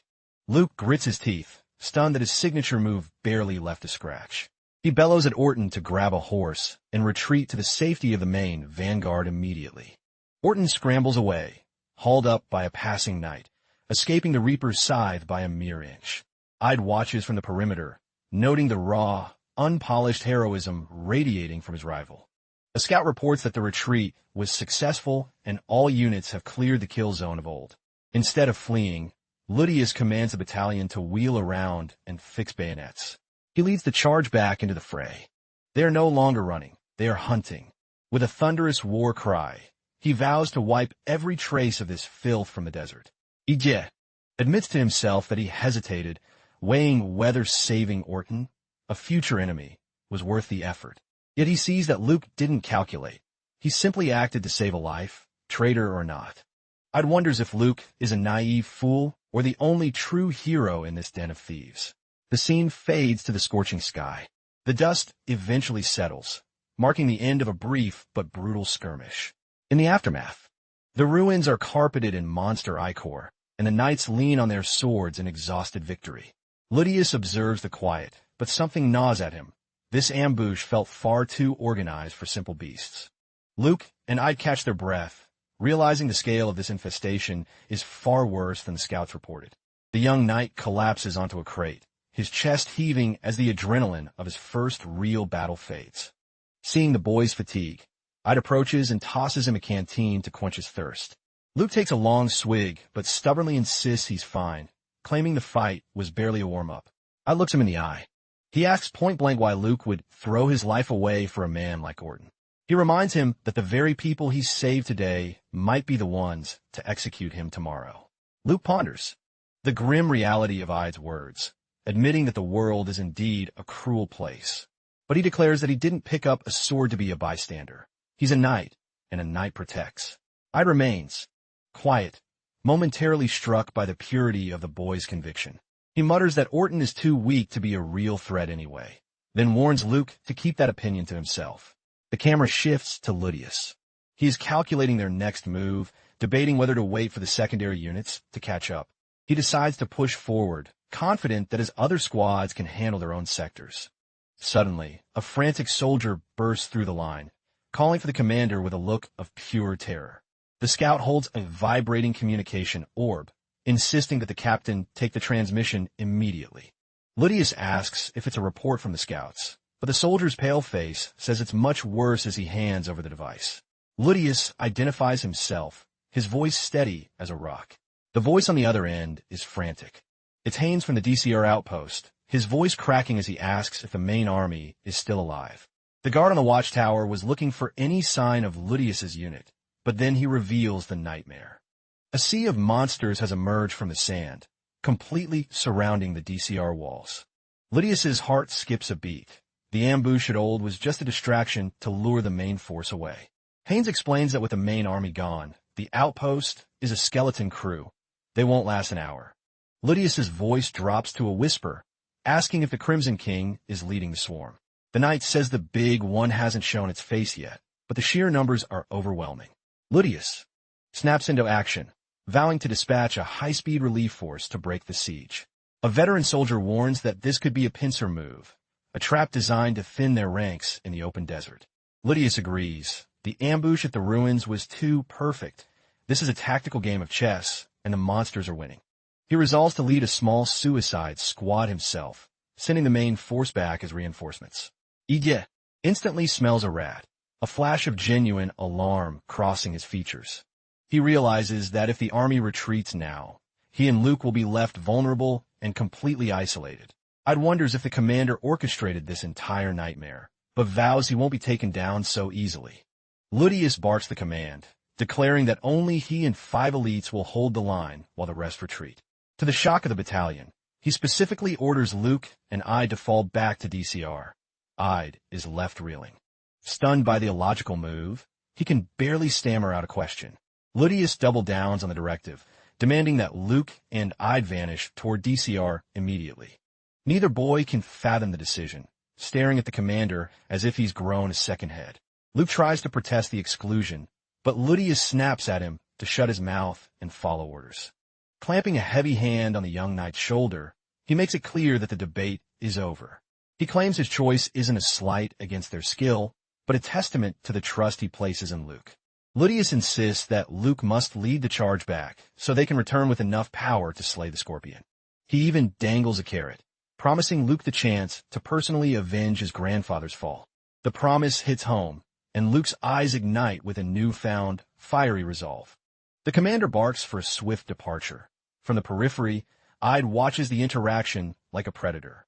He dissects every twitch of Ludius's face, searching for the lie. Soon, the relief force is galloping across the unforgiving, sun-scorched dunes. Ide mind races, questioning why a tactical genius like Ludius would split his strength at such a critical juncture. He suspects the commander of treason, yet he knows he lacks the smoking gun to prove it. He weighs the possibility of a royal conspiracy, but decides to stay lethal and alert. After all, he's learned the hard way that blood and betrayal always strike when you least expect them. Amidst the rhythmic thud of hooves, Luke pulls up beside Ide, desperate for a moment of truth.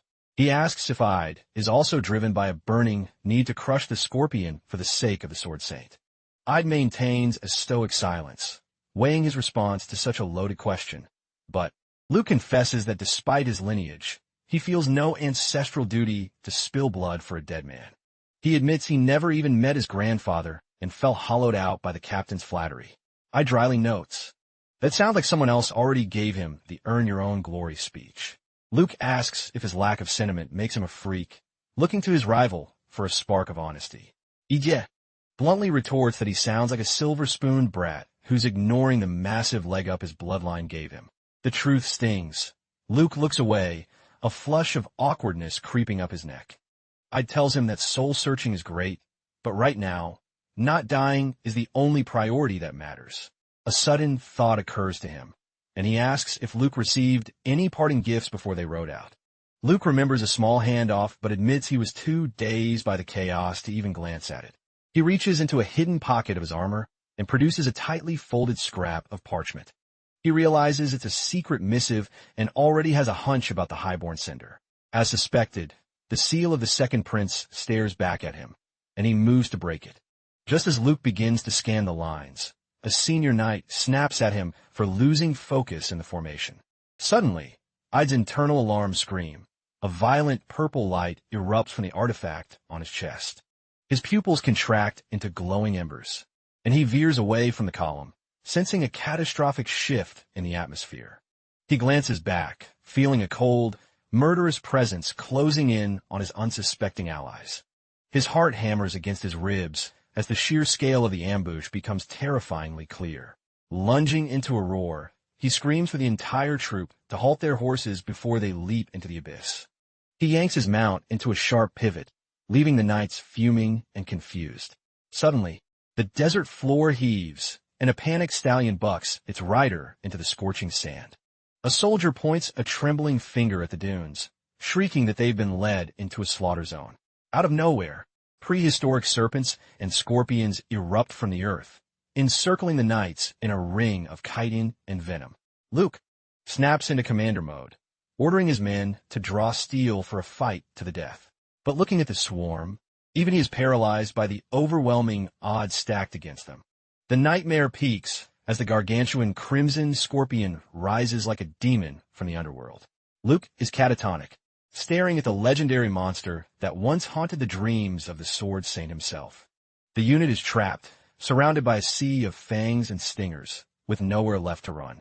The air is filled with screams of agony and the static of dead communication orbs. Ide and Luke lunge forward, their sudden, explosive movement shocking the panicked soldiers back into the fight. Ide unleashes a devastating wave of his violet aura, while Luke's blade carves through the gloom with a brilliant golden light. Ide smirks, claiming the first kill and the lead in their wager, much to Luke's annoyance, though he promises to keep tally. Suddenly, a massive sand serpent coils back to strike from a blind spot, lunging with a maw large enough to swallow Ide whole in a single, terrifying bite. A quick-thinking knight parries the strike, narrowly saving Ide from a gruesome end. Luke bellows Ide's name in a panic, his heart stopping at the near miss. But Ide is already ahead. He entangles the beast's skull in a suffocating web of purple mana, and then, with a brutal flex of will, he causes the monster's head to detonate in a shower of gore and bone. Drenched in ichor, he stands amidst the carnage with eyes like frozen iron. Luke calls him a reckless maniac, but a veteran knight mutters that they'd all be dead without that maniac.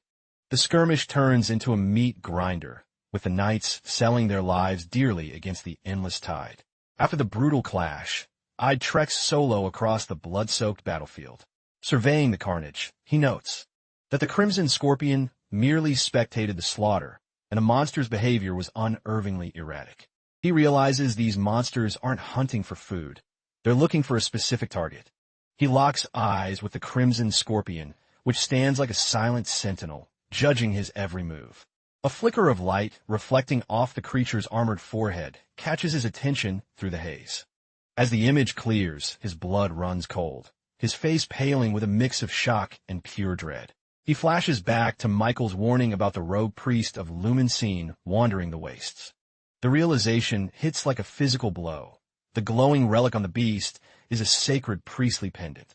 Gorderic pulls up beside the commander, asking if he's forgotten his secondary objective. Ludius stares into the distance, his voice like a grave, as he replies no, leaving the knight unsettled. He cryptically remarks that the timing for their appointment is finally perfect. The camera cuts to a whirlwind of violence, knights being torn apart by desert leviathans. In the chaos, Helmet stands tall, painted in blood and fueled by a grim, unstoppable resolve. Luke Hager's voice cracks in a desperate scream as a shadow looms over him. A Titan-class serpent erupts from the dunes, towering over the young knight like a god of death. Paralyzed by the sheer scale of the beast, Luke can only watch as death lunges toward him. In a blur that defies human perception, Helmet streaks across the sand to save his comrade. He arrives in the nick of time, throwing his entire weight into the creature's path to blunt the strike. With a thunderous impact, he parries the beast, sending a shockwave that carves a crater into the earth. Prostrate but far from beaten, Helmet glares at the monster, his fury radiating like heat from the sand. Elsewhere, a shadowy mastermind declares the asset has been secured and orders the immediate execution of the survivors. The giant scorpion's eyes flare with a murderous light, its stingers twitching for the kill. But Helmet rises from the dirt, crossing his blades against a dual serpent attack. As the sun sets on a crimson horizon, the blood moon rises to witness the final act of the tragedy. A hooded figure steps out from the gloom, mockingly asking if our valiant hero is the only one left standing. He sneers at Helmet, calling him a lucky little stray who somehow crawled out of the carnage. The young warrior stares him down, his face a canvas of blood and his eyes burning with pure, unadulterated hate. Helmet stands his ground against the mastermind and his mountain-sized scorpion pet. He senses a familiar, dark vibration, convinced that his own demonic power is reacting to the enemy. Yet the holy crystal on the beast and the man's twisted aura felt like a perversion of everything he knew.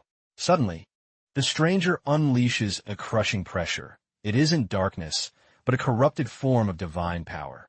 The villain actually applauds Helmet's tenacity, impressed that a mere boy slaughtered an entire hive. He demands to know what kind of monster Helmet really is, sensing the abyss staring back from his soul. Helmut, ignoring the petty taunts, he bellows a single question. Where did you take Luke Hager? The man wears a cold smirk, dismissively stating that words are a luxury Helmet no longer possesses. He scoffs that the DCR reinforcements are walking into a death trap.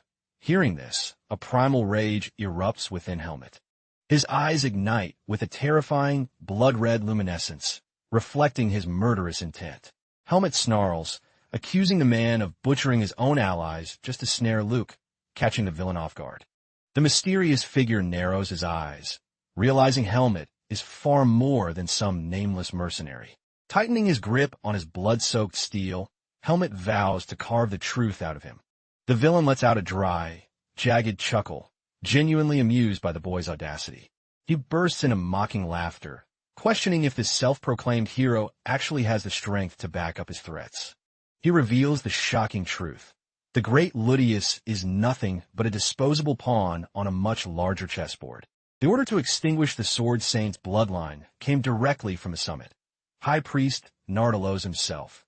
Helmet freezes as the gravity of the situation sinks in. Saving Luke means declaring war on the Holy Temple.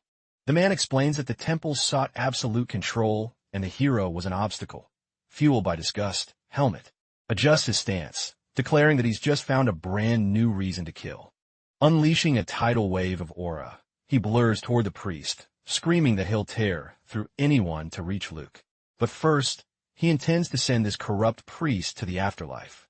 Nardalos simply sneers, calling him a brainless whelp and mocking the futility of his courage. The camera pulls back, revealing the desert transformed into a chaotic, gore-slicked arena.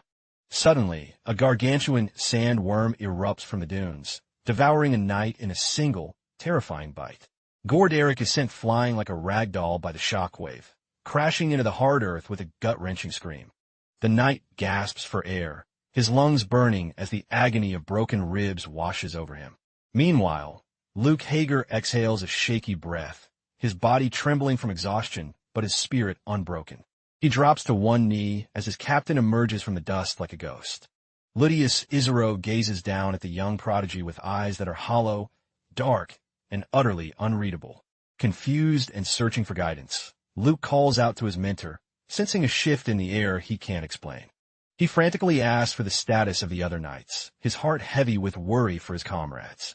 Ludius completely ignores the plea, coldly commanding Luke to stand and follow him further into the wastes. The scene shifts to the two warriors trekking through a jagged, sun-scorched ravine as evening falls. They walk in a suffocating silence, the tension between them thick enough to choke on.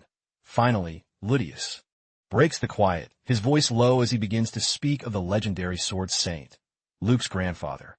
He claims he once revered the man, spending a decade in hellish training just to stand in his shadow.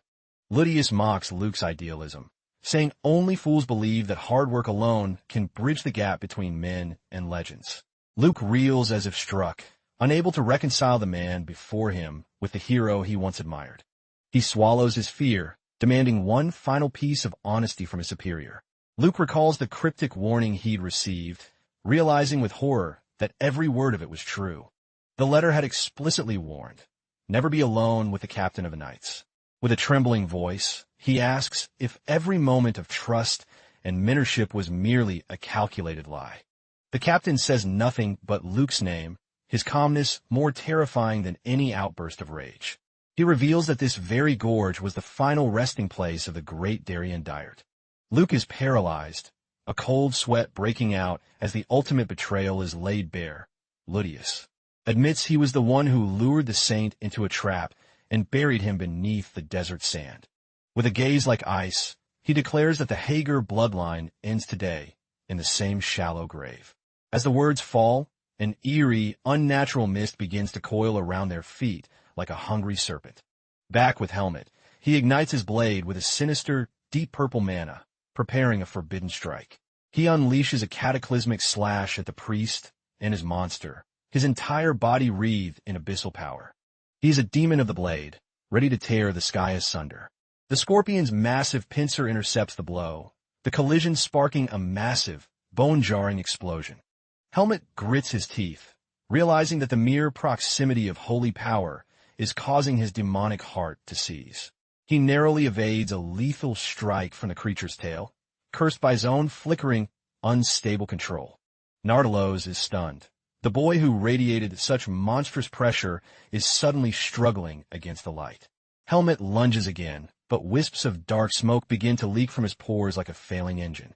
Within his chest, the forbidden seed of darkness pulses with a violent, rhythmic intensity. The priest's eyes widen in epiphany, finally realizing the true nature of the monster he's fighting. He erupts with a blinding barrier of light, hurling Helmet backward with the sheer force of divine power. Skidding across the sand, Helmet realizes the temple's reach is even more sinister than he imagined. Nardalos screams in religious ecstasy, claiming fate has chosen him to purge this unholy abomination. The perspective shifts to a majestic, secluded castle perched atop a sheer mountain peak. Inside a quiet, sunlit room, a mysterious figure is lost in the pages of an ancient tome. Her hand pauses, her gaze lingering on a shimmering silver bracelet with a look of deep longing. She is a prisoner of her own thoughts in the library, desperately hoping that silence means her allies are safe. The battle rages on as Nardalos unleashes the full, blinding majesty of his light-based sorcery.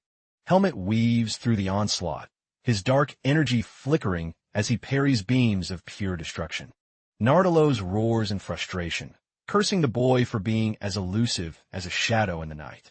Our hero remains focused, his mind a cold machine, calculating every possible opening. He notices a flaw. The giant scorpion has ceased its relentless assault and stands eerily still. He deduces the crystal's control is failing. The priest is distracted and his link to the beast is fraying. Helmet realizes the priest is a pampered novice. His attacks are flashy, but telegraphed and clumsy. He tightens his grip until his knuckles turn white, seeing the one path to a decisive victory. In this moment, skill mattered less than the sheer, unyielding will to survive. He charges like a madman, abandoning all defense to deliver a final strike. Nardalos laughs at his stupidity. The priest screams that such a reckless charge is a death sentence, but Helmet doesn't flinch. The man bellows for Helmet to surrender to the light and accept his inevitable execution. Through the grime and blood, Helmet's face is a mask of pure, unshakable determination. The scene returns to the desert ruins, where the dust of the clash slowly begins to settle. Enveloped in a suffocating dark aura, Ludius draws his sword, ready to end the charade. The two warriors stand at opposite ends of a wasteland they created, the final duel imminent. Ludius mocks Luke's survival, but the boy tells him to drop the mask. He knows the captain held back. He realizes he should have been dead the moment the first strike landed. Ludius gazes back with empty, lifeless eyes, as if the world had already lost its color. Heartbroken, Luke sobs that the hero he once worshipped has been replaced by a hollow monster. Without a word of defense, the captain blurs forward, his blade aimed straight for Luke's heart. Luke parries just in time, the shriek of metal on metal sending a shower of sparks into the air. Ludius sneers that Luke is a perfect mirror of his grandfather, talented, young, and utterly doomed. He bellows that heritage is no shield against a man who has nothing left to lose. The sheer weight of the captain's strike is so immense that Luke's sword begins to vibrate and crack. Ludius taunts him, claiming a real master wouldn't just block, he would have danced around the blade. He screams that the sword saint would have already taken his head, lunging with a flurry of lethal thrusts. He roars that no true heir to the divine title will be slowed by such pathetic, shallow wounds. Seizing a split-second opening, Ludius puts his entire weight into a savage horizontal cleave. The steel bites deep into Luke's chest, the boy's reflexes finally failing under the pressure. Ludius howls in fury, disgusted that the blood of a legend has produced such a weak, fragile successor. He halts his blade, staring down at his fallen student with a gaze as cold as the grave. Luke collapses into the sand, coughing up a spray of crimson, his strength completely spent. The captain looks down in visceral disgust, wondering how a hero could look so utterly pathetic. He declares that the new era of Basor has no room for the ghosts of the Hager family. Through the agony, Luke uses his sword as a crutch, his fingers digging into the hilt in a desperate bid to rise. Ludius raises his sword for the decapitating blow, but pauses, sensing a shift he doesn't understand. Suddenly, Luke intercepts the executioner's blade, the impact creating a blinding flash of light. The captain's sword skids off the guard, slicing into Luke's shoulder as the boy surges upward. With eyes glowing with a terrifying, ancient power, Luke awakens a strength that freezes Ludius in his tracks. Ludius stands frozen, his mind reeling from the sudden, overwhelming surge of the boy's power. He barely manages to brace his steel against the counterattack, so fierce it rattles his bones. The young knight locks his jaw, pouring every ounce of his soul into his blade to keep from being crushed. Metal screams against metal as they trade a blur of lethal strikes, sparks illuminating the darkness. In that moment, the phantom of the sword saint appears to rise behind him, fueling Luke with an iron will. Ludius is visibly shaken by such unyielding resilience, his frustration boiling over into a murderous rage. He draws back his sword, channeling his entire aura into a singular, world-shattering blow. The collision ignites a supernova of golden energy, vaporizing everything in its path. As the haze of destruction thins, a massive, jagged crater reveals the sheer scale of the impact. Broken and gasping, Luke asks his mentor what kind of deep-seated hatred drove him to this betrayal. Ludius stares back with eyes like ice. Despite a bloody gash on his face, he sneers that Luke will die a hero's death. Raising his sword, he boasts that this same steel pierced his master's heart, and now it will claim the last heir. Kneeling in the dirt, Luke closes his eyes and accepts the inevitable, waiting for the Reaper's swing. But a chilling voice suddenly pierces the air. Who decided Luke was the final successor? Ludius snaps his head around, his eyes wide as he tries to locate the source of the unexpected killing intent. A concentrated arc of violet energy tears through the atmosphere like a bolt of lightning. The earth itself is cleaved in two by a strike of impossible, catastrophic power. Helmet steps from the shadows, wreathed in a terrifying abyssal aura and a gaze that promises only death. Luke is left breathless, staring in disbelief at the savior who just descended into the pit of hell for him. Helmet stands there, a dark god of the blade, leaving Luke Hager paralyzed by his sheer presence. He spits out the name Ludius Isero, his voice laced with a venomous, bone-deep hatred. His disguise shatters completely, revealing his true, lethal form as he tightens his grip on his hilt. With eyes burning like cold embers, he declares that the curtain is finally falling on this tragedy. Ludius responds with a twisted snarl, his face contorting into a mask of pure, unadulterated malice. Bathed in a shadow aura, Helmet shields the terrified and broken Luke from the commander's gaze. Luke stammers, wondering how the boy he knew as Ide could possess such a monstrous, dark power, but Helmet doesn't blink, looking down at the night with the cold, detached gaze of a true predator. Suddenly, a priest screams for him to submit to the light of Lumen, unleashing a blinding solar flare. Helmet charges into the light without a flinch, his blade coated in an absolute darkness that swallows the sun. The enemy detonates a massive sphere of divine energy, desperate to vaporize our protagonist where he stands. The priest wears a smug grin, convinced that no creature of darkness could survive such a holy purge. A thick wall of dust and debris rises, hiding the aftermath of the devastating light blast. To the priest's horror, Helmet bursts through the smoke like a phantom, completely untouched by the flames. The villain's arrogance crumbles in an instant, his soul trembling at the impossibility of what he's seeing. Moving like a streak of black lightning, Helmet zips past him before the man can even process a thought. The priest shrieks in denial, screaming that his seed of darkness should have been incinerated by the light. It's revealed that Helmet survived by channeling his entire being into his sword, creating an impenetrable shield. He finally taps into the very seed he's fought to bury, knowing this fleeting surge is all the time he needs. He is now the ultimate weapon, prepared to end this farce once and for all. The scene cuts to Helmet hitting the ground hard, the impact of a previous blow sending him skidding. He strikes the giant scorpion's head with a resounding thud, feeling the raw power of the beast beneath him. Helmet realizes the priest and the monster share a bond of forced servitude, not true loyalty. The priest of Lumen is revealed to be standing directly in the path of the colossal, ancient creature. The man glares at the beast, preparing for a clash of titans, when suddenly, a pillar of celestial light pierces the heavens, radiating the priest's terrifying, divine authority. Helmet lies wounded in the dirt, his strength fading as the massive scorpion looms over him. The seed of darkness in his chest begins to pulse with a violent, rhythmic glow, feeding on the nearby power. A flash of memory takes him back to the harsh, snowy peaks where he trained under the watchful eye of Darien. The master's face appears in sharp detail, stern, wise, and filled with the secrets of the blade. Back to reality. Helmet, bleeding and broken, forces his fingers to close around his sword with a death grip of resolve. The giant scorpion suddenly pivots, lunging at its master, the priest of Lumen, with murderous intent.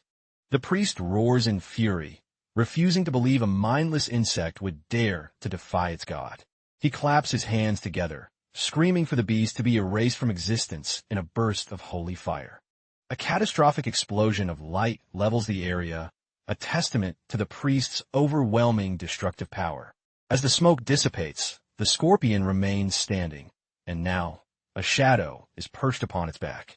The priest scoffs, thinking he's won a battle against an ignorant animal.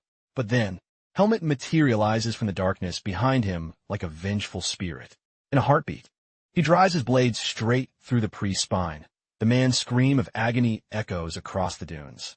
Helmet leaps back as the priest collapses in a pool of blood, while the scorpion watches its tormentor fall. The man staggers, clutching his chest, unable to fathom that a mortal could draw his divine blood.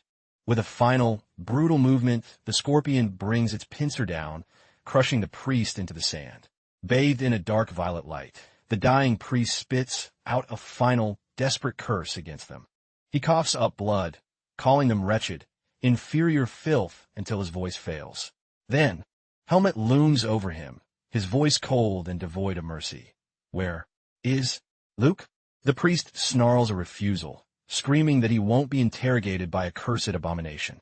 Losing his patience, Helmet slams his boot into the man's mouth, grinding his silence into the dirt. He calmly explains that he is an expert at extracting answers through the art of agony. With a hollow gaze, he promises to start amputating the parts that hurt the most. The priest's eyes bulge. His pupils flood with a primal terror as he realizes he's facing a monster far worse than his own. The scene transitions to a somber cave where Helmet confronts his ultimate, high-ranking foe. His long hair flows in the wind of his own aura, his dark energy intensifying to a frightening degree. It's explained that during his final training, the seed of darkness evolved alongside his martial prowess. His power has surged to a level that even his own body can barely contain. He knows this godlike state is temporary, but it's exactly the edge he needs to kill the man before him. That man is Ludius Isero, standing like an iron statue in his golden armor, radiating an aura of false justice. Ludius is visibly rattled, demanding to know how a mere boy crawled out of the hell of the forest. Helmet retorts that Ludius's biggest mistake was assuming he was the only monster in this desert. The commander's face twists in rage, his pride wounded by the boy's mocking confidence. With a savage swing, Ludius hurls a wave of golden pressure that tears through the cavern. The ground shatters into a million pieces, but Ludius's eyes widen in alarm. Because his perfect strike failed to leave a single scratch on his target. Helmet walks through the settling dust, their blades finally crossing in a shower of sparks. Ludius roars that no matter who he is, he'll be buried in this cave. The real battle begins now. The sheer force of their clashing auras causes the very air to vibrate and crack. Ludius snarls that once he kills the boy, his secrets die with him. Helmet only offers a grim smile. He whispers, "Only if you're fast enough to keep your head," and the steel clashes again. Helmet's sheer physical power begins to overwhelm the commander, forcing the veteran to give ground. Ludius is panicking internally, unable to identify the source of this terrifying, abyssal strength.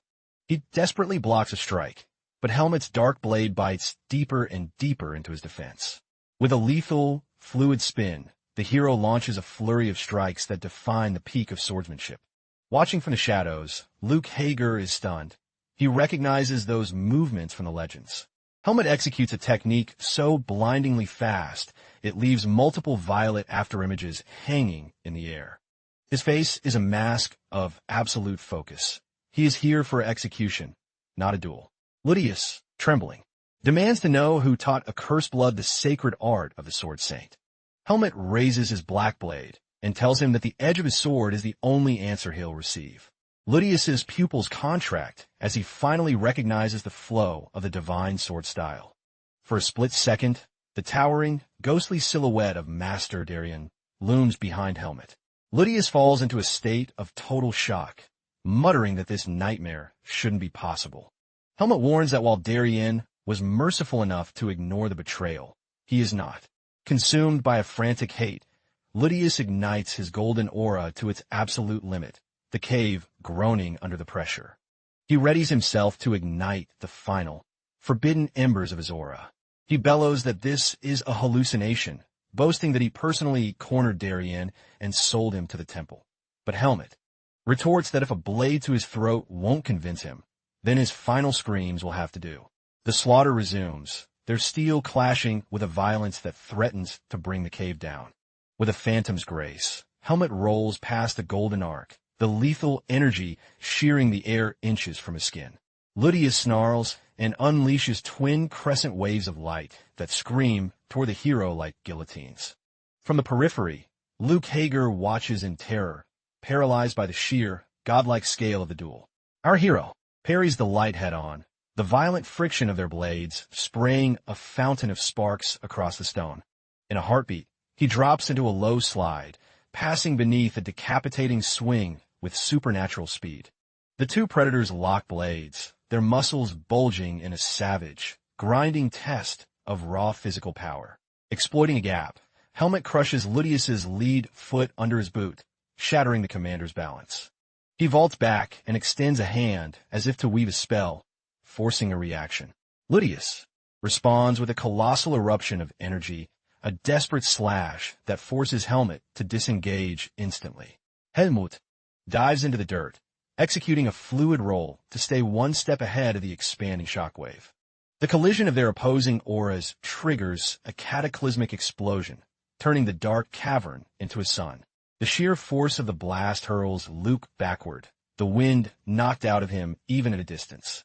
The dust settles on two battered warriors, both forced to one knee as they fight to breathe. Helmet grits his teeth, realizing that against a monster like Ludius, even his limit break might not be enough. Ludius staggers to his feet, his golden aura flaring so brightly he looks like a vengeful god of war. He admits he finally sees the shadow of the divine swordsman within the boy's relentless spirit. The protagonist allows a razor-thin smirk to cross his face, savoring the enemy's recognition, but Ludius vows that this potential is exactly why he must erase the boy from existence here and now. He ignites his soul, screaming that today, the last vestige of Darien's legacy will be burned to ash. Helmet closes his eyes for a fraction of a second, centering his mana for the final gambit. The world warps as Ludius manifests his inner domain, rewriting the very laws of space around them. Unmoved, the hero plunges into the distorted reality, his intent to kill sharper than his blade. The commander is momentarily stunned by the boy's suicidal bravery in the face of his ultimate technique. With a mid-air twist, Helmet somersaults over the commander's guard, raining down a barrage of aerial strikes as the tempo hits its peak. The impact of their blades echoes like thunderclaps, shaking the foundations of the gorge. Ludius enters a frenzied state, his slashes coming so fast they leave no room for the hero to draw breath. But Helmet catches a lethal strike on his crossguard, and the two enter a desperate clinch of flickering steel. He draws a hidden, parrying dagger, catching Ludius off guard with his mastery of dual-wielding tactics. With a violent shove, the hero sends the veteran reeling, shifting into a stance Ludius doesn't recognize. The commander tries to cleave him in half with a horizontal swing, but Helmet flows around it like water. Ludius begins to wheeze, the suffocating weight of this unpredictable battle finally taxing his stamina. Frustrated and confused, he demands to know the origin of these strange, erratic movements. Helmut reveals he's been baiting him. He knew Ludius studied Darien's style, so he's weaving in foreign techniques to break his rhythm. Ludius howls in rage, calling it a desecration to mix the divine art with such vulgar street fighting. Our hero maintains a terrifying calm, his heartbeat steady as he prepares the killing blow. He retorts that the true masters of those vulgar styles were far more honorable than a traitor like him. Ludius freezes, the insult stinging worse than any physical wound, and asks if the boy truly believes that trash. He sneers that Ide is a fake, a hollow imitation of a hero, screaming that a true divine swordsman would never stoop to using the borrowed power of another coward. Helmet's violet aura detonates with the force of a volcano as he drops the last of his restraints. With a gaze that could freeze blood, he whispers a final warning. I am not Darien. He blurs through the air, creating a dozen flickering afterimages to overwhelm the commander's senses. Ludius roars, swinging wildly at the phantoms, claiming he won't be fooled by cheap parlor tricks. The commander centers himself, scanning the illusions with a look of pure, concentrated disdain. With eyes ablaze, he lunges at the most solid figure, intent on ending this psychological game with one strike. His blade bites deep into a cloak, but he realizes too late that he's struck a mere shadow. Suddenly, Helmet materializes in his blind spot, and Ludius spins around, his pupils shrinking in absolute terror. It's the final lesson. In a battle of gods, a simple feint is the most lethal weapon. The gambit succeeds. Helmet's blade finds its mark, punching through the impenetrable golden plate. The scene dissolves into the golden sands of a bustling desert city from decades past. Three young boys are shown clashing wooden sticks, fueled by innocent dreams of knightly glory. From a high perch, two of them watch, mesmerized by a grand procession unfolding in the plaza below. It was a sacred investiture ceremony, rows of steel-clad soldiers standing in perfect unison. At the center was Darien, a living legend whose white hair and gentle eyes commanded the city's respect. The boy beams, his heart set ablaze by the sight of the world's greatest swordsman. Years fly by, and that same boy has traded his wooden stick for a real suit of knightly armor. He eventually earns the right to ride at Darien's side, serving as a trusted comrade to his idol. In the heat of battle, Darien is shown facing a horde of monsters with a terrifying, calm courage. With steel in hand, he moved like a god, a whirlwind of protection for every soldier under his command. The young apprentice could only watch in silent awe, realizing the infinite gap between man and legend. A new memory surfaces, a mysterious noble gifting a cursed black blade to a shadowed figure. We see Darien and his peer, Heinz, being honored for their valor at a royal banquet. Knight Heinz was a man of iron and grit, his serious eyes reflecting a lifetime of discipline. It is then revealed that the young, ambitious aspirant was Ludius, begging for a chance to serve the saint. Heinz watches on, ready to witness the boy's oath. Darien studies the youth, muttering that there is a strange, unsettling hunger in Ludius's eyes, but Heinz pleads the boy's case, asking Darien to grant him a regime of the most rigorous training. The saint glances back, his expression turning cold and deeply suspicious. With a thunderous denied, he crushes the boy's hopes with a single, blunt rejection. Darien admits Ludius has skill, but declares his secret arts are reserved only for his own bloodline. Outraged, Ludius screams that Darien's son is a failure who lacks the heart for the sword. Darien responds with a murderous glare, warning the boy to hold his tongue before he loses it. Shaken, Ludius stammers an apology, only to be told he will never be more than a common soldier performing common duties. He stands in the rain of his own failure, a single drop of sweat, or a tear, falling as his heart turns to stone. The scene shifts to a serene castle garden, a place of peace and blooming flowers. An aide approaches, calling for Lord Ludius, who sits in the shade, lost in a dark reverie. The man asks for a moment of his time, and Ludius looks up to see a young knight standing ready. With hilt gripped, the knight centers himself, his face a mask of absolute, desperate focus. He begins to perform the saint's own forms, showcasing a mastery that should have been impossible. Darien watches from a balcony, his eyes narrowing as he analyzes every twitch of the knight's muscles. The knight pours his soul into the exhibition, his movements a perfect, terrifying echo of Darien's own style. He reveals he stole the techniques just by watching, filling the gaps with his own bloody sweat and tears. He begs for one chance to be a true disciple, pledging his life to the saint. But Darien merely calls out, "Ludius Isero," his voice sounding like a funeral bell. Darien's face contorts with disgust, asking why the boy is wasting his life on such a pathetic imitation. Ludius is paralyzed by the rejection, a cold sweat drenching him as his idol's contempt cuts deeper than any blade. Darien decides to shatter his delusions once and for all since the subtle hint failed. He declares Ludius fundamentally unworthy of the legacy, not because of his skill, but because of his hollow soul. He roars at Ludius to stop chasing shadows and look at the darkness growing in his own heart. He forbids him from ever speaking of the divine style again. But Ludius sobs, that's not it, a single tear finally escaping as his world crumbles. All he wanted was to stand beside his hero and feel that his own life had some shred of meaning. Back in the present, Ludius collapses in a pool of his own blood, the moonlight reflecting in his fading eyes. Helmet looms over him. The god of war is now just a broken man on his knees. Spitting crimson, Ludius gurgles that the great Darien was nothing but a selfish, gatekeeping tyrant.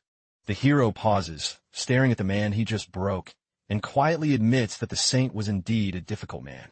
Ludius confesses that his betrayal was born from a rotting resentment, the price of being utterly rejected by Darien. Abandoned in the silence of the night, Helmet finally begins to grasp the weight of the burden that forced his master's change of heart. He shifts his gaze to the broken commander and asks if a single shred of regret ever crossed his mind. With a hollow, rasping laugh, Ludius admits he became a man possessed, driven by the singular obsession of erasing Darien's shadow. Yet, staring at his blood-soaked palm, he confesses that even in his hate, he could never truly sever the bond. He deduces that Darien has already departed from this world, a suspicion the boy confirms with a heavy silence. Fighting fast, Lucius whispers a final question. Did the master ever hate me? The violet eye of our protagonist flares with a supernatural light as he weighs the mercy of his response. Helmet simply bluffs that Darien never spared a single thought for the man who turned his back on him. A shadow of profound sadness crosses the commander's face as he realizes the bitter, lonely truth. Ludius asks for the boy's real name. Helmet, he answers. As the final curtain falls, the commander utters that he will be watching from the abyss to see which path Helmet carves for himself. Without a heartbeat of hesitation, Helmet delivers a vertical slash, and the commander's head is severed by the absolute force of the strike. With blood splattered across his cheek, Helmet stands over the corpse with a gaze as cold as iron, devoid of any remorse. As the head silhouettes against the pale moon, he resolves to live only by his own rules from now on. The once mighty commander of the knights is discarded by the heavens, a fallen titan in the dust of the gorge. On the ground, Luke stares at Ide, who asks if he truly was the last soul the master took under his wing. Luke finally addresses him as Helmet, but the boy dismisses it, telling him to stick to the name Ide. He mocks himself for his own arrogance, realizing how foolish it was to hide behind his grandfather's legend. With the carnage over, Luke looks toward the future and asks what Ide plans to do with his newfound freedom. Ide points out that while the captain was a traitor, the public will never swallow such a dark truth. He falls into a pensive silence, searching for a way to weave a narrative out of this bloody mess. A spark of inspiration hits him, and he turns to Luke to lay out a daring new strategy. But the plan is cut short by the frantic thundering of hooves echoing through the ravine. Both warriors turn toward the sound, hands on their hilts, wondering who else has come to join the fray. Ide feels a sudden shift in the air, an intuition that luck might finally be leaning in their favor. A high-ranking noble on a black stallion pulls up before the duo. He notes that the captain ventured out alone and demands an immediate explanation for the massacre. A fierce howl of wind tears through the canyon, heightening the tension as the story unfolds. After the truth is told, the noble finally seems to grasp the sheer gravity of the betrayal. The man looks toward the shattered remnants of armor on the sand, mourning the tragic fall of a hero he once trusted. Luke asks how long he suspected the captain, and the noble admits it was a ghost of a doubt he hoped was false. He offers a sincere apology to Luke for leaving him in the dark, but the knight shakes his head. The past is already buried. With a hollow look in his eyes, Luke confesses that he truly viewed Ludius as a father. The noble allows the young knight to vent his grief, his own expression set in a grim, stony mask. Then, he explains that a captain must be the unbreakable pillar of the order, a beacon for all to follow. He continues his lecture, noting that this duty extends even to the bloodlines that Luke despises most. He clamps a hand on the knight's shoulder, warning that one day, this heavy crown will rest on his head. Stunned by the implication, Luke stammers, asking if he's being groomed for the captaincy. The noble scoffs at the suggestion, asking if Luke thinks he's lost his mind to promote a rookie so soon. Luke flushes with embarrassment at the rebuke, while Ide watches the exchange with a rare, amused smirk. He clarifies that Vice Captain Dacey, who is working as a deep-cover mole, will take the reins for now. Still, he challenges Luke to prove his worth so that one day he may rightfully claim the throne. Luke remains silent, contemplating the massive, shimmering horizon of his new destiny. The plan is set. They will claim victory over the monsters together, while Ide's true power remains a ghost story. Luke isn't satisfied, and asks if Ide is truly comfortable handing over the lion's share of the glory, but Ide tells him his place is in Bassor, just as Darien would have intended. He must live as a swordsman who bows to no king, carrying his grandfather's pride. Luke finally accepts the weight of his legacy, vowing to live a life worthy of the divine name. Seeing the resolve in his eyes, Ide lets out a small smile, satisfied with the knight's growth. The noble remarks that this is the first time he's seen a real fire in Luke's spirit. He then turns his attention to Ide and offers a formal apology for dragging a civilian into this nest of vipers. He inquires about the Crimson Scorpion's location, and Luke points toward the nearby dunes. The noble begins connecting the dots, weaving a tale of monsters, heroic sacrifice, and a final, desperate stand. Ide wonders privately if anyone with a brain will actually buy this flimsy cover story. But the noble pieces together the original trap. The captain used the rescue as bait to lead Luke to his execution. If by some miracle Luke survived the beast, Ludius would have finished the job and claimed the hero title. Then, they would have exploited Luke's noble name to manipulate the public into supporting the order. Luke is stunned by the deduction, while Ide feels a wave of relief that the noble swallowed the bait. The noble then makes a counteroffer. They will use the enemy's own narrative against them. Ide and Luke exchange a glance, feeling the weight of the massive lie they are about to birth. The official record will state that the knights fought valiantly, but only Luke, the true heir, dealt the killing blow. The noble asks with a smirk if that isn't the kind of epic legend the kingdom is starving for. Luke finds it a bit macabre to build a future on the dead, but realizes it's the only way to save the kingdom's peace. He agrees to the deception, and the noble asks Ide to guide them to the carcass. But before moving, Luke interrupts, suggesting they bury the captain's remains right there. The noble asks for his reasoning, since a body is usually needed to substantiate the lie. The knight holds up 2 fingers, stating he has 2 undeniable reasons for the secret burial. First, the precise, high-level sword wounds on the body would scream murder to any seasoned examiner. Second, even without a corpse, it gives the knights a legend to believe in rather than a traitor to mourn. He promises with a firm voice that he will be the one to ensure the lie becomes the truth. Impressed by the change, the noble studies the young knight, noticing a sharp, dangerous new spark in his eyes. He almost asks if this is truly the same boy, but the noble brushes it off and agrees to the burial, satisfied with Luke's growing ruthlessness. In that moment, Knight Luke Hager is reborn with a lethal purpose. Ide watches from the shadows, as the first bleeding rays of dawn begin to cut through the desert sky. With the sunrise, the old world dies, and a new, messy era begins for everyone.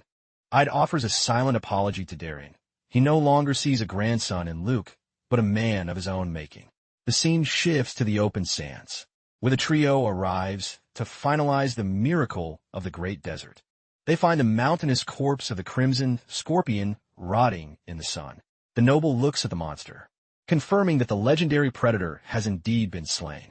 He then asks after the priest's remains, and is told he's rotting in a nearby hole. The noble questions why his face looks like it went through a meat grinder, but Ide casually says he had a few questions to ask. The noble had hoped to use the body as political leverage, but now the temple has a perfect excuse to disown him. He drops the matter and asks if they want to split the massive bounty from the hunt. Luke refuses the gold, admitting that without Ide, he wouldn't have survived the first pincer strike. Besides, he realizes that his soul and his legacy are now worth far more than a pile of coins. The noble watches the young knight, realizing that a boy has truly become a man today. He turns and congratulates Ide, joking that the kid just became the richest commoner in the land. He tells them to wait while he summons his personal guard to secure the area. The moment he is out of earshot, Ide sprints to the carcass to verify one crucial detail. As he feared, the mana core is gone, plundered by another predator while they were distracted. It's the law of the desert. Monsters consume the cores of the fallen to ascend to a higher level of power. He knows that whatever beast swallowed that core will one day return as a disaster. Ije slumps onto the monster's carapace, finally allowing himself a moment of rest after the hell he's endured. Meanwhile, Luke stares into the shimmering horizon, fully aware of the thorns on the path ahead. The scene cuts to a somber state funeral where the captain's sword is paraded with stolen honor. A sea of silver-clad knights follows the casket, their heads bowed in grief for a man who betrayed them. The ceremony draws a massive, weeping crowd to the capital's main square. The noble takes the stage, announcing to the grieving kingdom that their peace was bought with the life of Commander Ludius Isero. He brings the crowd to tears, reminding them that they've also bid a final, agonizing farewell to the legendary sword saint. He declares that through this tragedy, the living must ignite the torch and carry the will of the fallen. That sacred duty is officially passed to Desai Malvis, who is inaugurated as the new commander of the order. Then, in a move that leaves the entire kingdom paralyzed with shock, the noble roars the name Luke Hager for all to hear. Emerging from the ranks of the elite, the young knight steps forward with eyes burning with a fierce, new resolve. The crowd erupts into a storm of whispers as he cuts through the sea of armored men toward the grand stage. Confusion ripples through the masses as everyone scrambles to identify this mysterious, unknown youth. Undaunted by the pressure, Luke strides with absolute conviction, drawing a deep breath that fills his lungs with courage. He clenches the hilt of his blade with a death grip, sending a wave of shock through every spectator watching. No one can fathom the legendary revelation that is about to unfold before their very eyes. Closing his eyes, Luke enters a state of deep focus, centering every drop of his latent energy. He recalls his days of hiding from his grandfather's shadow, and how Helmet finally shattered those chains. The realization hits him like a lightning bolt. His bloodline and his own effort are two halves of one whole. In an instant, a cataclysmic explosion of golden aura erupts from his body, illuminating the entire capital. The knight stands reborn, a golden god among men, radiating a strength that feels utterly overwhelming. The audience is frozen in awe, the sheer weight of his golden mana making it hard for them to even breathe. The noble then thunders his true name, Luc de Pert, the legitimate heir of the sword saint, Darien. The rival nobles are floored, their faces paling as they stammer in disbelief at the impossible announcement. The man proclaims that the prodigal son has returned, personally slaying the Crimson Scorpion and ending the crisis. The people go wild, their hearts set ablaze by the tale of the new hero who stands before them with a clenched fist.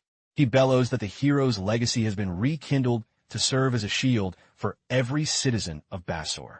The square becomes a roar of euphoria as they chant for their new protector. Hidden in the shadows of the crowd, I'd watches the spectacle with a smirk of satisfaction, knowing his work here is done. However, one noble erupts in a fit of jealous rage, his finger trembling as he points at the stage in accusation. He mutters that Luke's trials have only just begun, and though the boy feels the heat of his brother's glare, Luke doesn't flinch. He vows silently to crush any obstacle that dares to block his path. The scene shifts to the quiet city square long after the cheers of the ceremony have faded into the wind. Ide is already a shadow in the sunset, efficiently securing his gear onto his horse for a silent departure. Luke begs him to stay, if only for a few more days, but Ide insists that his true business lies elsewhere. A flash of sorrow crosses the knight's face, yet he respects the mysterious path his comrade must walk. Ide declares them brothers in arms, bonded by the blood and sweat of the same master. With a rare grin, Luke swears he'll drop everything and race across the continent if Ide ever calls, but Ide just scoffs, teasingly hoping he'll never have to rely on a clumsy knight, leaving Luke fuming at the playful jab. The noble approaches, confirming that Ide's massive bounty has already been processed and delivered. He extends a formal invitation for Ide to return one day for a celebration truly worthy of a savior. Ide shrugs, complaining that Basor's sweltering heat is a bit much for his liking to ever consider a long stay.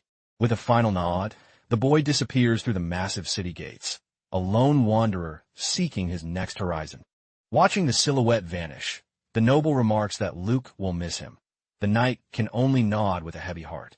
As the young hero reflects on his daunting new role, the noble breaks into a sudden, boisterous laugh, teasing that Luke's clueless face is actually his most charming feature.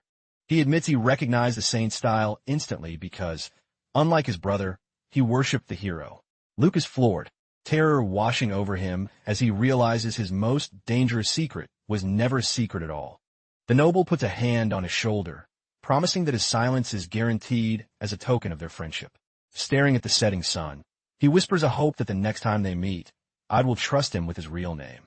The scene transitions abruptly to the sprawling, high-end campus of the prestigious academy.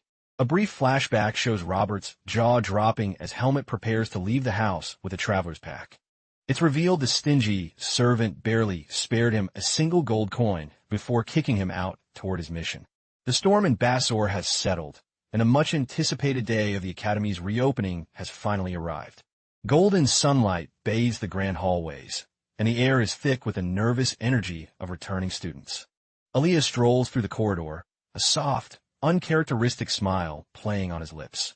His pace falters as he spots a familiar purple-haired figure further down the hall, walking with purpose. His heart skips a beat. He recognizes that silhouette and that calm gait in an instant.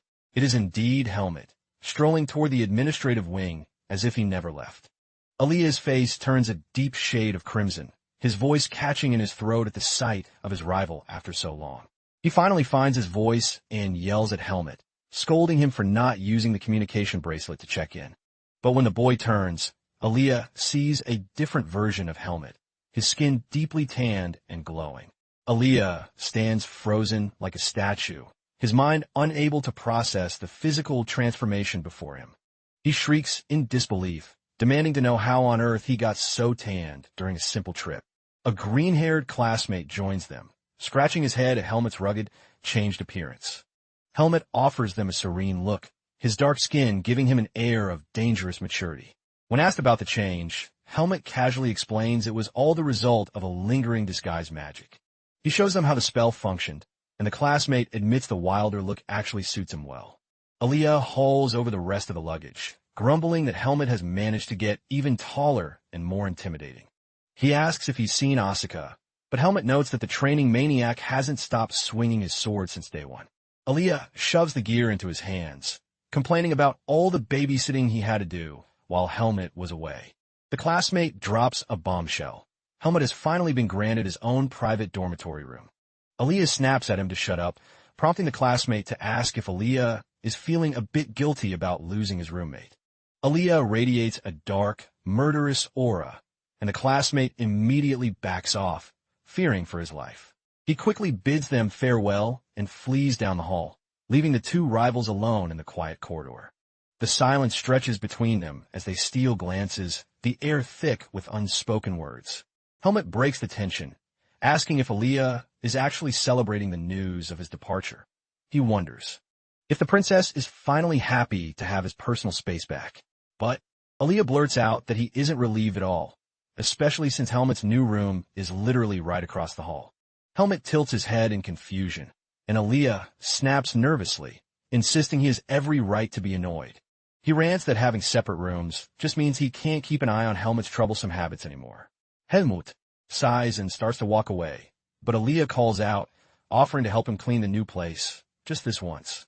Helmet pauses mid-step and turns back, a cryptic glint in his eyes as he prepares to drop a reminder. He reminds Aaliyah of the unconditional favor promise made before the break. Aaliyah confirms he hasn't forgotten, but warns Helmet that he plans to cash in that debt very, very soon. He tells Helmet to be ready, reminding him that he's only a few steps away if he needs to find him. Just before he disappears, Helmet calls his name, his expression shifting into something more meaningful. He offers a rare wish of good luck for the grueling new semester that lies ahead. Aaliyah mumbles a yeah and tells Helmet to make sure he doesn't fall behind in the ranking matches. As soon as the door shuts, Aaliyah slumps against it, burying his face in his hands to hide the burning embarrassment. He curses himself, wondering why his heart is racing and why he's acting like such a fool. The camera pans back to the majestic academy towers as the first bells of the term begin to chime. In his room, Helmet finishes unpacking his sparse belongings, his mind already drifting toward the training grounds. Suddenly, a violent, high-pitched whistling sound erupts from the other side of his door. He thinks of Asuka's legendary intensity and wonders if his friend is already tearing up the hallway. Curious, he swings the door open, eager to reconnect after his long absence from the academy. Suddenly, a heavy wooden staff smashes a practice dummy into splinters. The whistling tip of the weapon missing Helmet's nose by a mere fraction of an inch. A girl stumbles forward, her face pale as she apologizes frantically for the near decapitation. She freezes when she sees it's him, her face turning bright red as she stammers his name in shock. He recognizes her immediately and offers a calm greeting to Charlotte. Then, Asuka's voice thunders from the training floor, but Charlotte snaps back that his training is more like an assassination attempt. The blue-haired warrior appears behind her, his eyes lighting up as he demands to know where Helmet has been hiding. He notes the height and the tan, making Helmet visibly awkward with the blunt observation. Asuka asks why the grounds are so empty, and Charlotte explains that the other students took one look at his aura and fled. She thinks to herself that they didn't just leave, they were probably too terrified to even step inside and face him. Noticing he's been at it for 4 straight hours, Asuka flashes a cocky grin and dares Helmet to a duel. He boasts that his training hasn't slackened for a second, betting the next feast on the outcome. Before they can clash, Charlotte steps in, demanding her turn since she claimed Helmet first. Asuka tells her to pipe down, which only fans the flames of her explosive temper. In the middle of the familiar bickering, Helmet finds himself smiling. He's finally home. He agrees to a single bout, feeling generous since he owes them both for their support. He tightens his grip on his practice sword, itching to see how much his limits have expanded. Flaring his dark aura, he makes a bold offer, a 2-on-1 match to settle the score quickly. The duo reels from the crushing pressure, wondering what kind of monster he became over the break. Helmet narrows his eyes, locking onto his targets as the air grows heavy with intent. The scene shifts, revealing the Grand Academy towers long after the echoes of their spar have faded. A brilliant full moon hangs over the city, casting a silver glow across the prestigious school. The once bustling hallways now lie silent and deserted, bathed in the pale lunar light. Deep in the shadows of the corridor, Aaliyah waits, his expression focused and his resolve unshakable. Helmut finally rounds the corner, and the two friends meet in the echoing silence of the hall. Helmut breaks the quiet tension, asking if it's finally time for them to make their move. With a sharp, unwavering gaze, Aaliyah looks at his comrade, confirming his readiness. He gives a curt nod, and the camera pans to the vibrant, neon-lit streets of the night city. As they weave through the crowds, Aaliyah lists off trendy spots, including a specialized swordsman's bistro, but Helmut tells him to take the lead, reminding him that the princess is the one footing the bill tonight. Aaliyah admits he's a bit out of his element, so Helmut takes charge and suggests a hidden gem. They arrive at the destination, though Helmut wonders if he's making a mistake. They enter a breathtaking restaurant, where crystal chandeliers glitter and the atmosphere screams high-class elegance. He slides the menu toward Aaliyah, even recommending his favorite shrimp platter, but Aaliyah notices Helmut scanning the room, and the boy mutters that the silence is suspiciously heavy. Aaliyah finally realizes they aren't being mobbed by fans, and Helmut dryly notes it took him long enough to notice. Baffled, Aaliyah wonders if his friend's intimidating aura has somehow vanished. Helmut reveals he's mastered the art of mana suppression to hide his presence from the prying eyes of the masses. He grumbles that it's a cruel irony how much effort it takes for a beast like him to look normal. Aaliyah falls silent, struck by the gravity of that statement, agreeing that ordinary is a relative term. The young noble watches his friend, trying to digest this glimpse into Helmut's hidden struggles. Finally, he speaks up, asking if Helmut has some secret motive for this sudden outing. Aaliyah presses for the real reason they're meeting, but Helmut insists there's no hidden agenda. He simply says he came into some extra coin and wanted to pay him back for all the times Aaliyah helped him. Aaliyah blinks, momentarily stunned by the uncharacteristic display of gratitude.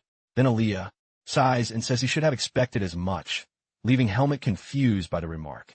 He explains that most people always have an angle, but Helmut is refreshingly devoid of self-interest. He admits he never would have stepped foot outside the dorms if he thought Helmut was trying to use him. Still, he finds it curious that Helmut would go through all this trouble just to spend time with him.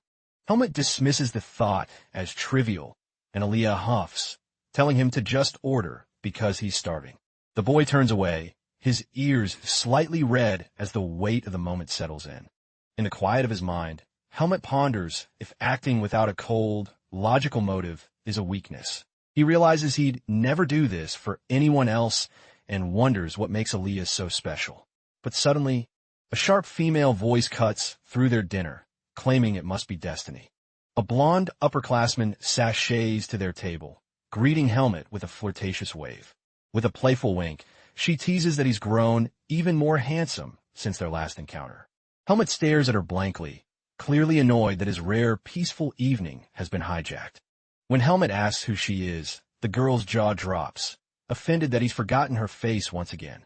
Aaliyah tells the senior to get lost, but she fires back, mocking his predictably prickly attitude. Another girl, Sophia, chimes in, swooning over how charming Helmut looks under the chandeliers.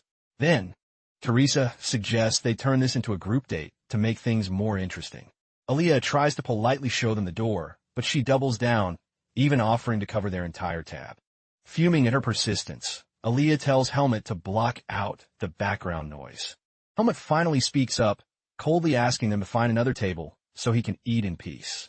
The senior stands, frozen in shock, her pride wounded by the boy's blunt and public rejection. She accuses him of being embarrassed by Aaliyah, claiming a real friend would share the attention, but Helmut remains firm, stating his only interest is his food and demanding they leave. The girl's face turns a bright, furious red as she reels from the humiliation. She calls him a clueless brat, warning him that he's making a massive mistake by snubbing a senior. She even snidely mentions their shared room, implying that rumors are bound to start flying. Aaliyah hits his breaking point and slams his fist onto the table with a resounding crack.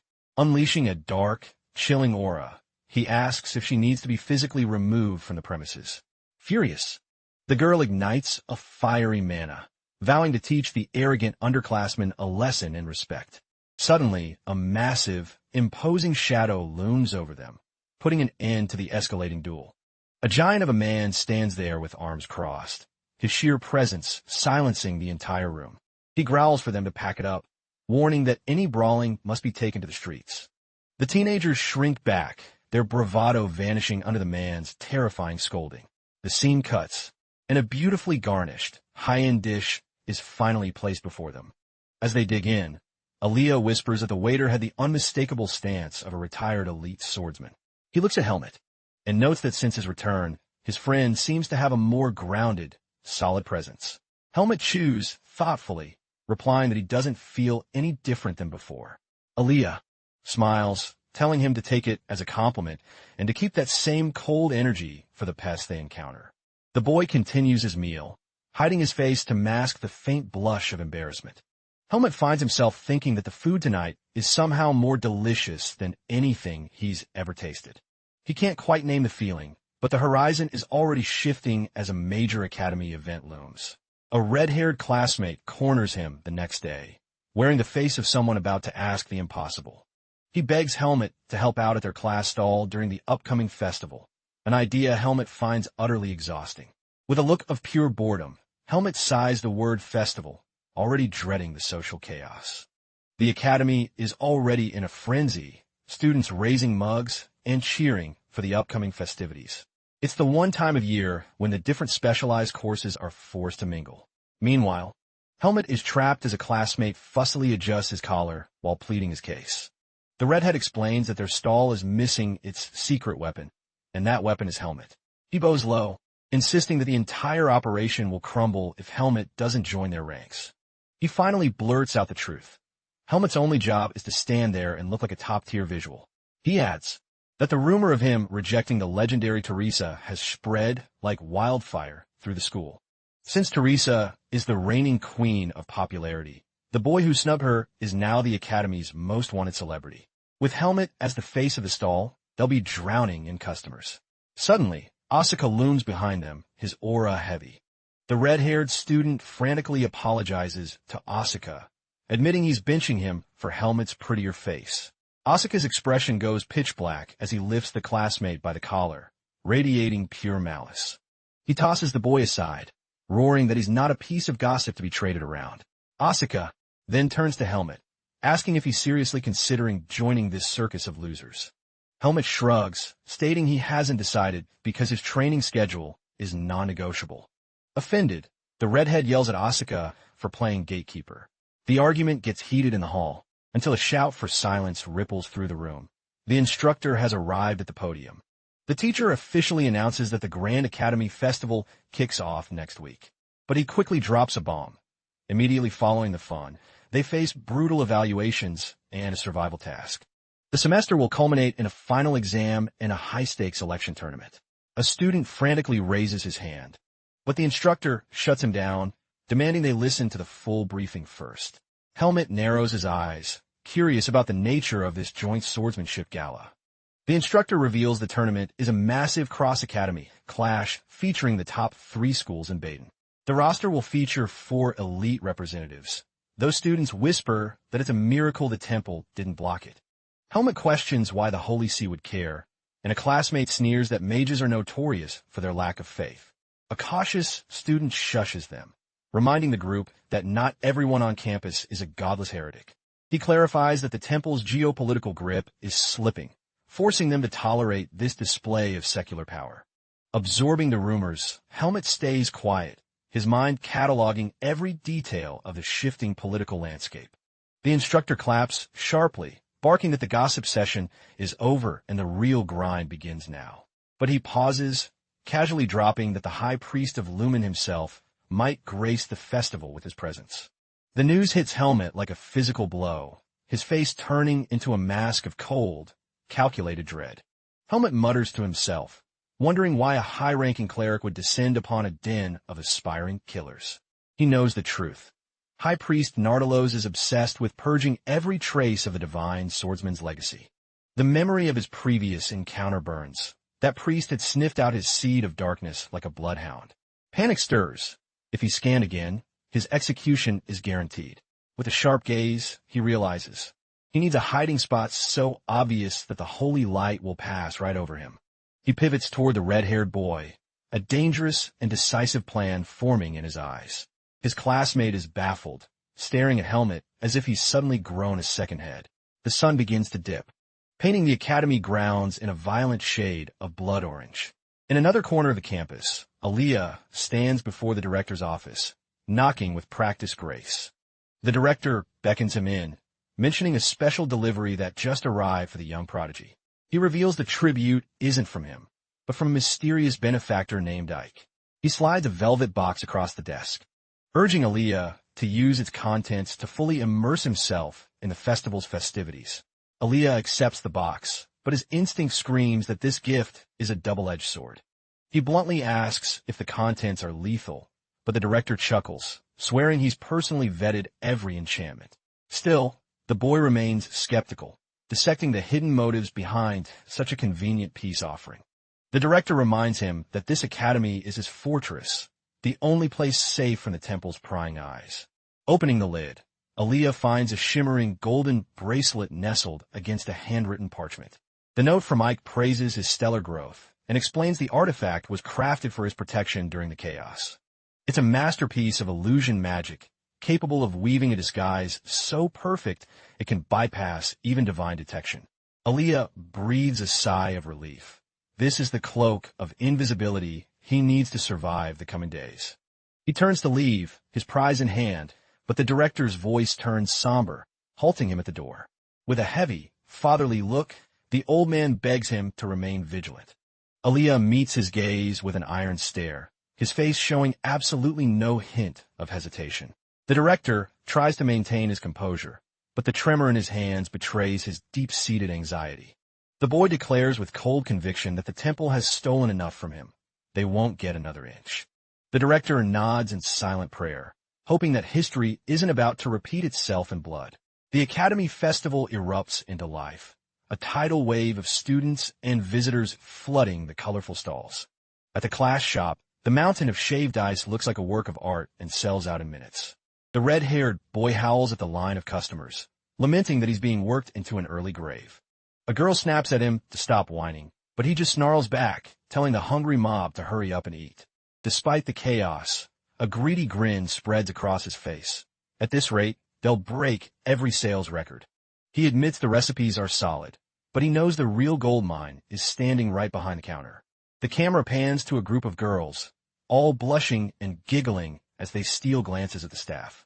There stands Helmet, looking like a stoic god as he calmly asks the next customer for her order.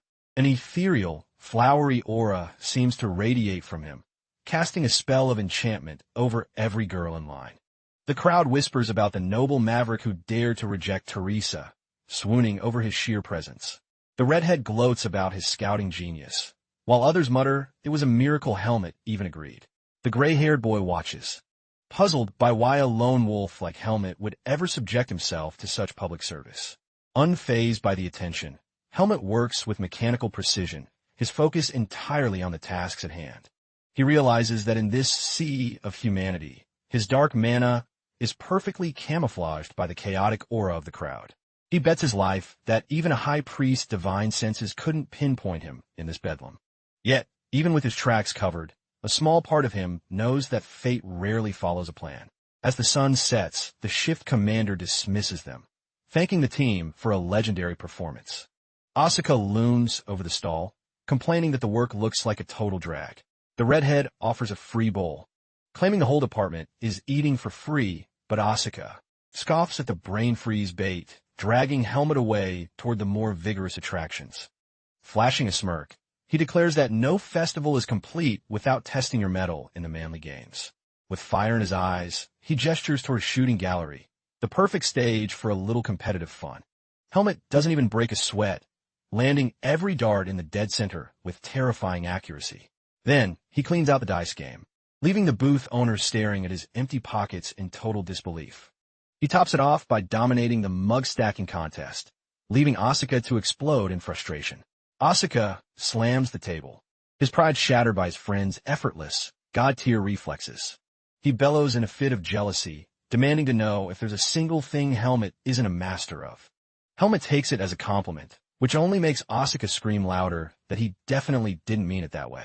Their classmates gather round, one mockingly suggesting Asuka stick to games that don't require actual talent. But the redhead's eyes light up, claiming there's one specific event where Asuka's unique look is a huge asset. A girl introduces the Academy Miss Pageant, explaining the twist. Only male cadets can compete in full drag. The red-haired boy points at Asuka, declaring him the undisputed champion of the cross-dressing world. Asuka roars, grabbing his friend by the throat, clearly not seeing the humor in the suggestion. He slams the boy down, shrieking that he won't be humiliated by wearing a dress for their amusement.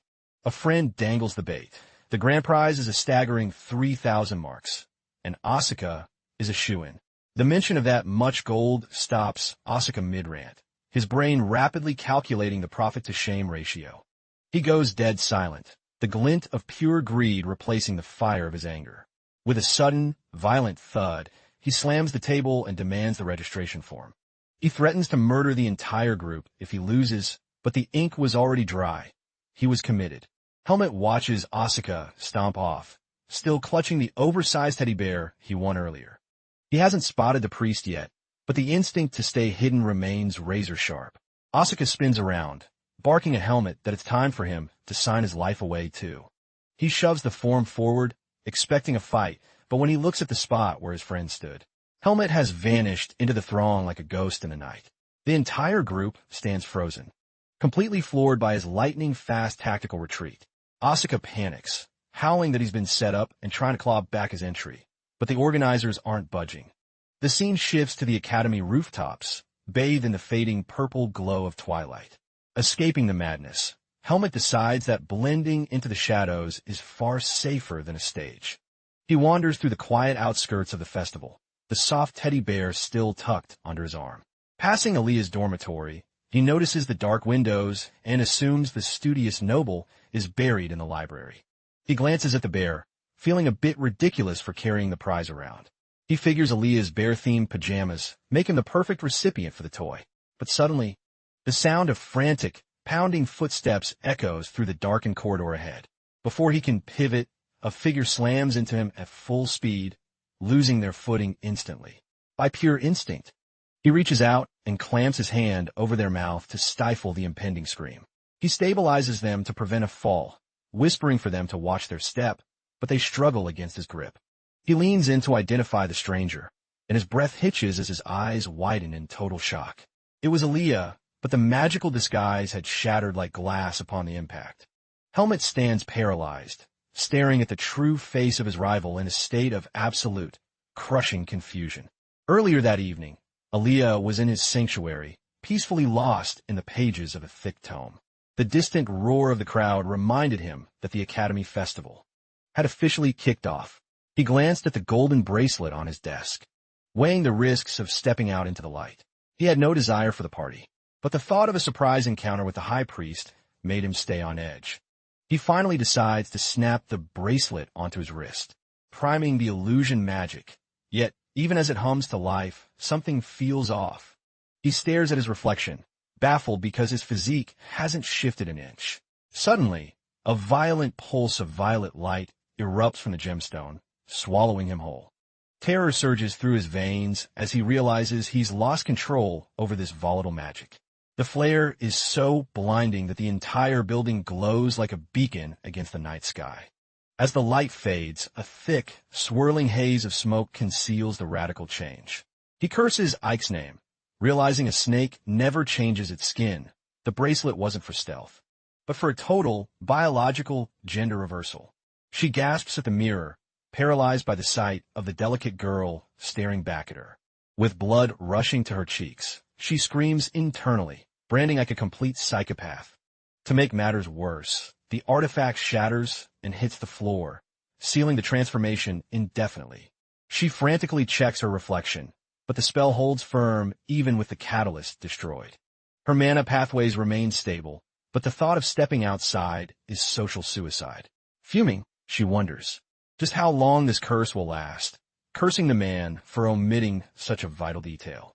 A weary sigh escapes, the sound of a soul pushed to its absolute breaking point. She resolves to infiltrate the library immediately, hunting for a counterspell to end this nightmare. Luck is on her side for once. She recalls accidentally packing a set of female robes earlier.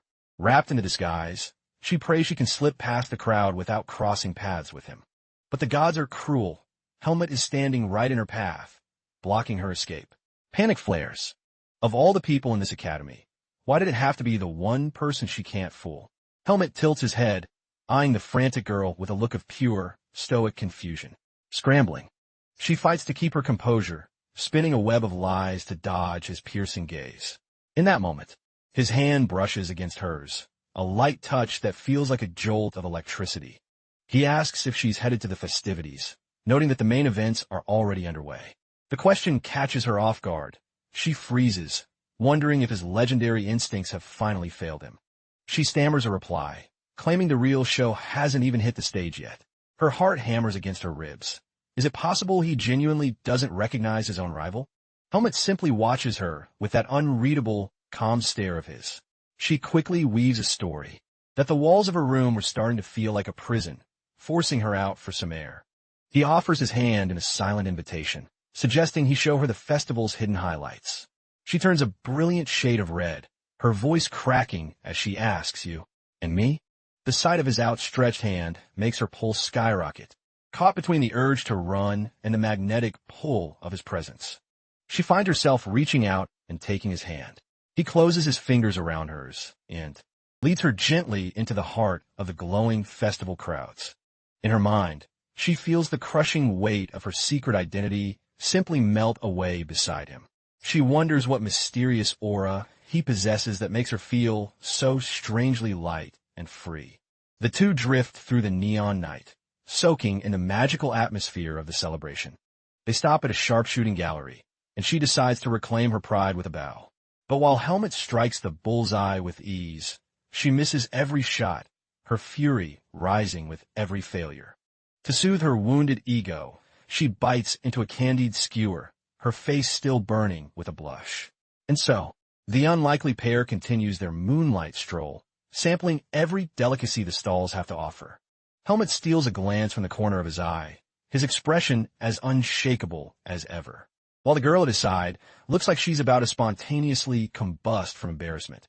They push on, navigating the sea of laughing students and flickering lanterns. From the shadows, Sophia and Teresa spot them, their jaws dropping at the impossible sight. Sophia gasps, questioning if that's truly the ice-cold Helmut and who the gorgeous stranger is. Teresa's eyes narrow into slits, radiating a lethal aura of pure, unadulterated jealousy. Whispers ignite like wildfire, with everyone asking if this mystery beauty is his hidden lover. The senior grits her teeth, convinced she was cast aside solely for this unknown interloper.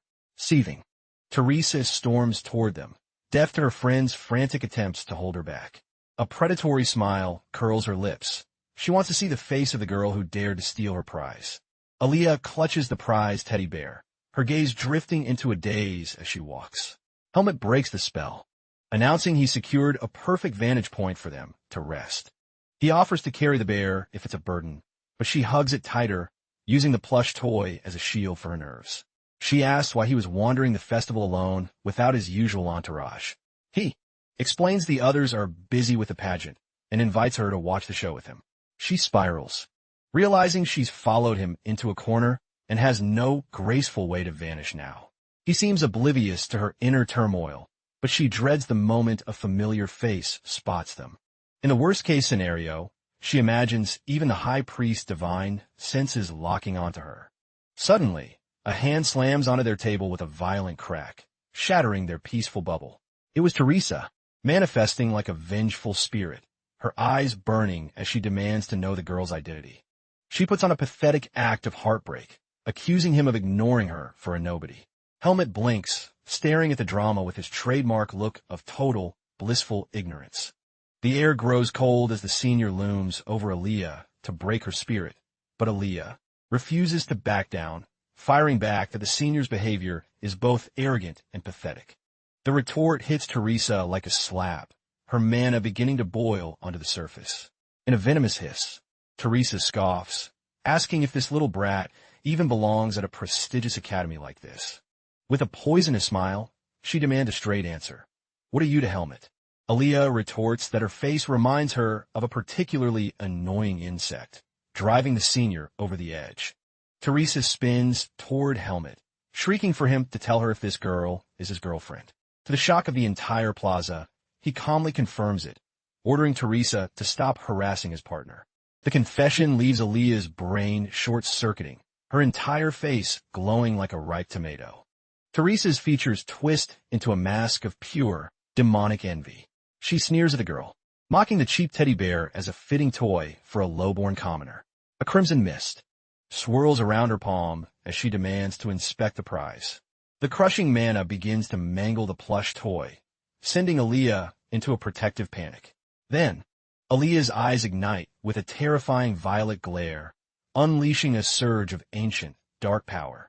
A shockwave of mana ripples out, blasting the surrounding crowd back like ragdolls. In the eye of the storm, Helmet watches the eruption with his usual cold, analytical precision. Teresa recoils in horror, sensing a tier of power that should be impossible for a random girl. Cloaked in a shimmering purple shroud, Aaliyah stares down her rival with murderous intent. Stunned, Teresa stammers, realizing too late that she's picked a fight with a high-level mage. A staff member roars for them to move, driving Teresa into a corner. Her friend tries to pull her away from the ledge, but the senior screams that the girl has signed her own death warrant by challenging her. Seeing the situation spiral out of control, Helmet casually picks up a discarded wooden pole. He releases a monumental surge of pressure that severs the magical link and sends everyone stumbling back. Both mages are left speechless, humbled by the sheer, effortless display of dominance. With a shadow falling over his eyes, Helmet warns Teresa that his patience for her games has run dry. The threat is chilling. He makes it clear that next time, his response won't be limited to a warning.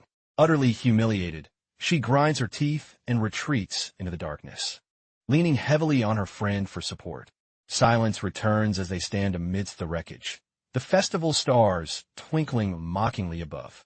Aaliyah exhales, a long breath of relief, and slowly lets the mangled teddy bear slip from her fingers as her strength wanes.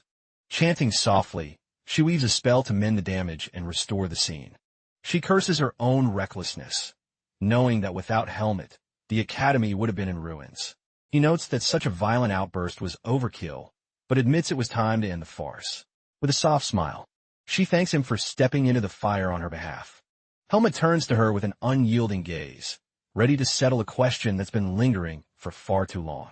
He calls out her real name, Aaliyah, proving that his eyes saw through the mask from the very first second.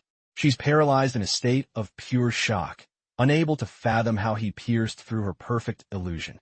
Without missing a beat, he seizes her arm and hauls her into the shadows, pinning her firmly against a cold stone wall. His eyes burn with the intensity of someone demanding answers. Cornered and desperate, she trembles, whispering the question, "Since when did you know it was me?" His response is instantaneous. He's known since the very moment she stepped into the hallway. Her face erupts into a deeper crimson, her heart racing with the terrifying thought that he's seen her ultimate secret.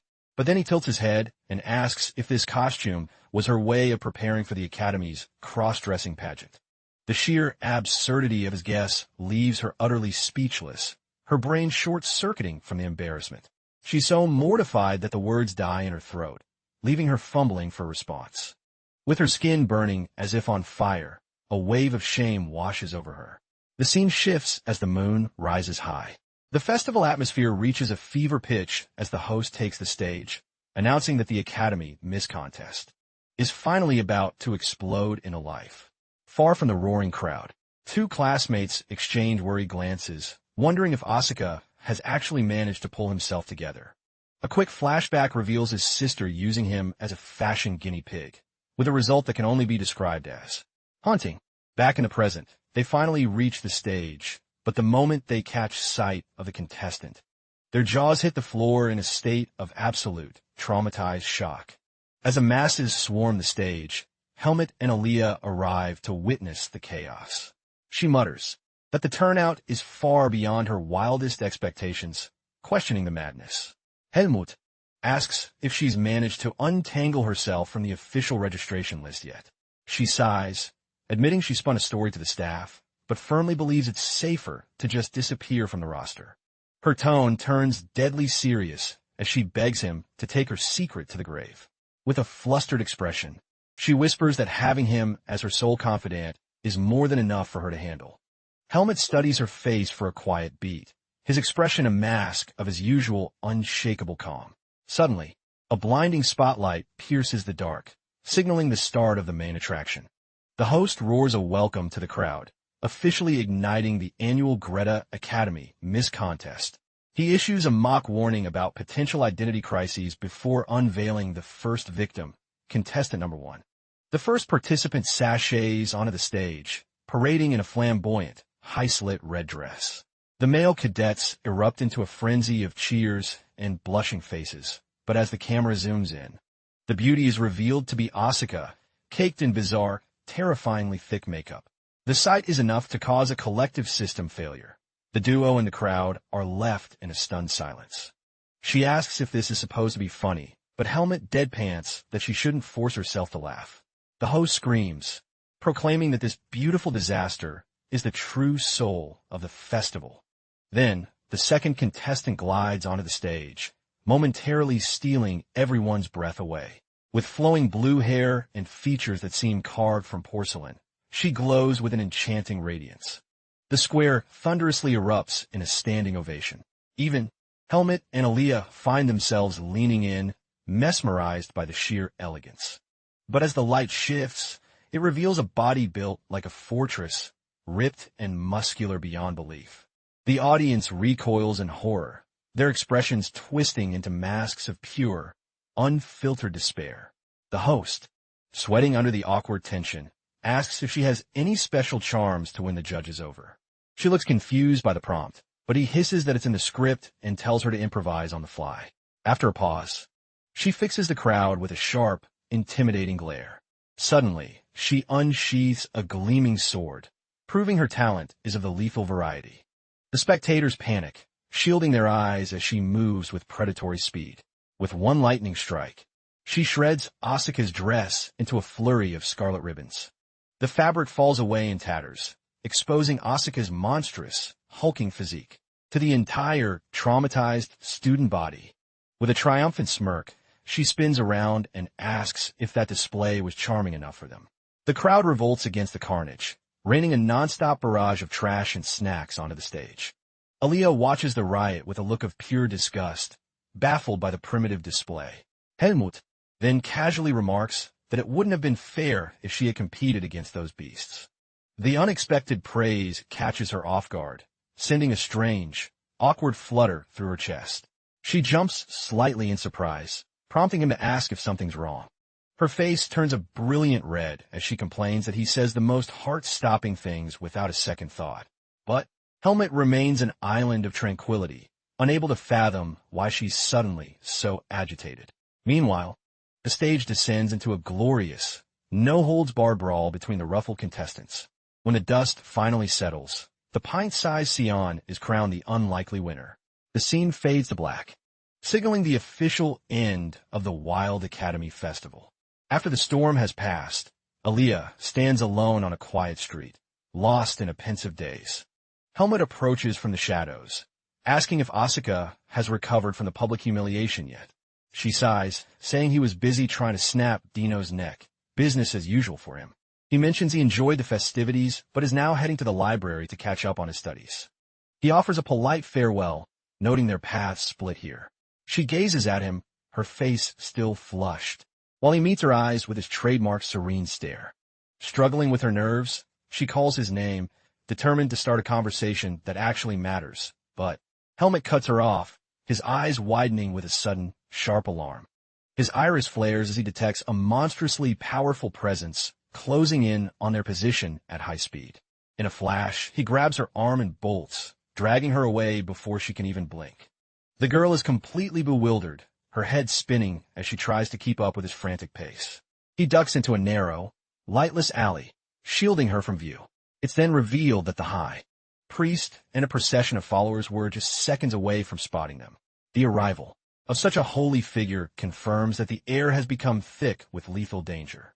Helmet narrows his eyes, wondering if his divine senses have dulled since his last battle in the desert.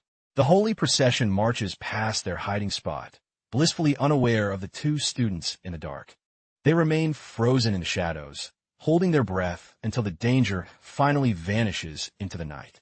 He finally releases her and apologizes, explaining his desperate need to avoid the temple. She nods, admitting she's just as eager to stay off their radar. Their goals aligning in the darkness. In the quiet that follows, she remembers the favor she's been holding back, the one she mentioned once before. With a blushing face, she asks if he will accompany her to a place of great significance. Silence falls over Greta Academy, its dormitories lit by a soft, amber glow. The rhythmic thud of heavy boots echoes through the headmaster's hall, heralding an uninvited power. The doors swing open as High Priest Mycon strides in with his retinue, demanding an audience. The director offers a polite welcome, gesturing for the priest to join him for a cup of tea. Once settled, Mycon offers his thanks, though he notes with a smirk that he feels like a wolf in a sheepfold. He mentions his walk through the festival, noting the surprising number of faithful souls among the mages. At that, the director counters that mages seek the truth of nature and thus naturally find God. The priest lets out a subtle, knowing smile, noting that some lies never lose their shine. The director shifts the subject, mentioning rumors that the temple's influence has been waning lately. The air turns ice cold as the priest asks point-blank if the director is trying to challenge him.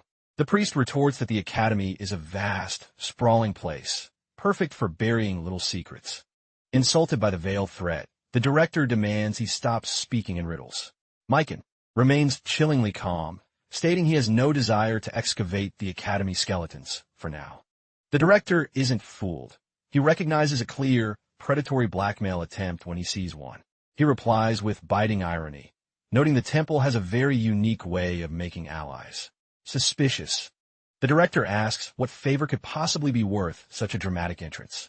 With a twisted grin, the priest prepares to lay his true cards on the table. The stars shine bright, but a suffocating tension lingers in the wake of the high priest's visit. As he departs, Mycon scoffs at the pride of mages, who have no idea how deep the trap is buried. He knows he's won already. He has a secret the director doesn't. During his stroll, he felt an unmistakable ripple of demonic energy, and he plans to keep that ace close to his chest. That singular lead is the leash he needs to keep Greta Academy groveling at his feet. The scene shifts to the training grounds, where the rhythmic clatter of wooden swords signals the start of a new, dangerous dawn. Asuka corners Helmet, relentlessly grilling him for the scandalous details on who he was really with at the festival. Helmet tries to play it cool, dodging the interrogation by claiming it was just a casual acquaintance. But Asuka isn't falling for it and roars at him to stop the act and reveal the mystery girl's identity. Recalling Aaliyah's desperate plea for silence, Helmet realizes he's trapped in a massive, looming misunderstanding. Desperate to pivot, he asks if Asuka has finally chosen a strategy for the upcoming field training mission. Sion chimes in about their spirit-gathering task, leading Asuka to ask who Helmet's partner is. He simply states, Aaliyah. Asuka immediately groans, complaining that the two top-ranked monsters are making an unfair power duo. Helmet defends the choice, noting Aaliyah's reliability, while Asuka smirks at how suspiciously close they've become. Helmut goes silent, his mind drifting back to the private conversation he had with the girl under the moonlight.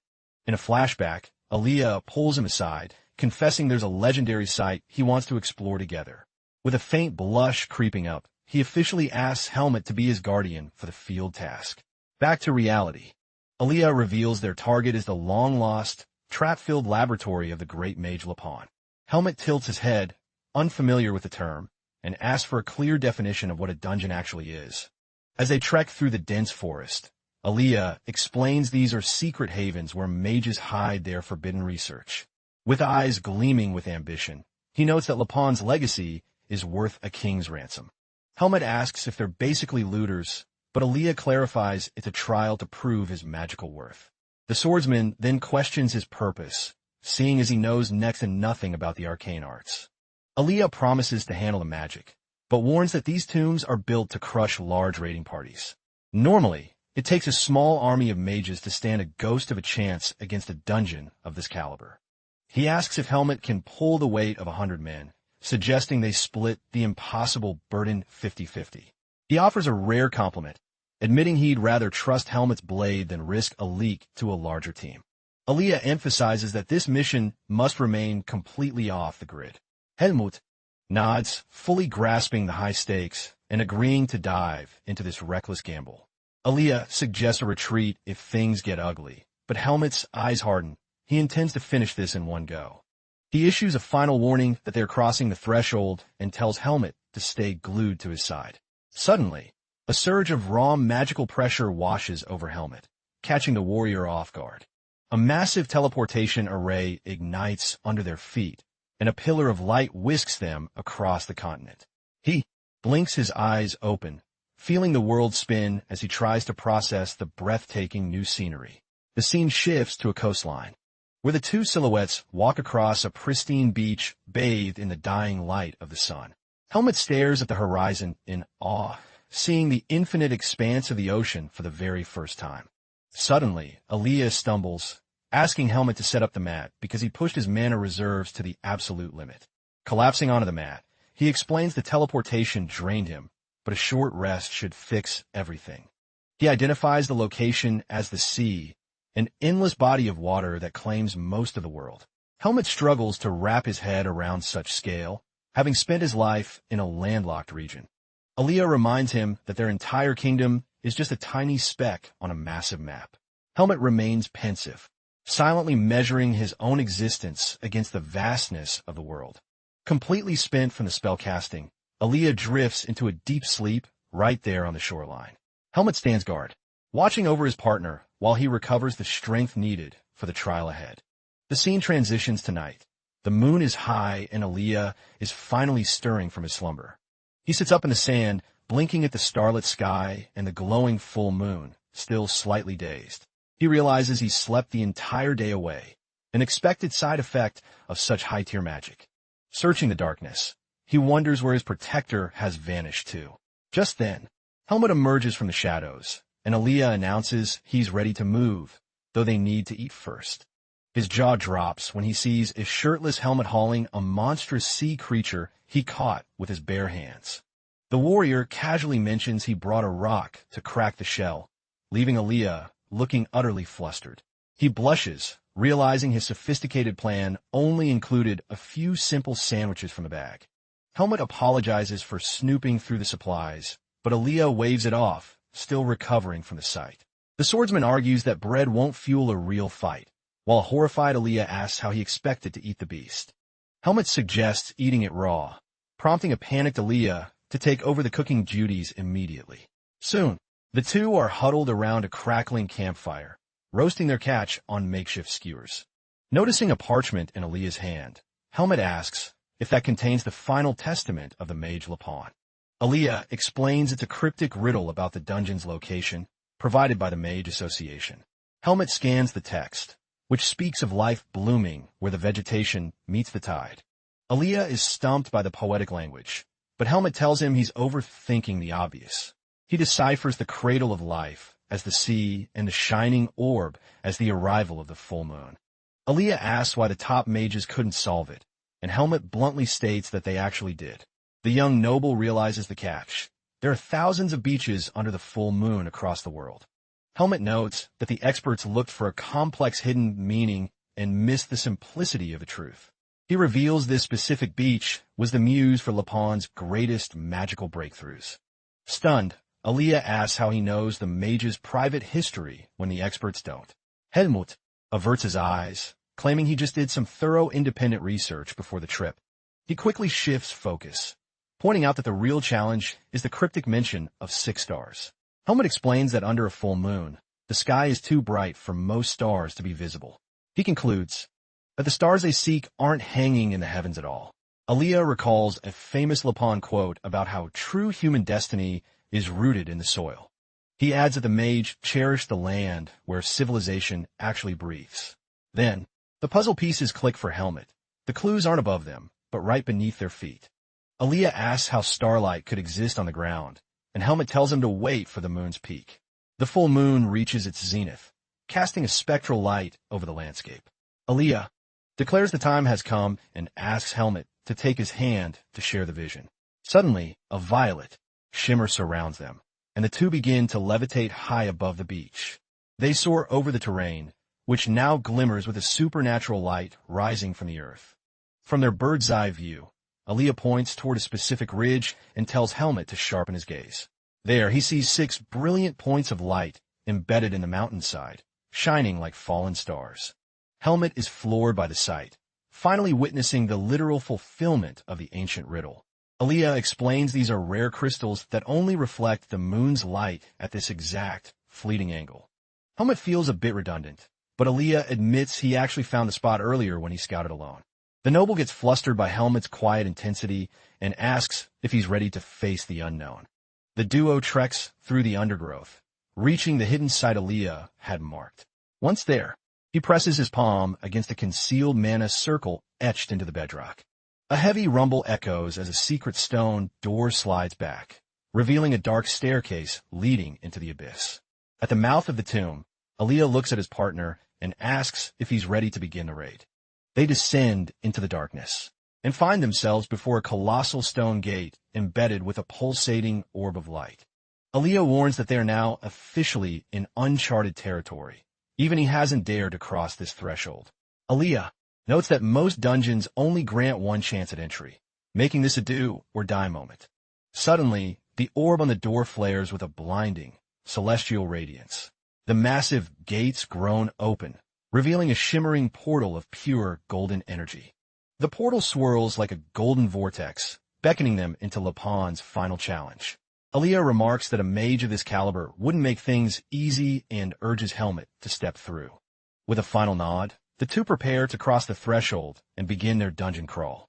They take the plunge together, vanishing into the light with no idea what lies on the other side. As they emerge, the air turns a sickly, supernatural green. Suddenly, a glowing emerald sigil manifests in the air before them. The light streaks forward like a bolt, branding the wrists of both adventurers with the ominous mark of an hourglass. They find themselves in a cavernous hall filled with ancient architecture and a suffocating aura of mystery. Helmet realizes the brand is a countdown, and Aaliyah confirms they have roughly 2 hours to clear the floor. He warns that while the path looks clear, Helmet needs to keep his blade ready for whatever hides on the right. The duo begins their advance, wading through a narrow, flooded passage where the water chills them to the bone. At the end of the dark hall, 2 glowing silhouettes emerge, standing tall like ancient spectral guardians. The air shifts, and they realize something is fundamentally wrong with the scene before them.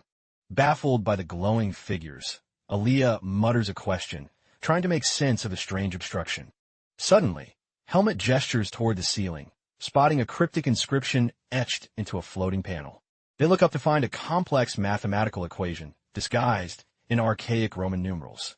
Aaliyah deciphers it as the first trial, but the oddly shaped cavity beneath it gives him pause. Suddenly, the architecture groans and shifts. The countdown has begun. The chamber starts to contract with lethal speed, leaving them mere seconds to act. Helmut cracks the code instantly. They must pass through the silhouette that matches the solution. Aaliyah shouts that the right path is the answer, but the hole's geometry is impossibly awkward for a human. Helmet realizes the silhouette is designed for 2 bodies to interlock in a very specific, intimate pose. Ignoring the logic of personal space, he sweeps Aaliyah into his arms, catching the noble completely off guard. Cradling Aaliyah, Helmet ignites his speed and charges headlong toward the glowing exit. They plunge through the gap just as the walls collide, the door sealing shut with a thunderous boom. Aaliyah is left, fuming with embarrassment, cursing the great mage Lapan for his perverse sense of humor. He's convinced the legendary mage was a total prankster, relieved only that they survived the humiliation. Once they regain their breath, they face the next trial. Helmet scans the vacant room, noting that it appears deceptively empty. Aaliyah counters that this is clearly a puzzle room, and warns him to stay sharp for hidden triggers. Helmet spots a single brick with a slightly off-key hue, and Aaliyah marvels at his partner's uncanny perception. The boy realizes it's a hidden script, sighing at how childish the great mage truly was. Aaliyah channels a pulse of mana to unveil the hidden riddle. The magical glow washes over the stone, revealing glowing instructions for the next grueling challenge. The mural depicts a specific pose. One warrior must carry the other like a bride. Aaliyah freezes, reeling from the realization that Lapon is actively messing with them. The nightmare repeats. Helmet lifts Aaliyah once more, much to the young mage's rising mortification. With his face burning like a furnace, Aaliyah swears a blood oath to never forgive Lapon for this indignity. They push forward through 5 more gates, each requiring increasingly cooperative and awkward physical maneuvers. Helmet checks their progress, noting 30 minutes have vanished and questioning their chances of success. Aaliyah is beyond logic now, promising a slow death for the long-dead mage. Suddenly, he halts mid-rant, realizing every single puzzle was tailored specifically for 2 participants. A chilling thought strikes him. What if the dungeon is mirroring the desires of his own subconscious? Aaliyah turns a shade of deep crimson, terrified that his own mind birthed these humiliating poses. In a desperate bid for sanity, he blames Helmet's presence for corrupting the trial's logic. Helmet catches Aaliyah's panicked expression and asks if the pressure is finally getting to him. Unable to voice his embarrassing theory, Aaliyah stands paralyzed with a glowing face before snapping out of it. He brushes it off as nothing, dragging Helmet forward to avoid any more awkward silence. The scenery dissolves as they step into a lush meadow, and Aaliyah's eyes widen at the sudden vibrancy. Suddenly, the dungeon's cold walls are replaced by a sun-drenched, ethereal woodland. Aaliyah spins around only to find that Helmet has vanished in a thin air, leaving him stranded. He screams his friend's name into the canopy, but only the rustling leaves answer back. It hits him. He's been snared by a high-level illusion spell without even sensing the mana spike. This is a solo trial. He and Helmet have been partitioned into separate mental dimensions. Aaliyah feels a brief wave of relief at being done with the poses, but his worry for Helmet lingers. As he explores the dreamscape, a massive shadow suddenly blots out the sun over him. He slowly tilts his head back, only to find a colossal snow leopard with piercing, sapphire eyes looming over him. The beast curls its lip to reveal daggers for fangs, its gaze heavy with a predatory weight. Fear pins Aaliyah to the spot as he faces the apex predator. Meanwhile, the scene shifts to Helmet, who finds himself floating in a boundless, blindingly white sea of clouds. He is utterly lost. Aaliyah is gone, and the laws of physics seem to have abandoned the world. Helmet correctly guesses this is a solitary test, trusting Aaliyah's skill to keep him alive. Still, he's stumped by what he's supposed to fight in this infinite, empty void. Suddenly, his instincts flare as he detects a movement in the distance. A mysterious, slender silhouette emerges cautiously through the thick, white fog. He demands the figure identify themselves, his eyes narrowing as he tracks the long-haired stranger. The figure turns with agonizing slowness, and Helmet's heart nearly stops at the sight. Standing before him is a woman with striking purple hair and eyes, a visage that shakes his very soul. By reflex, his hand flies to his hilt, and he draws his steel, ready for a life-or-death struggle. He roars that her resemblance to Aaliyah is uncanny, demanding she reveal her true nature. Tears stream down her face as she whispers that she cannot undo her sins, even if he despises her. Helmet stays on guard, his mind racing to connect this woman to his friend. Baffled and enraged, he barks at her to repeat the cryptic nonsense she just uttered. Back in Aaliyah's illusion, the boy remains frozen under the heavy gaze of the massive leopard. Surprisingly, the creature remains calm, sitting majestically as it stares toward the horizon. Aaliyah questions if this is truly a monster, debating whether a preemptive strike is his only way out. He decides to stop hesitating, gathering his resolve and focusing, a sphere of dark, volatile energy in his palm. But the creature speaks, calling him Helmet, and the boy's world turns upside down. The beast asks if he isn't going to meet the human who is expecting him today. Aaliyah is stunned into silence, his mind unable to compute the animal's words. He panics. Not only does the monster talk, but it's mistaken him for Helmet. The leopard asks why he looks so troubled, wondering if the human is being too harsh. Aaliyah's body begins to act on its own.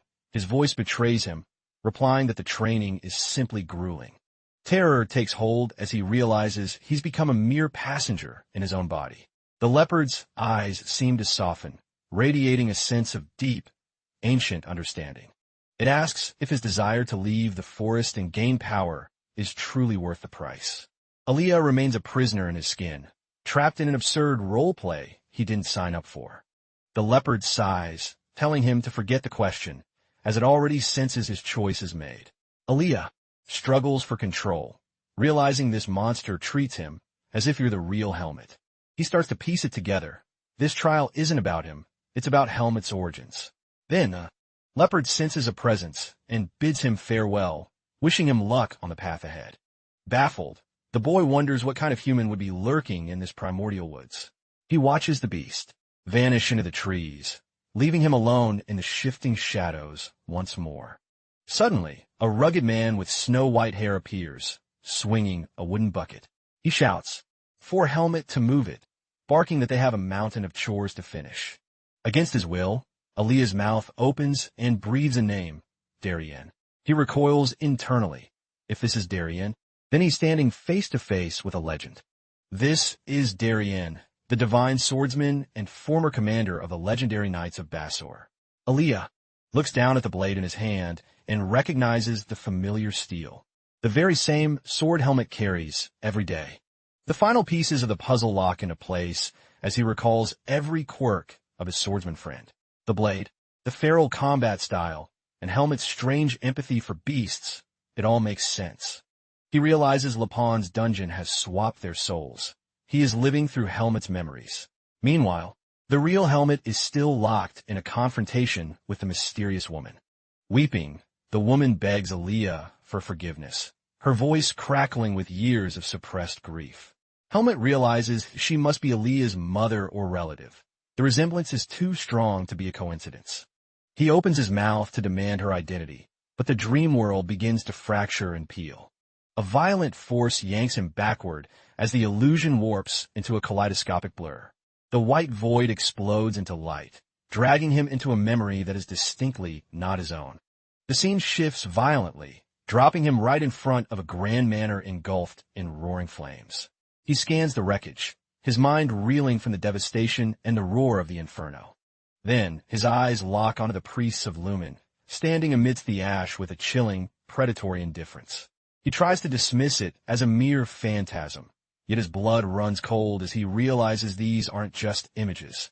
They're visceral, jagged fragments of a memory he shouldn't possess. This was Aaliyah's sanctuary, now a graveyard where his parents drew their final breaths. Scattered across the scorched earth, the blackened remains serve as a grim testament to the Holy Sea's mercy.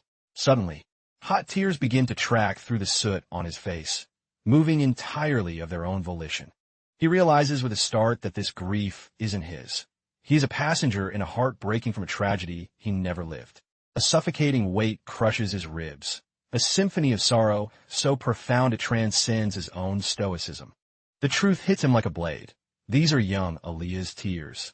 The high priest's voice cuts through the crackle, demanding they purge the girl, swearing that the bloodline of the heretic Ike must be extinguished from the world. The priest spins around, sensing a threat, but his divine grace is too slow to save him. With the fluid grace of a cornered predator, Aaliyah's younger self lunges, driving a blade toward the cleric's heart. He erupts in a desperate discharge of dark mana, a shockwave intended to swallow every priest in the vicinity. But the counterattack is brutal, and his small frame is riddled with agonizing punctures. Even as his lifeblood spills, he fixes his executioners with a stare fueled by pure, unadulterated loathing. Suddenly, a blonde sorceress strikes, her magic tossing him through the air like a rag doll. Impacting the stone, he stares at his charred skin, feeling the white-hot agony of the holy spell. With blood masking his features, he forces himself back onto his feet, refusing to let his spirit break before his body does. He sees an elderly woman shielding the child, and it clicks. This was his grandmother and his mentor. Helmet realizes that on that day of fire, she was the last thread holding Aaliyah's world together. There's no doubt now, this is Aaliyah's raw history. He wonders what dark sorcery this dungeon uses to flay his soul open. Then, a chilling realization settles in his gut. If he is walking through Aaliyah's mind, the door swings both ways. The thought of his own haunted past being laid bare before his friend sends a jolt of pure panic through him. He shudders, wondering if Aaliyah is currently witnessing the feral nightmare of his own upbringing. The vision shifts to a primeval, mist-shrouded forest where Aaliyah wanders, his brow furrowed with growing dread.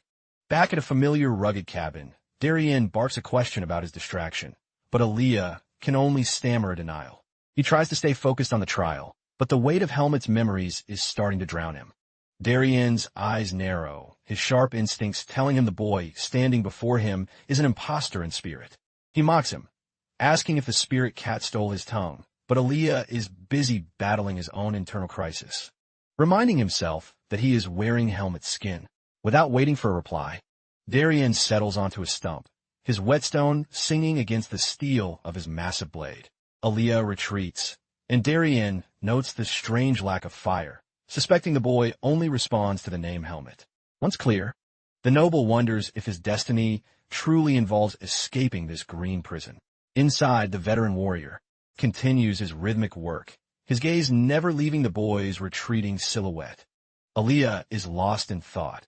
He carefully avoids asking for their coordinates to keep his cover from blowing. He pieces the puzzle together, recalling that the first beast they encountered greeted Helmut like an old friend. It explains his terrifying combat prowess. Yet it's clear Helmut's heart was always set on the horizon. Aaliyah begins to see that Helmut wasn't a guest in this forest, but a survivor, and he burns to know why. The most staggering revelation was Darien, the legendary divine swordsman, acting as the boy's personal tutor. Darien strides toward Aaliyah, stopping with the presence of a mountain. He offers his weapon, grasping the lethal edge with his bare hand without flinching. With a challenging glint in his eye, he dares the boy to even try and lift the massive steel. Aaliyah grips the hilt, nearly buckling under the sheer, unreasonable weight of the blade. He heaves it upward with a grunt of exertion, marveling at the strength required just to wield such a monster. Darien scoffs that he's still a runt, hoping aloud that the boy hits a growth spurt before the world eats him alive. Despite the rough words, a flicker of paternal pride dances in the old man's eyes. Aaliyah feels a strange warmth at the remark, his cheeks flushing with a touch of borrowed embarrassment. He realizes that despite the monsters and the blood, his forest breathed a sense of savage peace. It becomes clear why this hellish landscape was so deeply cherished by the real Helmut. Darien mentions that surviving the woods is one thing, but breaching the barrier is another. The moment he whispers the words forest of roots, Aaliyah's blood turns to ice. The heavy sword slips from his fingers, hitting the earth with a hollow thud as the boy spirals into a panic. The truth he had been burying finally claws its way to the surface, demanding to be seen. To be discarded here meant one thing.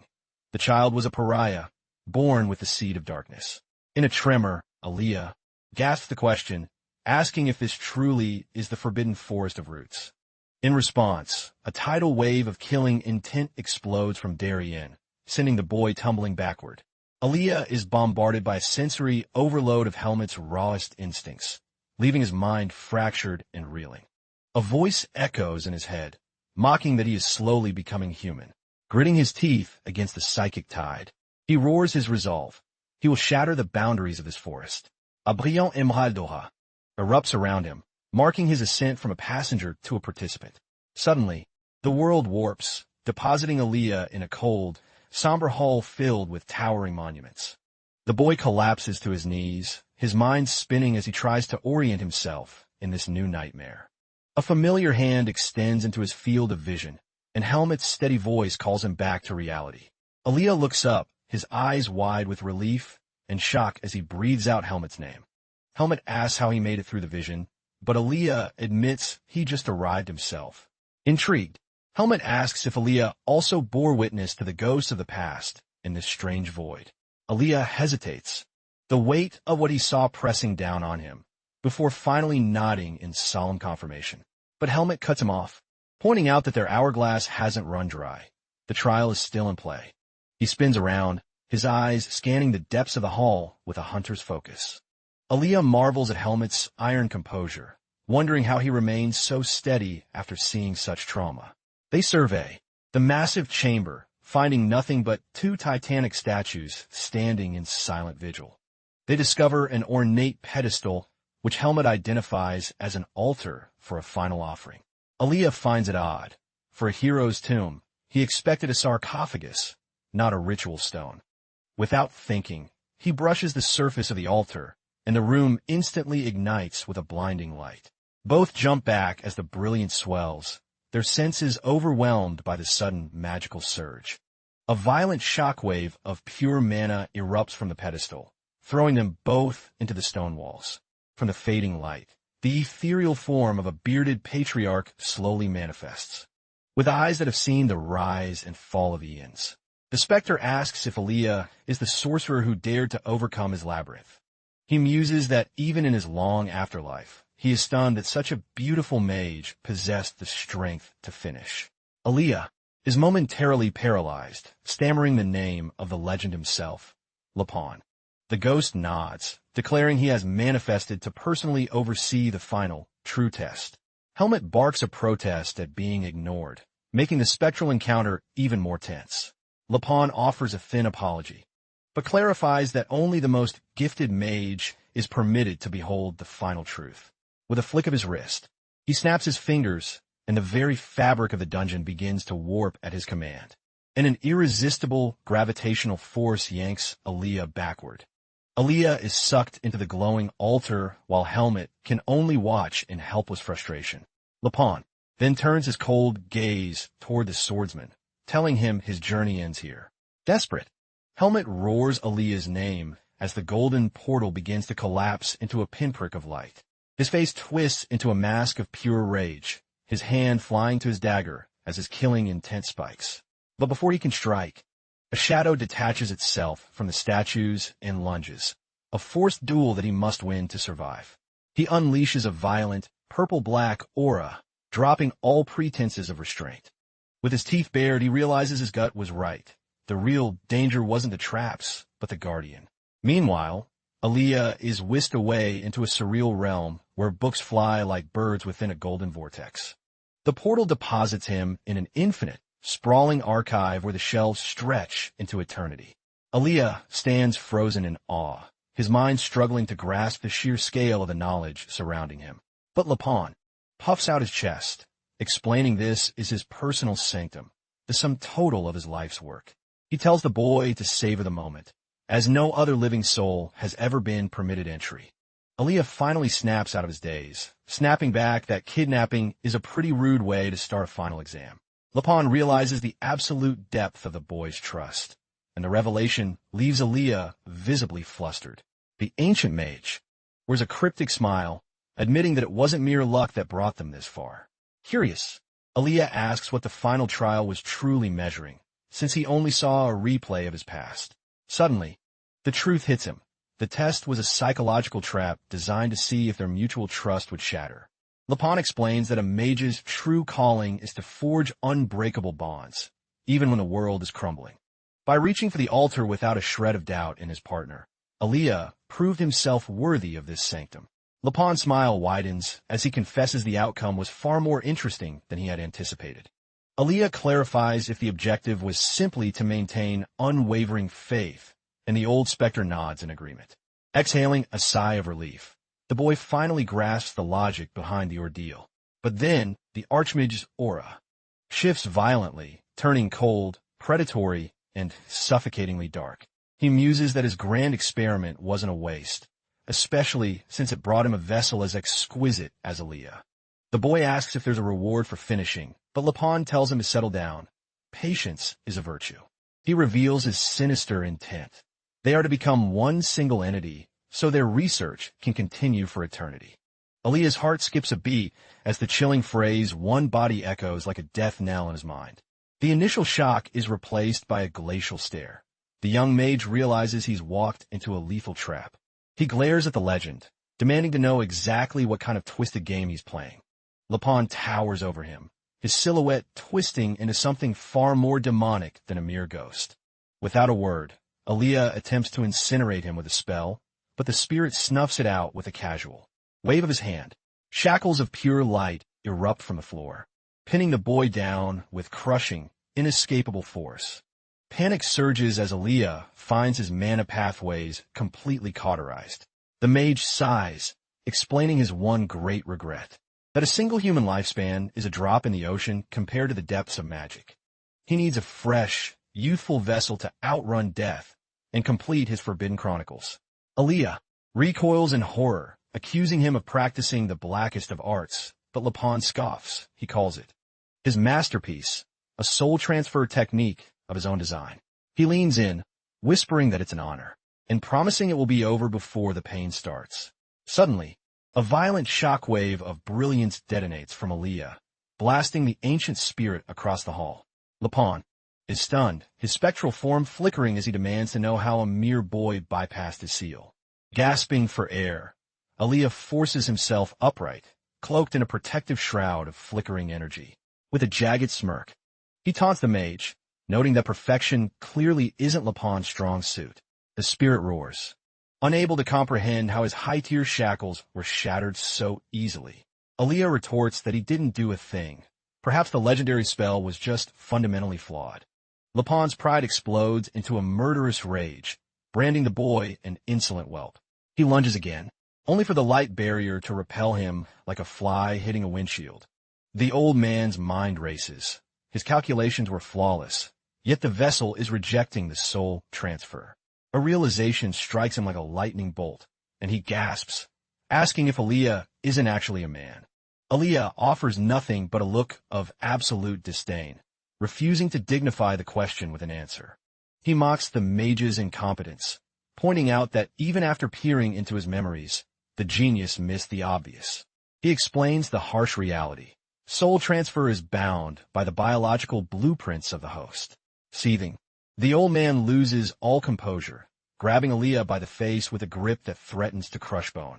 He screams that within this timeless void, he has all the eternity he needs to reshape the boy's body. Aaliyah lets out a cold, mocking laugh, telling the mage that his time is actually running out fast. The spirit tells him to shut his mouth, but his eyes drift toward the altar in the center of the room. His jaw drops as the portal begins to pulse and tear open once again. Back in the main hall, the massive stone guardian is obliterated by a surge of obsidian energy. A streak of violet lightning pierces the portal, homing in on the mage's core like a guided missile. It was Helmet, descending like a god of war with every ounce of his killing intent focused, using his dark aura to shred the spirit's metaphysical defenses. Lapon is paralyzed with terror. No physical blade should have been able to shatter a Korean force golem. His face contorts with primal fear as he realizes the hunter has entered his secret garden. It turns out Aaliyah had discreetly placed a tracking beacon on Helmet before the kidnapping. Following the signal, Helmet pinpoints the source of the dimension and strikes without mercy.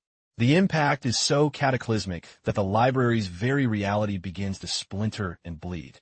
The infinite archive shatters like a falling mirror, and the soul-binding spell is torn to shreds. Aaliyah screams at the top of his lungs, commanding Helmet to put an end to the ancient parasite once and for all. Driven into a corner, Lapon desperately tries to weave a defensive web to stop the inevitable. But it's too late. Helmet's blade bifurcates the air, striking the spirit with the weight of a mountain. Lapon lets out a final, haunting shriek as his eons of work vanish into ash. In the wake of the explosion, Helmet stands motionless, his dark-clad sword radiating a lethal, cold mist. The library dissolves into nothingness, and Aaliyah collapses to the floor, his mana reserves bone dry. Helmet rushes to his side, but Aaliyah gasps out a warning to keep moving. He warns that with the master dead, the entire dungeon is entering a terminal self-destruct sequence. Without a second's hesitation, Helmet scoops Aaliyah up and charges toward the collapsing exit. The floor gives way behind them as they sprint through a world falling into the void. Helmet asks for the plan, and Aaliyah admits that if they don't jump, they'll be erased from existence. He scrapes the very bottom of his soul for a final spark of mana, praying it's enough. With a roar of effort, he slams his palm into the earth, igniting a gargantuan magic array. Violet energy erupts like a volcano, forcing the crumbling reality to lurch and stall. The entire dimension fractures into a trillion shards, reflecting a world in its final moments. Aaliyah pushes his magic to the breaking point, unleashing a flare that blinds the senses. Slowly, the shattered fragments of the world begin to knit back together, halting the erasure. The gambit pays off, and Aaliyah hits the ground as the world finally stabilizes around them. Seeing the chaos subside, Helmet checks if his friend can still draw breath or stand. But the boy is fading, using the literal last drop of his life force to manifest a tiny ember of light. The sphere drifts toward Helmet, a silent guide through the darkness that isn't over yet. Aaliyah whispers that this is their only exit, though he has no clue where the rift will spit them out. His eyes flutter as he begs Helmet to carry him, his strength finally gone. At that moment, Aaliyah's consciousness snaps, and he goes limp, sending Helmet into a spiral of raw panic as he bellows his friend's name. He freezes for a heartbeat, staring at the motionless boy before grabbing him. The scene shifts to a primal, shadowed woodland, shrouded in mountain peaks and a thick, unnatural fog. Helmet emerges from a jagged cave mouth, Aaliyah on his back, blinking as the sunlight finally hits his eyes. He realizes that Aaliyah's exit was a blind jump. He has no idea where on the map they've landed. With the boy still unconscious, Helmet sets him down with trembling hands, his stoic face etched with deep concern. He resolves to stand guard until Aaliyah wakes, scanning the area for a defensible position. He meticulously clears a spot on the forest floor, cushioning his friend's head with his own gear. Helmet remains a silent sentinel, his eyes never leaving Aaliyah's pale, exhausted face. He reflects on the dungeon's final trick, the forced exchange of their most guarded, painful memories. He knows there's no going back to simple lies.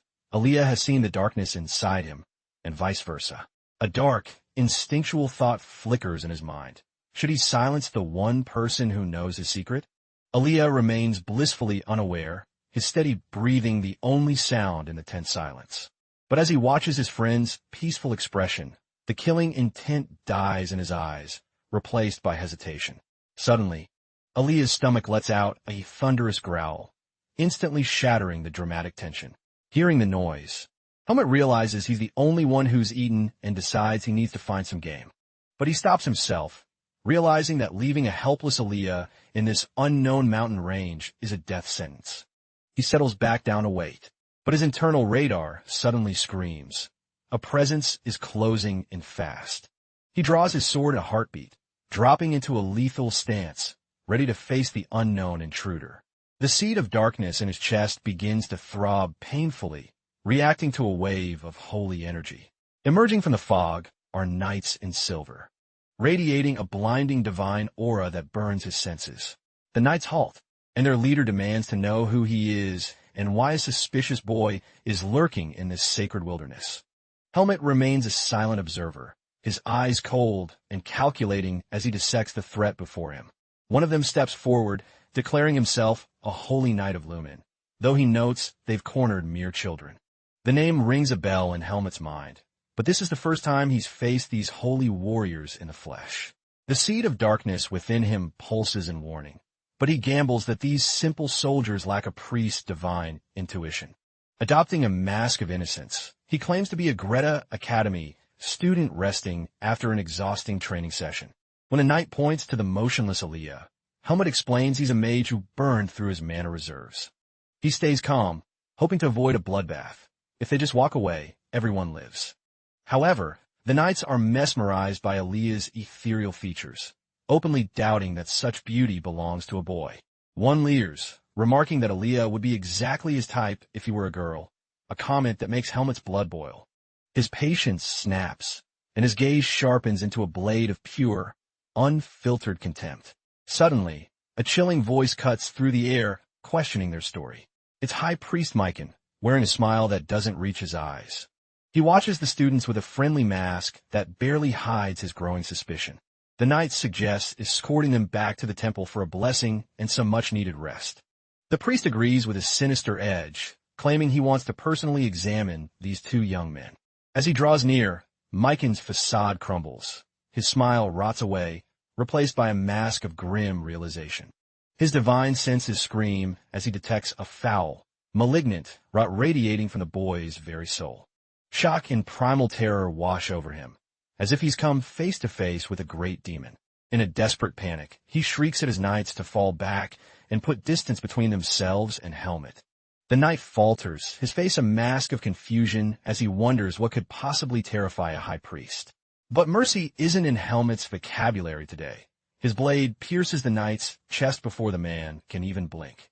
Shadows swallow Helmet's face, his eyes shifting into the cold, lethal pupils of an apex predator. The scene cuts to a quiet office where the academy director stands by the window, staring into the distance. He looks weary, the lines on his face etched with a deep, gnawing anxiety. In a flicker of memory, we see his meeting with Myken, where the priest had played the part of a humble guest seeking a simple favor.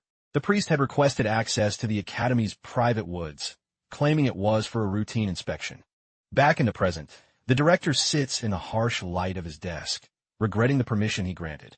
A heavy, dark premonition weighs on his heart, telling him something has gone horribly wrong, and his instincts were dead on. Deep in the forest, the peaceful woods had become a slaughterhouse. It's revealed that Myken's saintly reputation was a lie. Beneath the robes lay a man of absolute depravity. He had come to dig up dirt on the academy, and stumbling upon the boys was a stroke of pure luck. But the moment his eyes fell upon the unconscious Aaliyah, his first impulse wasn't duty, it was hunger. A vile, dark lust took hold of him, and he mentally claimed the beautiful boy as his next prize. That disgusting urge, however, was instantly vaporized by a much more primitive instinct, survival. For he had just felt a presence that defied nature, a terrifying power emanating from the boy in front of him. Helmet stood there, drenched in fresh blood and wreathed in a haunting purple aura.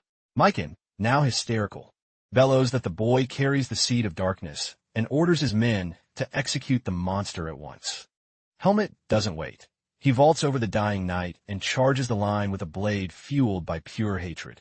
Driven by an uncontrollable, feral rage, he has shifted into a mode where only death remains. The knights scramble to raise their defenses as the shadow-clad boy leaps toward their throats. One manages to conjure a shield of light, but Helmet's strike detonates against it in a shower of sparks. Myken seizes the moment, channeling his divine mana into a desperate counterstrike. With a roar, he unleashes a blinding wave of golden energy, a holy tide meant to incinerate the evil before him. Helmet is sent tumbling back, but he twists mid-air like a cat, landing ready for the next assault. He lunges again, his sword a blur as he carves through another knight's defenses, but he quickly realizes that mindlessly hacking through armor is a waste. He needs the priest's head. With supernatural agility, he weaves through the trees, a dark blur that defies the knight's tracking. The soldiers watch in horror, one shouting that they aren't fighting a man, but a rabid beast. Helmet tunes out the noise, his entire world narrowing down to the target. The priest must die. Myken and a knight combine their powers, erecting a shimmering wall of holy light to bar his path. But Helmet hammers the barrier with a fist wreathed in dark energy, and the unbreakable light begins to spiderweb. Myken is flabbergasted. The seed of darkness should be a curse that weakens the host, not a source of power. Realizing a simple shield won't hold, the priest decides to unleash his most devastating miracle. He summons a towering divine totem, an ancient relic that pulses with a crushing, holy weight. Helmet is slammed by the pressure, his very bones groaning under the weight of the divine authority. But as Myken looks for an opening, his eyes drift to a different target. His gaze locks onto the defenseless, sleeping Aaliyah. The priest points a trembling finger and screams for his knights to slaughter the mage first. The order sends a jolt of pure, agonizing panic through Helmet, followed by a surge of homicidal fury. The knights pivot instantly, charging toward the unconscious Aaliyah to carry out their grim task. But Helmet throws himself into the line of fire, a lone shadow standing between his friend and a dozen blades. Aaliyah remains lost in his mana-depleted slumber, unaware that his life hangs by a single, blood-soaked thread. Suddenly, Helmet's own blood sprays across Aaliyah's face, a crimson contrast to his pale skin. He becomes a living fortress, absorbing every strike and every spell to ensure Aaliyah remains untouched. Despite a gaping wound in his chest, he refuses to fall, his eyes burning with the promise of death. With a lethal, sweeping strike, he engages multiple knights, his movements a symphony of violence. The forest rings with the shriek of steel on steel as the desperate battle reaches its peak. He executes a perfect circular parry, his blade humming as it knocks aside every incoming thrust. Drowned in the searing light of his enemies, Helmet continues to fight with a strength born of desperation. He grits his teeth against the searing pain, the fire in his soul growing hotter with every drop of blood he loses. In a flash of steel, he catches a knight's downward swing, locking their blades in a desperate struggle. In that split second, the memories the dungeon forced him to see, Aaliyah's past, flash before his eyes. He remembers the image of the crying child and finally understands why Aaliyah's hatred for the temple runs so deep. Helmet questions why this boy, of all people, has become the anchor for his soul. But the answer was right there in the memories, a shared trauma that binds them tighter than blood. It gave him a sliver of hope, the hope that if Aaliyah knew the truth, he might actually accept a monster. He wonders if they could truly understand each other, two souls just trying to stay human in a cruel world. But there's no time for philosophy. The seed of darkness screams in his chest as the priest calls him a roach. Mycon declares that the end has come, but he's underestimated the depth of Helmet's rage.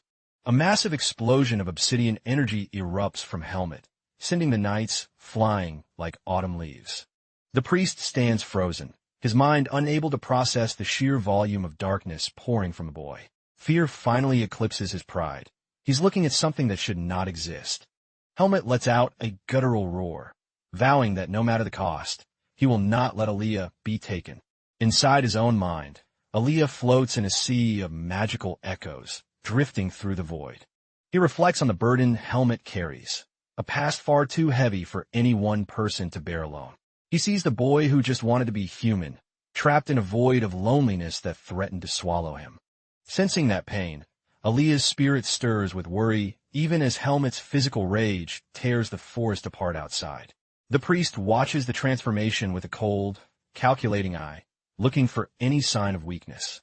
The dark mana now coats Helmet like a second skin, giving him the terrifying visage of a demon from the abyss. Mycon laments that the demon has finally succumbed to madness, despite the temple's kindness. He spits that Helmet's very desire to exist as a human is the height of selfish arrogance.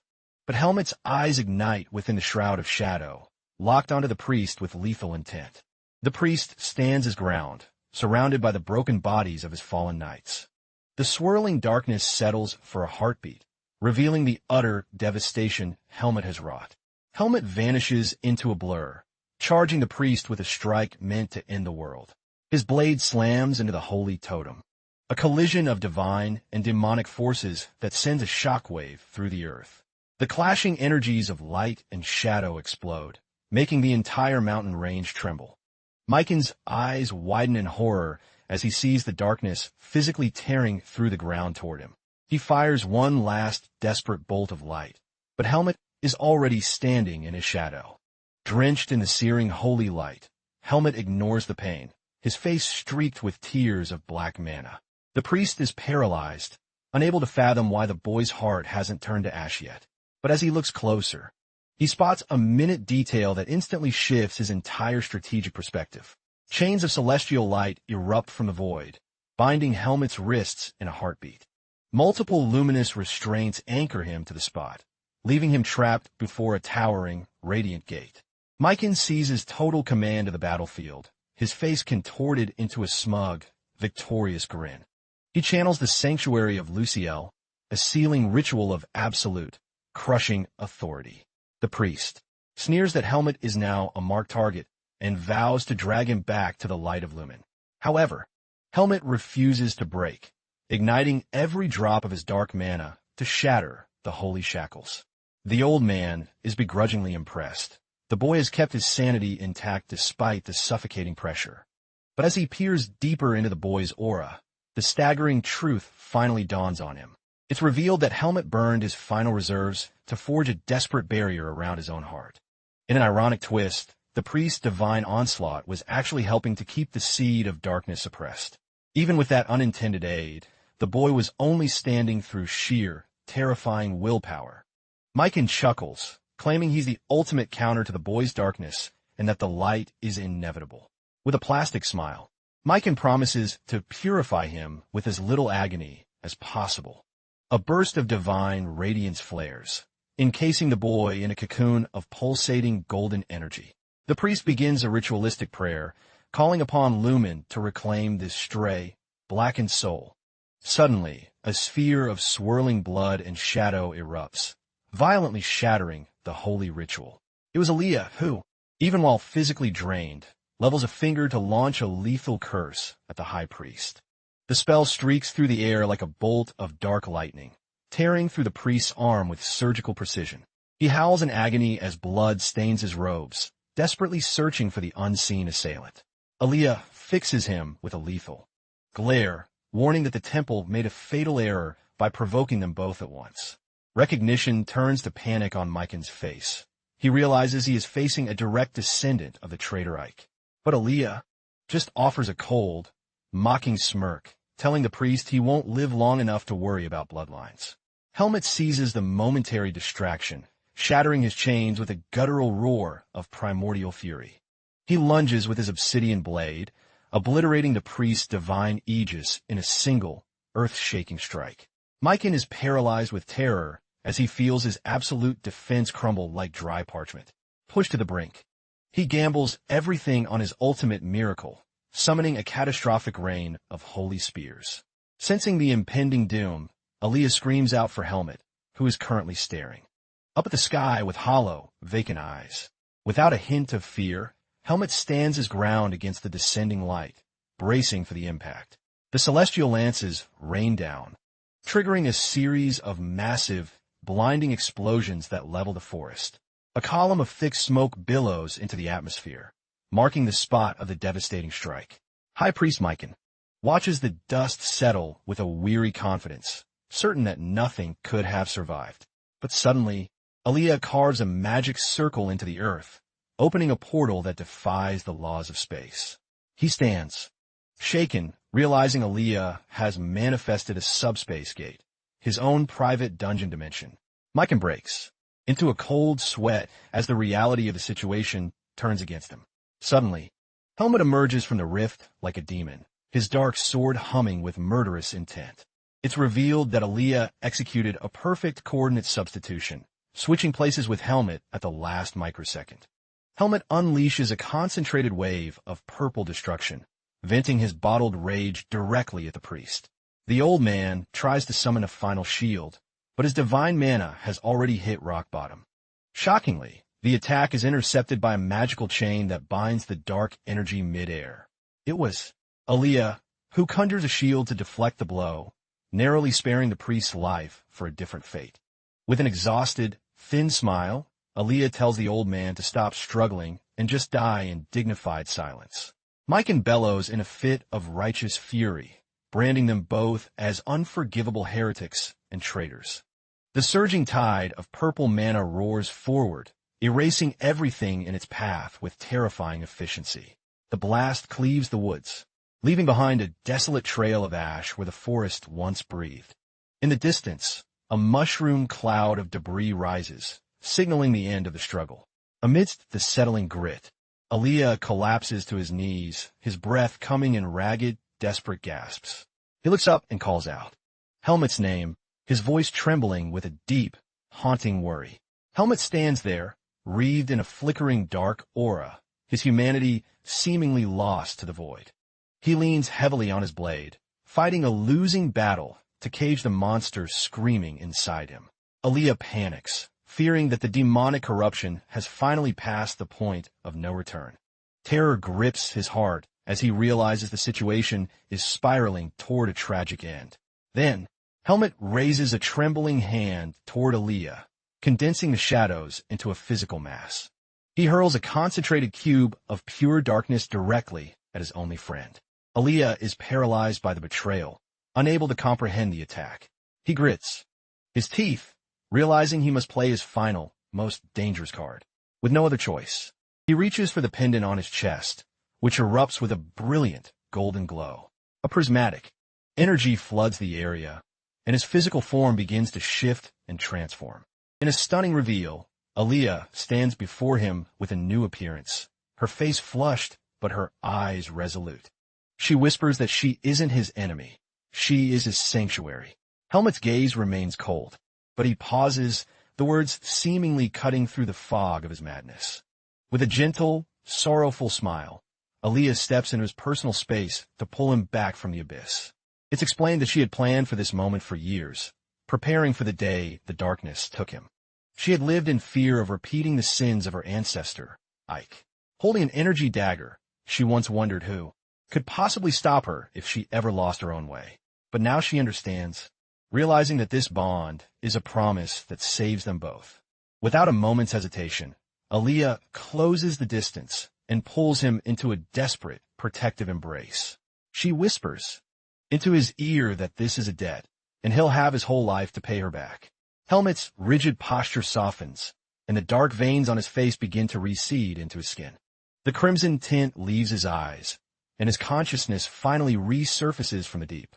Exhausted and broken, he collapses into her arms, finally finding peace in the eye of the storm. We learn that regardless of the carnage, this was a pact forged in blood and soul. The scene shifts in a hand, passes over official scrolls, confirming that the high-stakes arrangements are set. A blond young man appears, announcing the start of the Tri-Academy tournament. His mother soothes his nerves, noting his unusual tension and assuring him of his inevitable victory. She serves him tea, noting that chamomile is the best remedy for a restless mind. The boy sips the tea as his parents finalize the logistics of the prestigious sword competition. The woman beams with excitement, eager to witness the legendary swordsman about to arrive. But the mood shatters as we cut to a gruesome massacre, with bodies littering the frozen, blood-stained snow. In the shadows, two ominous figures watch the carnage, radiating a sickening, dark energy. Back to Helmet, whose heart is thundering against his ribs like a trapped animal. The seed of darkness thumps with a violent intensity, threatening to detonate from within. Suddenly, the seed fractures, and a blinding white light leaks through the cracks of the corruption. A voice cries out Helmet's name as his power core shatters into a million pieces. And that's a wrap, everyone. Did that finale leave you breathless? I know I loved it. If you're dying to see what happens in the next chapter of this epic journey, make sure to smash that subscribe button and drop a like on the video. Catch you in the next recap, guys. Stay tuned.